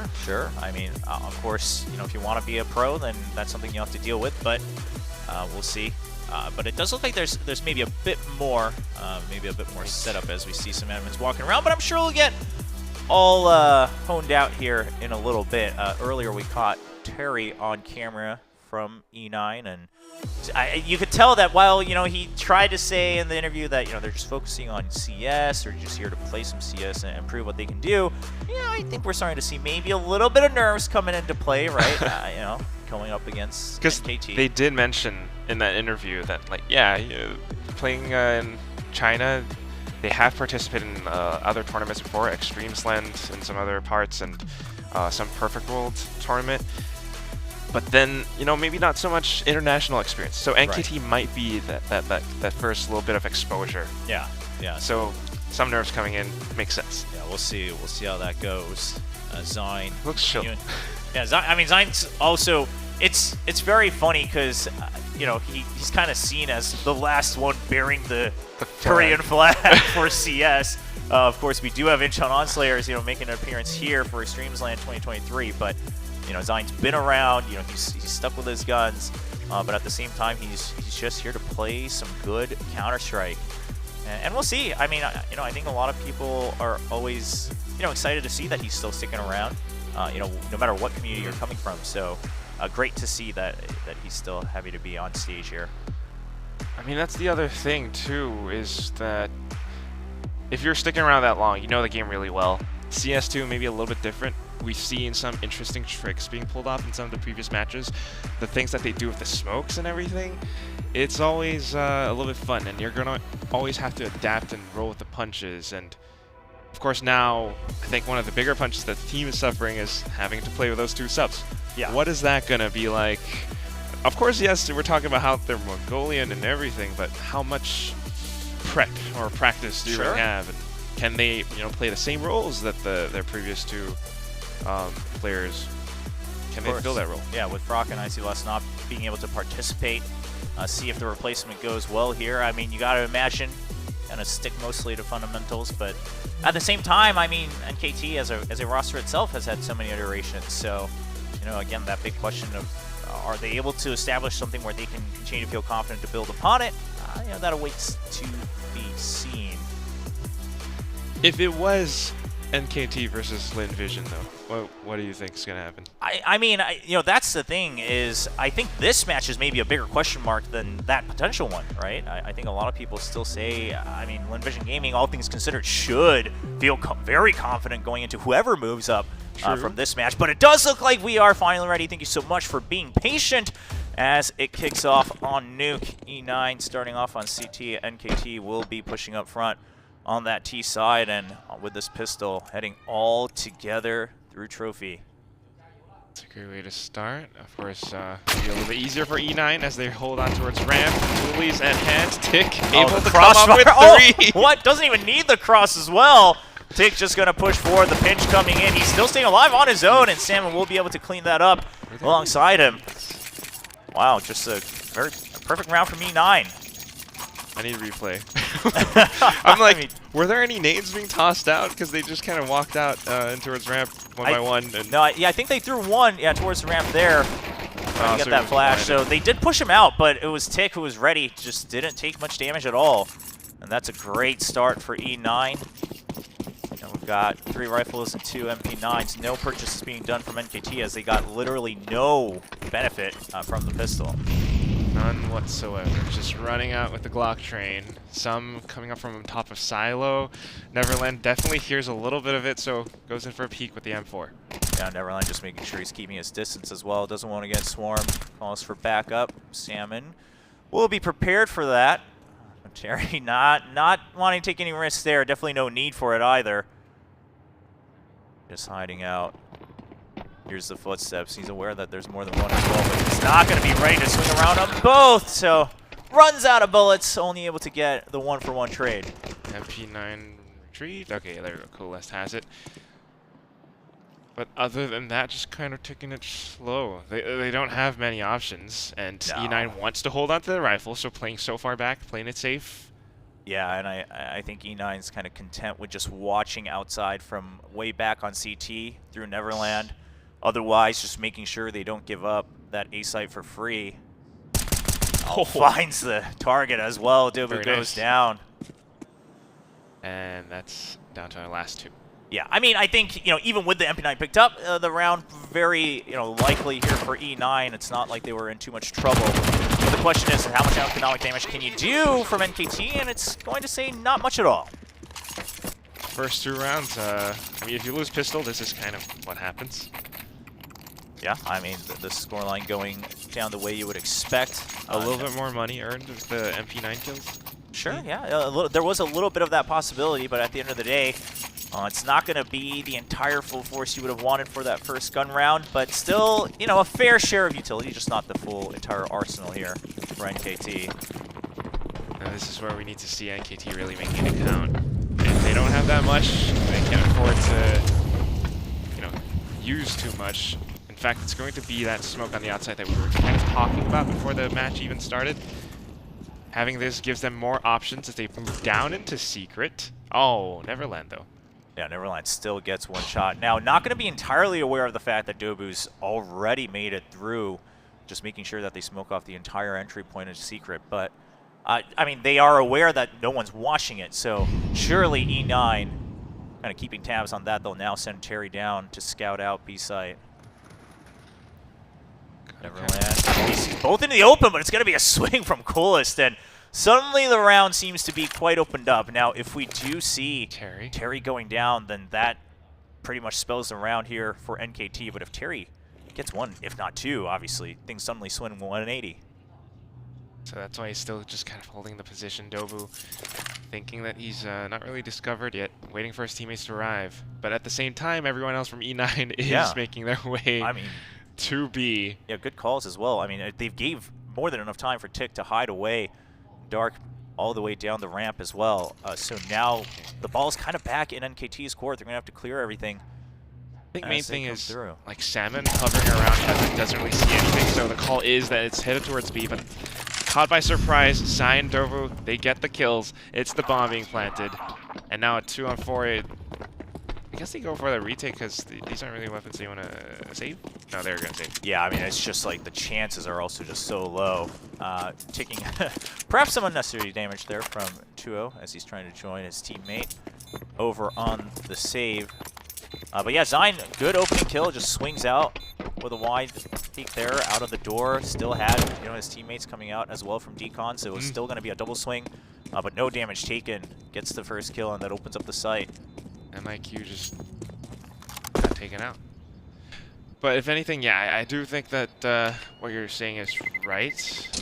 And it does show that NKT, yeah, maybe it's 2 stubs, but they are still, you know, relatively in sync enough that they can pull off a strat like that. Yeah, and listen, I mean, sure, you know, the pistol went E9's way and was quite the round for Tick, of course, 4 kills with the dualies, but, you know, at the end of the day, you know, they kind of picked their positions correctly. You know, as we go into the gun rounds, again, with more util, that's where you'll start to see a little bit more of that experience coming through. As NKT, again, as you often would want to, trying to take a little bit of control here of outside. Incendiary from Neverland, though, this time. Trying to take out Squeaky Door as well, but not really pushing past any of these lines. In fact, it's NKT trying to make a quick move through Hut in towards A. They managed to push past it. Salmon trying to play around the smokes. Does spot out a player, takes down Design. MIQ finding a bit of a trade too. Other than that, though, Neverland just securing the exit, some of them watching up from Heaven as well, ensuring that NKT doesn't make it out of this fight unscathed. Yeah, and MIQ is already prepared for another member to be peeking out from Heaven if the retake happens at all here. So Terry's going to have to watch out. If they want to go for this, he's going to have to make sure he gets that shot right away. But it does look like they're happy to just wait. It's going to be Neverland getting contact, but Terry gets swung on right away, and now Neverland all alone does have to make sure he's going to be able to keep this rifle. Especially for the next round, now there's going to have to be a full-on save, especially on the CT side, where economy is always a little bit tougher. But you can see that this is a little bit of that maybe slight lack of, I don't say experience still, but if there was that chance for Neverland to play along with his teammate, you know, maybe one person kind of buys the distraction, the other one peeks off of it. I think that's what they were trying to do, but it didn't quite work out. Yeah, it did look like that was the attempt, right? I mean, Terry was just waiting, for the headshot, and then as soon as Neverland got contact, Terry pushes out. It's just that MIQ was very well prepared for it. I mean, he always had his suspicions about Heaven once more, and just swings around on it, hiding around on that A site. So, ball continues to be in E9's court as they try to figure out, you know, how do we work around this initial pressure that's always going to happen on outside. And the answer they've chosen is Neverland pushing all the way up, hiding amongst the smokes, but he is caught in no man's land. Can't finish the kill either. That hurts. That hurts. Yeah, I mean, even if you were able to just trade 1 for 1, even then you're losing entire control of outside anyway, so still would have been a poor choice here, but one way or another, this round is a tough one to fight for, unless you get some kind of a lucky dink. But at that range, it's always tricky, and if anything, it's a bit of a play for information as well. We can always see that NKT, they can afford it, they will exploit this outside, and Neverland might actually, one of these rounds, try to push up front. But apart from that, it's just going to be extermination from NKT. Simple kills going their way, and it's 3-2. Yeah, and of course now, this is, I mean, E9, one more chance to try to claw things back. If not, they'll have to wait, you know, a couple turns, as they are able to invest all back in, dumping everything they got. And that doesn't even get them entirely full utility, but close as they can get now with the AWP in Tick's hand. And surely, yeah, that gives, you know, that alleviates some of the pressure. And NKT, I mean, they read right through this. They understand the situation, and they say, we're not going to pressure outside as much. Still gets Stobu right through in between the smokes. Ooh. I think that's the thing, though, right? Because, yes, you might try to go through Hut instead, but Hut is still always such a tricky spot to play. That Molly or Incendiary just right outside Squeaky Door. doesn't allow NKT to push through. But if they hold the angles and E9 kind of exposes himself as such a move trying to go through vent like that from Tuo, you get punished. We're back to 4-on-4. Ooh. Trying to go through secret, you get dinked.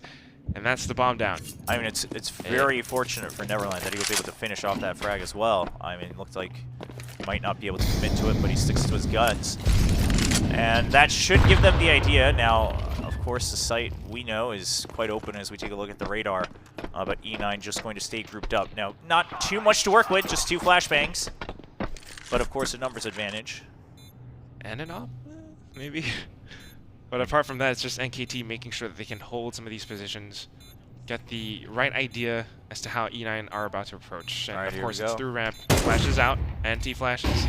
They don't get blinded whatsoever. Yeah, Zerel just hasn't had to turn away, and there he is. He's had his sights trained. Sees Yop, gonna finish off that kill as well. And now down to 2v1. Committed spray from MIQ, and of course manages to keep things alive for NKT. I mean, so far our record with some of the more unknown teams is, 13-5.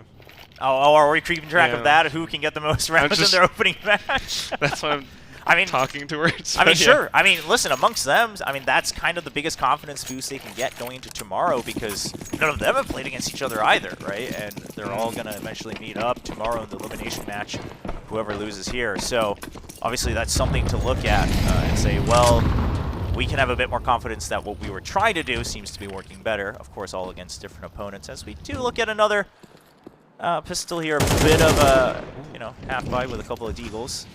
But Tick already going down, laying down a number for E9, all trapped inside once again. Now, Neverland, I mean, Dobu reads right through this. I really love how, I miss CS. The way that they're peeking into everything. You're watching CS right now. What do you mean you miss it? CS is right in front of your eyes. That's the thing. How they pre-aim, how they slowly pick apart the map that way. You could clearly see that NKT, they know what they're doing. I mean, also the confidence as well. Yeah, I think that goes hand in hand, right? I mean, first few rounds, I was a little bit afraid of Neverland holding outside. Oh yeah, okay. But now it's NKT has this. Yeah, I mean, I think they've understood. Okay, and we've seen this in some of the previous matches, and it happens in all sorts of competitions when one side is clearly the favorite team. You start to see the underdog, play a little scared, right? And granted, it's not too easy to be able to try to hold your own against multiple people outside, but all right. Neverland's answer is always to get a little bit more aggressive, and this time it's going to chain into a couple more kills from his teammates inside as well. As the push gets stopped on A, now bomb already on site, but not entirely clear, so MIQ is going to wait for backup. Good bit of discipline, trying to hop down to deny the bomb plant. Good shots coming out from Zerolta though, and that's NKT trying to bring things back. Hiding inside the smoke though, it's now 1-on-3. MIQ peeks out, gets the first one. Spots the head, right? Spots the head, not able to line up the first shot though. Ooh, gets a little antsy on that one. And Neverland will get another one to finish off the round. 5-3 slowly moving in as well. E9. As long as they make the right sort of read or idea as to how NKT are about to play. If they have enough numbers up on A, now they will be able to deny a lot. Yeah, we'll have to see E9, especially Tick. I mean, he got the opening kill the first round. They were able to buy the AWP. See if he's able to make that happen for them again. This time, watch the squeaky. What's going on? All of a sudden, NKT are kind of pinned down. Of course, an option is to go outside. That's where they're always kind of cautious as to any player that might be playing around this spot as well. Salmon, Neverland back towards CT, watching this area. Yeah, it does look like NKT's answer to Neverland's, kind of haphazard aggression is to just wait and see, right? Does he push up even further? If not, let's not dump everything we have at the start of the round. Let's reset. There's still a lot of time in the round. Outside smokes. Yeah, now they'll replenish it. So kind of trying to draw out the initial investment from E9, and quite frankly, it's looking like they should have the advantage. 1-for-1 trade. Is Terry going to push up radio? Maybe not even necessary as Tick and 12 continue to hold down the fort. MIQ being able to push out now of all times, picks up the bomb. Maybe they're still able to gain control over A. They do have some options though. It's like 40 seconds left. Yeah, I mean, they can wait for as long as they want, trying to push out Neverland as well, and that's going to be the op coming out from MIQ.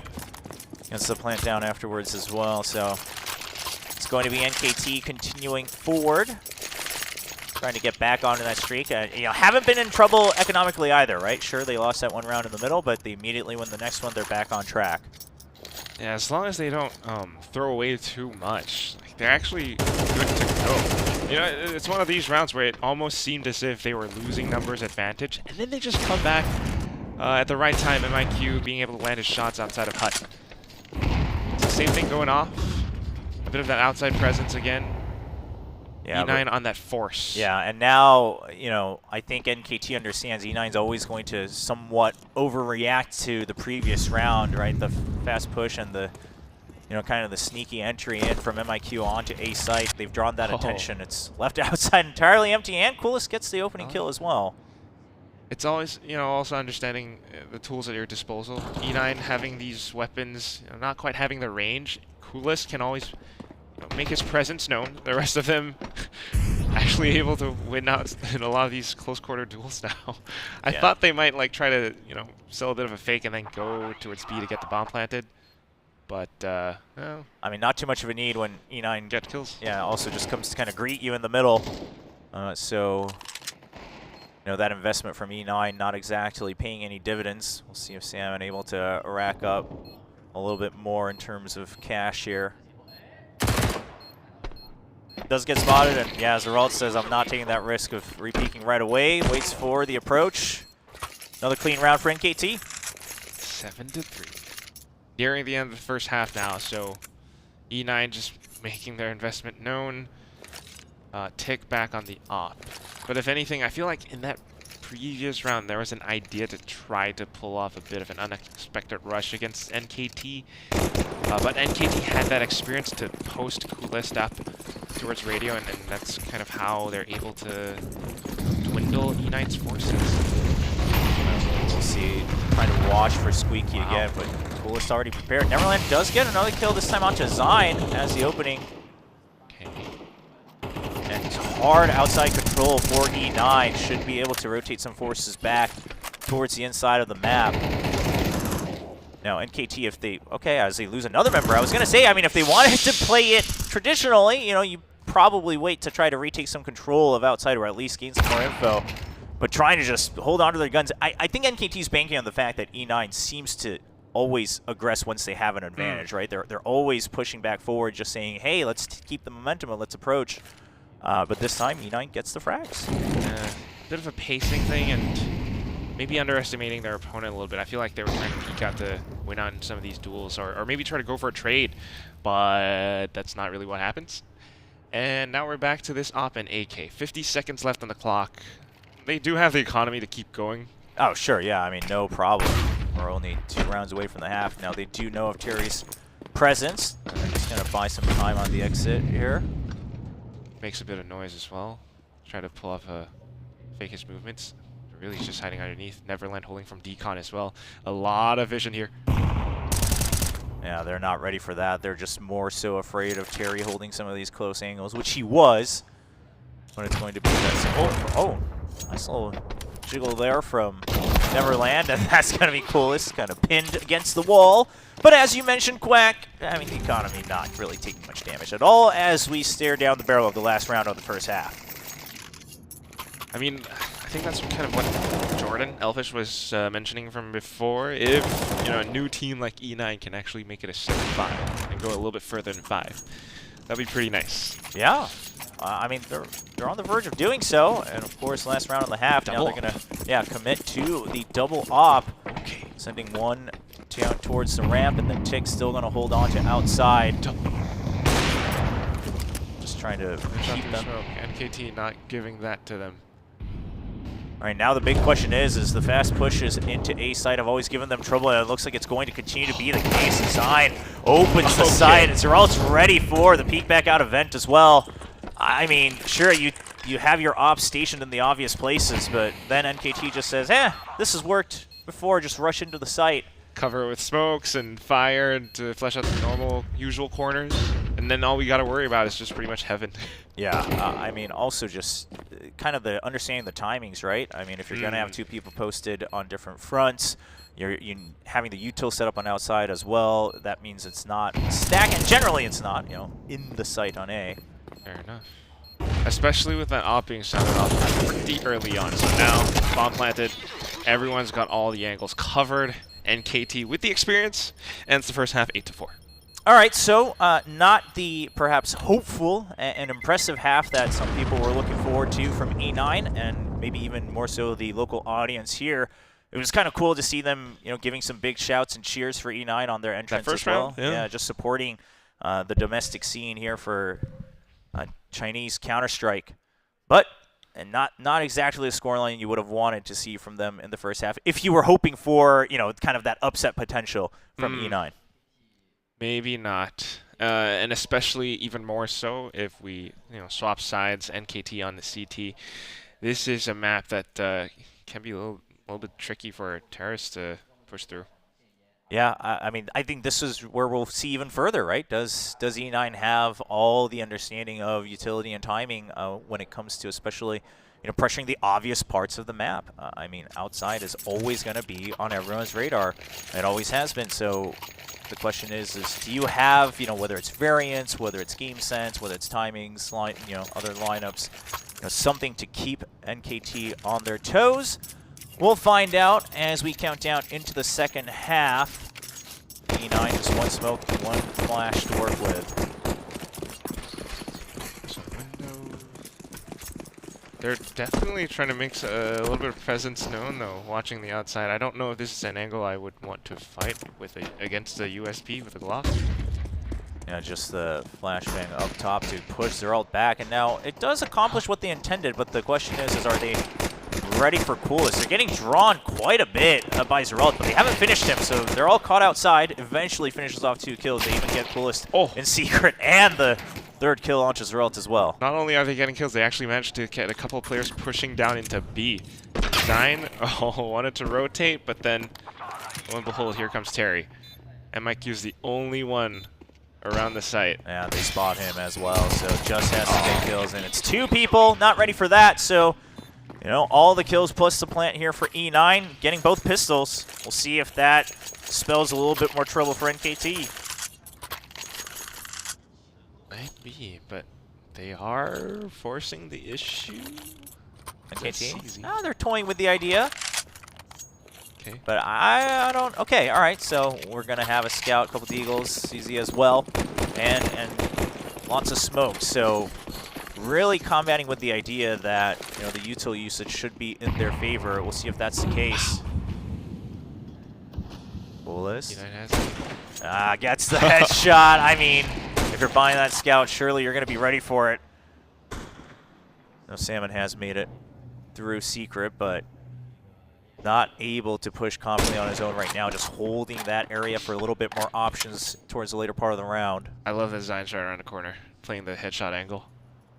With the CZ as well, I mean, that could potentially deny anyone pushing through, so it's up to E9 Esports to really kind of suss out what NKT are about to do, and if they can support a teammate well enough to gain a great entry, then they would have a little bit of a better pathing towards the site. Yeah, I mean, this is not at all the position you would have wanted to be in as E9, right? I mean, you have the rifles. You're hoping that you get some, easy damage or kills on outside. If not, if you get no contact, then you know that you should have an easier time to the site. But now, not only are they down numbers, they have to try to suss out all this information. Only 1 smoke, 2 flashbangs to assist in that front. Of course, an HE as well. Into A, I guess?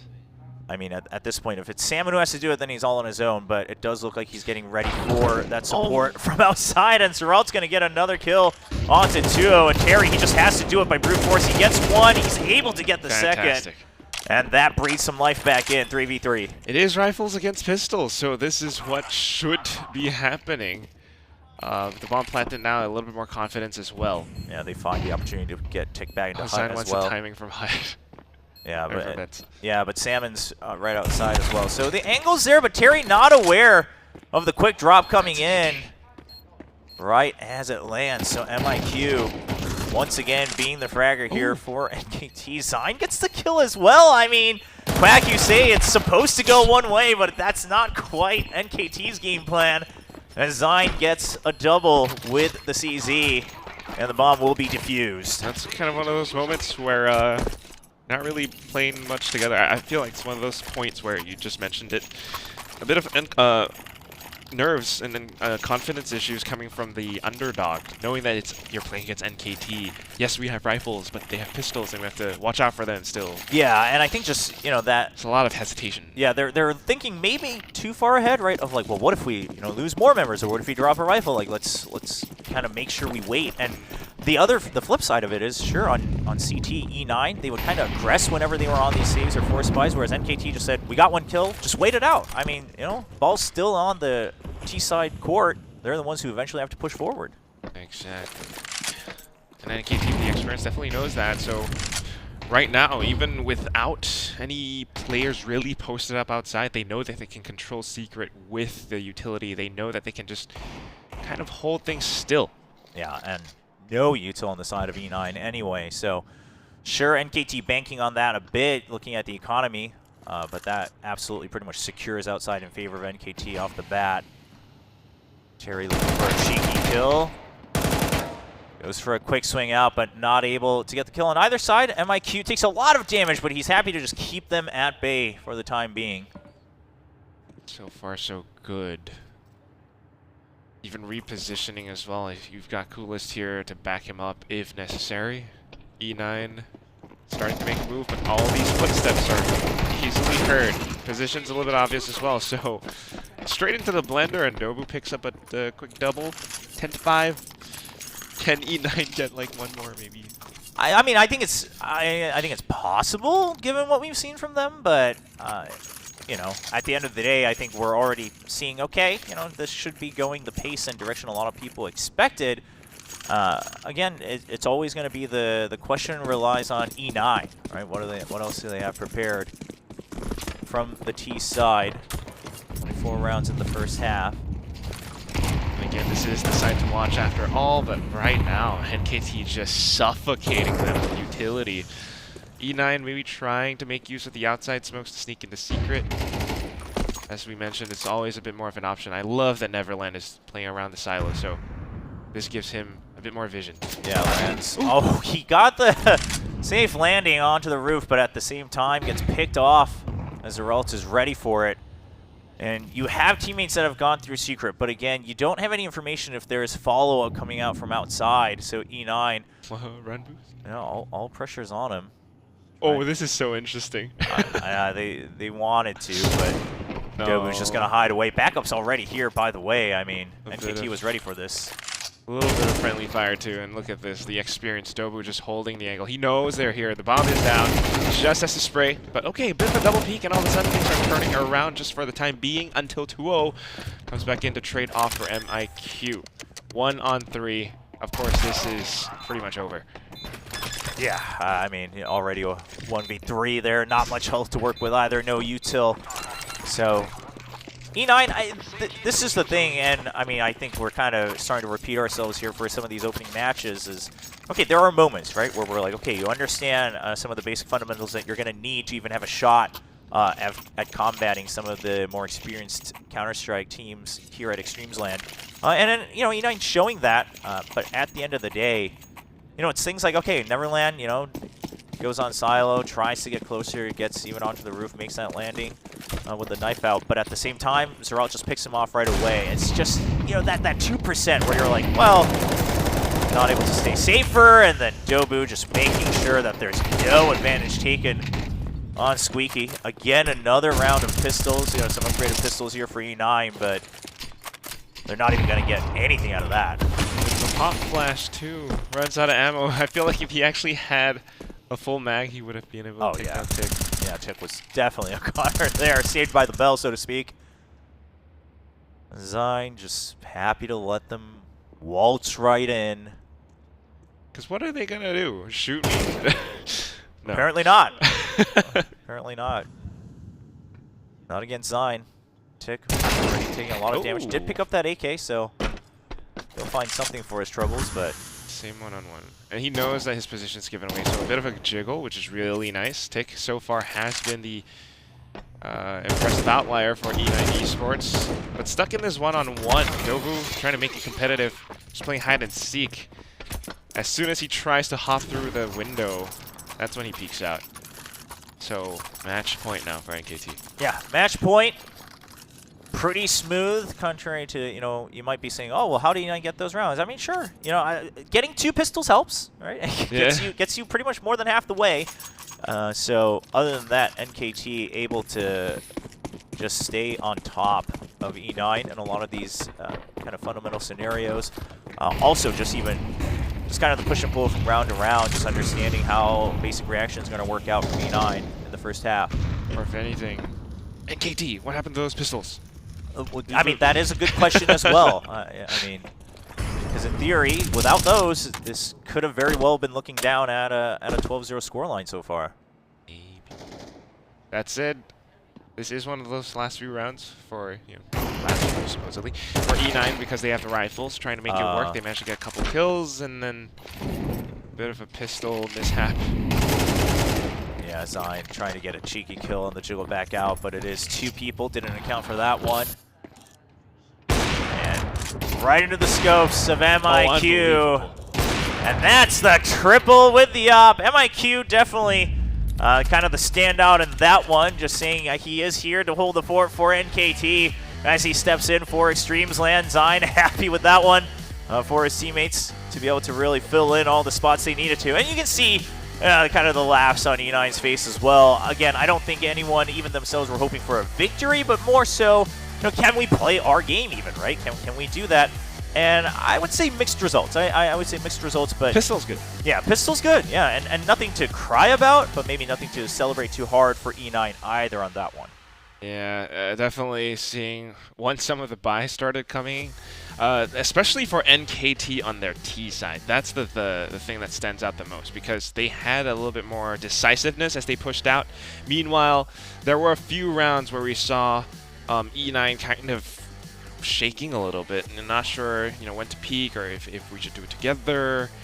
And that's just the slight differences. MIQ especially towards the end, of course. That one was pure game sense. I know my teammate kind of fell around here. I got to be here to receive as soon as they peek out of the double doors. Yeah, and then he's just ready, you know, from one angle to the next, ready and confident to take down all the kills. I mean, worst case you don't, you've still got plenty of teammates left. So MIQ playing with no fear on that one. And I would say overall throughout that map of Nuke here for NKT. So the result, you know, going the way we suspected. But now the big question everyone's been waiting for Group B is, okay, NKT, even though you're playing with subs, can you put up a fight against Linvision Gaming? I mean, I'm not sold, partly because they didn't have to show much in this one either, right? It's not like NKT was pushed too much, as has been the case for a lot of our opening matches. But I would say E9, if anything, you know, put up some decent fights. I mean, Tick definitely putting up some numbers. That's definitely the thing. I mean, E9, again, those pistols were pretty good, and then there were some of these moments where they put up good fights, good one-on-ones, especially, you know, with players like Tuo and Neverland sometimes, especially around that outside area. I mean, there are moments where Neverland's trying to go for some of these shots. Sometimes he wins, sometimes he loses, but, you know, take what you can get. Yeah, E9 definitely seemed to be in a situation of, well, somebody has to get those frags, right? And then we can play our game. So maybe not, you know, as much, you know, teamwork reliant as you would want to see for a team that perhaps wants to grow further and further. But again, I mean, for E9, sure, you know, they've been playing locally and they have some experience there. But you know, while we maybe put them up a half step above some of the other teams that are here at eXTREMESLAND, this is also still a learning experience for them as well. So we can't forget that. You know, sure, they're coming domestically from China, but they're also here to try to gain more and take that back to Tianjin, where they're from, kind of representing that local scene. That's very true. That's the main thing. But of course, then, you know, after talking about E9, that begs our next question. NKT versus Linvision. I do feel like, maybe talking about it with Jordan a little bit before, maybe Linvision is looking to be the winner for this? I think on paper it should be, right? Even after these results, I mean, I don't think we've seen anything too crazy from either of these opening matches for Group B, so I think a lot of people would look at that and say, you know what, Lin Vision still should be favored. A lot of people are hoping Lin Vision, are able to really perform all the way to the very end of Extremesland. I think one of the biggest questions everyone has for Lin Vision is, okay, you don't have as much, offline experience, LAN experience. Can this be one of those moments where you say, okay, we're getting over that hump of gathering that step-by-step, stacking on top of that foundation online? So that awaits to be seen, but that's it for this match. We will be hearing from the winners, which is NKT, and then, of course, one more match for day one. We got the news about the 2 subs because 2 of their players couldn't make it in for visa reasons. How did you feel coming into this match? 好，我们今天啊，我们在这个赛前开始也收到了消息，因为呢有2个替补啊要来替补出战。那么你觉得这个替补对你们造成的影响大不大？ Actually, I really was exciting to play because Dobu and MIQ is a good player in Asia, so we don't have any pressure and we're really enjoying now. 我们其实也是很期待和这个 Dobu 和 MIQ 打的，因为他们也是在亚洲非常优秀的选手，所以我们刚才打的也是没有什么压力。What are your expectations for yourself, going into this year or even the rest of this tournament? I feel like there's a lot of pressure, maybe a lot of weight on your shoulder. 好，那你对于你自己，然后你们队伍的今年的表现有什么期待呢？ No, I don't feel any pressure, and it's gonna be my last year. So because I have to go military next year, so I just fully enjoying now, and I don't have any pressure. Sorry, you have to go military service. 啊，赞说这是他最后打职业的最后一年了，因为明年他要去服兵役了，所以他自己也没有什么压力。And yeah, so how long has this lineup of NKT been together? 啊，就现在 NKT 这5个人的阵容，大家一起训练了多久？ You say English? Yeah. Like how long has this lineup of NKT been practicing together? Just now. Like just now? You guys never got together before? Yeah, before I played with Dobu at same team, but this time we just practice 5 hours, 6 hours. Yeah, that's it. 所以这支 NKT 我们现在看到这个阵容只是一起练过可能5-6个小时吧。Yeah. All right. Well, I mean, that's a really good sign for things to come. Is there any team that you're looking forward to facing? 啊，你们这次比赛你最想碰到的对手是谁？ Yeah, a bit yes, but we try to play as team, and we just try to win as individual. Well, can you give one team that you're really looking forward to playing against? Mongols. Yeah. 然后他说呢，我们对每一个队其实都是要正常准备，但是最期待的对手还是蒙古人啊。好，那我们今天的采访结束了啊，大家感谢赞誉。Yeah. All right. Any final thoughts before we go into the final match of today against Lin Vision Gaming? I will do our best. 好的，那一会儿要打 LVG 了，赞也说他们会尽力的，好吧？那我们谢谢赞，掌声送给韩国的老将啊，赞， 感谢。 Let's see what the best is gonna be. We're gonna go on a quick break, so don't go away. We got the final match of today between NKT and Lin Vision Gaming. 好 Thank ，NKT you. LVG 的对决马上开始。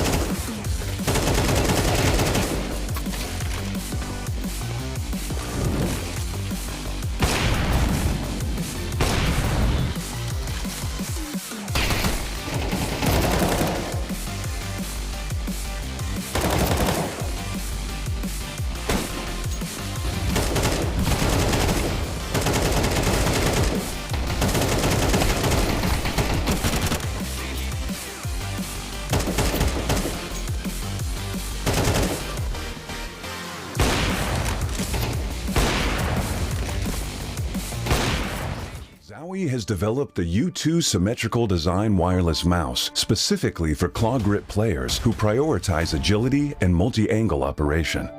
In the past, Zowie has designed multiple mouse shapes. Among symmetrical claw grip designs, the FK mouse series is widely known. The shape of most Zowie mouse series in the past were primarily designed to accommodate significant horizontal movements, commonly found in games like Counter-Strike. In response to the growing emphasis on multi-angle and agile movement in FPS games, we began developing U2 many years ago based on feedback from Zowie enthusiasts. Most symmetrical wireless mice on the market have straight-sided designs. U2 features a design with inwardly tapered curves on both sides, which offers a distinct and properly positioned finger resting point. This design enables a more relaxed and stable grip for the thumb, ring finger, and pinky when holding and lifting the mouse.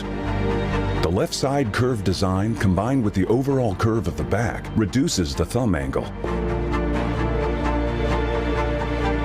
which stabilizes muscle frequency and also supports a faster index finger click speed. The right side curved design facilitates easy placement of the ring finger. It promotes balanced force exertion on both sides of the hand and allows for more stability during mouse movement. Regarding the side buttons, through experiments with different shapes and positions, U2's side button design facilitates easier thumb access. U2 meets the demand for agile and enduring performance.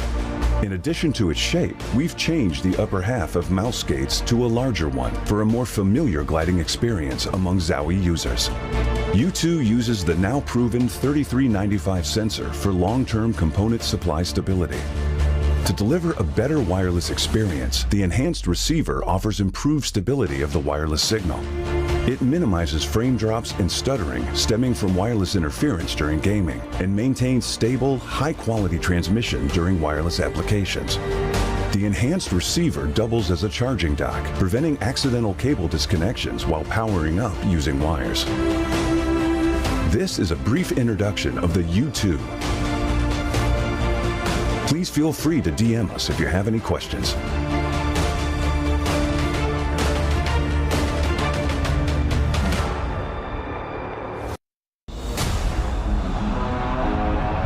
DIAC technology reduces ghosting in fast game scenes, minimizes screen shaking and rapid firing, and tracks speedy enemies better. This exclusive technology controls backlight and eliminates after images of moving objects, making images appear stable to the naked eye. Though there's similar motion blur reduction technologies, DIAC stands out with its distinct panel hardware and firmware design, offering clearer visuals and enhancing controllability in-game. Furthermore, built in the monitor panel, DIAC functions independently and doesn't require any sync with PCs, thus not consuming any computing power to affect your gameplay performance. Additionally, Zowie adopts the fast, responsive TN panel, resulting in the best-in-class motion clarity compared to other monitors. Today, Zowie advances DIAC technology with its latest improvement featuring dual backlight design, the DIAC 2, which largely optimizes clarity for precision aiming and rapid firing in FPS gameplay. Please DM us if you have any questions.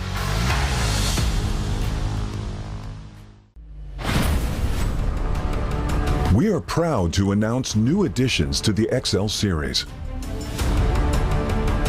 Both are using fast TN panels and newly upgraded DIAC 2 technology. Fast TN panel with its faster native response time can reveal enemy outlines quicker during flashbang attacks. For IPS panel, more overdrive is required to enhance response speed, leading to dynamic image blurring due to the panel's inability to handle the load. These new monitors integrate new dynamic accuracy technology, DIAC 2. The upgraded dual backlight design not only provides FPS players with clearer visuals at dynamic aiming and spray control, but are also more friendly to your eyes. Moreover, built in the monitor panel, DIAC 2 functions independently and doesn't require any sync with PCs, ensuring no impact on game performance. XL setting to share now has auto game mode feature. Besides download, save, share your settings, it will auto apply different color settings based on your usage scenarios. Outlook of the latest monitors are refreshed. It has incorporated industrial-grade bearings into the height adjustment mechanism, allowing easier and smoother adjustment to the exact desired height. The new monitor series continue to evolve, refining details to ensure players can perform their best consistently in games. This is a brief introduction of the new XL monitor. Feel free to DM us if you have any questions.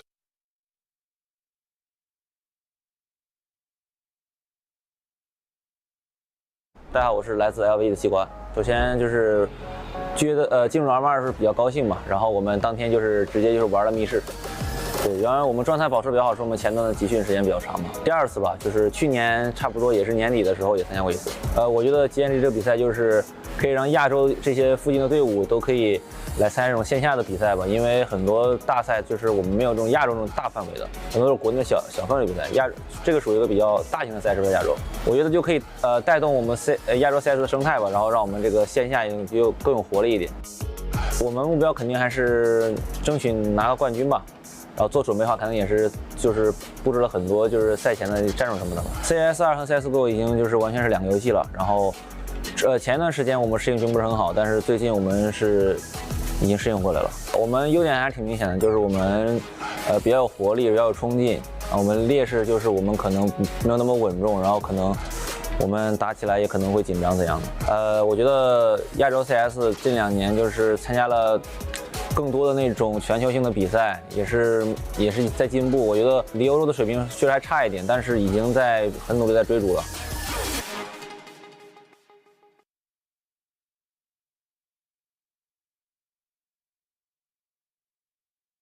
Hello guys, I'm Sign. I'm from NKT. Nice to meet you. In SEA, now don't have any LAN game tournament. And my LAN game tournament was in Shanghai. I don't know when exactly, but that tournament was XSE. Yeah, that was a great tournament. Yeah, so I'm always really having fun when I play LAN tournament. Come to Shanghai, play for LAN, or even for travel, always exciting. I'm really happy to come here again for join Extreme LAN. So. Yeah, I'm very exciting. I want to play. For me, I think Mongols is very good team now. I really think Bleach is very good leader. I think top team is Mongols in Joy Extreme LAN. So we're gonna try to win them. So it's gonna be good challenge for us. Now we have 2 Mongolian and 2 Uzbek and 1 Korean. Usually we using English for communication, but sometimes when they need talk fast, they just use their language. But we slowly get used to it. Actually, no, just most of things is still same with CS:GO. Big difference thing is just there is no more one-way smoke and you can break the smoke with nade. It wasn't that problem. I didn't have any problem. Change to CS2 from CS:GO. I think EU team and NA team, they really balance. Sometimes they have really good lead as player, but sometimes they have very good discipline. When they need to survive, they don't overpick or they play very smart. But in SEA, players still doesn't have any good experience. So I think basically now SEA and EU or NA have really big skill gap. But I think East Asia or China, Mongol team or China team, they have really good system in CS2 already. Yeah, I think SEA need to improve a lot as team and player have to be more professional. In this year, of course, my goal is I really want to go major at least one time before I go military service. My goal and my dream is go major once before I go military.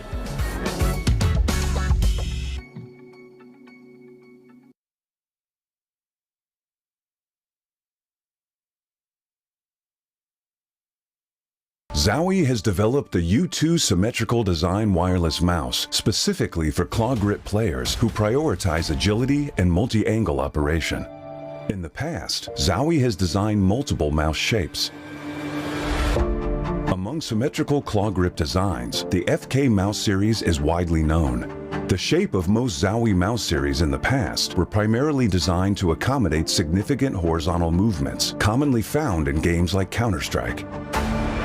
In response to the growing emphasis on multi-angle and agile movement in FPS games, we began developing U2 many years ago based on feedback from Zowie enthusiasts. Most symmetrical wireless mice on the market have straight-sided designs. U2 features a design with inwardly tapered curves on both sides, which offers a distinct and properly positioned finger resting point. This design enables a more relaxed and stable grip for the thumb, ring finger, and pinky when holding and lifting the mouse. The left side curved design combined with the overall curve of the back reduces the thumb angle, which stabilizes muscle frequency and also supports a faster index finger click speed. The right side curved design facilitates easy placement of the ring finger. It promotes balanced force exertion on both sides of the hand and allows for more stability during mouse movement. Regarding the side buttons, through experiments with different shapes and positions, U2's side button design facilitates easier thumb access. U2 meets the demand for agile and enduring performance. In addition to its shape, we've changed the upper half of mouse skates to a larger one for a more familiar gliding experience among Zowie users. U2 uses the now proven 3395 sensor for long-term component supply stability. To deliver a better wireless experience, the enhanced receiver offers improved stability of the wireless signal. It minimizes frame drops and stuttering stemming from wireless interference during gaming and maintains stable, high-quality transmission during wireless applications. The enhanced receiver doubles as a charging dock, preventing accidental cable disconnections while powering up using wires. This is a brief introduction of the U2. Please feel free to DM us if you have any questions.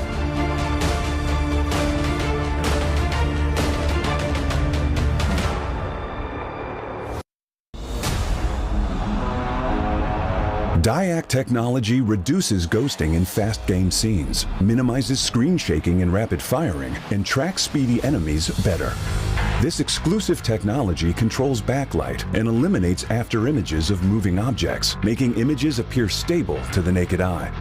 Though there's similar motion blur reduction technologies, DIAC stands out with its distinct panel hardware and firmware design, offering clearer visuals and enhancing controllability in-game.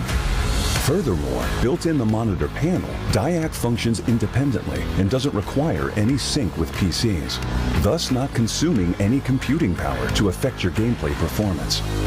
Additionally, Zowie adopts the fast, responsive TN panel, resulting in the best-in-class motion clarity compared to other monitors. Today, Zowie advances DIAC technology with its latest improvement featuring dual backlight design, the DIAC 2, which largely optimizes clarity for precision aiming and rapid firing in FPS gameplay. Please DM us if you have any questions.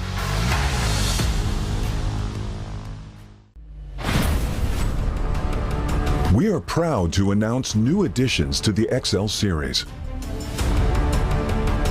Both are using fast TN panels and newly upgraded DIAC 2 technology. Fast TN panel with its faster native response time can reveal enemy outlines quicker during flashbang attacks. For IPS panel, more overdrive is required to enhance response speed, leading to dynamic image blurring due to the panel's inability to handle the load.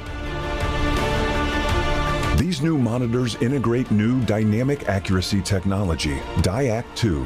The upgraded dual backlight design not only provides FPS players with clearer visuals at dynamic aiming and spray control, but are also more friendly to your eyes.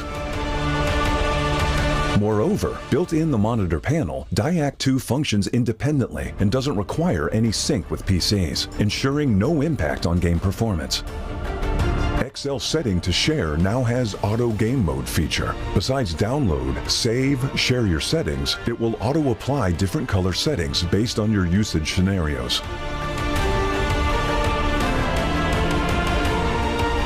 Outlook of the latest monitors are refreshed. It has incorporated industrial-grade bearings into the height adjustment mechanism, allowing easier and smoother adjustment to the exact desired height.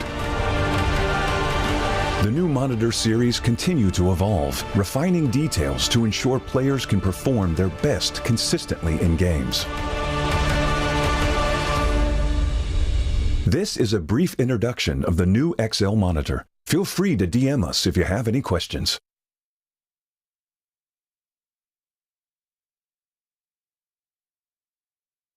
大家好，我是来自 LV 的西瓜。首先就是进入 M2是比较高兴嘛，然后我们当天就是直接玩了密室。对，然后我们状态保持比较好，是我们前端的集训时间比较长嘛。第二次吧，就是去年差不多也是年底的时候也参加过一次。我觉得坚持这个比赛就是可以让亚洲这些附近的队伍都可以来参加这种线下的比赛吧，因为很多大赛就是我们没有这种亚洲这种大范围的，很多是国内的小范围比赛。这个属于一个比较大型的赛事，在亚洲，我觉得就可以带动我们亚洲赛事的生态吧，然后让我们这个线下又更有活力一点。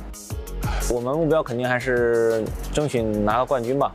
然后做准备的话，可能也是就是布置了很多就是赛前的战术什么的嘛。CS2和 CSGO 已经就是完全是两个游戏了。然后前一段时间我们适应并不是很好，但是最近我们是已经适应过来了。我们优点还是挺明显的，就是我们比较有活力，比较有冲劲。我们劣势就是我们可能没有那么稳重，然后可能我们打起来也可能会紧张怎样的。我觉得亚洲 CS 近2年就是参加了更多的那种全球性的比赛，也是在进步。我觉得离欧洲的水平确实还差一点，但是已经在很努力在追逐了。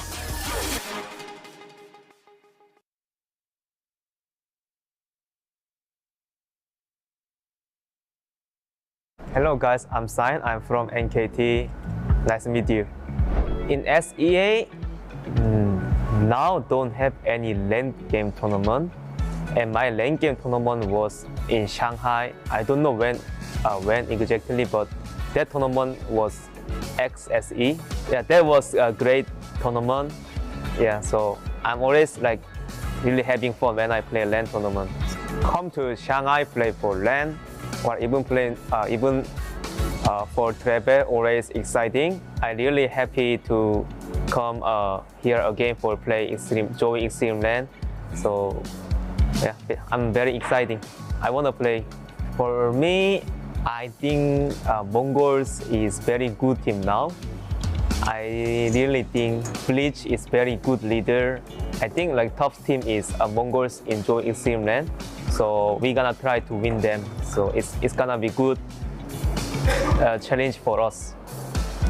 Now we have 2 Mongolian and 2 Uzbek and 1 Korean. Usually we using English for communication, but sometimes when they need talk fast, they just use their language.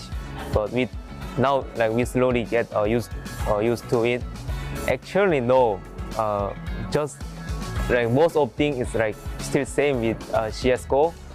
The big difference thing is just there is no more one-way smoke and you can break the smoke with nade. It wasn't that problem. Like I didn't have any problem. Change to CS2 from CS:GO. I think EU team and NA team, they really balance. Like sometimes they have like really good lead as player, but sometimes they have very good discipline. Like when they need to survive, they don't overpick or they play very smart. But in SEA, player still doesn't have any good experience.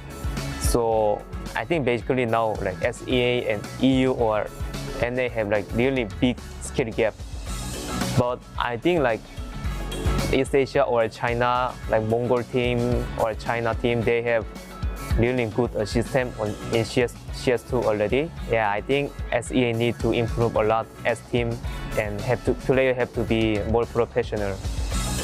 In this year, of course, my goal is I really want to go major at least one time before I go military service. My goal and my dream is go major before I go military.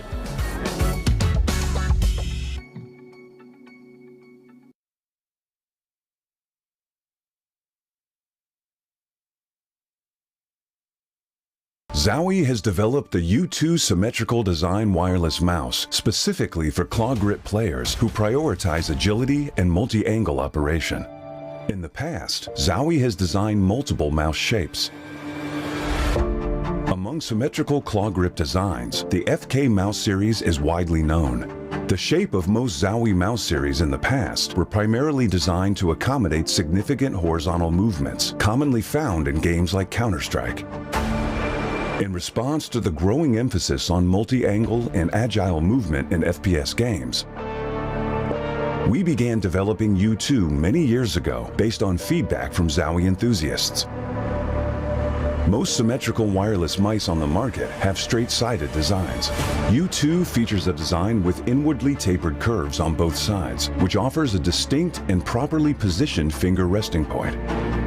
This design enables a more relaxed and stable grip for the thumb, ring finger, and pinky when holding and lifting the mouse. The left side curved design combined with the overall curve of the back reduces the thumb angle, which stabilizes muscle frequency and also supports a faster index finger click speed. The right side curved design facilitates easy placement of the ring finger. It promotes balanced force exertion on both sides of the hand and allows for more stability during mouse movement. Regarding the side buttons, through experiments with different shapes and positions, U2's side button design facilitates easier thumb access. U2 meets the demand for agile and enduring performance. In addition to its shape, we've changed the upper half of mouse skates to a larger one for a more familiar gliding experience among Zowie users. U2 uses the now proven 3395 sensor for long-term component supply stability. To deliver a better wireless experience, the enhanced receiver offers improved stability of the wireless signal. It minimizes frame drops and stuttering stemming from wireless interference during gaming and maintains stable, high-quality transmission during wireless applications. The enhanced receiver doubles as a charging dock, preventing accidental cable disconnections while powering up using wires.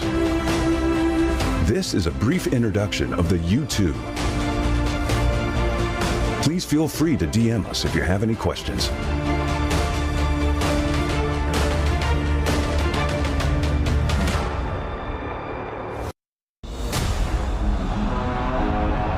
DIAC technology reduces ghosting in fast game scenes, minimizes screen shaking and rapid firing, and tracks speedy enemies better.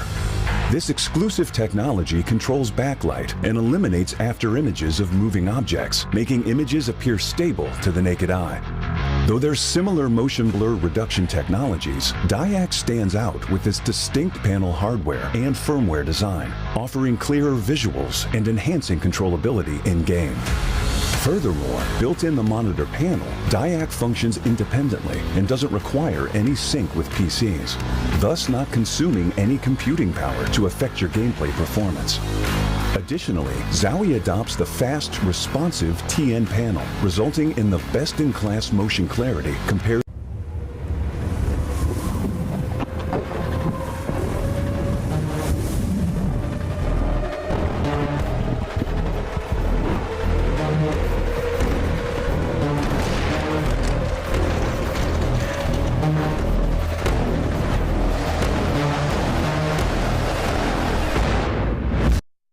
Welcome to eXTREMESLAND.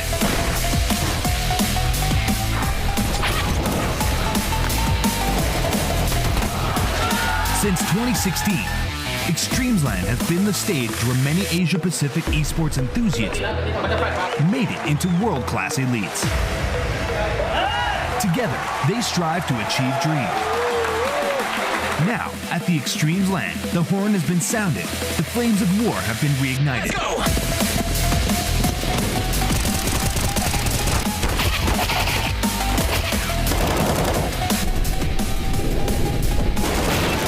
CS players from all over Asia are gathering to fight for their recognition and honor.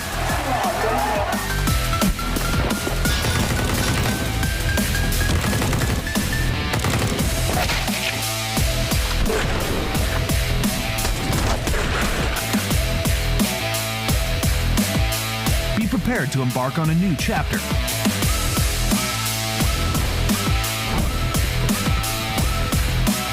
eXTREMESLAND, where infinite miracles unfold.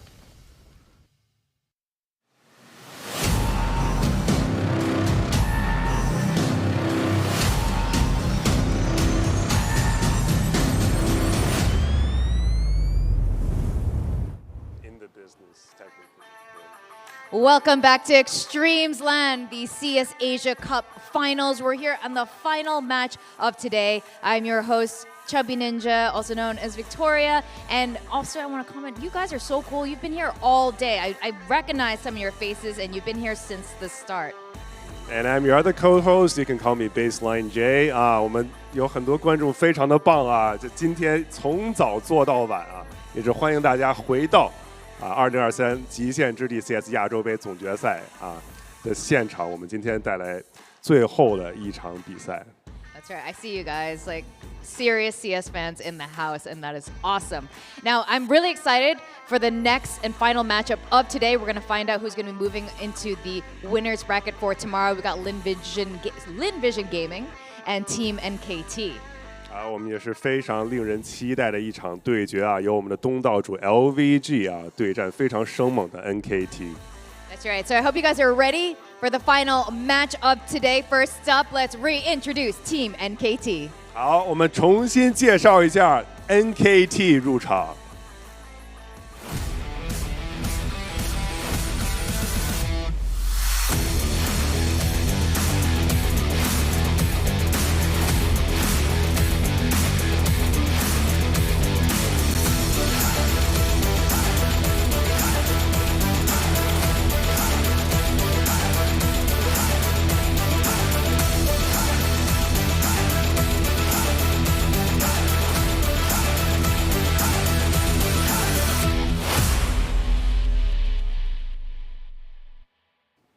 Ladies and gentlemen, Team NKT. 女士们、先生们，来自泰国的 NKT。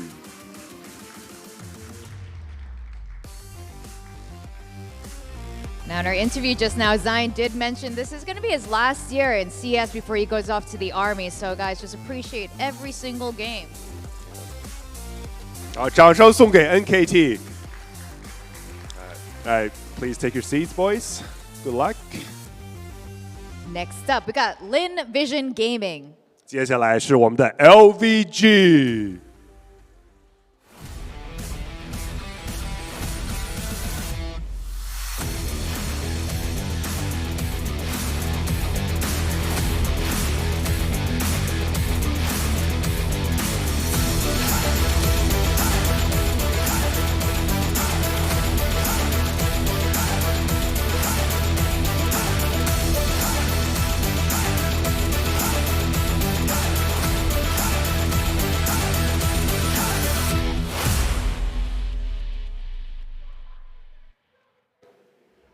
Give it up for LVG. 掌声送给 LVG。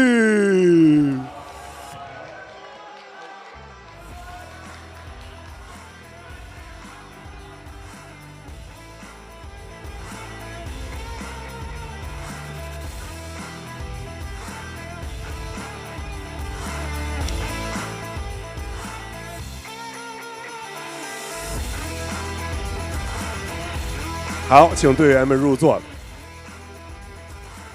All right, I'm super psyched for this last matchup of today. We are going to go to our casters, William and Quack. 好，大家期待一下今晚最后的焦点对决啊！我们把时间交回给解说席。Thank you very much to our lovely co-hosts out on the stage. Yes, we are now getting ready for our very last match, the last best of one, to kick things off here for 2023 Extremesland. It is going to be the winner's match for Group B. As we saw, it is LVG versus NKT. Yeah, we're talking about this a little bit beforehand, and yes, you've seen a lot of these interviews. LinVision maybe having a little bit more of a leg in the race, but NKT, of course, they're definitely going to try, but with the subs in, 2 Uzbek, 2 Mongolian, 1 Korean being Zion, of course, and this maybe being his last year, it's a lot, might be a little bit up in the air. But of course, quick shout out to our sponsor, Zowie, as well. I mean, the U2 mouse, I actually kind of like the ad that we have. Oh, yeah, the explanation of the sports science. It actually makes sense when I'm watching. I'm like, that's true. Wow, yeah. I kind of want to. Yeah, a lot of these times, sometimes the ads don't make sense, but these definitely do. So if you're looking for an upgrade, definitely in terms of those monitors and the mice, you can take a look at the products that we've seen here with the XL2546X monitor, and as you mentioned, Quack, the U2 mouse. So shout out to Zowie, and of course, we might get to see maybe a couple more monitor settings from some of our players on stage again as we are getting ready. So if you do have a Zowie monitor, we'll be able to see that. But first and foremost, going through the map bans as NKT kick things off by taking Vertigo off the list. Well, I mean, we saw Nuke early on from NKT. I wonder if that's going to be a possibility. LinVision definitely before playing Ancient, but now that's going to be banned. So are we, is Anubis in the cards? What's going on? I mean, Nuke and Anubis. Okay, so NKT taking Nuke off, and we will get to see Anubis. So getting a fair selection here in our opening day throughout our best of ones, as we will see these two teams face off on Anubis to see who will be securing that first spot into the playoffs alongside the Mongols earlier from Group A, and who will have to play again tomorrow. Taking a look at Dobu's settings here for Extremesland. You can see the settings for Diac 2. He's left that off for now, but Black Equalizer turned all the way up to 20. All the way. No one's hiding in any dark corners against this guy. But I think one of the interesting things is definitely, I mean, against these two teams, none of them shy away from maps like Anubis. They actually have pretty high win and play percentages on this map. Apart from that, they have played together against each other several times before in their past 3 months head-to-head, or at least from last year. It's kind of a tie. Both sides have won 3 times against each other. Oh, we'll see who's able to get out on top as things have already kicked off. Here for the pistol, it will be LVG on that T side, and NKT not taking any chances, going for that heavy stack on B, but LVG having the right read here as well. The 50-50 guess on the sights, trying to put some pressure down now. Early smoke coming out from MIQ, ready for any pop flashes as well, but he is all alone for the time being.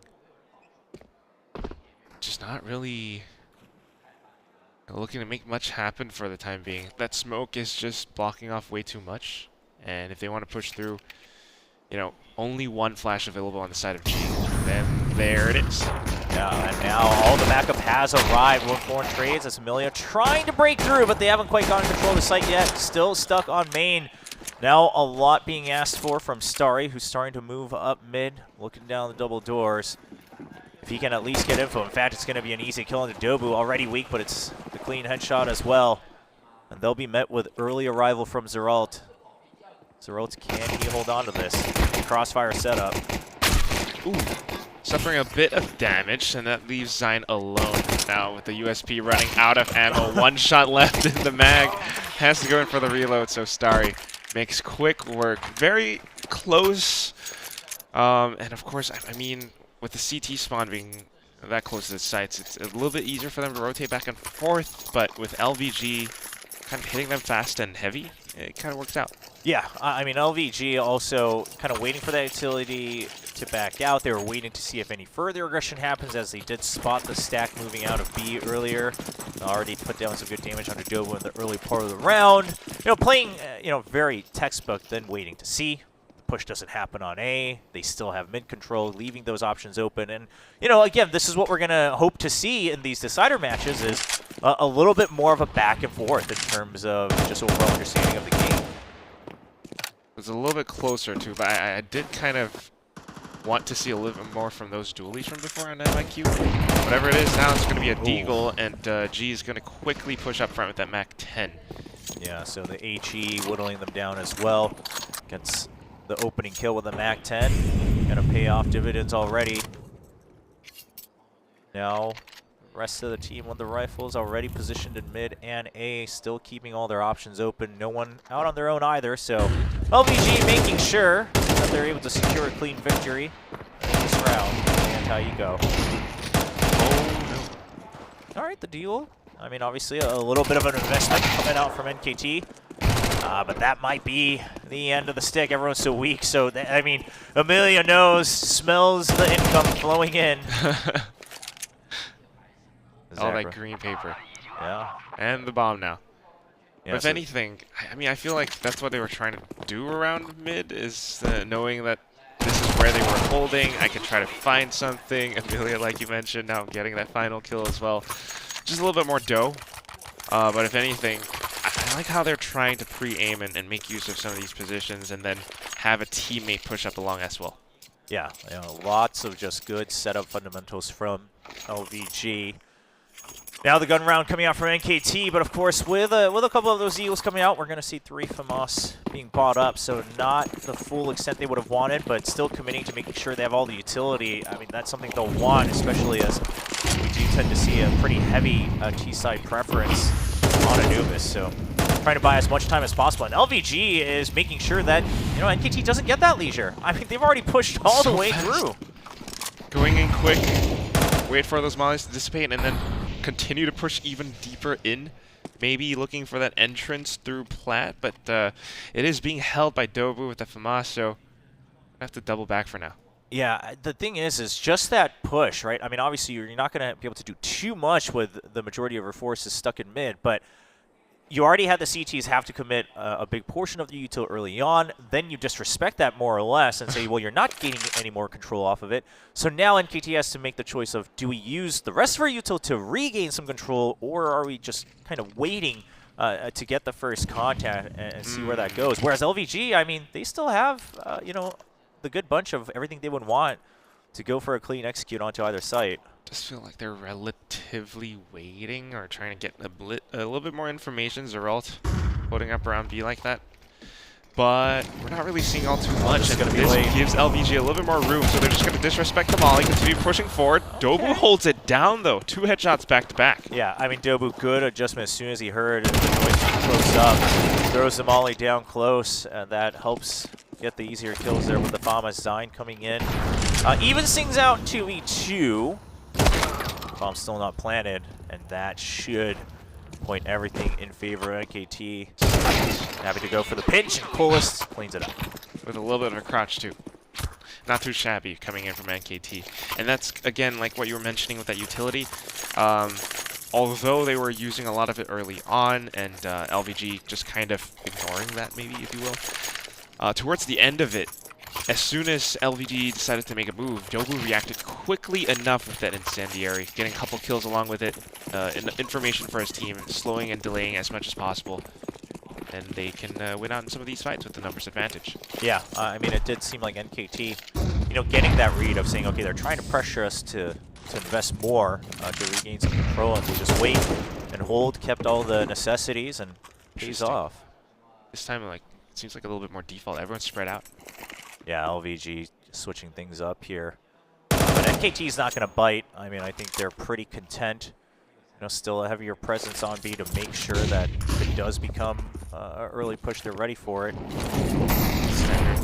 Split. LVG is trying to hit A with their main forces, though, so incendiaries and smokes definitely well invested. Sprays confirm that there isn't anyone on the other side, so it's just an LVG with a lot of room around, like, mid, but not quite being able to make use of it. Yeah, and hearing some of that, you know, info trying to be gained by NKT over on the B side. NKT should start to get a bit of an inkling. No contact in mid either, but don't have secured info just yet from Coolest, so they will just be hanging out. That molly. Yeah, here comes the execute. Zine's already ready for it. Going on that off tempo, gets a double on the peek out as well. They're able to hold down the fort. 30 seconds left. It's just dual doubles coming from Amelia and Starry. Position's not quite favoring them, so this round's pretty much over. Yeah, I mean, Starry knows he's not going to be able to show his back too much either, given the time, so just wants to make sure he's prepared for the hunt. Holds the angle in case, yeah. Yeah. But I think that's pretty much that. MIQ thinks he might be already all the way around, so trying to go check the other side of the map, but it's not going to happen. One rifle being carried over here for Starry with the Galil. Question is, how much is that going to do? The crowd definitely cheering on LVG, but for now, NKT is showing, they know how to play CT side on this map. Yeah. I mean, LVG, they're going to have to just stick with that rifle carried over, right? The hero rifle here. Otherwise, just the pistols. Only 2 flashbangs, so, if the opportunity arises, sure, they could try to set something up, but not too much contention for area control. A lot of nades being tossed through, too. Some blind shots actually dinking onto Dobu. Yeah, Dobu was definitely like, I didn't bargain for this. No need to risk my neck for that one. We'll back out. To watch in case anybody decided to push through the smoke, but that was enough. It's too risky. Now trying to stay tucked behind the corner. And NKT is fairly aware of this because of the push out coming out from Zion over by the B side. Now Dobu already so low, so he will get taken out. That is another rifle in the hands of LVG, and suddenly things are looking quite possible for the Chinese squad. Oh. How? The IGL. I mean, Amelia, all they have to do is just hold time. Oh my god. I mean, this is pressured NKT to get a little bit off kilter here, try to rush in. I mean, should be noted, obviously the C4 not planted just yet. And LVG knows they have 40 seconds. There was no need to rush that and lower their numbers in terms of availability to fight. So, just methodical after the initial kill. With pistols. I am lost. How did that happen? I think the unfortunate part is Dobu was the one who was still kind of waiting for that first contact, right? And with that lower health, and then the smoke comes out, so you don't have backup able to trade immediately, gives over that second rifle. Because otherwise, Zine had already pushed out a B main. You had info. You were fairly aware that LVG was still, for the time being, committed to mid. But the low health, the early dink, really paying off. That might actually be one of those rounds that, it's worth looking at, because it on paper should have been NKT's, but LVG having that game plan, able to turn it around. A little bit of adaptation involved, of course, but this time kind of respecting whatever NKT might have. They're slowly inching towards the A site. Nades definitely making it clear that they are trying to push through. Close range duels coming out, but it's just a couple of trades coming in for the time being. Amelia able to find one, and then the rest of them arriving on the C. Zacher pushing out to the top, trying to catch a little bit more, but it's going to be the nades that actually catch them out instead, and this is how they actually dismantle the site. Down to the 2-on-2 though. Geralt has to stay alive long enough for Zine to arrive from behind. Yeah, I was going to say, I mean, Geralt, the reason he's just hiding out is he's just waiting for that backup, as you mentioned, but also with the Utilon already, all of LVG having put their foot in the door, there wasn't anywhere else for him to go. I mean, it was fairly easy process of elimination for Starry and G to figure out where he's hiding out. With the time left, LVG will be scouting out if Zine makes a play for it, and he has no intention to do so. None whatsoever. Kind of interesting how they actually kind of waited as well, though, just in case Zine was trying to catch him by surprise, peeking out of nowhere. Yeah, and I think Zine also, went, with that gamble that he should be safe, but at the same time, if they did overthink it and rotate, he was ready for maybe a surprise duel. Not going to get it, just looking for some exits. But nonetheless, it's still a great hit coming in from LVG. Decisive, the trade's coming through, everyone's working together, and clear set plans like that, Zine won't even be able to save that weapon until the next. All right, so 2 rounds for NKT, off of their initial gun round, but Afterwards, LVG able to stabilize once again. So NKT now will have to stick with their pistols. Just a couple 50s, and that's about it. No util as well. They're just kind of trying to make do with what they've got. Holding connector, playing a lot of these closer angles. But it's so clear for players like Starry to know how to spray through it. Yeah, I mean, so far at eXTREMESLAND we have seen teams get a little overeager, but this one does seem to be LVG just literally, as the phrase says, firing on all cylinders and clearing out the map, even a MAC-10 kill as well. Really taking advantage of that anti-eco there, getting a little bit more cash flow here for Amelia. Not that they need it. Looking really good for now. G purchasing up the op. NKT, I mean, this is all they can afford, which is not, I mean, you know, sure, it's, you have mostly all util, MIQ only with that one smoke and one FAMAS, but not, of course, the entire full arsenal you could have hoped for, but enough to try to play their game here. It does feel like at times mid is a little bit difficult for NKT to hold. Yeah, Dobu kind of playing a bit of that wild card here. They saw the earlier pressures from LVG, so he didn't want to let that happen. Try to go for a bit of a smoke spam, keep them at bay. And that allowed NKT to be a bit more stable on the default, but at the end of the day, yeah, you see it on the radar. Dobu still has to kind of bounce back and forth and respond to that smoke. Trade util for util. Spraying just in case anyone decides to push through. But what I like is how MIQ is just playing still up towards this A spot. The smokes, the sprays. And Cool is there, of course, to get contact for him. That allows MIQ to safely play anti-flash as well. Another smoke. I mean, they're buying all the time they need on A, and they're trying to make sure that they can go through the process of elimination. However, they've decided, okay, at this point in time, with 40 seconds left, leave mid open. Someone will still have to go out and get info if they want to make sure they can respond in time. Otherwise, they're relying on MIQ, and G reads right through it. And that's just a quick topple, yeah. Even though they, on paper, we're kind of looking at the right directions, Dobu and Coolest, but just not quite having the numbers. The flash kind of blinding them as well. It's all up to Zeralt to kind of hold on to this weapon. I mean, yeah. Maybe a bit of a chance. Not really. Time not working against him. Yeah, and I think LVG, with most of the cash they have, happy to take at least a little bit more territory here to see if they can get a quick little kill. Amelia will just be waiting to see if Zeralt gets cheeky.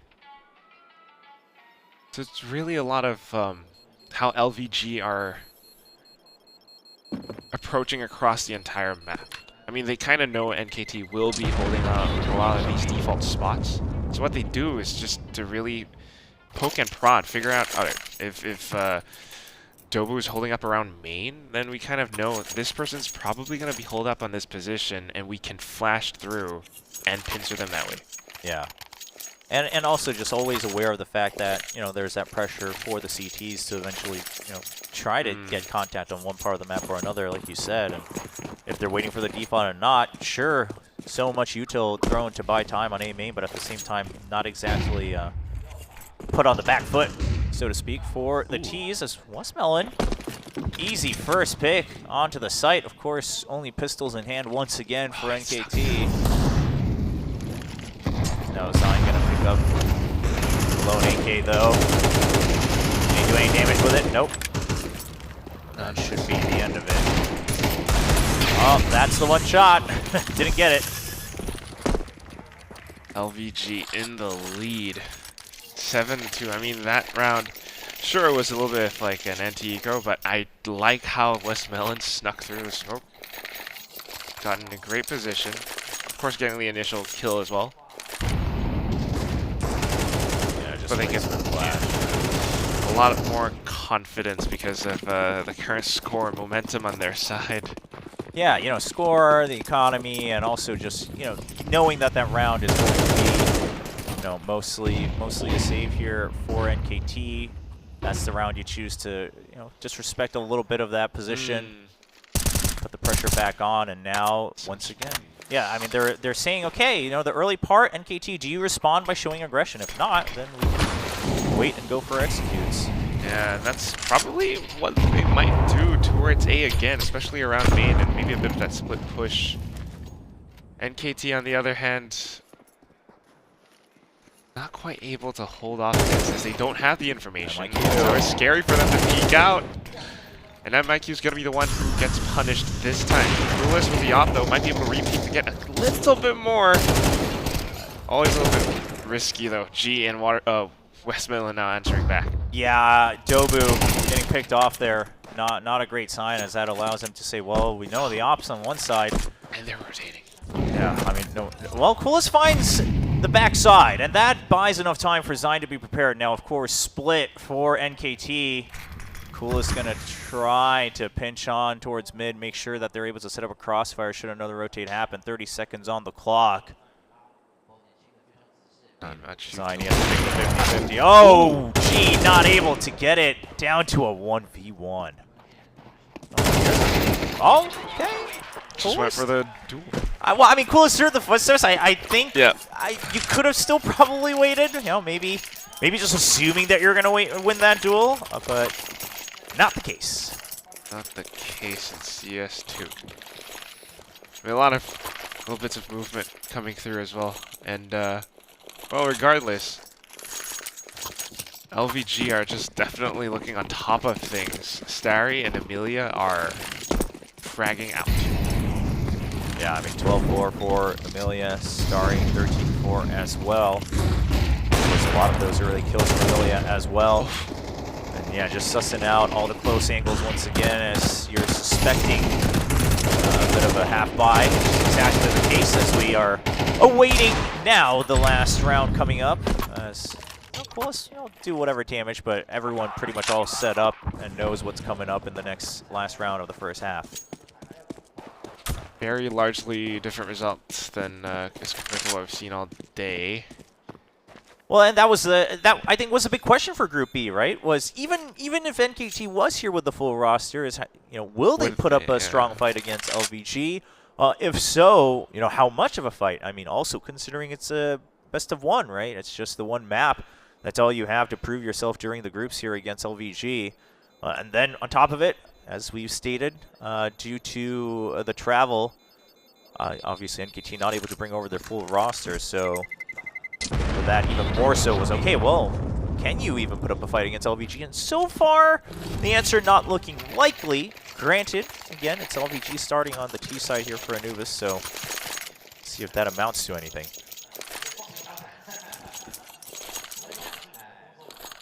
Definitely gives them such a huge lead. That said, we still have a bit of a buy coming in from NKT right now. Well, I mean, everything, right? Last round, you saved up exactly enough money for this off of that half buy. So the op, full util, or diffuse kits as well, just in case. Why not? You have the cash, you gotta use it. Make sure you give yourself every chance to get at least one more round, and then you're hoping for the pistol, and that should give you the momentum to try to claw back in. Okay, this is not bad. Using a bit of the smokes to kind of force out LVG, and this does give them a little bit of information they might be able to guess, and I think that's why you see that nade spam coming in from Coolest towards A main right now. So far, that has been the trend for LVG. Yeah, LVG just waiting for any further aggression. If not, they have the util they want for an execute, and they're going to slowly start the pinch back on to be a nice timing on that molly. Gives NKT a bit better calculation on timing.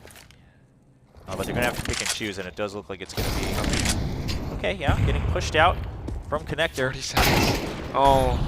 The thing is, I mean, LVG is aware of this too, right? The reason they're clearing out connector with the util is, okay, if they are on B, push them out into B main. And we can get that. Now they have their own pick wherever they want to go, and it's going to be A. Yeah. West Midland ready to receive. They do push out of B as well. There's that first initial spray. Dobu answers back, but at this point, last round of the first half, and it's 2 on 4. The bomb's already down on A. How do you retake this? Well, I don't know if NKT is going to have the answer, but they will have to give their darndest to try. Only one frag grenade available. Yeah, no util more or less. And of course, G. Crosshairs train scoped in. Not going to hit the first shot, but backup arrives. Just happy to eat that HE FPF numbers advantage. And that is going to be at 10-2 half for LVG. Kind of saw that coming, especially towards the end of the round. Just a lot more performances as well as, I don't know, good calls, good plans coming up from LVG. And if we start the second half this way, LVG, if they pick up the pistol, things might be over. Well, yeah, if they get a lot quicker than expected. Yeah, I think if they get the pistol, you gotta imagine it's pretty over regardless of sides and whatnot. But for NKT, right, if they get the pistol, I would say not all is over. I mean, obviously, even on that is the condition. Yeah, like when it still doesn't feel great seeing those numbers, but not all is over. So we'll see what they have prepped for the pistol in the second half. I do feel that starting out on T side, you have some options. You get to try to pull your opponents towards defending either side, and that's how you kind of make your way through. But that's it. Not quite sure how NKT is going to do it. At the same time, because this is the pistol round, you don't have that much money to work with anyway. It's just Zine with those support nades. Yeah, Zine going to be setting up the support here. Everyone else ready to swarm in. Oh boy. Zeralt just on the lurk. Let's see if there's any early pushes out. Now, a similar setup from MKT as LVG had, but LVG playing a much more default here on the pistol. Okay, just to smoke to buy time. Nades through, shots through the smoke. Yeah, they don't get much.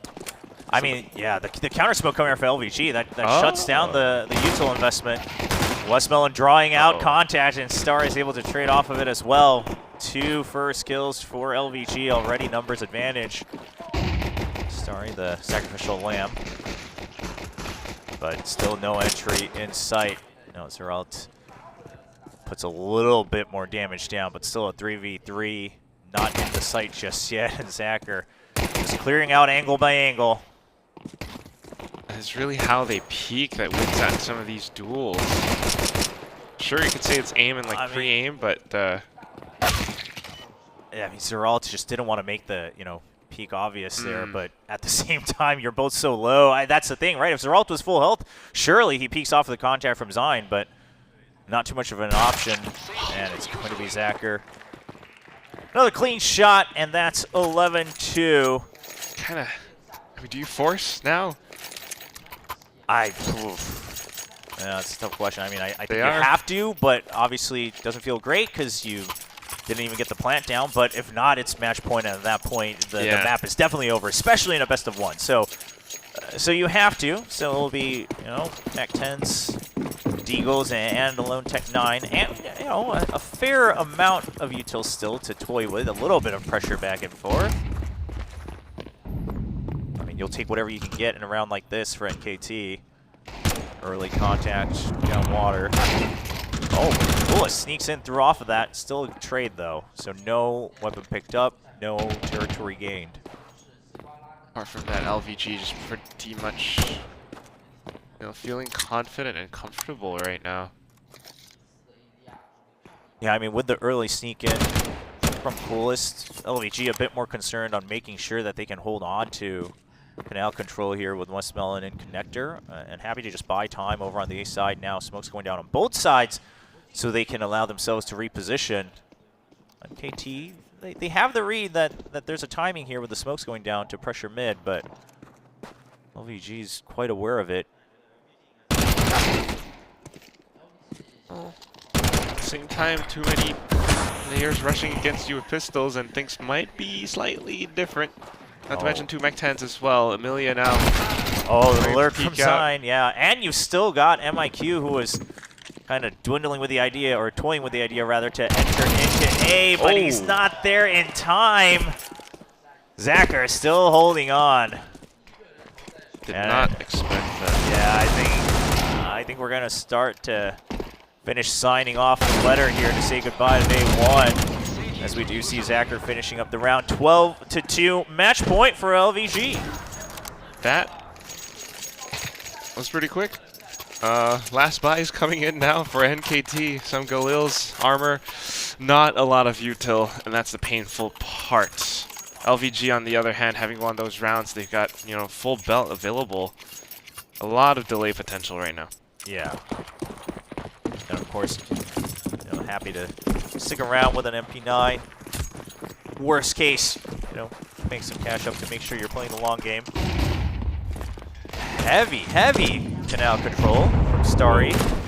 I wouldn't even say control, just pushing in, and will even get the kill. Almost gets the double. Okay. Went a little bit overtly aggressive on that one. Yeah, but Westmelon's ready for it as well, right? Last round, you saw Coolest try to sneak in off of the contact on Canal. Same thing happens again. Westmelon's ready for it. And without that, I mean, the initial contact in Canal doesn't amount to much. Zacher trying to see if he can get more than one will only be good for that trade. All of a sudden, we're back for a 2-on-2, which on paper doesn't quite favor the defensive CTs, because you're gonna have to split your forces up, or give up the bomb site and give up the bomb plant.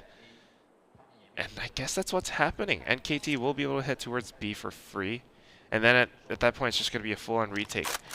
Westmelon is pretty low as well, so this is either that or a bit of a save play. Yeah, I mean, they are starting to try to narrow things down, see if they can get a timing as well.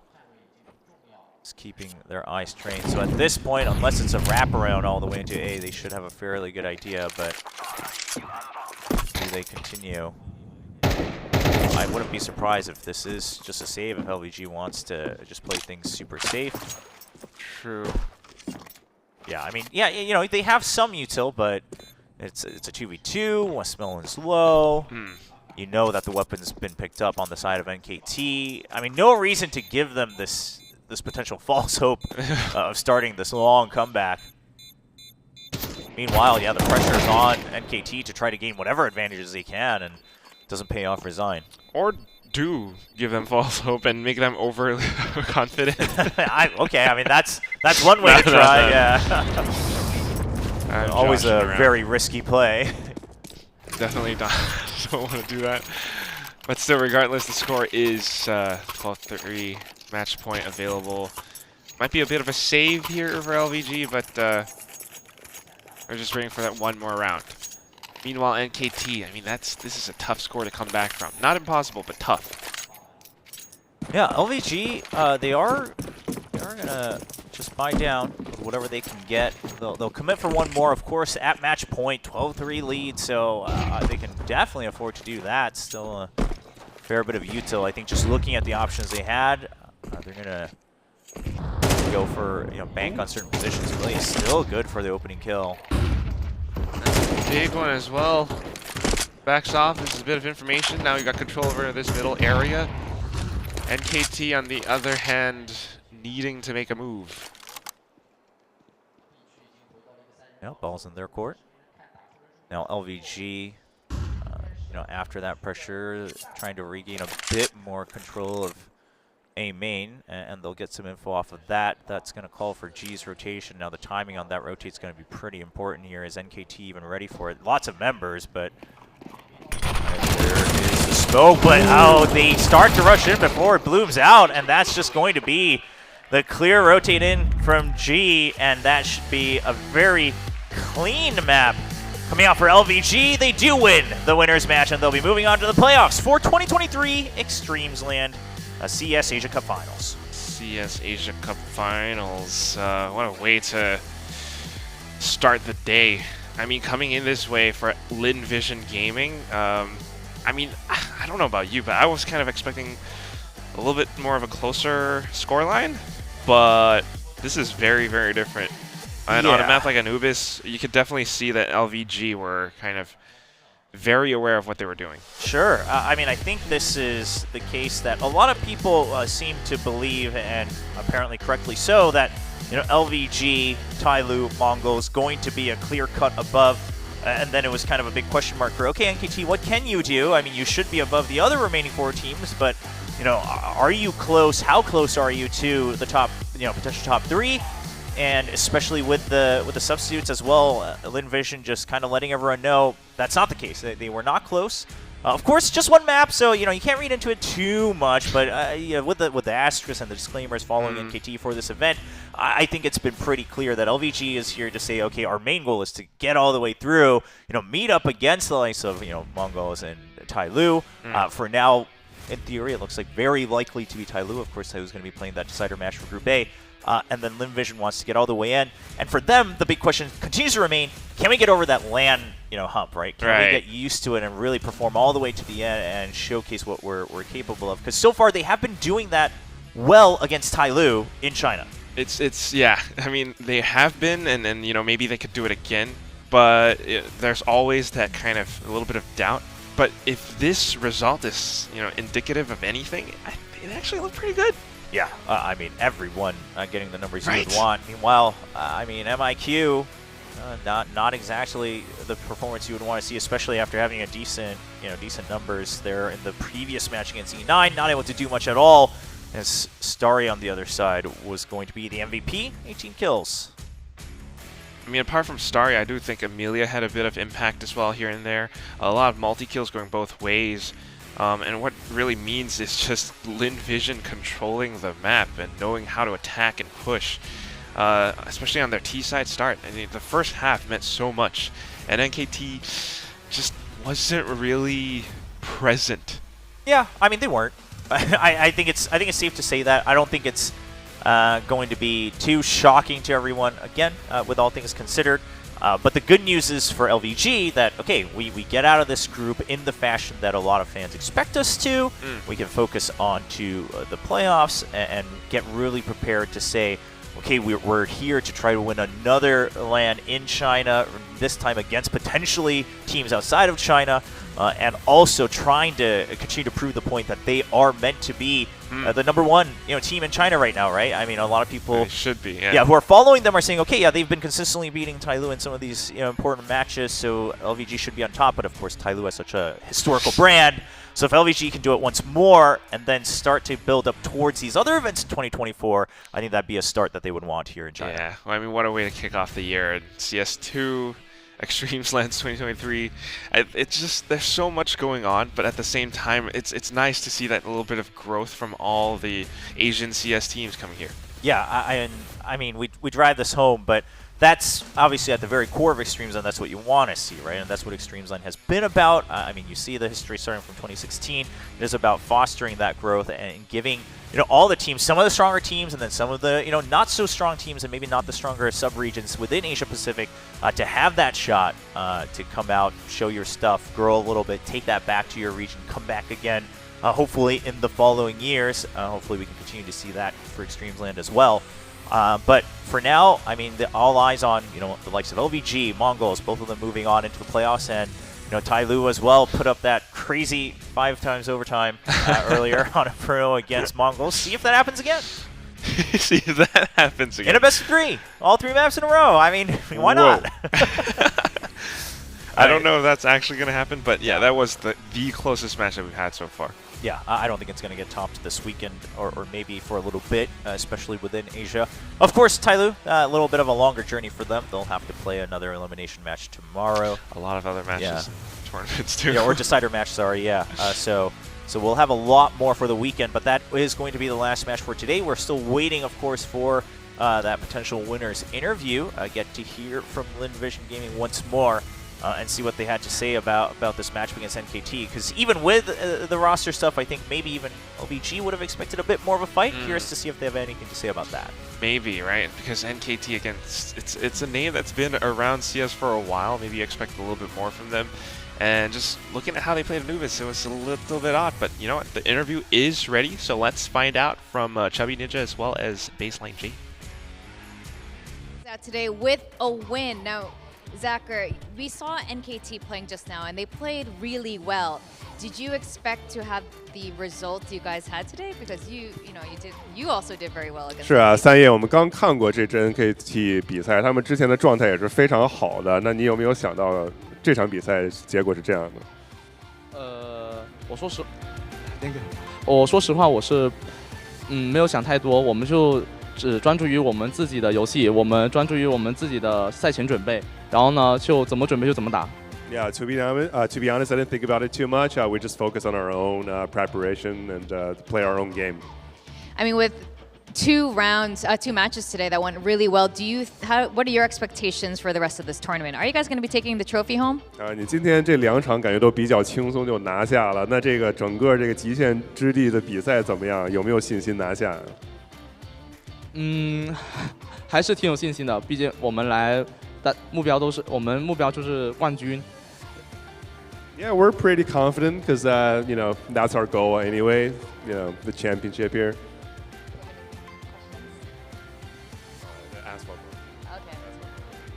All right. What team are you most, excited to face off against in the remainder of this tournament? 剩下这些队你们最期待和谁交手？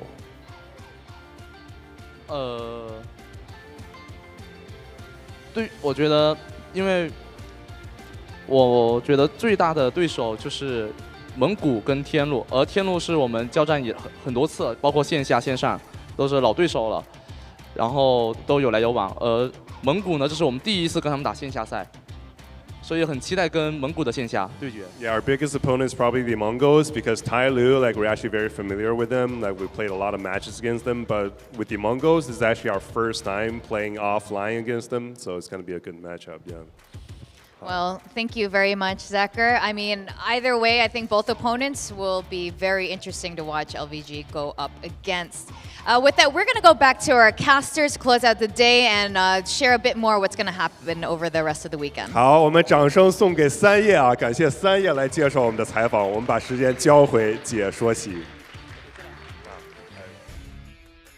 Thank you very much for that interview with Zachar, and you love to hear that confidence, right? Okay, we've played against Tailu multiple times. We played them online. We played them on LAN as well. Mongols. Yeah, and they're like, well, we want to play Mongols on LAN, right? We want to really see what we can do against that team here. And so far, it seems like there's a good chance that we will get that matchup down the road. But of course, we'll take a brief moment to take a look back at how these matches happened on the opening day, because we did have quite a few. All best of ones, but all 6 of them as well. All 6 of them. It's a great introduction to all the teams that we have here at 2023 EXTREMESLAND CS Asia Cup Finals.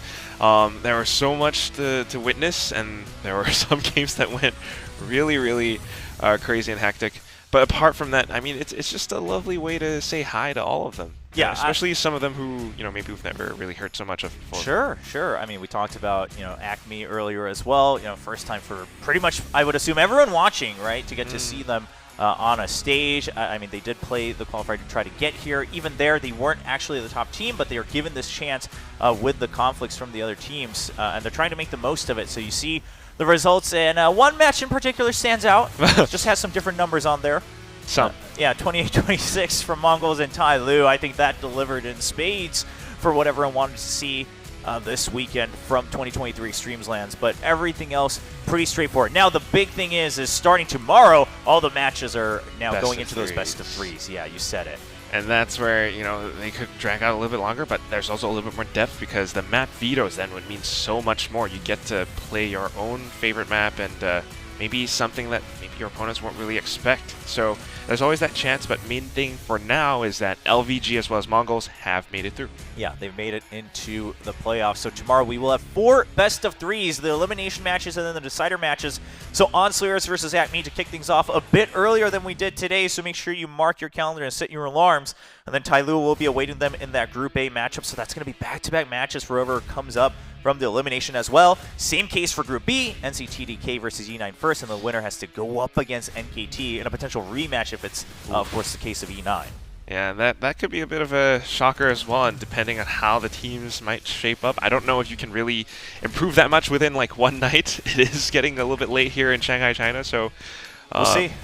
I mean, it'll be a good test for a lot of these teams in the elimination match, but that's going to be it from us here for day 1 of 2023 Extremesland. I think everyone very happy to see Extremesland's return at this international level for Asia Pacific on LAN.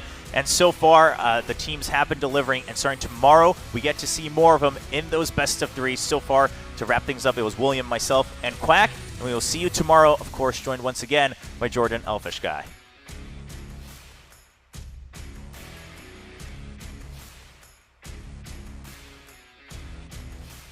We will see you tomorrow, though. That part is true. I didn't lie about it. I think maybe we're like waiting on the Chinese. Well, yeah, which is fine. But give us a little bit more time, as you were saying. Obviously, good to see a lot of these teams as well. So I am curious, right? Because like earlier, we talked about it. But guess what? Now we can end. So we're gonna hold that for tomorrow, and we will be back for day 2 of 2023 Extremesland. See you then.